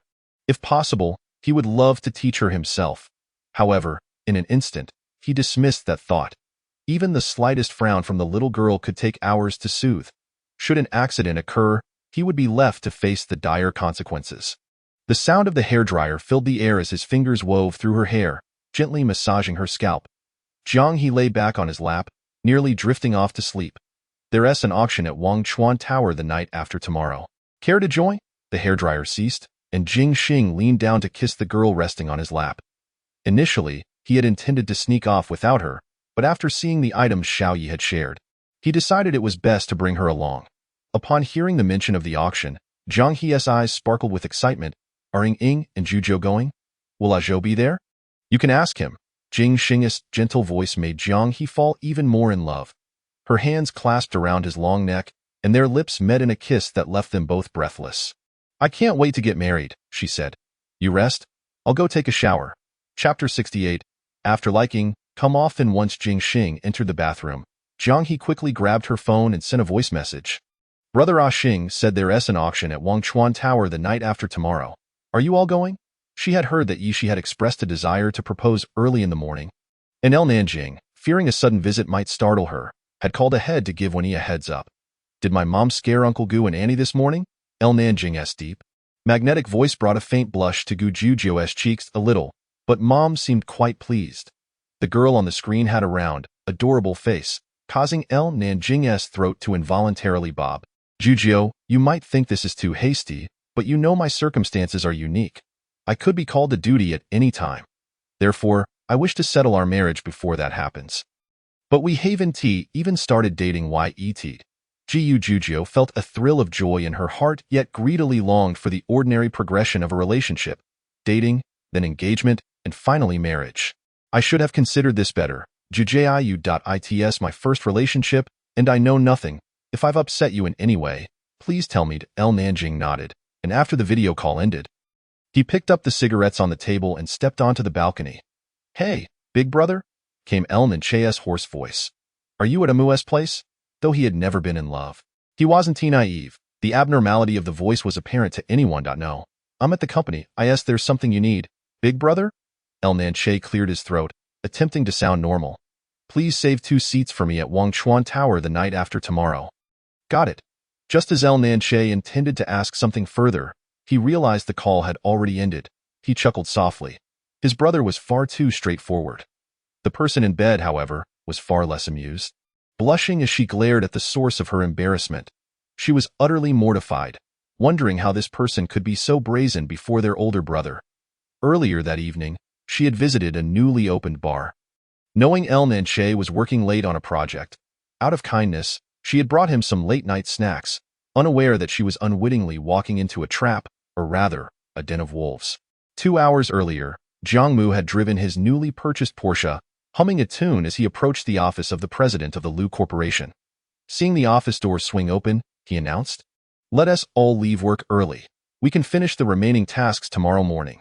Assistant Su Jiang immediately understood that the person responsible for their workaholic president's absence was none other than Jiang Shao. Stealing a glance at the two, he mused how well-matched they appeared. All right, President Lu. I'll inform the security downstairs to leave the door open for you. Unbeknownst to Su Jiang, he was completely oblivious to the thoughts swirling in his mind. After graduating 3 years prior, he had continuously followed Lu Nanying, showcasing exceptional abilities to become the assistant to the president within a year. Who but the shrewd could remain by Lu Nanying's side? I brought you some late-night snacks. Why not have a bite? The Lu family had no shortage of money, so why overexert oneself? Jiang Mu stood by the floor-to-ceiling window, gazing at the bustling traffic below. Your view here is truly splendid. Lu Nanying removed his blue light glasses and placed them on the desk, rising to stand behind him, whispering in his ear, Do you like it? Then come often. Jiang Mu, perplexed by his words, casually replied, Come often? You, President Lu, need to earn money. Jiang, also need to earn, especially since construction just started in the southern city. I'm quite busy. As Jiang Mu prepared to sit down on the sofa to eat, the tall figure leaned down unexpectedly, startling him. Before he could react, His lips were captured in a fierce kiss. After a long moment, Lu Nanying's hoarse voice betrayed his desires. "We haven't tried it here yet." Jiang Mu was genuinely stunned. Here? Has he lost his mind? She wondered if she could still make her escape. The next moment, the president's office was enveloped in a haze of romantic tension, their designer clothes cascading to the floor. Jiang Mu was entirely unprepared, and even the brief moments of clarity only served to intensify his inability to face the Lu family's presidential office. Where on earth had this man learned such a flamboyant approach? Just as he thought, thank heavens, that this insufferable man would finally relent, he found himself swept off his feet, quite literally, by the towering figure of Lu Nanying, who carried him into the inner chamber. Before he could even gather his wits, he was already on the bed, a new wave of entanglement crashing over him. Get lost? Don't touch me. Jiang Mu thought himself utterly foolish for seeking him out. The hoarse tone of his voice and the reddened corners of his eyes only spurred Lu Nanying's desire to torment him further. Just this once, the man murmured soothingly, "Get lost, you bastard." Jiang Mu spat out a continuous stream of expletives. "Next time. I'll let you have your way." "All right." Jiang Mu seemed to relent, ceasing his tirade, yet he clenched his jaw and glared at the man before him. Once tranquility returned, he found himself unwilling to move at all. A few minutes later, Lu Nanying's phone rang. Initially, he had no intention of answering, but upon seeing it was his elder brother calling.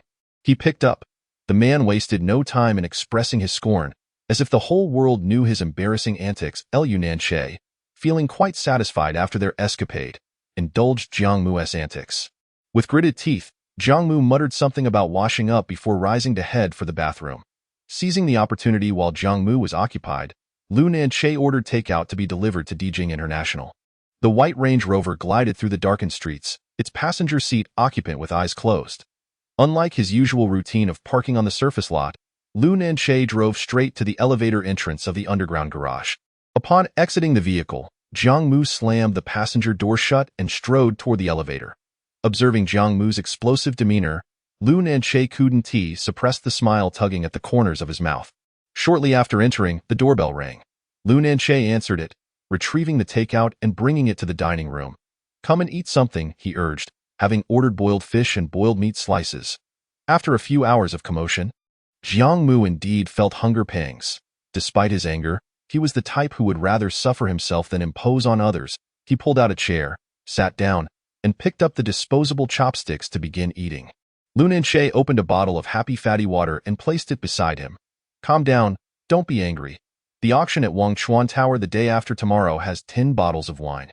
I'll bid on them for you."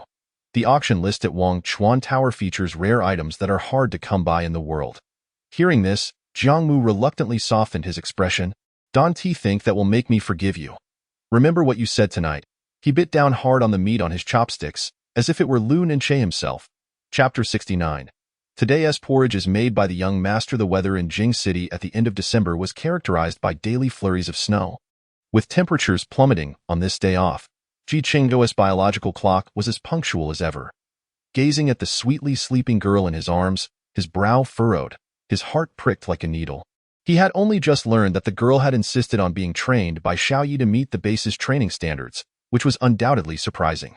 Upon discovering that Gu Jujio, who was also training with them today, had similarly persisted for 3 hours, Chengzhou was even more astonished. If it were Jiang he wouldn't have been surprised in the slightest. His little girl was like Gu Jujio, a delicate flower who couldn't even carry a shoulder bag. The mere thought that Xiaoyi had come to appreciate her in just 2 days left Chengzhou heartbroken. His little girl must have endured countless hardships unbeknownst to him. He picked up his phone and texted Xiaoyi, informing him that he need not come to Nanyuan today, but rather tomorrow. Afterward, he rose to wash up in the bathroom and then headed downstairs to the kitchen. "Young master, why didn't you sleep a little longer on your day off?" Aunt Ning remarked, surprised to see Chengzhou downstairs before 6:30. Typically, on his days off, he would stay in bed with Ying until 8 or 9. I've grown accustomed to it. "Aunt Ning, I'll preparing Ying's breakfast. You can attend to other matters." Aware that Chengzhou had previously cooked for Lu Nanying before she arrived at Nanyuan, Aunt Ning didn't pry further. She merely watched as Chengzhou skillfully retrieved ingredients from the refrigerator, washed and chopped them, and placed them into the POTI in the bedroom. Lu Nanying's phone rang several times. As she prepared to hang up, a slender hand emerged from the covers, reaching for the phone on the bedside table. "Hello?" Her languid voice elicited a soft chuckle from the other end. "Sweetheart, are you still not awake?" Yishi's gentle voice chimed in. "Mom, I'm still quite sleepy," Lu Nanying murmured, reluctant to rise due to the chilly weather and her fatigue from the past few days. After acknowledging her mother, she drifted back to sleep. She awoke once more to the sound of her stomach rumbling, roused by hunger. Sitting up, she glanced around and, seeing no sign of Chengzhou, assumed he had gone to the company as usual and thought little of it. Just as she pulled back the covers and stepped out of bed, the bedroom door swung open. "You're awake," Chengzhou said, his face radiating affection as he looked at the girl rubbing her eyes. "Hungry?" Lu Nanying patted her little tummy, pouting in a feigned grievance. Chengzhou could hardly resist her charms and promptly swept her up and carried her to the bathroom. "Open your mouth," he said in a tender tone reminiscent of coaxing a child, helping her brush her teeth and wash her face, even applying moisturizer before carrying her downstairs. "Ying is awake now. Hurry and eat breakfast." Aunt Ning smiled warmly as she watched the two descend the stairs together. "Yes, Aunt Ning, today's yam and lily porridge is delicious," Lu Nanying called out to Aunt Ning, who was tidying up the kitchen. Aunt Ning smiled gently. "Of course, today's porridge was made by the young master.The. Chengzhou made it?" Lu Nanying exclaimed in surprise. Since Aunt Ning had come to Nanyuan, Chengzhou had been busy and rarely entered the kitchen. "Then I'll have an extra bowl." Upon hearing this, Chengzhou, who had just come downstairs after changing, smiled and pinched the girl's delicate nose. Today, he was dressed casually in a beige sweater and black straight-leg pants. Quite a departure from his usual suit. "Aren't you going to the company today?" he asked, only to remember that it was Saturday. "I'm accompanying you today." "No work," Chengzhou replied. Lu Nanying's eyes sparkled with delight. "Then let us go watch a movie," she added, her expression suddenly drooping. "Didn't you want to go see a movie? Why do you look so glum all of a sudden?" Chengzhou found her sudden change amusing. After all, he thought something serious had occurred. "After the movie, we'll have dinner out." This plan was exactly what Lu Nanying had hoped for, and she nodded eagerly. Tonight was the annual auction at Wangchuan Tower, which featured a plethora of items. Zhang He and Jujio would also be attending the an auction. "I haven't been to such events in ages," she exclaimed, her interest piqued. "Let us go. Let us definitely go. People say that the items at Wangchuan Tower are things you can only dream of. There's nothing they want to put up for bid." "You're such a tease," Chengzhou chuckled, indulging her whims without hesitation, as her happiness was all that mattered to him. On the road, the limited edition Ghost cruised along the main thoroughfare, with surrounding vehicles maintaining a respectful distance. Not only did they fear the cost of damages, but they also dreaded offending the occupants within. The license plate of Chengzhou's exclusive vehicle was well known throughout Jing City, 80101 wide. Everyone was aware that Lu Nanying, the eldest daughter of the Lu family, was born on January 1. Chengzhou's affection for her was unreserved. Even the other vehicles in his garage bore license plates ending in 0101, differing only in the final letter. As Chengzhou's car approached the gates of the Lu residence, they opened automatically. Hearing the sound of the vehicle, she stepped outside, watching as the car came to a halt and a flash of red rushed towards her. She embraced her daughter, playfully pinching her slightly chubby cheeks. "It seems Chengzhou has taken excellent care of you. You've gained some weight." "Aunt Shi," Chengzhou greeted as he retrieved gifts from the trunk, approaching Lu Nanying to acknowledge Yishi. Upon seeing the items in Chengzhou's hands, Yishi chided him. "What's all this?" Chengzhou smiled. "These are for my mother. She insisted on sending you the bird's nest you're accustomed to, along with some new tea that's not expensive." He carried the items inside as Lu Nanying linked arms with Yishi, chatting about recent events, filling the room with laughter. Observing how well Chengzhou cared for her daughter, Yishi couldn't help but wish to take her daughter to the Civil Affairs Bureau soon, along with her household registration. "Zhou, when do you and Ying plan to get married?" Chengzhou, who was feared by many as the heir of the Ji family and a ruthless businessman, was regarded by Yishi and her husband as no different from their own sons. "Aunt Shi, I'm always ready to marry Ying. I'm just waiting for her nod," he replied. Chapter 70. The brave young lady of the Lu family Chengzhou understood Yishi's thoughts. She was not only his future mother-in-law but also a close friend of his mother, akin to a second mother to him. Leaving him with nothing to hide, Zhou. Thank you for always loving Ying. Apart from you, I wouldn't trust anyone else with her, she expressed, her voice laced with emotion. Ji Qinggo moved to sit beside her, offering her a tissue to wipe the tears from the corners of her eyes. Whispering softly, really, we should start preparing with your mother soon. You never know, it might be needed sooner than expected. He chuckled lightly before heading upstairs. When the two descended from upstairs, Ji Qingzhou was carrying a white suitcase. Oh my, I heard that you and Juju have recently started learning self-defense and picked out some suitable clothes, Lu Nanying said in a sweet voice, laced with a hint of playful charm, which was utterly irresistible. After all, she was their precious daughter, long awaited with hopes and dreams. You should learn well. You don't like to take bodyguards when you go out, yet you're utterly helpless on your own. She recalled the hardships of learning self-defense when she first married Lu Yuan. She had insisted on training, and after some convincing, he had arranged for someone to teach her. Yet within 3 days, she was left bruised and sore, leaving Lu Yuan, a grown man, in tears over her suffering. Later, Lu Yuan ceased her persistent studies, while Ji Chengzhou remained unwavering in his resolve. As the heir of the Ji family and the master of Yanyu, he understood the dire consequences should his daughter lack essential skills. If she were to fall into enemy hands, she would be left vulnerable and at their mercy. Although her heart ached for her daughter, she firmly supported her decision. If one is to learn, it must be done diligently. Chengzhou, you cannot let your affection for Yingying's discomfort deter her from her education. Rest assured. Ani Shida. Ji Chengzhou pulled out a chair at the dining table for the young girl to sit. After lunch, he drove to the central plaza owned by the Ji family, where they watched the latest romantic film, leaving the young girl in tears. This prompted Ji Chengzhou to comfort her once more. After the movie, they strolled hand in hand through the mall, the tall and handsome man holding the delicate girl's hand. Despite both wearing masks, their striking good looks could not be concealed. Ji Chengzhou's young companion eagerly joined the queue at the mall's most popular bubble tea shop. Seizing the moment while the man waited in line, Lu Nanying excused herself to visit the restroom, only to enter the men's clothing store she had just passed. She had inadvertently noticed a blue bellflower lapel pin displayed prominently in a glass case. Had it not been for her intention to surprise the man, she would have purchased it immediately. Now, she hurriedly sought it, fearing it might be snatched by another. Brother Cheng, a soft, languorous voice called out from behind. Ji Chengzhou turned and embraced her warmly. You've been gone for quite some time. His voice trembled slightly. Panic had gripped him in her absence. Without regard for their surroundings, he pulled down their masks and pressed his lips fervently against hers. After a brief moment, he released her, adjusting their masks back in place. There's a hot pot restaurant nearby that seems quite popular. Let us go there. Lu Nanying said nothing further, simply taking the man's large hand and leading the way. Ji Chengzhou assumed she had lingered too long over the enticing food, and he breathed a sigh of relief, allowing her to guide him. They found an inconspicuous corner where Ji Chengzhou dedicated himself to cooking for Lu Nanying, occasionally tasting the food himself. Watching her enjoy her meal gradually eased the earlier anxiety in his heart. The annual auction at Wangchuan Building required an invitation for entry. In this venue, status mattered little. Only the amount of money one could offer held weight. The auction was held on the second floor, which remained closed to the public until the event commenced for the sake of the item's security.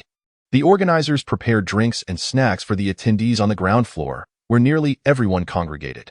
Dressed casually, Ji Chengzhou held the hand of the petite girl clad in a red dress. Even without makeup, her delicate features outshone the meticulously groomed socialites present. Accustomed to seeing the formidable Ji Chengzhou in business attire, today he appeared softer in casual wear. However, his innate aura of nobility was impossible to overlook, causing others to hesitate in approaching him. Brother Chengzhou, Xiaohe and Juju are over there. Upon entering, Lu Nanying spotted Gu Jujio and Jiang He enjoying desserts, accompanied by 4 imposing men. Ji Chengzhou released her hand, wrapping an arm around her as they navigated through the crowd toward the dessert area. Yingying, come here. Cherry mousse. Gu Jujio waved at Lu Nanying. Ji Chengzhou's eyes sparkled with affection, his smile eliciting gasps from the nearby women. He shot a fierce glance that silenced the crowd instantly. The atmosphere grew quiet enough to overhear whispers among the socialites. Oh my, while young Master Ji is undeniably handsome, his temper is quite intimidating. And this Miss Lu is remarkably bold. The 3 girls, unable to contain their laughter, blushed and hurried away. Jiang Mu set down the champagne he held, remarking, "Some people just attract attention, poor Ying." The comment was so heavy that even Lu Nanying found it hard to bear. Just as she prepared to retort, a mocking laugh caught her attention. "Would you care to count how many eyes have been fixated on him?" Chengzhou looked toward Lu Nanying's direction, causing Jiang Mu to nearly choke on his words. The sight was so sour it felt akin to drinking a barrel of aged vinegar. Jing Xing and Lu Nanying, lacking any subtlety, burst into laughter. The situation grew even more tense, and Chengzhou shot a glare at the man beside him, whose demeanor was as carefree as a spring breeze. Lu Nanying reigned in his smile, the adoration evident in his eyes for everyone to see, prompting others to roll their eyes at him. Thankfully, Gu Ting had an important surgery scheduled for the evening, or he would have caused a scene. The ancient copper bell rang, and the doors of Wangchuan building, steeped in history, were closed with a resounding thud. Everyone ascended to the second floor in an unnoticed corner, a sinister gaze fixed upon Chengzhou and the girl nestled in his arms, the expression on their face contorting slightly. Chapter 71. Is your reputation worth so much? This auction featured everything from jewelry and antiques to paintings, and even unexpected items. Once everyone settled into their seats according to their name tags, the spotlight illuminated the stage where a host donned in a golden gown and a fox mask welcomed the audience. "We extend a warm welcome to all who have traveled far. The annual Wangchuan building auction is about to commence. Let me first explain the auction rules. Armed guards flank the auction's perimeter. Anyone entering this space must adhere to the rules, lest they find themselves leaving in a manner they would not wish." The first item up for bid was a collection of rare jewelry, which failed to pique the interest of Lu Nanying and her companions. However, the subsequent item was an entire set of Lafite-Chengzhou red wine, starting at 5 million, with minimum bidding increments of 500,000. Many connoisseurs of fine wine filled the room, alongside wealthy young men like Jiang Mu, who owned nightclubs. As the bidding escalated, only a few remained when the price reached 8 million. To the attendees, 8 million felt like mere pocket change. Yet, Wangchuan building had an unwritten rule. Regardless of wealth, no one could bid on more than 2 items. 10 million. Lu Nanying raised his bidding paddle, drawing everyone's attention. However, someone purposefully opposed him. 11 million. 15 million. 16 million.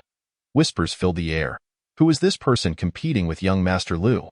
Doesn't he know the 4 great families are nearly bankrupt? You may not be aware, but that Su Hui, the eldest son of the Yu family from the south of the city.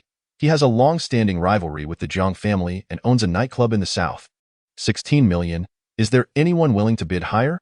The host prepared to conclude the bidding process, but Yu Hui attempted to raise his bid, only to be held back by the hand of the woman beside him. "Brother, 2 million for a few bottles of wine. Aren't you afraid Dad will smash your bar?" This woman was none other than Yu Iran, the eldest daughter of the Yu family, who had appeared in Chengzhou's office previously. Yu Hui reluctantly withdrew his bid, as their father had always favored their younger sister and planned to hand over the family business to her. Despite his sister's talents, he was not cut out for managing the company, so he typically listened to Yu Iran. Without a doubt, Lu Nanying secured the Lafite-Chengzhou for 20 million, eliciting a smug smile from Jiang Mu, which clenched Yu Hui's fists in frustration. The auction staff handed the item card to Lu Nanying, and Jiang Mu unceremoniously accepted it.In Wangchuan building. Items must be collected after the auction concludes, using a customized bidding card. Suddenly, the spotlight illuminated a piece of pigeon blood-red rough stone, causing many socialites to widen their eyes in astonishment. If Lu Nanying were not nestled in Chengzhou's embrace, she would have leapt to her feet. "Don't rush. This is for you," Chengzhou whispered, noticing the stars in her eyes, unable to resist planting a kiss on her ear. The top-grade ruby unearthed from country's largest mine began at a starting bid of 30 million. With increments no less than 2 million. Uncut top-grade rubies could be transformed into exquisite jewelry, potentially leading to overnight wealth for those with jewelry businesses. Everyone clamored to bid, while Lu Nanying nervously tugged at Chengzhou's fingers, his expression one of helplessness as he raised his paddle. 60 million. 62 million.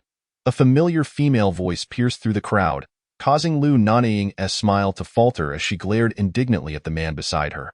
Once again, it was his troublesome admirers. She pinched his arm in frustration, but to no avail. Instead, her fingertips turned red. This only fueled her annoyance, feeling as if she were being bullied. 70 million. Chengzhou, watching the fuming girl beside him, felt an inexplicable joy. Just when everyone assumed the bidding would cease, a woman in a tight black dress stepped forward. President Ji, Iran dearly desires this ruby. Would you be so gracious as to part with it? Absolutely not. Who are you to command such a favor? Ji Chengzhou was prepared to decline, but a sweet yet fierce voice melted his resolve. You must be Miss Lu. The Yu family is currently the largest collaborator with the Ji family. I trust President Ji will consider this favor for Iran. Why you Iran, seething with anger, maintained her highborn demeanor despite the circumstances. Her words hinted that Lu Nanying was being unreasonable. Yet Lu Nanying possessed the capital to be unreasonable. Since Yu Iran had suggested it was a sacrifice, she feared the pain of parting. The President Ji you mentioned must heed my words. He cannot sell you this favor. Oh, the casual observer. It seemed Lu Nanying was merely throwing a tantrum, yet her beauty and gentle tone made her appear entirely blameless. Why Yu Iran was so enraged that she had even picked off the gems from her manicure. Tears welling in her eyes as she gazed at Ji Chengzhou. She was not lacking in beauty. Her appearance evoked a sense of pity that was hard to resist. Yet, who was Ji Chengzhou?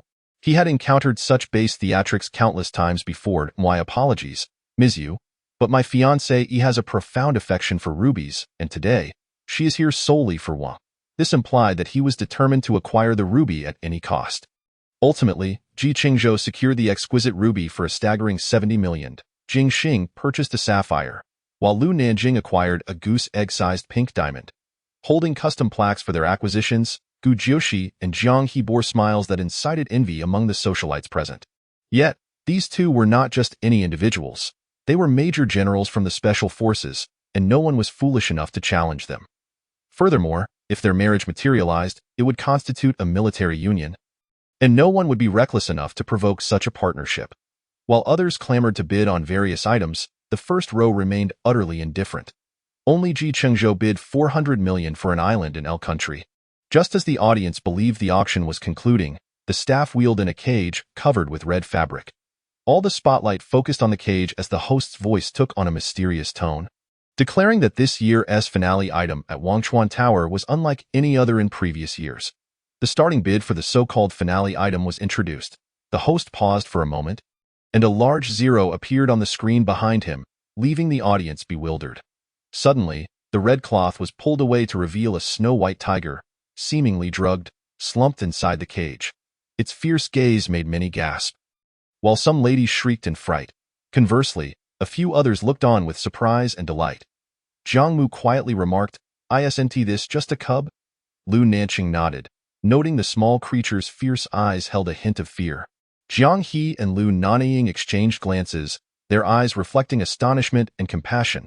Lu Nanying tugged at Ji Chengzhou's sleeve, prompting him to lean down and plant a gentle kiss on the girl's cheek. "I want it," she said, her voice soft and melodic, tinged with a plea that tugged at Ji Chengzhou's heartstrings. "Be good. Let us just observe for now." He had not anticipated that today's auction would feature a living creature, especially a tiger cub. Any mishap could lead to injury. Ji Chengzhou took out his phone to have Ji Feng investigate the cub's origins. "Everyone, please remain calm. The tiger poses no threat, so there is no need for alarm. This tiger is not for sale. However, anyone brave enough to tame it and gain its trust will claim it as their own." This announcement stirred excitement among the young gentlemen present, particularly Yu Hui, who was the first to rise and approach the stage. Seizing the beast handler's whip from the staff, he struck the tiger harshly. The cage appeared exceedingly small for the tiger, whose body pressed against the bars. Provoked by the sudden assault, the tiger roared fiercely at Yu Hui, pounding against the iron cage.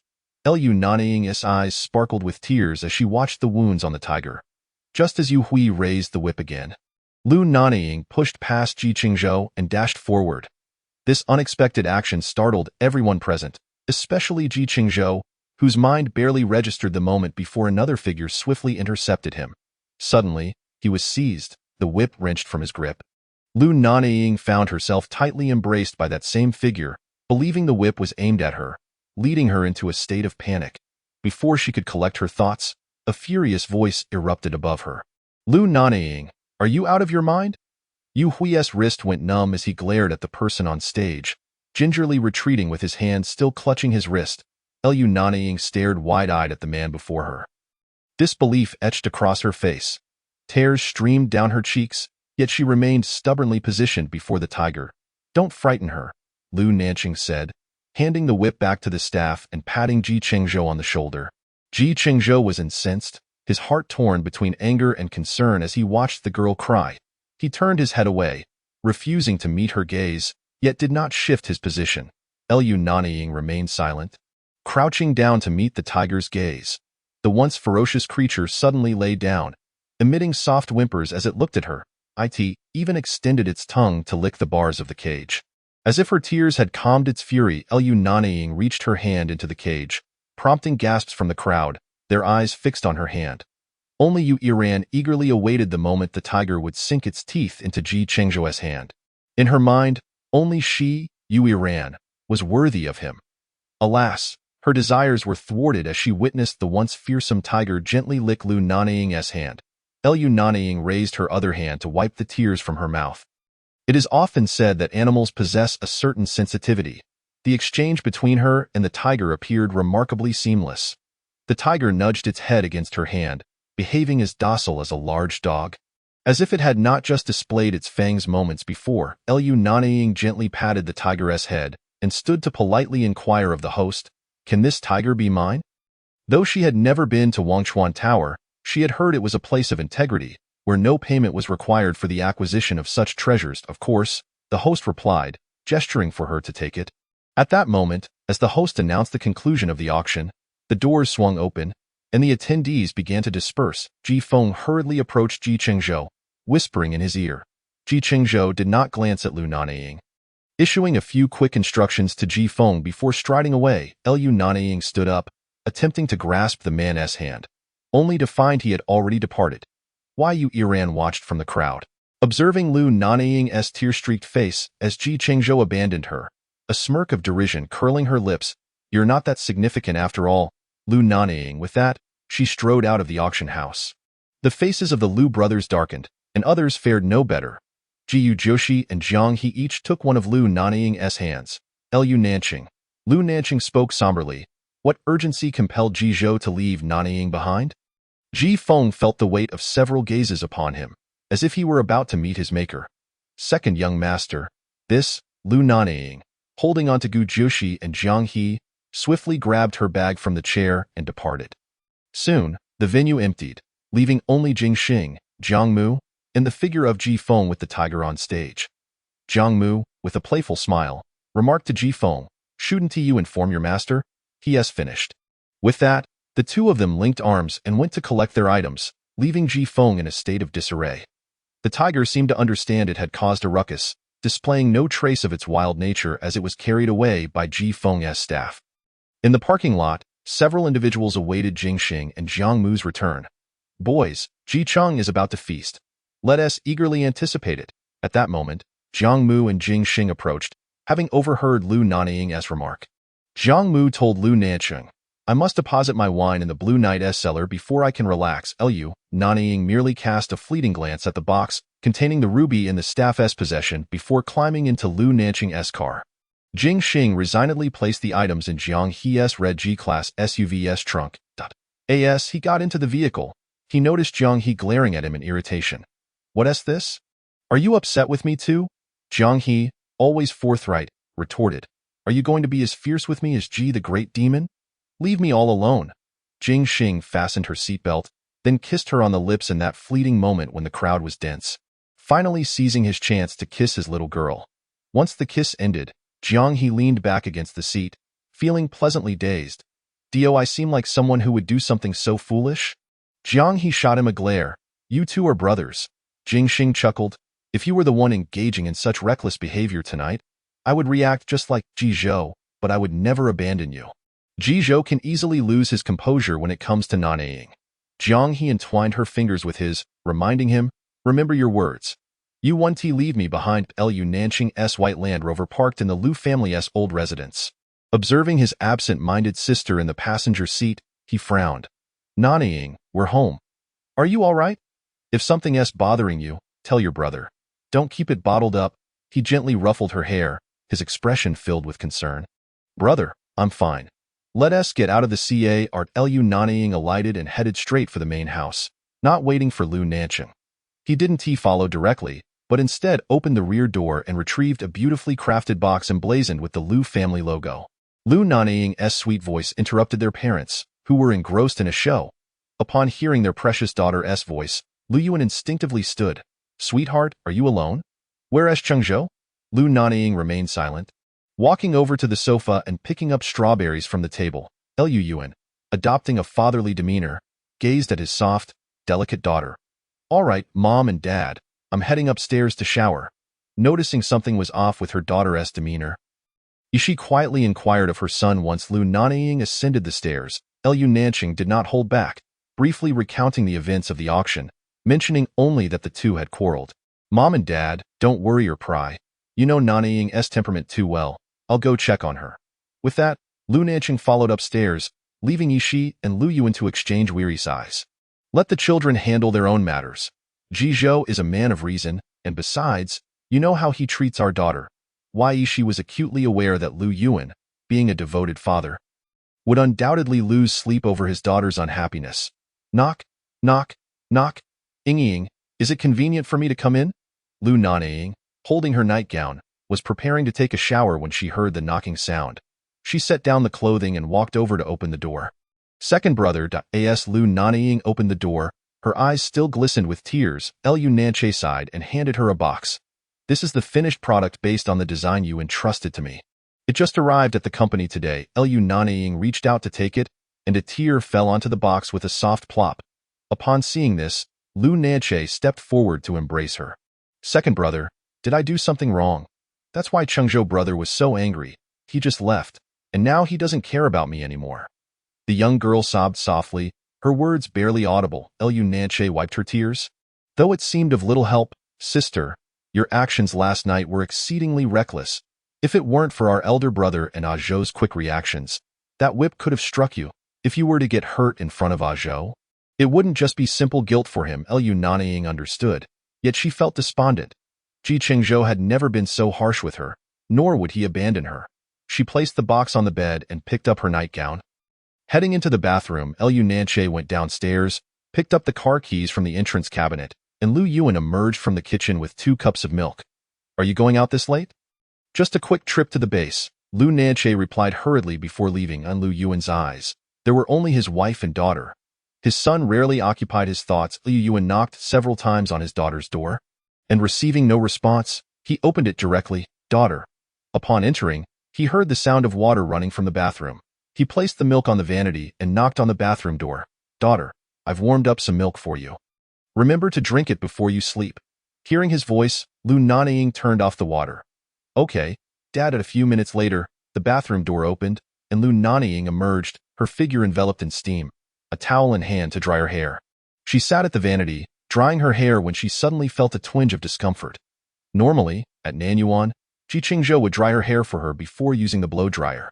She picked up her phone, only to find messages from Jiang He and Gu Juzhou in their group chat. There were also 2 missed calls from Aunt Ning. "Aunt Ning, did you need something?" "Ying, Ji Feng sent over a white tiger. I've had it delivered to the small cabin in the back mountain." "All right, Aunt Ning, please arrange for a capable bodyguard to feed it in the next few days." Lu Nanying's voice sounded normal, which relieved Aunt Ning. They chatted for a while longer until Lu Nanying felt a chill and hung up, taking the empty milk glass into her bedroom. Feeling cold, she remembered her hair was still damp and went to the bathroom to retrieve the hairdryer. Drying her hair, afterward, she felt a slight headache, likely due to having been out on the balcony with wet hair. She pulled back the covers and lay down, feeling somewhat dizzy, and soon drifted off to sleep. Chapter 74. He is truly hopeless at naming. After visiting the Yinyu base, Lu Nanying learned that there were unscrupulous individuals at the base in country M.The. Chengzhou was even more incensed upon hearing the news Ji Feng had uncovered. In truth, such trivial matters hardly warranted his personal attention, yet his mind was consumed with thoughts of Lu Nanying disregarding her own safety, leaving him little room to contemplate further. Upon returning, he encountered Lu Nanying at the door and recounted the events to him. The next day, Lu Nanying awoke feeling as though her head ached even more than the night before. She reached for her phone on the bedside table, only to find no messages from the person she yearned to hear from. Dejected, she set her phone down and went to freshen up in the bathroom. Descending the stairs, she found everyone waiting for her in the dining room. Mom, Dad, big brother, second brother, Good morning. Hearing Lu Nanying speak with a nasal tone, the four of them frowned in unison. Lu Nanying stood and guided her to sit in his spot before taking a seat beside her. He felt her forehead and, upon finding no fever, sighed in relief. She served her a crab roast soup dumpling. Sweetheart, how did you catch a cold so suddenly? Did you forget to turn on the heating last night? Lu Yuan's brows remained furrowed. He distinctly remembered the heating was on when he brought the milk in last night. It was on. I washed my hair last night and didn't dry it right away, just a slight cold. I'm fine, Mom. Lu Nanying took small bites of the dumpling, and seeing that she appeared normal, the others followed suit. After breakfast, as she prepared to head upstairs, Lu Nanying called out to her. Ying, Zhou flew to Country M overnight. He might not have time to contact you in the next few days. Don't overthink it. Be good. Lu Nanying remained silent, merely nodding. Once upstairs, she saw a message from Gu Juzhou asking if she wanted to train today. And Jiang He also said he wanted to join. She then grabbed her bag and headed downstairs, driving her white G-Class toward Nanyuan. Since moving to Nanyuan, she hadn't driven herself in quite some time. Oh dear, Ying, why didn't you let the driver pick you up? Aunt Ning exclaimed as she saw Lu Nanying get out of the car, hastily putting down her work. Driving myself is more convenient. Aunt Ning, that I'm going to check on the tiger. Jiang He and Juju will be here soon. Please bring them to find me. With that, Lu Nanying walked toward the small cabin in the back mountain. Having lived here for a few months, she had visited the back mountain several times when seeking inspiration. Aunt Ning, noticing Lu Nanying's lack of a smile, felt a surge of anxiety akin to a deer in a panic. My young master, where are you off to? Aunt Ning lamented, smacking her thigh in frustration. Inside the small cabin in the back mountain, two bodyguards clad in black faced a pure white tiger, which sat before a large bowl of fresh meat. Yet, the tiger refused to eat, its eyes filled with wariness, though it did not attack. Miss Lu, what brings you here? The bodyguards quickly positioned themselves in front of Lu Nanying, alarmed by her presence. It's all right. I sent for the tiger, Lu Nanying said as she opened the cage and beckoned the tiger to come out. Seeing the electric baton in the bodyguard's hand, the tiger looked at Lu Nanying with a pleading expression. She knelt down to stroke its head. Don't be afraid, they won't harm you, but you must not attack them, all right? Lu Nanying's gentle voice seemed to possess a magical quality, coaxing the tiger to slowly step out of the cage. Noticing the bloodstains in the cage, Lu Nanying frowned. You all need to take this cage out and dispose of it. Miss Lu, we can't leave this little one alone here. The bodyguards exchanged glances. Hesitant to move, I said, leave. Lu Nanying's voice turned cold, startling them. Watching the unusual camaraderie between the girl and the tiger, they finally carried the cage outside. Seated on the ground, Lu Nanying picked up a piece of meat from the bowl and the tiger immediately lay down at her feet, slightly opening its mouth. Looking at the obedient creature, tears welled in her eyes, and she quietly sobbed. The tiger seemed to sense her sorrow, retracting its sharp claws and gently nudging her cheek with its paw. Ying, we're here, Jiang He's voice rang from outside, prompting her to quickly wipe her tears away. Come here, this tiger is so well behaved. With red-rimmed eyes and a nasally voice, Lu Nanying's words evoked a pang of sympathy. Gu Juzhou stepped forward to embrace her, patting her back. Ying, don't cry. Jiang He and I are here, I'm fine. I think I just caught a slight chill yesterday. My nose feels uncomfortable. Lu Nanying wished to spare her friends any worry, pulling them down to sit in front of the tiger. Jiang He, known for her boldness, eagerly began to rub the tiger's face, while Gu Juzhou curiously stroked its soft fur. Its fur feels so nice. It's such a good boy. The tiger, looking quite disheveled from the attention, cast a pitiful glance at Lu Nanying. She chuckled, patting its round head. Be good. They're my close friends, my family. They will treat you well. Ying, have you named it yet? Jiang He asked, hugging the tiger as if it were a large dog, her face pressed against its back. Lu Nanying shook her head, intending to suggest they name it together. But before she could speak, Jiang He chimed in, with a head this big and all white. How about calling it Big Head or Big White? Both Gu Juzhou and Lu Nanying rolled their eyes simultaneously, realizing Jiang He was hopeless at naming. Luckily, she hadn't suggested calling it White Head, it's all white. How about calling it Cream? Gu Juzhou's soft voice caught the tiger's attention, and it looked at her. Just moments ago, when Jiang He suggested names, the tiger had shown disdain, but now it seemed pleased. How about Glutinous Rice? I just checked. It's a little female tiger. Lu Nanying's suggestion prompted both friends and the tiger to nod vigorously in agreement, sealing the name glutinous rice.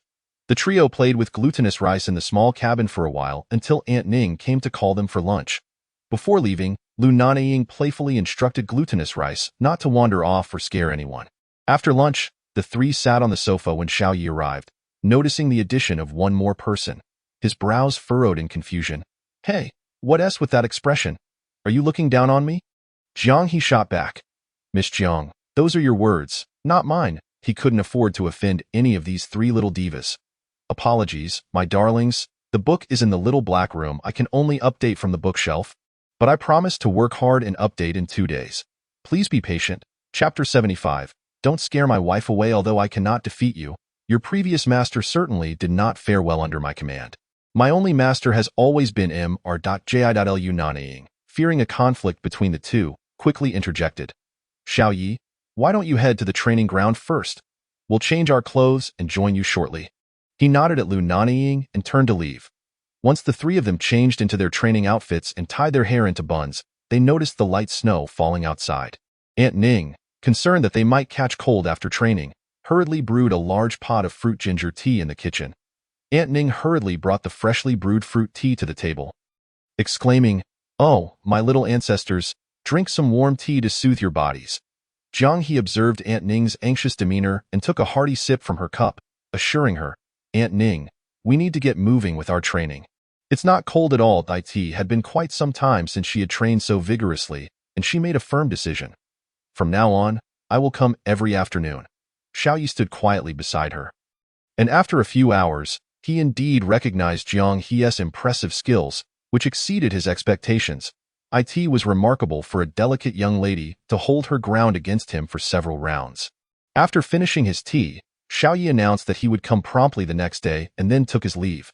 Aunt Ning emerged from the kitchen, only to find Xiaoyi had already departed.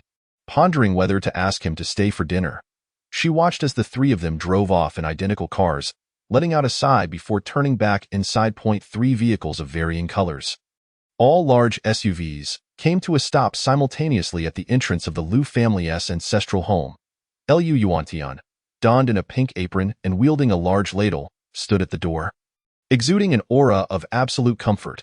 Jiang He was the first to exit the car, linking her arm with Lu Yuantian's, and asked eagerly, "What delicious meal are we having tonight, Dad?"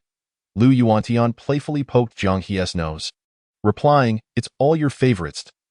She emerged, one hand holding her daughter and the other grasping her future daughter-in-law's hand. She noticed the girls were all clad in thin training outfits with jackets layered over them. "Quickly, head upstairs to wash up and change before dinner."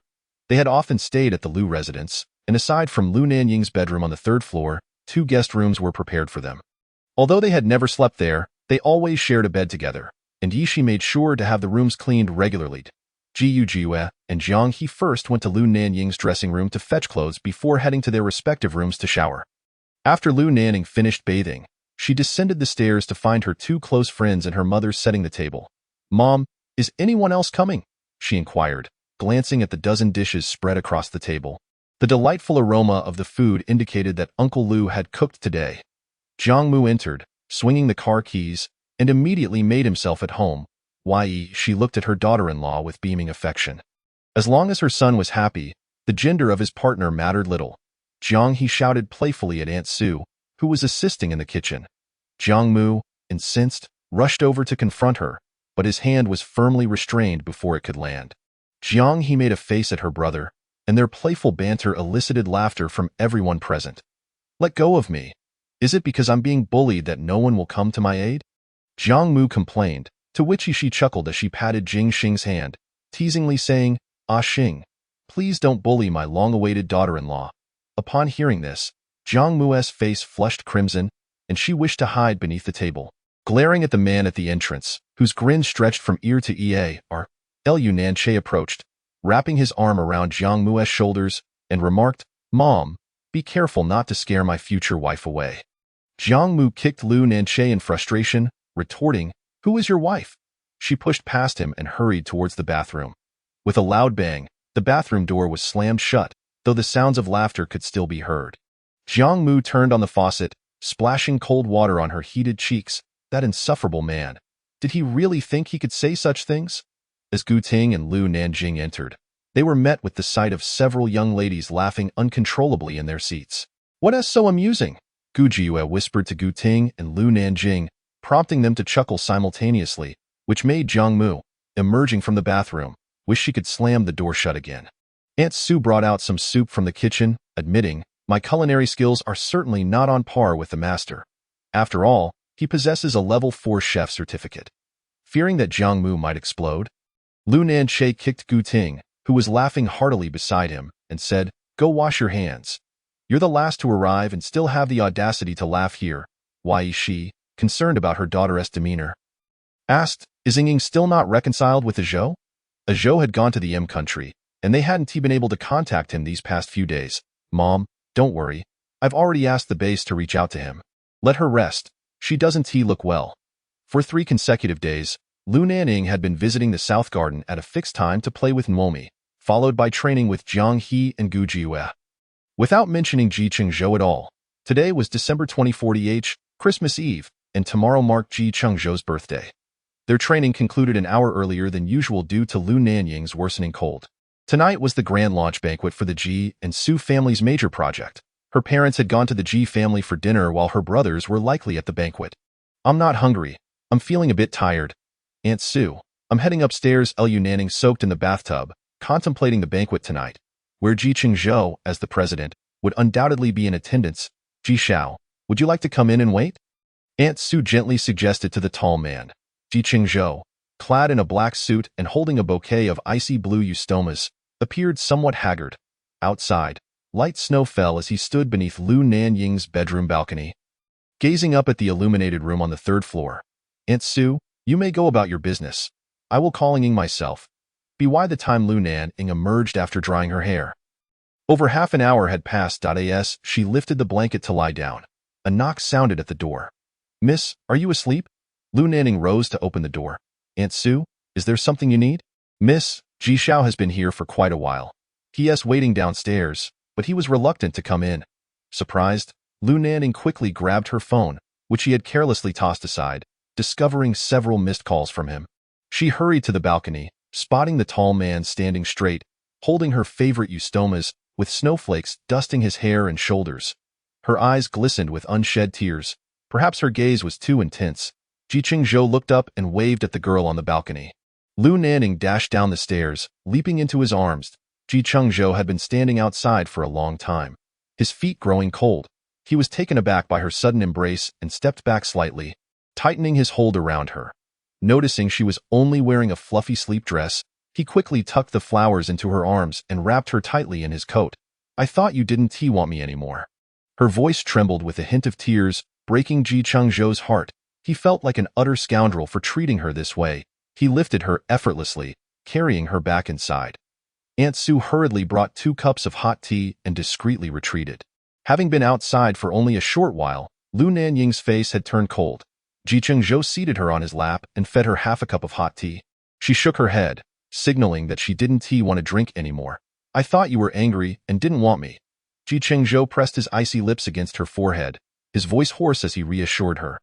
"Silly girl, even if I were to cast aside myself, I would never cast you aside. I'm sorry, my dear.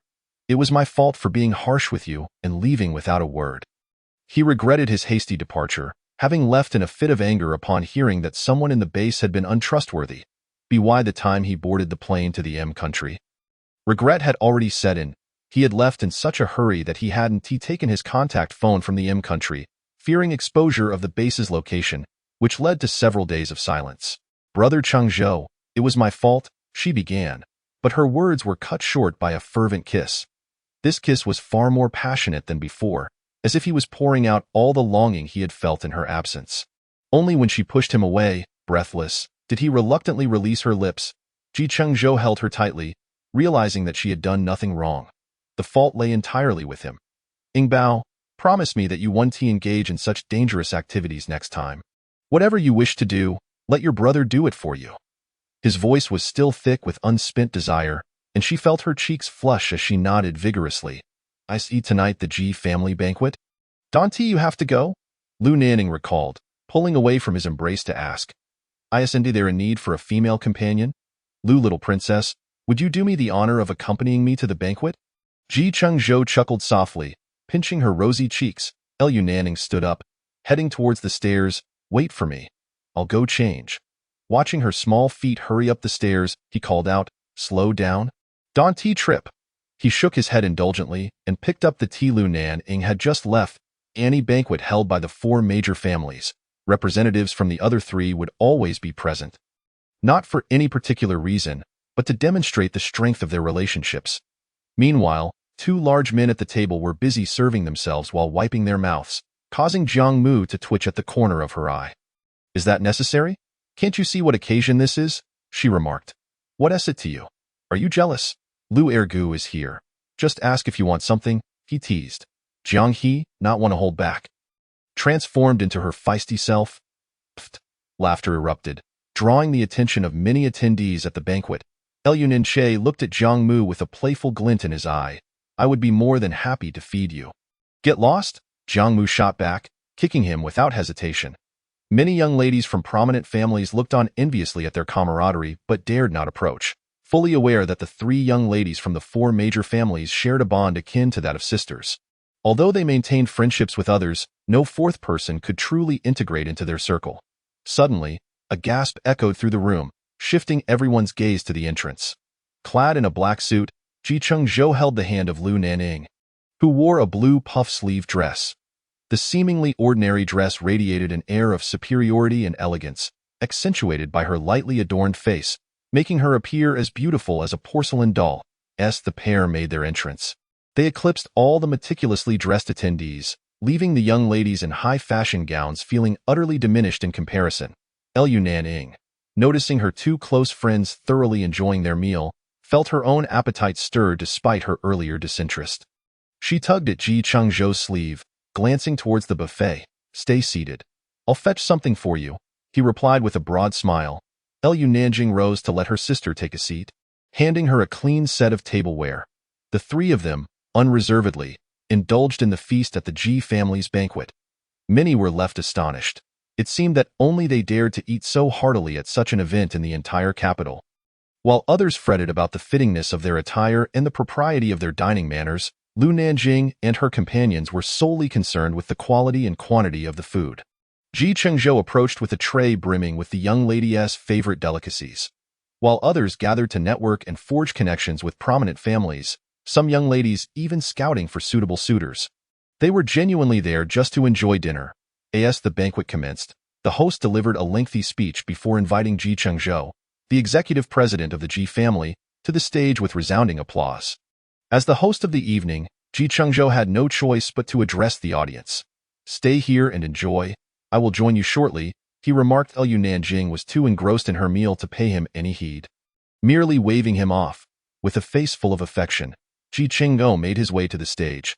Just before stepping up, he wiped the gentleness from his face, transforming it into a mask of composure, as if the tender-hearted individual who had just spoken to Lu Nanying was a stranger.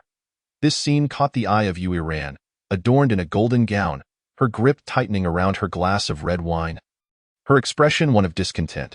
Chapter 77.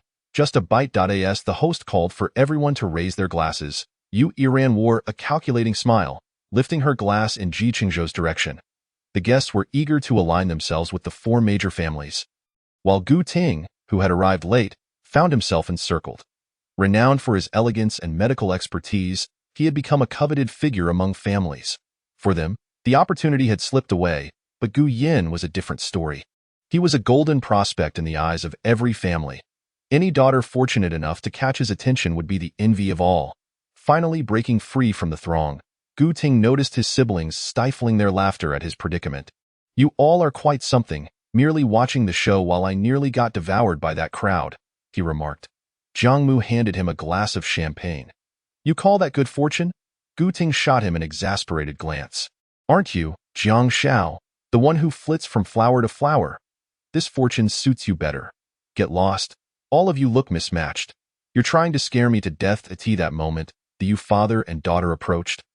Expressing gratitude for everyone's presence at the banquet, Jiang He rolled his eyes. "We are here for the Ji family's event.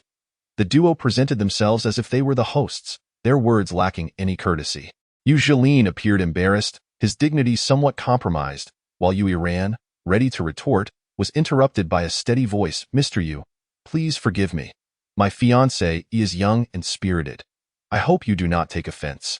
The young master of the Jing family, a major in the special forces, was not someone he could afford to offend, so he could only chuckle awkwardly. Yu Yiran, however, was less composed, her forehead betraying her agitation with visible veins. In the distance, Chengzhou, clad in a black suit, approached them with an impassive demeanor, exuding an air of nobility. Under the gaze of the crowd, he knelt beside Lu Nanying, gently dabbing the corner of her mouth with a tissue. A soft smile graced his lips, the warmth in his eyes amplifying the scene's tenderness, which pierced Yu Yiran's heart. Hearing the endearing call of Chengzhou from Lu Nanying made her expression sour.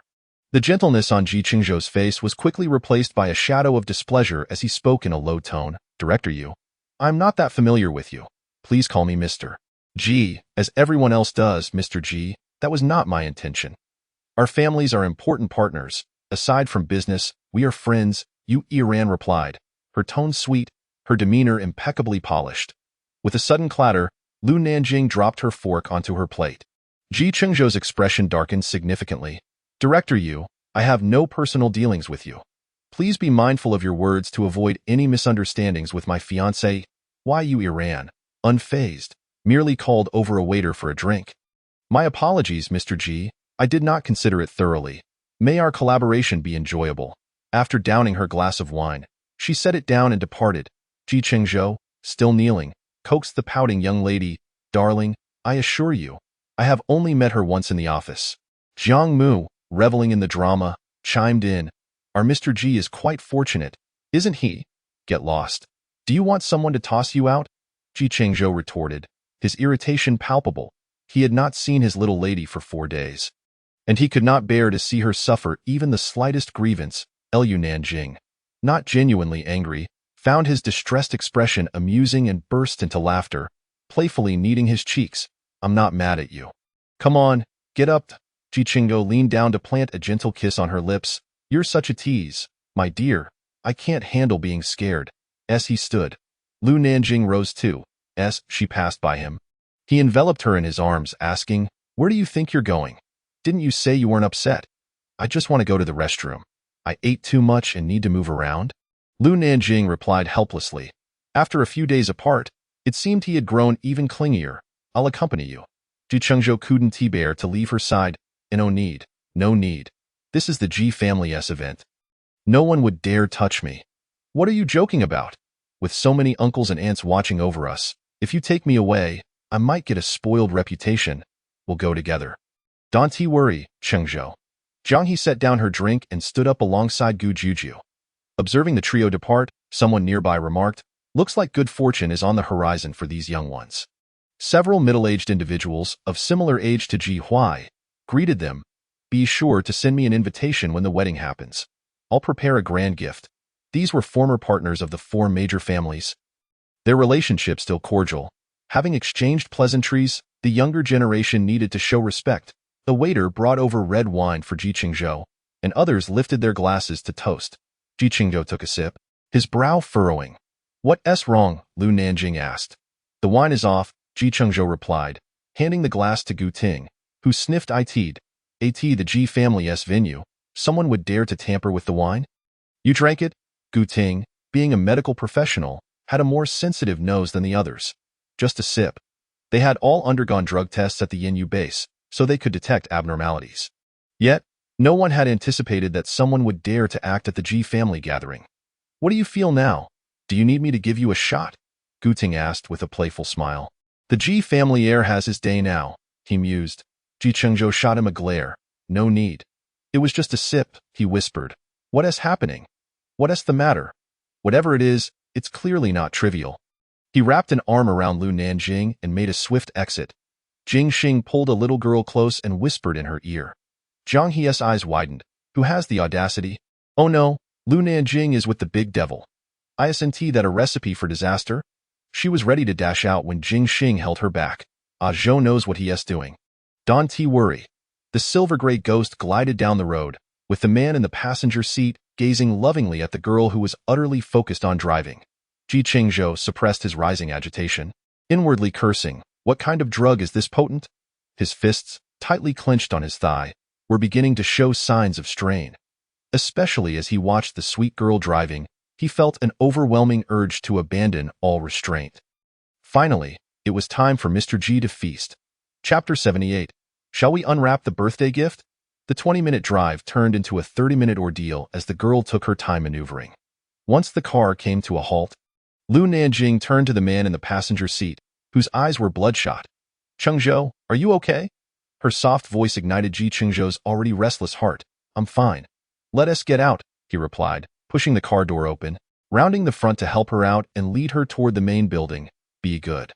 I'll go upstairs to take a shower first, he murmured, planting a quick kiss on her cheek before hastily heading upstairs. Lu Nanying, somewhat perplexed, turned to the kitchen to brew herself a cup of fruit tea. It was already past 10. The main building would no longer be staffed after 9, and she wasn't one to impose on others late at night. The sound of running water ceased as Chengzhou opened the door, revealing the sight of the girl swinging her long legs. Chengzhou quickly closed the door again, retreating to the bathroom as the sound of water resumed. Lu Nanying, captivated, was unaware of her surroundings until Jiang He messaged her, inquiring about her and Chengzhou's situation. She responded, "What do you mean? How are we?" After listening to Jiang He's voice message, she tossed her phone aside and leapt from the bed. "Chengzhou, are you okay?" The girl's soft voice made Chengzhou, who was drenched in cold water, tense up. "Xiaoyi told me, you need to come out." Lu Nanying knocked frantically on the door, her voice tinged with desperation. "What kind of drug is this?" Despite only taking a sip, the heat coursing through him was relentless. Hearing her voice choked with emotion made Chengzhou's heart ache. And with a heavy sigh, he donned a bathrobe and opened the door. The petite figure rushed into his embrace. "Yes, okay. I'm fine." Lu Nanying wrapped her arms tightly around his waist. Resting her head against him, "I want this, Chengzhou. You will marry me, right?" For the first time in months, she directly called his name. Hearing her words, he paused. "Darling, marrying you is something I've contemplated for over a decade." Lu Nanying, cheeks flushed, stood on tiptoe to kiss his cold lips. "Chengzhou, can we unwrap the birthday gift now?" As the clock struck midnight, it would be Chengzhou's 28th birthday. She had initially prepared a blue bellflower lapel pin but had now changed her mind. Chengzhou gazed at the girl in his arms with desire in his eyes, his voice raspy as he asked, "Darling, have you made up your mind?" Her cheeks flushed, her heart raced, and she nodded slightly. Chengzhou struggled to contain the remnants of his self-control as he lifted the young girl and carried her towards the bed. Gently placing her down, his voice, hoarse and husky, whispered in her ear, "Darling, you truly wish for my demise. If it hurts, do tell me." The man's oversized bathrobe and the girl's plush nightgown lay carelessly discarded on the floor. His fervent, scarlet gaze seemed poised to consume the girl before him. Observing his restrained agony, Lu Nanying instinctively wrapped her arms around his neck and kissed him. In that instant, Chengzhou's rationality shattered, spiraling into uncontrollable desire. The night, blanketed in gentle snowfall, felt particularly tender. By the time the effects of the medication wore off 2 hours later, Chengzhou gazed down at the girl, her brow glistening with sweat, lost in slumber, and his heart ached with remorse, cursing himself for his lack of restraint. He picked up the bathrobe from the floor, enveloped her tightly within it, and carried her into the bathroom. After a considerable time, the man emerged, clad only in a towel, cradling the battered girl wrapped in a towel. Chengzhou placed her beneath the covers and stepped out of the bedroom. With tear-stained eyes, he gently applied medication to her wounds. The cold touch elicited a soft murmur from the sleeping girl. After washing his hands, he slipped under the covers, drawing her closely against him, planting a tender kiss on Lu Nanying's forehead, whispering, "I love you, my darling." During his 4 days in country, he had been exceedingly busy, and now fatigue washed over him as he held the girl and succumbed to a deep slumber. "Mr. Lu, what does this mean?" Yu Zhiling inquired, observing Yu Iran, restrained by bodyguards, with displeasure etched on his face. "Why not inquire about what Miss Yu has done?" Yu Iran struggled against her captors, her gaze evasive. "Let me go. What have I done? On what grounds do you detain me? Where is Chengzhou? I demand to see him." Ji Feng stepped forward, locking eyes with her. Ms. Yu, our master is not someone you can meet at whim. Ji Feng's fierce gaze bore into her. You know precisely what you've done. The bodyguards threw a service staff member before you errand. Ji Chengzhou was Ji Feng's bottom line. Apart from Lu Nanying, he would not permit anyone to touch Ji Cheng. Do not inquire why. It is simply the appearance of his worthless self, difficult to articulate. Take her away. And no sooner had Ji Feng spoken than Yu Hui stormed in with over 20 men dressed in black. Young Master Yu, are you intending to oppose the Ji family? To confront Yin Yu, Ji Feng, with an aura of menace, spoke little. Release my sister, or you shall bear the consequences. Lu Nanying stepped forward, restraining the enraged Ji Feng. Let them go. He gestured for Ji Feng to observe the black-clad individuals behind Yu Hui. Ji Feng raised his hand, and the bodyguards released Yu Iran. Miss Yu, think carefully. Lu Nanying's voice was somber as he warned the self-satisfied Yu Iran. Should there be a next time, your so-called godfather will personally intervene, and even he cannot protect you. After their departure, the leader of the black-clad men approached Yu Iran, bowing respectfully.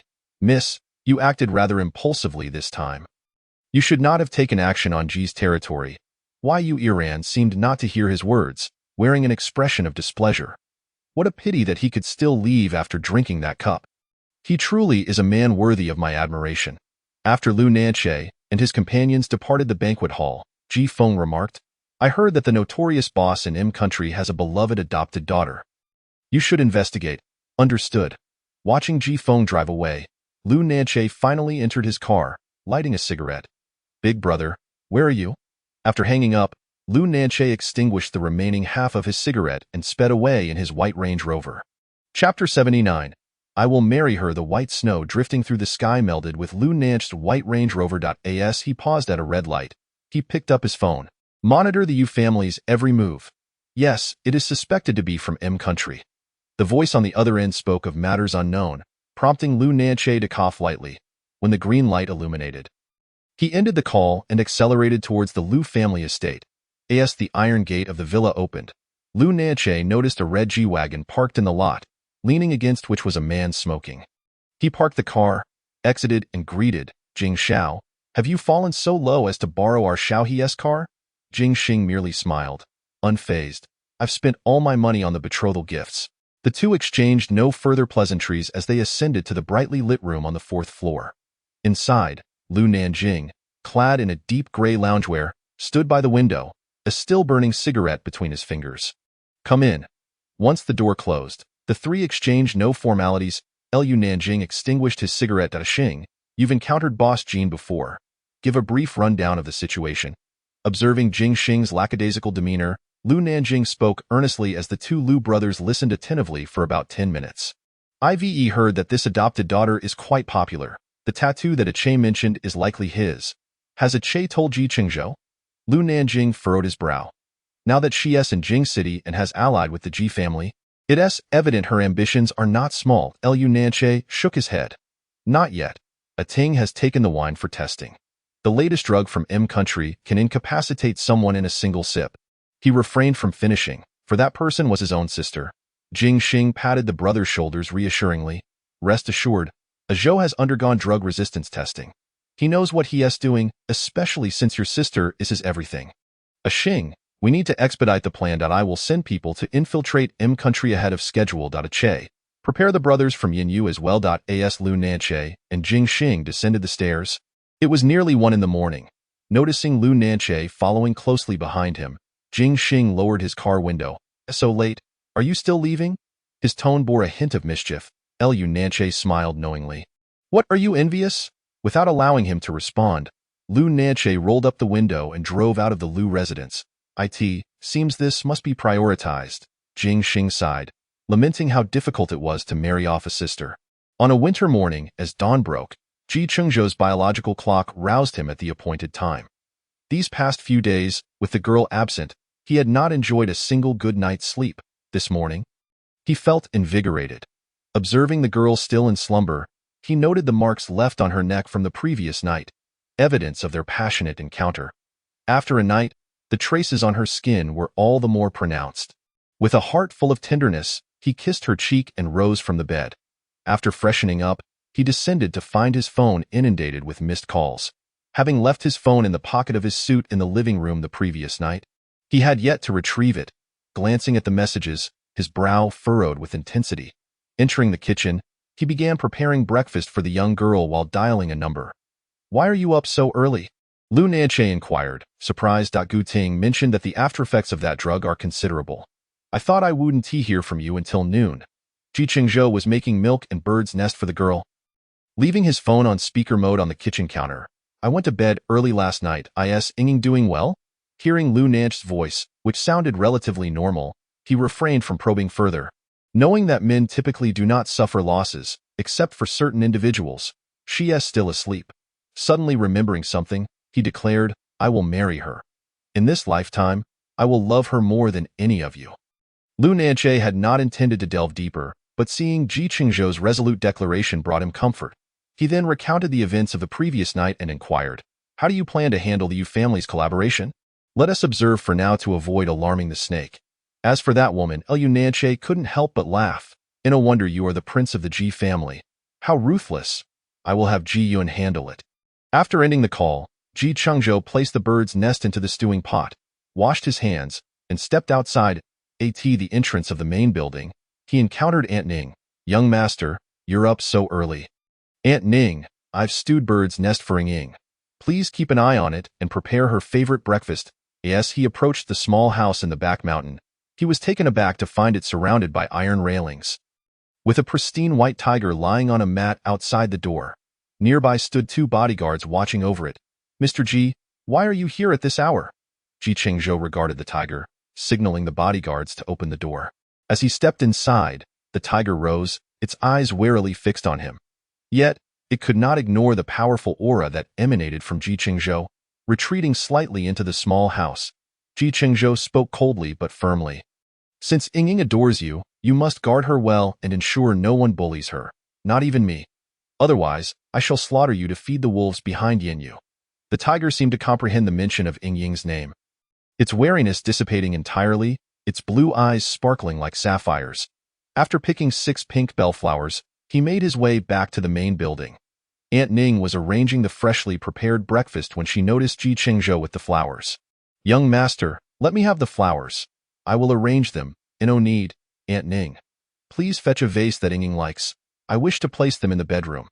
Aunt Ning nodded hurriedly, retrieving a colorful glass vase filled with water, which she handed to Chengzhou.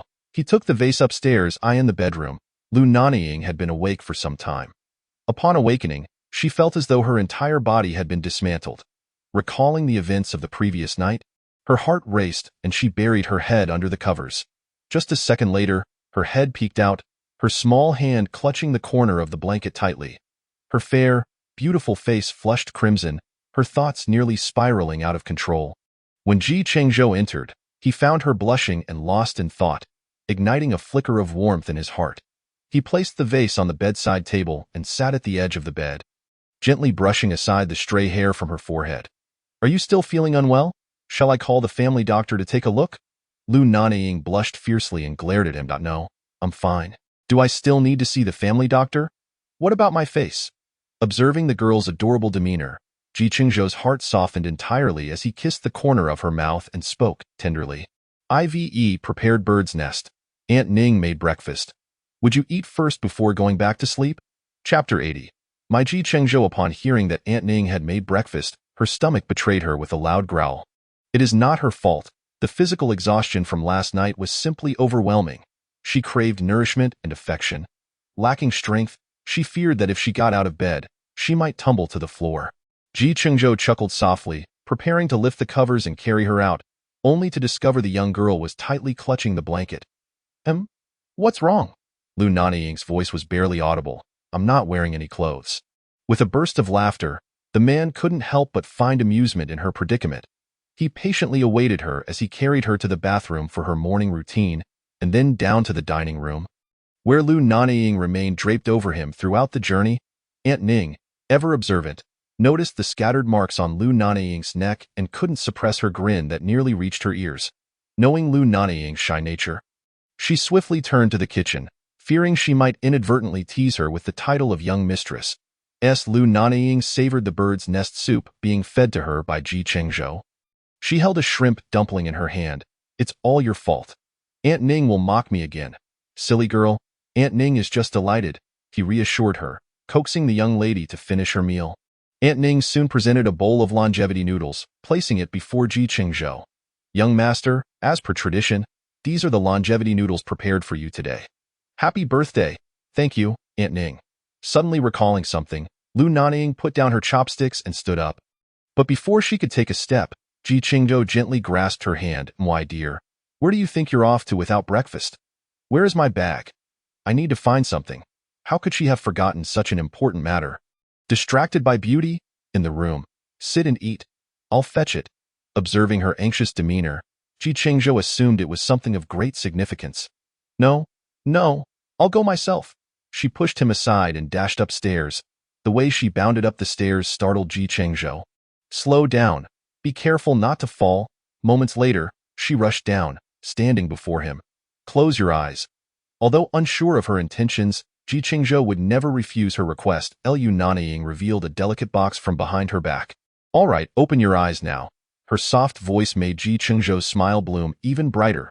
As he slowly opened his eyes, he fixed his gaze on the box in her hands, astonished, to be precise. He was captivated by the blue bellflower lapel pin nestled inside. My dear, this is... His voice trembled slightly, filled with surprise. She beamed, her dimples deepening as she smiled. It's your birthday gift.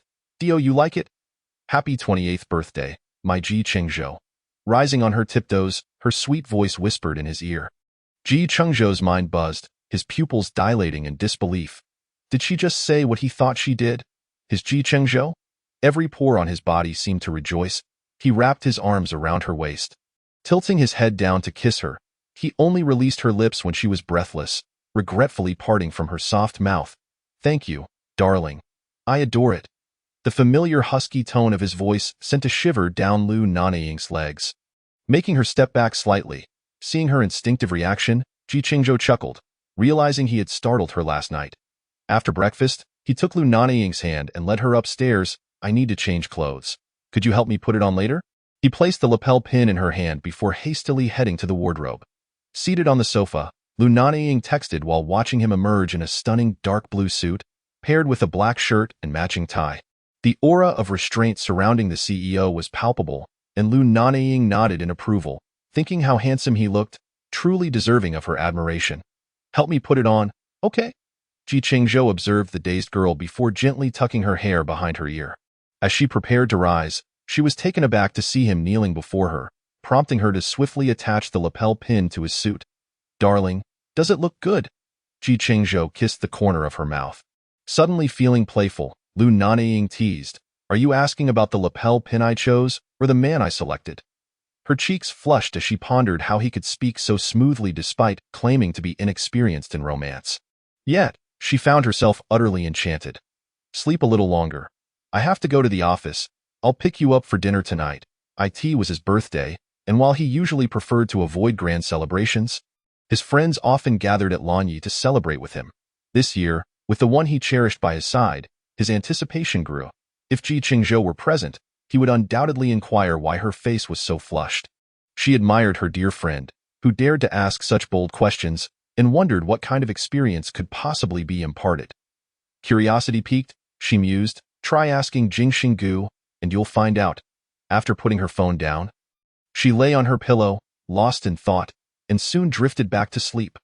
Upon waking again, she found herself at the South Garden, where Jiang He and Gu Jiuyo had arrived and were knocking on her door. Prompting her to rise, goodness, how intense this must be! Jiang He exclaimed as she entered and spotted the numerous marks adorning Lu Nanying's neck. Unable to resist teasing her, Gu Jiuyo poked Lu Nanying's neck with her delicate finger. Baby, does it hurt? Still groggy, Lu Nanying was momentarily confused. Are you asking if it hurts anywhere? The moment the words left her mouth, she was stunned. What had she just said? The remnants of sleep vanished instantly. Baby, then tell me, where does it hurt? Where doesn't it? Jiang He chuckled, finding her best friend's naivety amusing. While also acknowledging Chengzhou's unabashed boldness, Lu Nanying ignored Jiang He and instead sent a screenshot of their group chat to Jingxing. Smiling slightly, True friends share both joy and pain.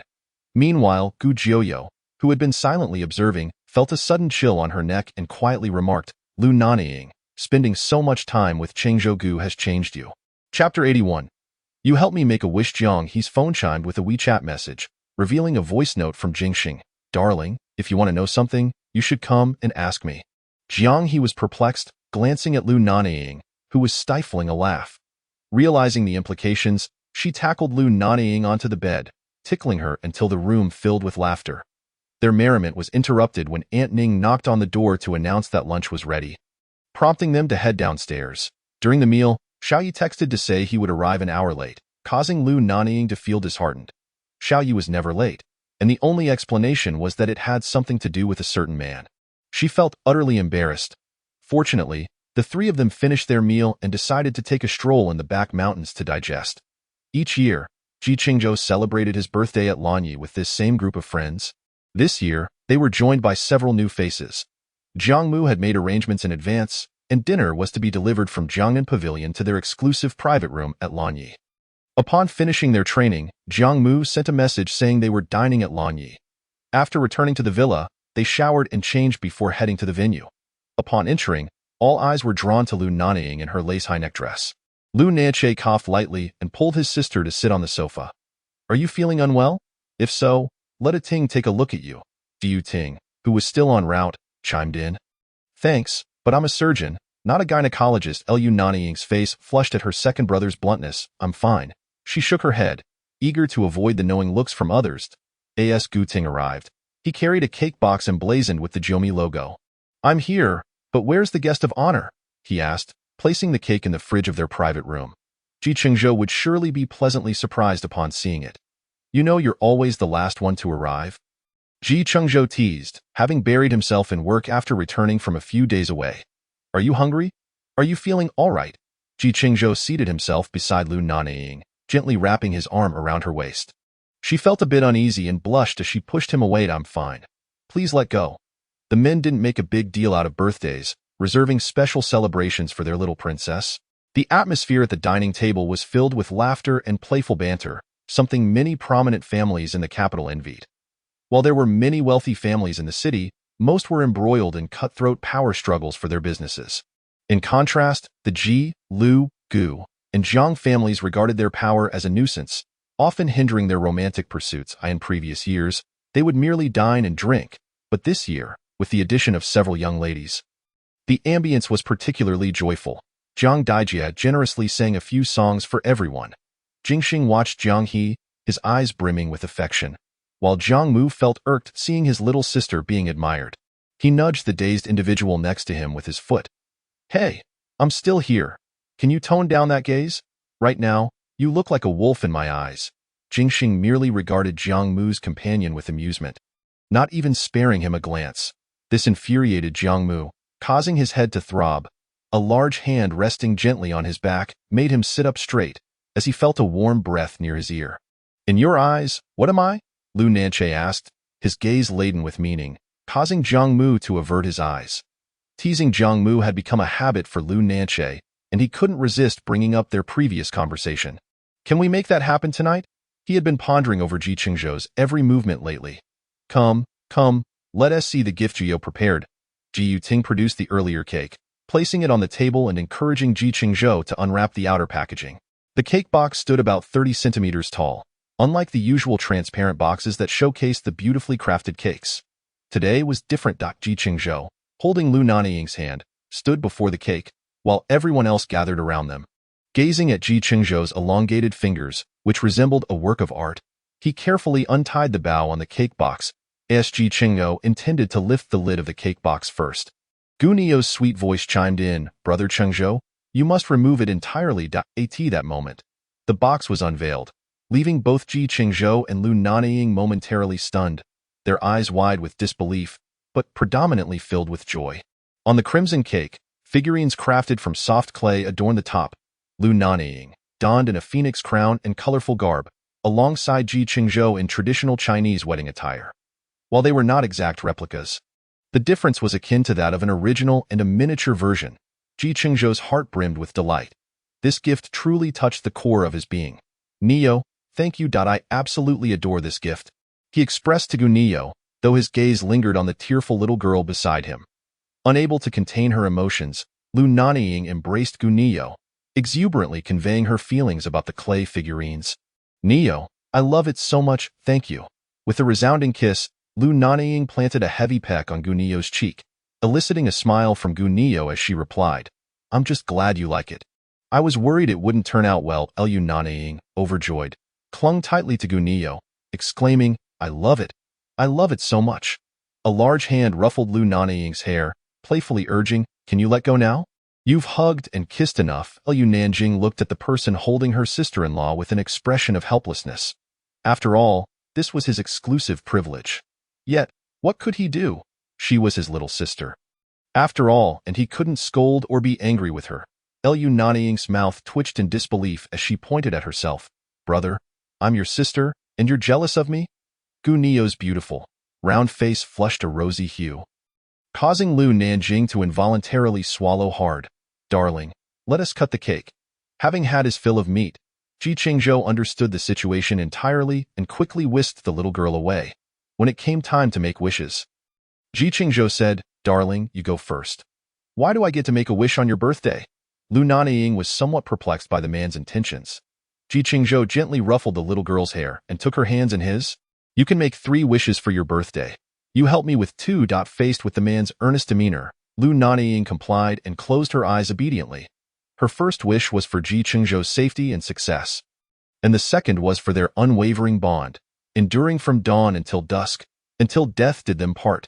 As she prepared to open her eyes, the tall figure of Chengzhou pressed against her back. His large hand clasped hers, their fingers intertwined, and a soft voice whispered in her ear, Darling, keep your eyes closed. Instinctively, Lu Nanying hesitated to open them. May all your wishes come true. All right, blow out the candles now. Chengzhou murmured close to her ear. When Lu Nanying finally opened her eyes, they blew out the candles together, and the lights in the private room illuminated to reveal several exquisite gift boxes adorning the table. Among 3 square boxes, Chengzhou could guess without hesitation that the gifts from Guting, Lu Nanying, and Jingxing would be the same as every year, either bank cards or car keys. However, a vintage jewelry box caught his attention. Lu Nanying widened her eyes in disbelief as she looked at Lu Nach, who merely smiled in response. When Chengzhou opened the box, Lu Nanying's eyes sparkled with surprise. Inside lay her very first design, a pair of crystal couple bracelets. The icy blue crystals resembled the vast ocean, utterly soothing and irresistible. Seeing the little girl's joy, Chengzhou thought it was something she cherished and intended to help her wear it. To his surprise, she darted into another man's embrace, leaving him somewhat disheartened with his empty hands. Second brother, I didn't expect you to keep this. You're so kind. Chengzhou assumed it was a gift from Jiang He, as only young girls seem to favor such jewelry. Listening to Lu Nanying's words, he examined the bracelet closely, noting its similarity to her current designs. This can be considered your maiden work. Second brother must keep it well. The initial design had been deemed too immature, and the materials unsuitable for Lu's high fashion standards, so it had been kept by Lu Nach. She had been disheartened for several days when her first draft could not be transformed into a final product. Lu Nach pinched his sister's cheek, revealing that he had been selecting materials for this gift since the two had begun dating. Before he could finish his thought, Chengzhou, who had been focused on the bracelet, approached Lu Nach, his dark eyes filled with depth. Thanks, brother. The female bracelet bore the inscription holding your hand, while the male bracelet read growing old together. Regardless of the phrase, it encapsulated a longing he had harbored for a long time. Chengzhou slipped the female bracelet onto Lu Nanying's slender wrist, the icy blue shimmering against her fair skin. The bracelet featured a hidden clasp for easy removal. Lu Nanying then placed the male bracelet on Chengzhou's left wrist. In the circles of prominent families in Jing City, the ordinary crystal became extraordinary when worn by the two. Why wear it on the left hand? Lu Nanying inquired. Because the left hand is closest to the heart. The two siblings shared identical expressions, even raising an eyebrow at Chengzhou, which stirred a hint of jealousy in someone nearby. Chengzhou merely shot a meaningful glance at that individual. Previously, the gathering had been dominated by the presence of several men. But today was different. They were accompanied by 3 little girls, sharing drinks and laughter. Only when the 3 little girls had become tipsy did everyone depart from the blue night. Lunach sat on the sofa, eyes tightly shut, motionless. When Jiang Mu emerged from the restroom, he noticed the quiet man on the sofa and instinctively approached. Just as his hand reached for the man's eyes, he was seized by the wrist. And in the next moment, pressed down onto the wide sofa, Lunach opened his eyes, his dark gaze slightly intoxicated, his voice husky as he spoke, Mu, do you wish to stay here tonight? Jiang Mu struggled to push him away but was abruptly silenced by Lunach's lips. No, no. Panic set in for Jiang Mu, fearing that this man might take advantage of the situation. Fortunately, a few minutes later, his lips were released. Jiang Mu inhaled deeply, watching as the desire in Lunach's eyes gradually faded. Lunach grabbed his suit jacket and strode out of the private room, struggling to restrain himself. If he lingered any longer, he feared he would succumb to temptation. Realizing this, Jiang Mu snatched the jacket from the sofa and hurried after him, worried since he had drunk quite a bit that evening. Outside the Blue Knight, in the parking lot, the tall man leaned against the white Land Rover, smoking a cigarette, appearing somewhat desolate from a distance. Lunach took a deep drag from his cigarette before extinguishing it and preparing to round the car's front to enter the driver's seat. Suddenly, his car keys were snatched away, and in an instant, someone had entered the driver's seat and shut the door. The window rolled down abruptly. Get in. If anyone else saw this scene, they might mutter, "What a dog." Once inside the car, Lunach remained silent, his expression stoic as he gazed out the window. Hey, do you know what I gifted Zhou tonight? He chuckled lightly. I can already imagine his expression when he opens it. Haha. Feeling perplexed, he noted that normally, when he spoke, this man would be eager to flirt with him. The green light illuminated, and the car resumed its journey, with both remaining quiet. Jing International, they entered the elevator one after the other. As the numbers ascended, Lunach rested his hand atop Jiang Mu's head. Jiang Mu? Was he being squished by the elevator? All evening, they'd been discussing Zhou. What was this, a crush? Lunach's raspy voice teased. What is this? Are you smitten with him? Jiang Mu barely contained his irritation, puzzled by the man's peculiar behavior that night, and feeling neglected. He despised this attitude. It left him feeling particularly agitated and wanting to push him away. When the elevator dinged, he forcefully shoved Lunach aside and exited. Lunach watched Jiang Mu's departing figure, feeling exasperated at his sister's temperament, which seemed to surpass his own. What could he do? He had chosen this path. He might as well indulge in it. Jiang Mu entered his room without turning on the lights, only for the door to be slammed shut behind him, pinning him against it. The suddenness of the action startled him, and he mentally scolded Lunach. Can you behave tonight? Lunach rasped, his eyes bloodshot with desire, unabashedly revealing his intentions. Does what you said last time still hold true? Jiang Mu inquired, clinging to the remnants of his rationality, unwilling to be at a disadvantage. Lunach smirked, leaning in closer. What? Afraid I'll back out? Jiang Mu shoved him as they ascended the stairs, yelling, You have no credit here. Lunach laughed. What can I do? You are just too adorable. After pouring himself a glass of hot water, he made his way upstairs. Sounds of running water echoed from the bathroom, prompting him to knock on the door. Do you need help washing up? Get lost, Jiang Mu retorted, frustrated. He knew Lunach's intentions all too well. Lunach discovered that he increasingly enjoyed teasing Jiang Mu, relishing in his flustered reactions. The bathroom door swung open, revealing Jiang Mu with droplets of water cascading from his short hair, tracing down his chin and neck, finally disappearing beneath the towel at his waist. Feeling a surge of impatience, Lunach yanked off his tie and rolled up his shirt sleeves. Stepping towards his soon-to-be prey, Jiang Mu reacted dramatically, kicking at his leg. Cover up. Go take a shower. You'll listen to me tonight. Lunach merely chuckled and walked into the bathroom. The wildcat has claws. I am intrigued. Jiang Mu sat on the sofa by the window, smoking, while outside, snowflakes drifted down, but the warmth inside enveloped him, whether from the heating or the presence of someone beside him, instilling a profound sense of comfort. Observing the figure reflected in the bathroom, Jiang Mu extinguished his cigarette as the door swung open. He gazed at the man whose attire barely concealed his form. He rolled his Adam's apple in a futile display of bravado. Defiantly uttering, Are you a flasher?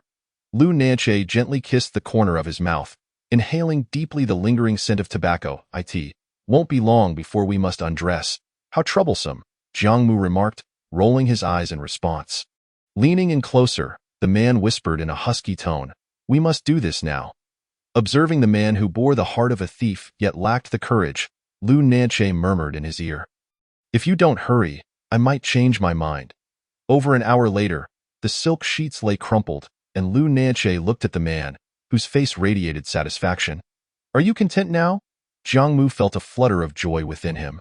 "Well, let's discuss this. From now on, you won't get a chance to interrupt me." With that, Lu Nanying got out of bed and entered the bathroom, leaving Jiang Mu in a state of disbelief. It seemed improbable how effortlessly he could rise, while Jiang Mu found himself perpetually ensnared. Just as his thoughts drifted into the cosmos, his lips were captured forcefully, and he gasped in response. "Didn't we agree on tonight?" He whimpered. "Damn it, this dog of a man has a wolfish nature," he thought, as Lu Nanying silenced any further protests, intent on indulging him. On the other side of the Dijing International, Lu Nanying held Gu Jiuyo's small hand as they exited the elevator. Gu Jiuyo did not use her fingerprint, but entered a code in front of him and pushed the door open.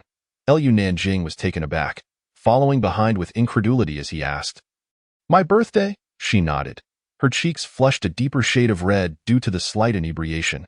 Unlike before, Lu Nanying did not leave. Instead, he went to the kitchen to brew a cup of hangover tea. "Be good, drink a little, so you won't feel unwell tomorrow." After staying overnight previously, Gu Jiuyo had taken the opportunity to stock up on essentials for this place.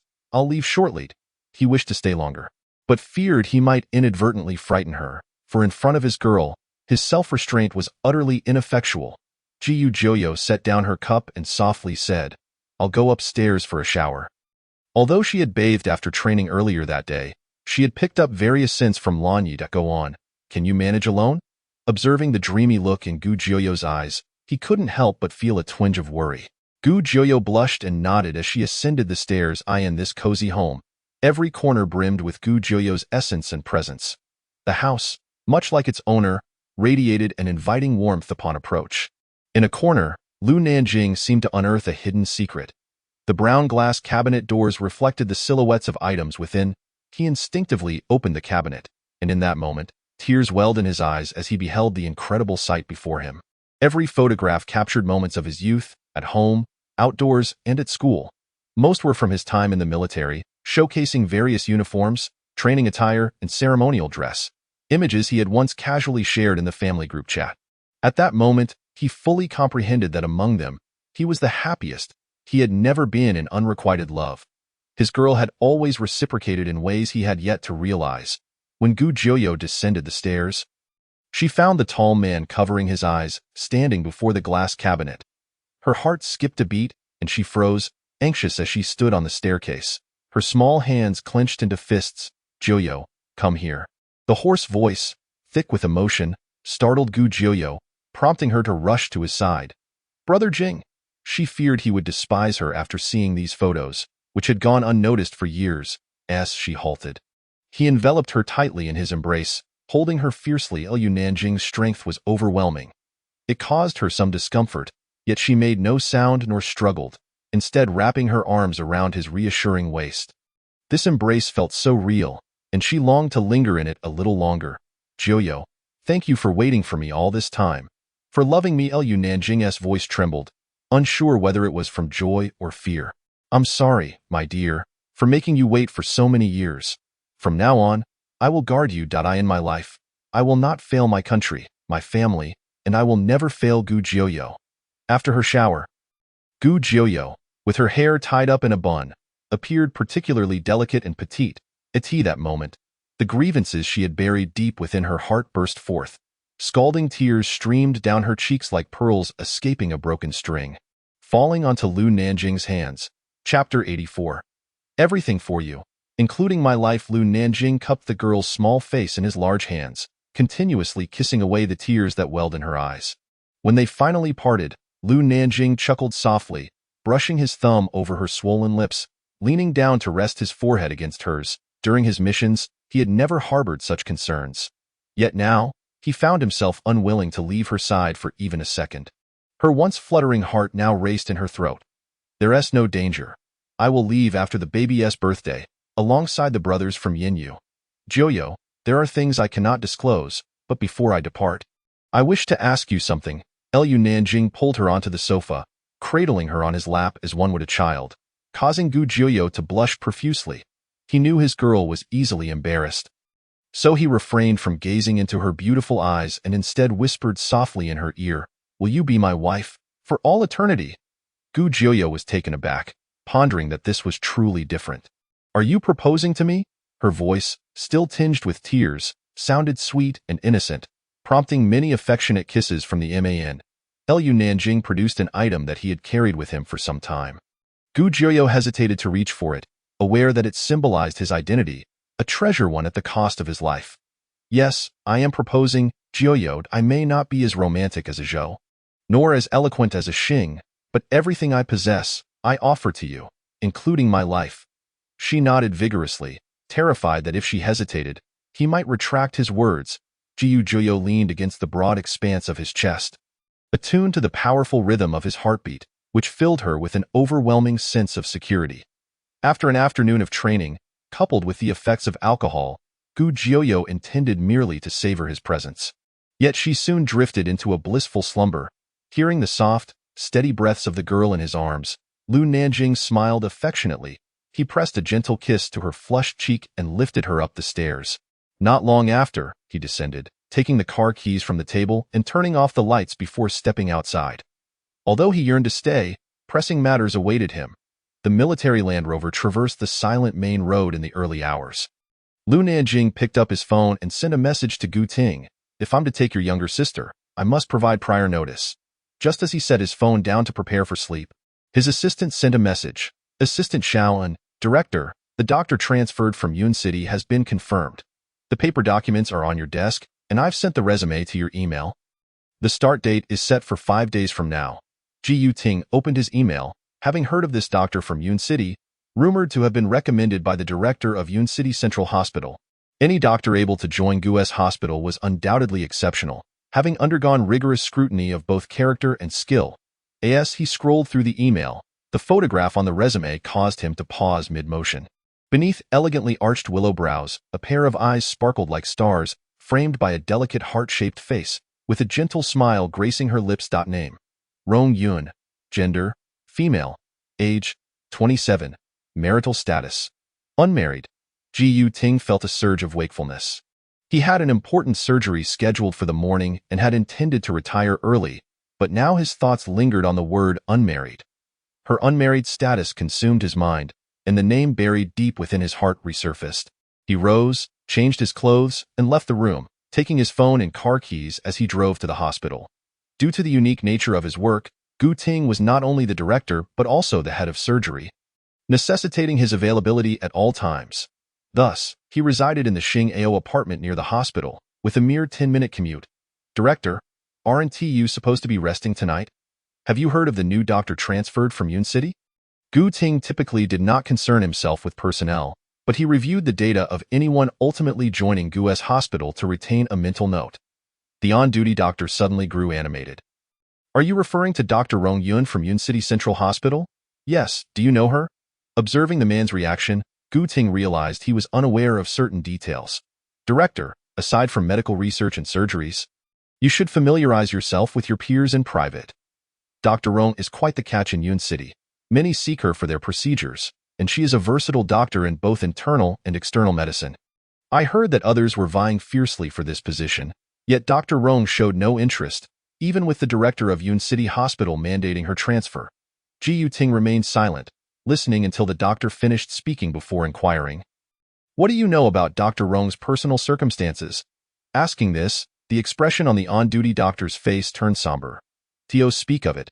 Dr. Rong is rather unfortunate. I've heard she is from a city. Her family background is quite ordinary, and her upbringing was challenging. Somehow, she ended up in Yun City." "All right, thank you. You may return to your duties." Ji Ting was already aware of this, so he saw no need to delve further. On his desk lay a blue folder, which he opened to reveal a resume identical to the one in his email. The subsequent pages chronicled her surgical records and accolades from recent years. Setting the document aside, he retrieved a cigarette from his drawer and lit it. "Rong Yun, it has been over 3 years since I have strived to erase your memory from my mind. Yet, why do you continue to manifest in my life? You even go so far as to feign affection with other men to deceive them. The man you were acting with refrained from confronting you out of fear, and thus the matter was left unresolved. Alas, the esteemed Dr. Gu's destined partner is about to arrive. Chapter 85. If you do not love me, why do you entice me? At 7 a.m. the door to the dean's office swung open, revealing Gu Ting clad in a black shirt beneath a white lab coat. He exuded the demeanor of a refined gentleman, capturing the hearts of numerous female doctors and nurses within the hospital. "Dean, you are here so early," exclaimed Assistant Shaoan, who had just emerged from the neighboring hospital office. Surprised at the sight of Gu Ting already dressed, she inquired, "Isn't the surgery scheduled for 9 o'clock? The dean typically arrives an hour in advance. Today is quite unusual. I will have breakfast first. Please ensure they conduct another inspection of the operating room," he replied. "Mother, I have just finished the surgery." He knew it was not a good sign. "Mother, isn't it true that Niu Niu and Jinggu are not outsiders, but rather our own kin? Look at our families. Is there any fortune left for me?" When he was almost amused by his attitude, he was well aware of what his son was truly thinking. He simply feared that he would remain unable to let go. Understood. After hanging up the phone, Gu Ting opened an encrypted file on his phone. Inside were numerous photos of him with the girl, along with many solo pictures of her. Observing the smiles on their faces, one could easily discern how blissful they had been at that time. 3 years ago, outside a hotel near the Jing City Medical College, stood a tall girl clad in an utterly ordinary blue dungaree dress, her long black hair tied into a low ponytail. Beside her stood a man with an expression of sheer terror. "Jiu Ting, since you have seen me, I will speak plainly. Let us break up." Jiu Ting regarded the woman before him with an impassive expression. As the man beside her desperately gestured for her to reconsider. "Have you taken a liking to him?" Rongyun, intent on severing ties with Gu Ting, failed to notice the man's actions. "Yes, whether you deem me frivolous or lacking in decorum." "Gu Ting, I no longer love you. Parting ways would benefit us both." Jiu Ting let out a derisive laugh, mocking her for her performance. "Have you even inquired whether the object of your affection dares to offend me?" Rongyun understood that Gu Ting came from an illustrious family, one she could never hope to reach. Yet, they had been in a relationship for 2 years, and he had never once mentioned his background. No, Master Gu. I had no idea that Miss Rong was your girlfriend. Had I known, I would not have agreed to her deception, even if I had 10 lives. Apologies, Miss Rong, but I cannot assist you. I must take my leave." The man practically fled, wishing for a means of escape.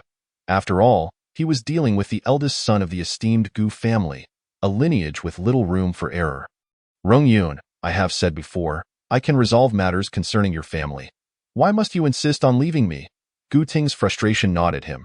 The Gu family harbored no notions of social hierarchy, as long as his future wife genuinely loved him, possessed good character, and was kind-hearted. Her lineage mattered not. Jiu Ting. "I will handle my family's affairs. I wish to break up because my love for you has faded." Her father had passed away due to illness in his early years. Her mother remarried, and her stepfather was a gambler with an elder son 2 years her senior. Knowing she had a wealthy boyfriend, they had repeatedly urged her to extort money from Gu Ting. "Buy cars and houses for my stepbrother, marry him off. If he cannot find a wife, then let me marry him." Jiu Ting was her senior by a year. She had gained admission into the medical research group where he worked during her junior year due to her exceptional efforts. She toiled diligently, hoping to forge a future alongside him. Today was her graduation ceremony, and Gu Ting had already become a surgeon at Gu's hospital. It was only due to an urgent surgery that he arrived late. "If you do not love me, why did you pursue me in the first place?" Gu Ting stepped forward, gripping her chin tightly, his voice hoarse with anger. "Let me be honest with you, Gu Ting. I have never loved you. My initial association with you was solely to gain entry into the medical group." Rongyun's chin was held firmly, causing her pain, yet she gazed at him defiantly. "Jiu Ting, let us end this here. 2 individuals who do not love one another cannot force a relationship." Releasing her, Gu Ting shouted, "How dare you presume to know my feelings? You wish to break up without consulting me. Very well. If you are resolute in your decision, then I shall grant your wish." As she watched Gu Ting's figure gradually fade away, Rongyun could no longer contain herself and sank to the ground in tears. Passers-by observed her, some even approaching to offer assistance, but she declined their help. This was the first time Gu Ting had walked away from her, but she harbored no regrets. Being with him would only hinder his progress. That night, Gu Ting drank to excess, leaving everyone bewildered. Hadn't he just spoken of marriage days prior? It was only later that they learned of his breakup with Rongyun. Subsequently, she vanished entirely from Gu Ting's life. Upon his arrival at the Gu family villa in his black Land Rover, Gu Ting was met by the petite figure of his younger sister rushing towards him. He caught her in his arms and draped his coat around her. "It's snowing. Why are you out without a jacket?" Gu Nyonyo, keenly perceptive, noticed her brother's somber mood. "Brother, what troubles you? Have you encountered any issues?" Gu Ting embraced Gu Nyonyo as they made their way inside. "Nothing, just a poor night's sleep." "Are you happy about the upcoming wedding?" Her cheeks flushed. Gu Nyonyo nodded shyly. "Brother, I have always dared not dream of marrying him one day." The bond between the siblings had always been strong. Gu Ting was well aware of his sister's feelings and indulged her, as long as you are happy. Jingji's status is unique. Once you are married, ensure you do not suffer any grievances. I know. Seeing the radiant smile on his sister's face brought a slight smile to Gu Ting's lips as well. Ji Ting raised an eyebrow at his mother, perplexed by her gaze. What had he done to earn such disdain? After greeting everyone, he followed them into the dining room. She sat beside Gu Nyonyo, asking while serving food, "Nyonyo, darling, Jingu must leave in a few days. How about we hold your engagement party on his birthday?" Chapter 86. If you still love, do not avoid it. Mother knows she has caused you distress. Once the wedding is over, Ji Nyonyo set down her chopsticks. Interrupting she, "Mother, I am not distressed. I understand." She was deeply enamored. Her eldest son finally seemed to be taking a step in the right direction. "Why, dear, if he dares to mistreat you, come to me. I will ensure he is unrecognizable to even his own mother." Lu Nanying's expression twitched at her words. "Mother, do you hear what you are saying?" Jingji's status is special. We are all family and must support one another." Lu Yuan rarely spoke up. "That is unacceptable. Everything that should be present must be there. We cannot allow Nyonyo to be wronged. Jiu Hongsan's only precious daughter was treated like a gem. He would not allow her to be mistreated." "Jingu, I know you are a noble man, but sometimes, while attending to the nation, one neglects the family. My only request is that you cherish your life. Do not keep my daughter waiting for too long, and certainly do not let her cry as she awaits you." Lu Nanying stood, raising his glass to toast Gu Hangsan and his wife.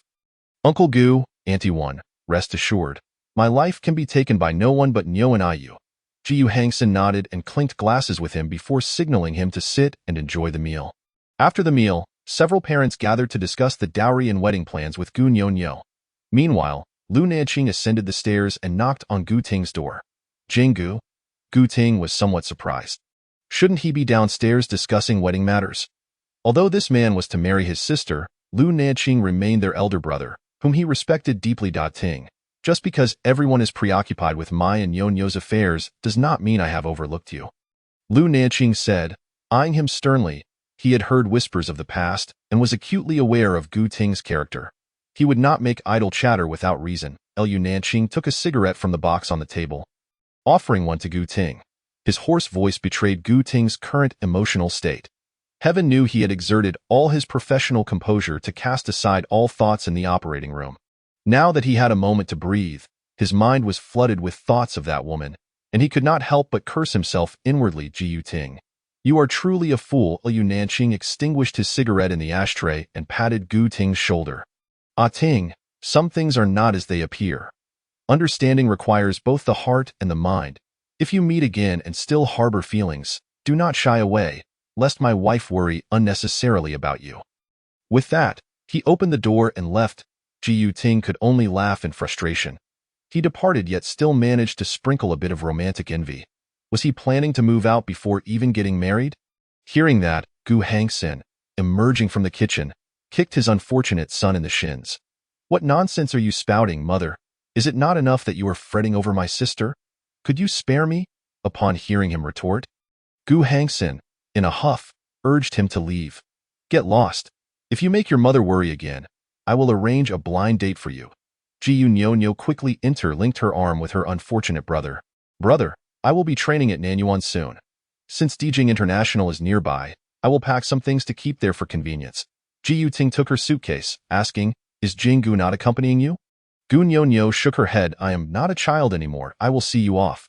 With one arm around Gu Nyonyo and the other pulling the suitcase, they reached her white G-Wagon. No need, brother. I have to go to Nanyuan.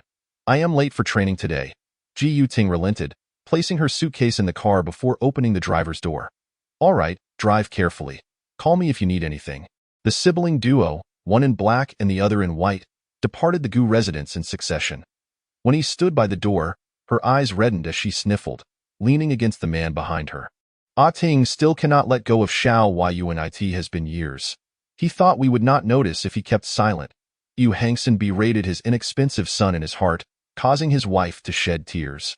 Now that his son had grown up, he believed it was best for him to handle his own affairs. Upon arriving at Nanyuan, Gu Jioyo overheard Lu Nanying teasing Jiang He. The two were seated on a swing in the garden, and it was a rare sight to see Jiang He blushing. Jioyo, come quickly and take a look. Lu Nanying eagerly beckoned. As Gu Jioyo approached, she discovered the reason behind Lu Nanying's amusement. With a rosy complexion, she curiously leaned closer to Jiang He, asking, Xiao He, have you and brother Jingxing already? Jiang He had already concealed the marks on her neck with concealer before stepping out, yet her keen-eyed best friend noticed.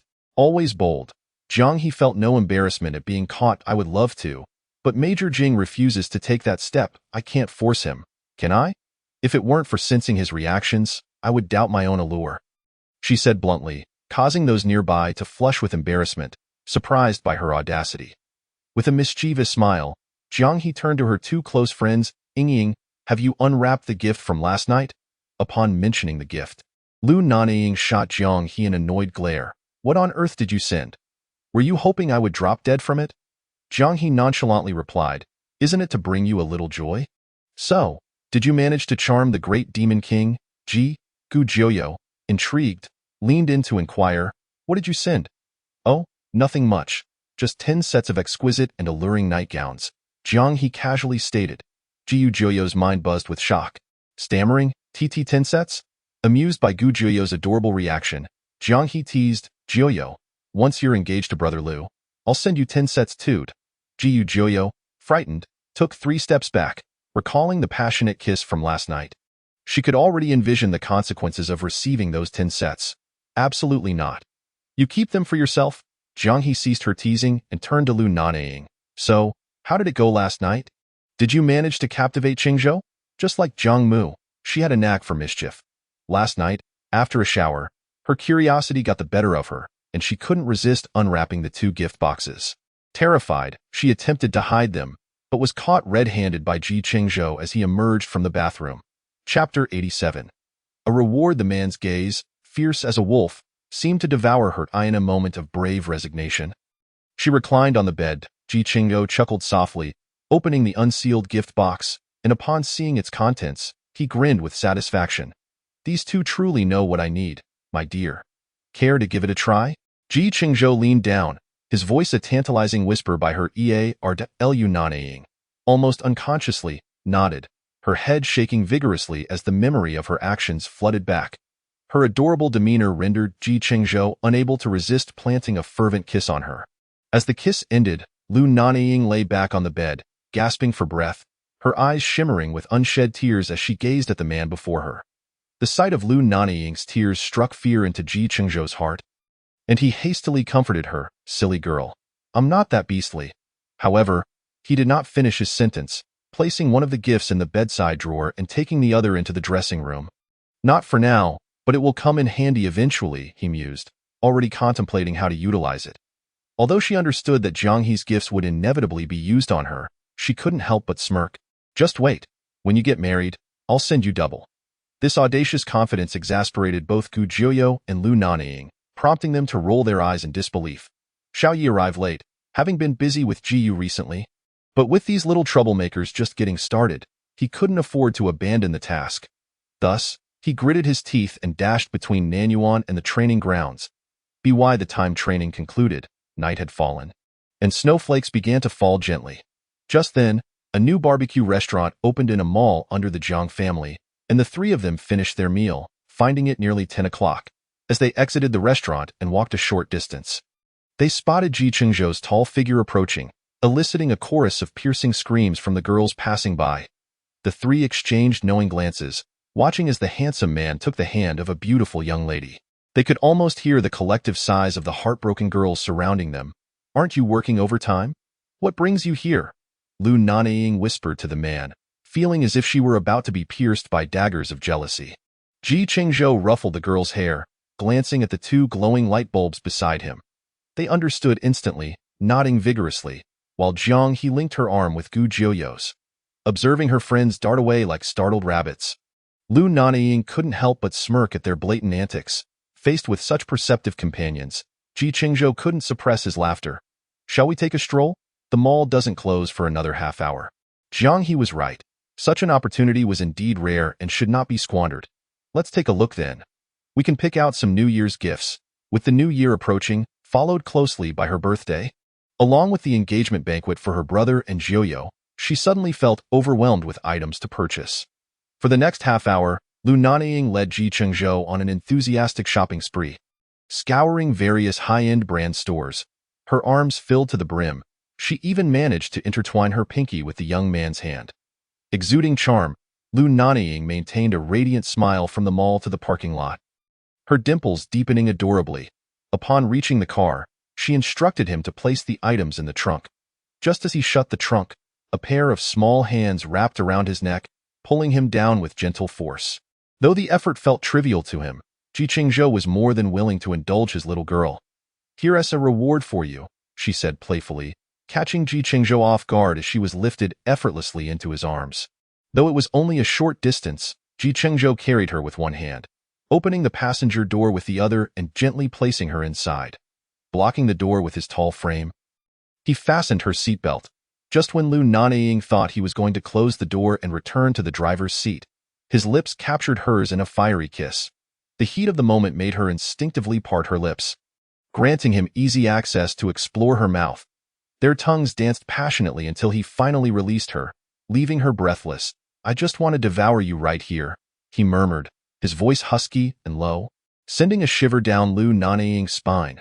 Realizing the setting, she whispered, "This is a parking lot. I don't want to make headlines." The thought of the young master of the Ji family and the young lady of the Lu family in a parking lot would undoubtedly cause a sensational stir throughout the city. And just the idea thrilled her. The soft, tender tone of her voice ignited a fire within Chengzhou. He playfully pinched her delicate nose before closing the car door and taking his seat in the driver's cabin. As the car rolled into motion, Lu Nanying chattered about her day, but soon, her words faded into silence. At the red light, Chengzhou turned to see her peacefully asleep, reaching into the back seat for a blanket to cover her. When the green light shone, he placed a gentle kiss on her lips before resuming his drive. As they entered Nanyuan, the automatic doors opened, and Chengzhou, carrying her bag, tenderly lifted her into the house. "We re-home," he announced softly to Lu Nanying, still drowsy, nestled against his broad shoulder. "Shall we take a shower?" she asked. After training, she typically freshened up, but in the winter, when sweat was scarce, it hardly mattered. Nodding in agreement, she realized that after indulging in barbecue, her hair carried an odor. Chengzhou glanced at his watch, his expression filled with affection for the little girl he had chosen to pamper. He settled her in his arms, one hand wrapping around her slender waist while the other prepared the bath, adding essential oils and setting the tub to fill. His actions were unimpeded by the weight of her presence. With gentle hands, he helped her out of her clothes and into the bathtub, then perched on a small stool beside her, washing her hair. Soon, the bathroom echoed with her soft protests, her stubbornness evident as she refused to plead for mercy. "Darling, you were the one who tempted me tonight," Chengzhou teased in a low, raspy voice. Each soft, sweet sound from her lips felt like a dagger to his heart. Lu Nanying drifted into a sleepy haze. Her mind swirled with thoughts of when she had ever tempted him. After all, it had merely been a kiss. Chapter 88. Glutinous rice, save me from now on. Even a simple kiss would require her to consider her waist. When Chengzhou finally emerged with her 2 hours later, he seated himself on the edge of the bed, allowing Lu Nanying's head to rest on his lap as he carefully dried her hair. Once she had succumbed to slumber, he changed into more comfortable attire and retreated to his study. For several consecutive days, a few men had been conspicuously absent, consumed by their busy schedules. As dawn broke, Lu Nanying awoke in the warmth of Chengzhou's embrace, glancing up at the man still lost in sleep, her beautiful eyes sparkling with mirth. Raising her hand, she reached to touch his brow, only to notice the pronounced dark circles beneath his eyes, stirring a pang of concern within her that brought tears to her own eyes. "Sweetheart, it's still early. Let's sleep a little longer," he murmured, pulling her closer. "Did you stay up late again last night?" Lu Nanying nestled against his chest, listening to his strong heartbeat. Upon hearing her voice choke with emotion, Chengzhou opened his eyes to find her nose reddened with worry. And his heart ached. He leaned down to kiss her eyes and nose. "I didn't sleep until after 3, but today, I don't have to go into the office. I can stay with you. Be good. Shall you want tea be coming over today? Let us sleep a bit more." Lu Nanying could sense his exhaustion, and soon enough, she listened to the rhythmic sound of his deep breathing. Once he was sound asleep, she gently removed his arm from her waist, slipped out of bed, and made her way to the bathroom. In the bathroom, Lu Nanying sent a WeChat message in her friend group. "Nanying, Xiaoyi isn't coming today. Do you all want to come play with glutinous rice?" It was just past 7, and she had been going to bed early lately. After waking up, she found herself unable to return to sleep. After washing up and changing her clothes, she grabbed a red tote bag and headed downstairs. "Ning Yi, good morning." Lu Nanying donned a pink sweater complemented by beige straight-leg trousers, her feet adorned with white rabbit fur slippers. Her hair was elegantly styled into a half bun, radiating youthful exuberance and charm. Aunt Ning emerged from the kitchen, her heart swelling with delight at the sight. "Good morning. It's quite chilly today. Why not indulge in a little more sleep?" Noticing that only Lu Nanying had descended the stairs, she glanced behind her for a few seconds. "Is the young master still asleep?" "Indeed, he is sleeping soundly," Lu Nanying replied, setting down her bag and linking arms with Aunt Ning as they entered the kitchen. "Aunt Ning, would you teach me how to make crystal shrimp dumplings?" Upon hearing this, Aunt Ning promptly declined, saying, "Bing Bing, your delicate hands are not meant for cooking. If you wish to eat, I shall prepare it for you." However, Lu Nanying had already retrieved a new blue apron from the kitchen cabinet and donned it while rolling up her sleeves. "I want to make it for Brother Chengzhou. Please, Aunt Ning, just teach me. I promise I won't do anything dangerous." Listening to the young girl's soft, pleading voice, along with her adorable gesture of raising her fingers in a vow, Aunt Ning found herself utterly unable to resist and inadvertently nodded in agreement. When the man in the upstairs bedroom awoke, he discovered that the space beside him was empty. Rising from the bed, he searched the room. "Darling?" Confirming her absence, he proceeded to the bathroom to freshen up before swiftly changing his clothes and heading downstairs. Perhaps it was a matter of unspoken understanding. Today, Chengzhou was also clad in a sweater and casual pants, mirroring Lu Nanying's attire from the same brand. "Aunt Ning, where is Bing Bing?" Chengzhou called out as he descended the stairs, his brow furrowed upon not spotting the young girl. "Young master, you're awake?" Bing Bing went to the back mountain to check on Nuomi. "Are you having breakfast now?" Chengzhou shook his head. "Has Bing Bing eaten?" Aunt Ning smiled as she glanced at the oddly shaped crystal shrimp dumplings on the table. "Not yet. She came down early and insisted on learning to make dumplings with me in the kitchen." Chengzhou looked at the peculiar dish on the table with a mix of surprise and amusement, realizing it was both strange and charming. A smile crept onto his lips as he quickened his pace towards the back mountain. "Nuomi, hurry up, faster." Even before reaching the back mountain, he heard the soft, melodious voice of the young girl, accompanied by her tinkling laughter. He gazed at the girl perched on the back of the white tiger with a face full of adoration. He opened his phone's camera to capture the moment, focusing on the young girl atop the tiger. Chengzhou made no effort to interrupt. He simply observed until the tiger made a sudden move that nearly sent the girl tumbling off its back. He dashed over and scooped her up from the tiger's back. Nuomi, seemingly aware of its misstep, lowered its head, enduring Chengzhou's piercing gaze without daring to move. The sight of the little creature's pitiful demeanor tugged at Lu Nanying's heartstrings. "Oh dear, Brother Chengzhou, you frightened Nuomi." She hopped down from the man's embrace, crouching to pat Nuomi's head. "Nuomi, Brother Chengzhou isn't fierce. Don't be afraid." Overlooked in the moment, Chengzhou couldn't help but chuckle, realizing that his concern for her had turned him into the villain. Yet he maintained a fierce tone as he addressed the tiger. "You can play, but if you dare to throw Bing Bing off, I'll feed you to the wolves." Nuomi gazed at Lu Nanying with its beautiful blue eyes, exuding an air of innocence that prompted Lu Nanying to quickly crouch down and embrace its head. The young girl glared at the towering man, puffing up her cheeks, if you scare it again. I won't talk to you. Chengzhou's lips twitched in irritation, realizing that his current standing was inferior even to that of the tiger. Nuomi, come save me, she exclaimed, as she was carried away, turning to shout at the tiger. The tiger had only taken a couple of steps forward when Chengzhou's fierce glare made it freeze in place, too intimidated to move. Once the man had walked away, the tiger turned and headed back towards the house. What to do? The master is too fearsome. As they approached the dining area, Chengzhou's large hand playfully patted her head twice. Behaved, don't fidget. Chengzhou set her down in a chair, and Aunt Ning emerged from the kitchen with a warm breakfast. Noticing the young girl's pitiful expression directed at her, oh dear, what's the matter? The glistening eyes of Lu Nanying tugged at Aunt Ning's heartstrings. Aunt Ning, he bullies me and Nuomi. The young girl pouted, accusing the man sipping coffee before her. Aunt Ning laughed, covering her mouth. The young master is too concerned about you to bully you. However, I can't believe he might bully Nuomi. Hearing Aunt Ning's words,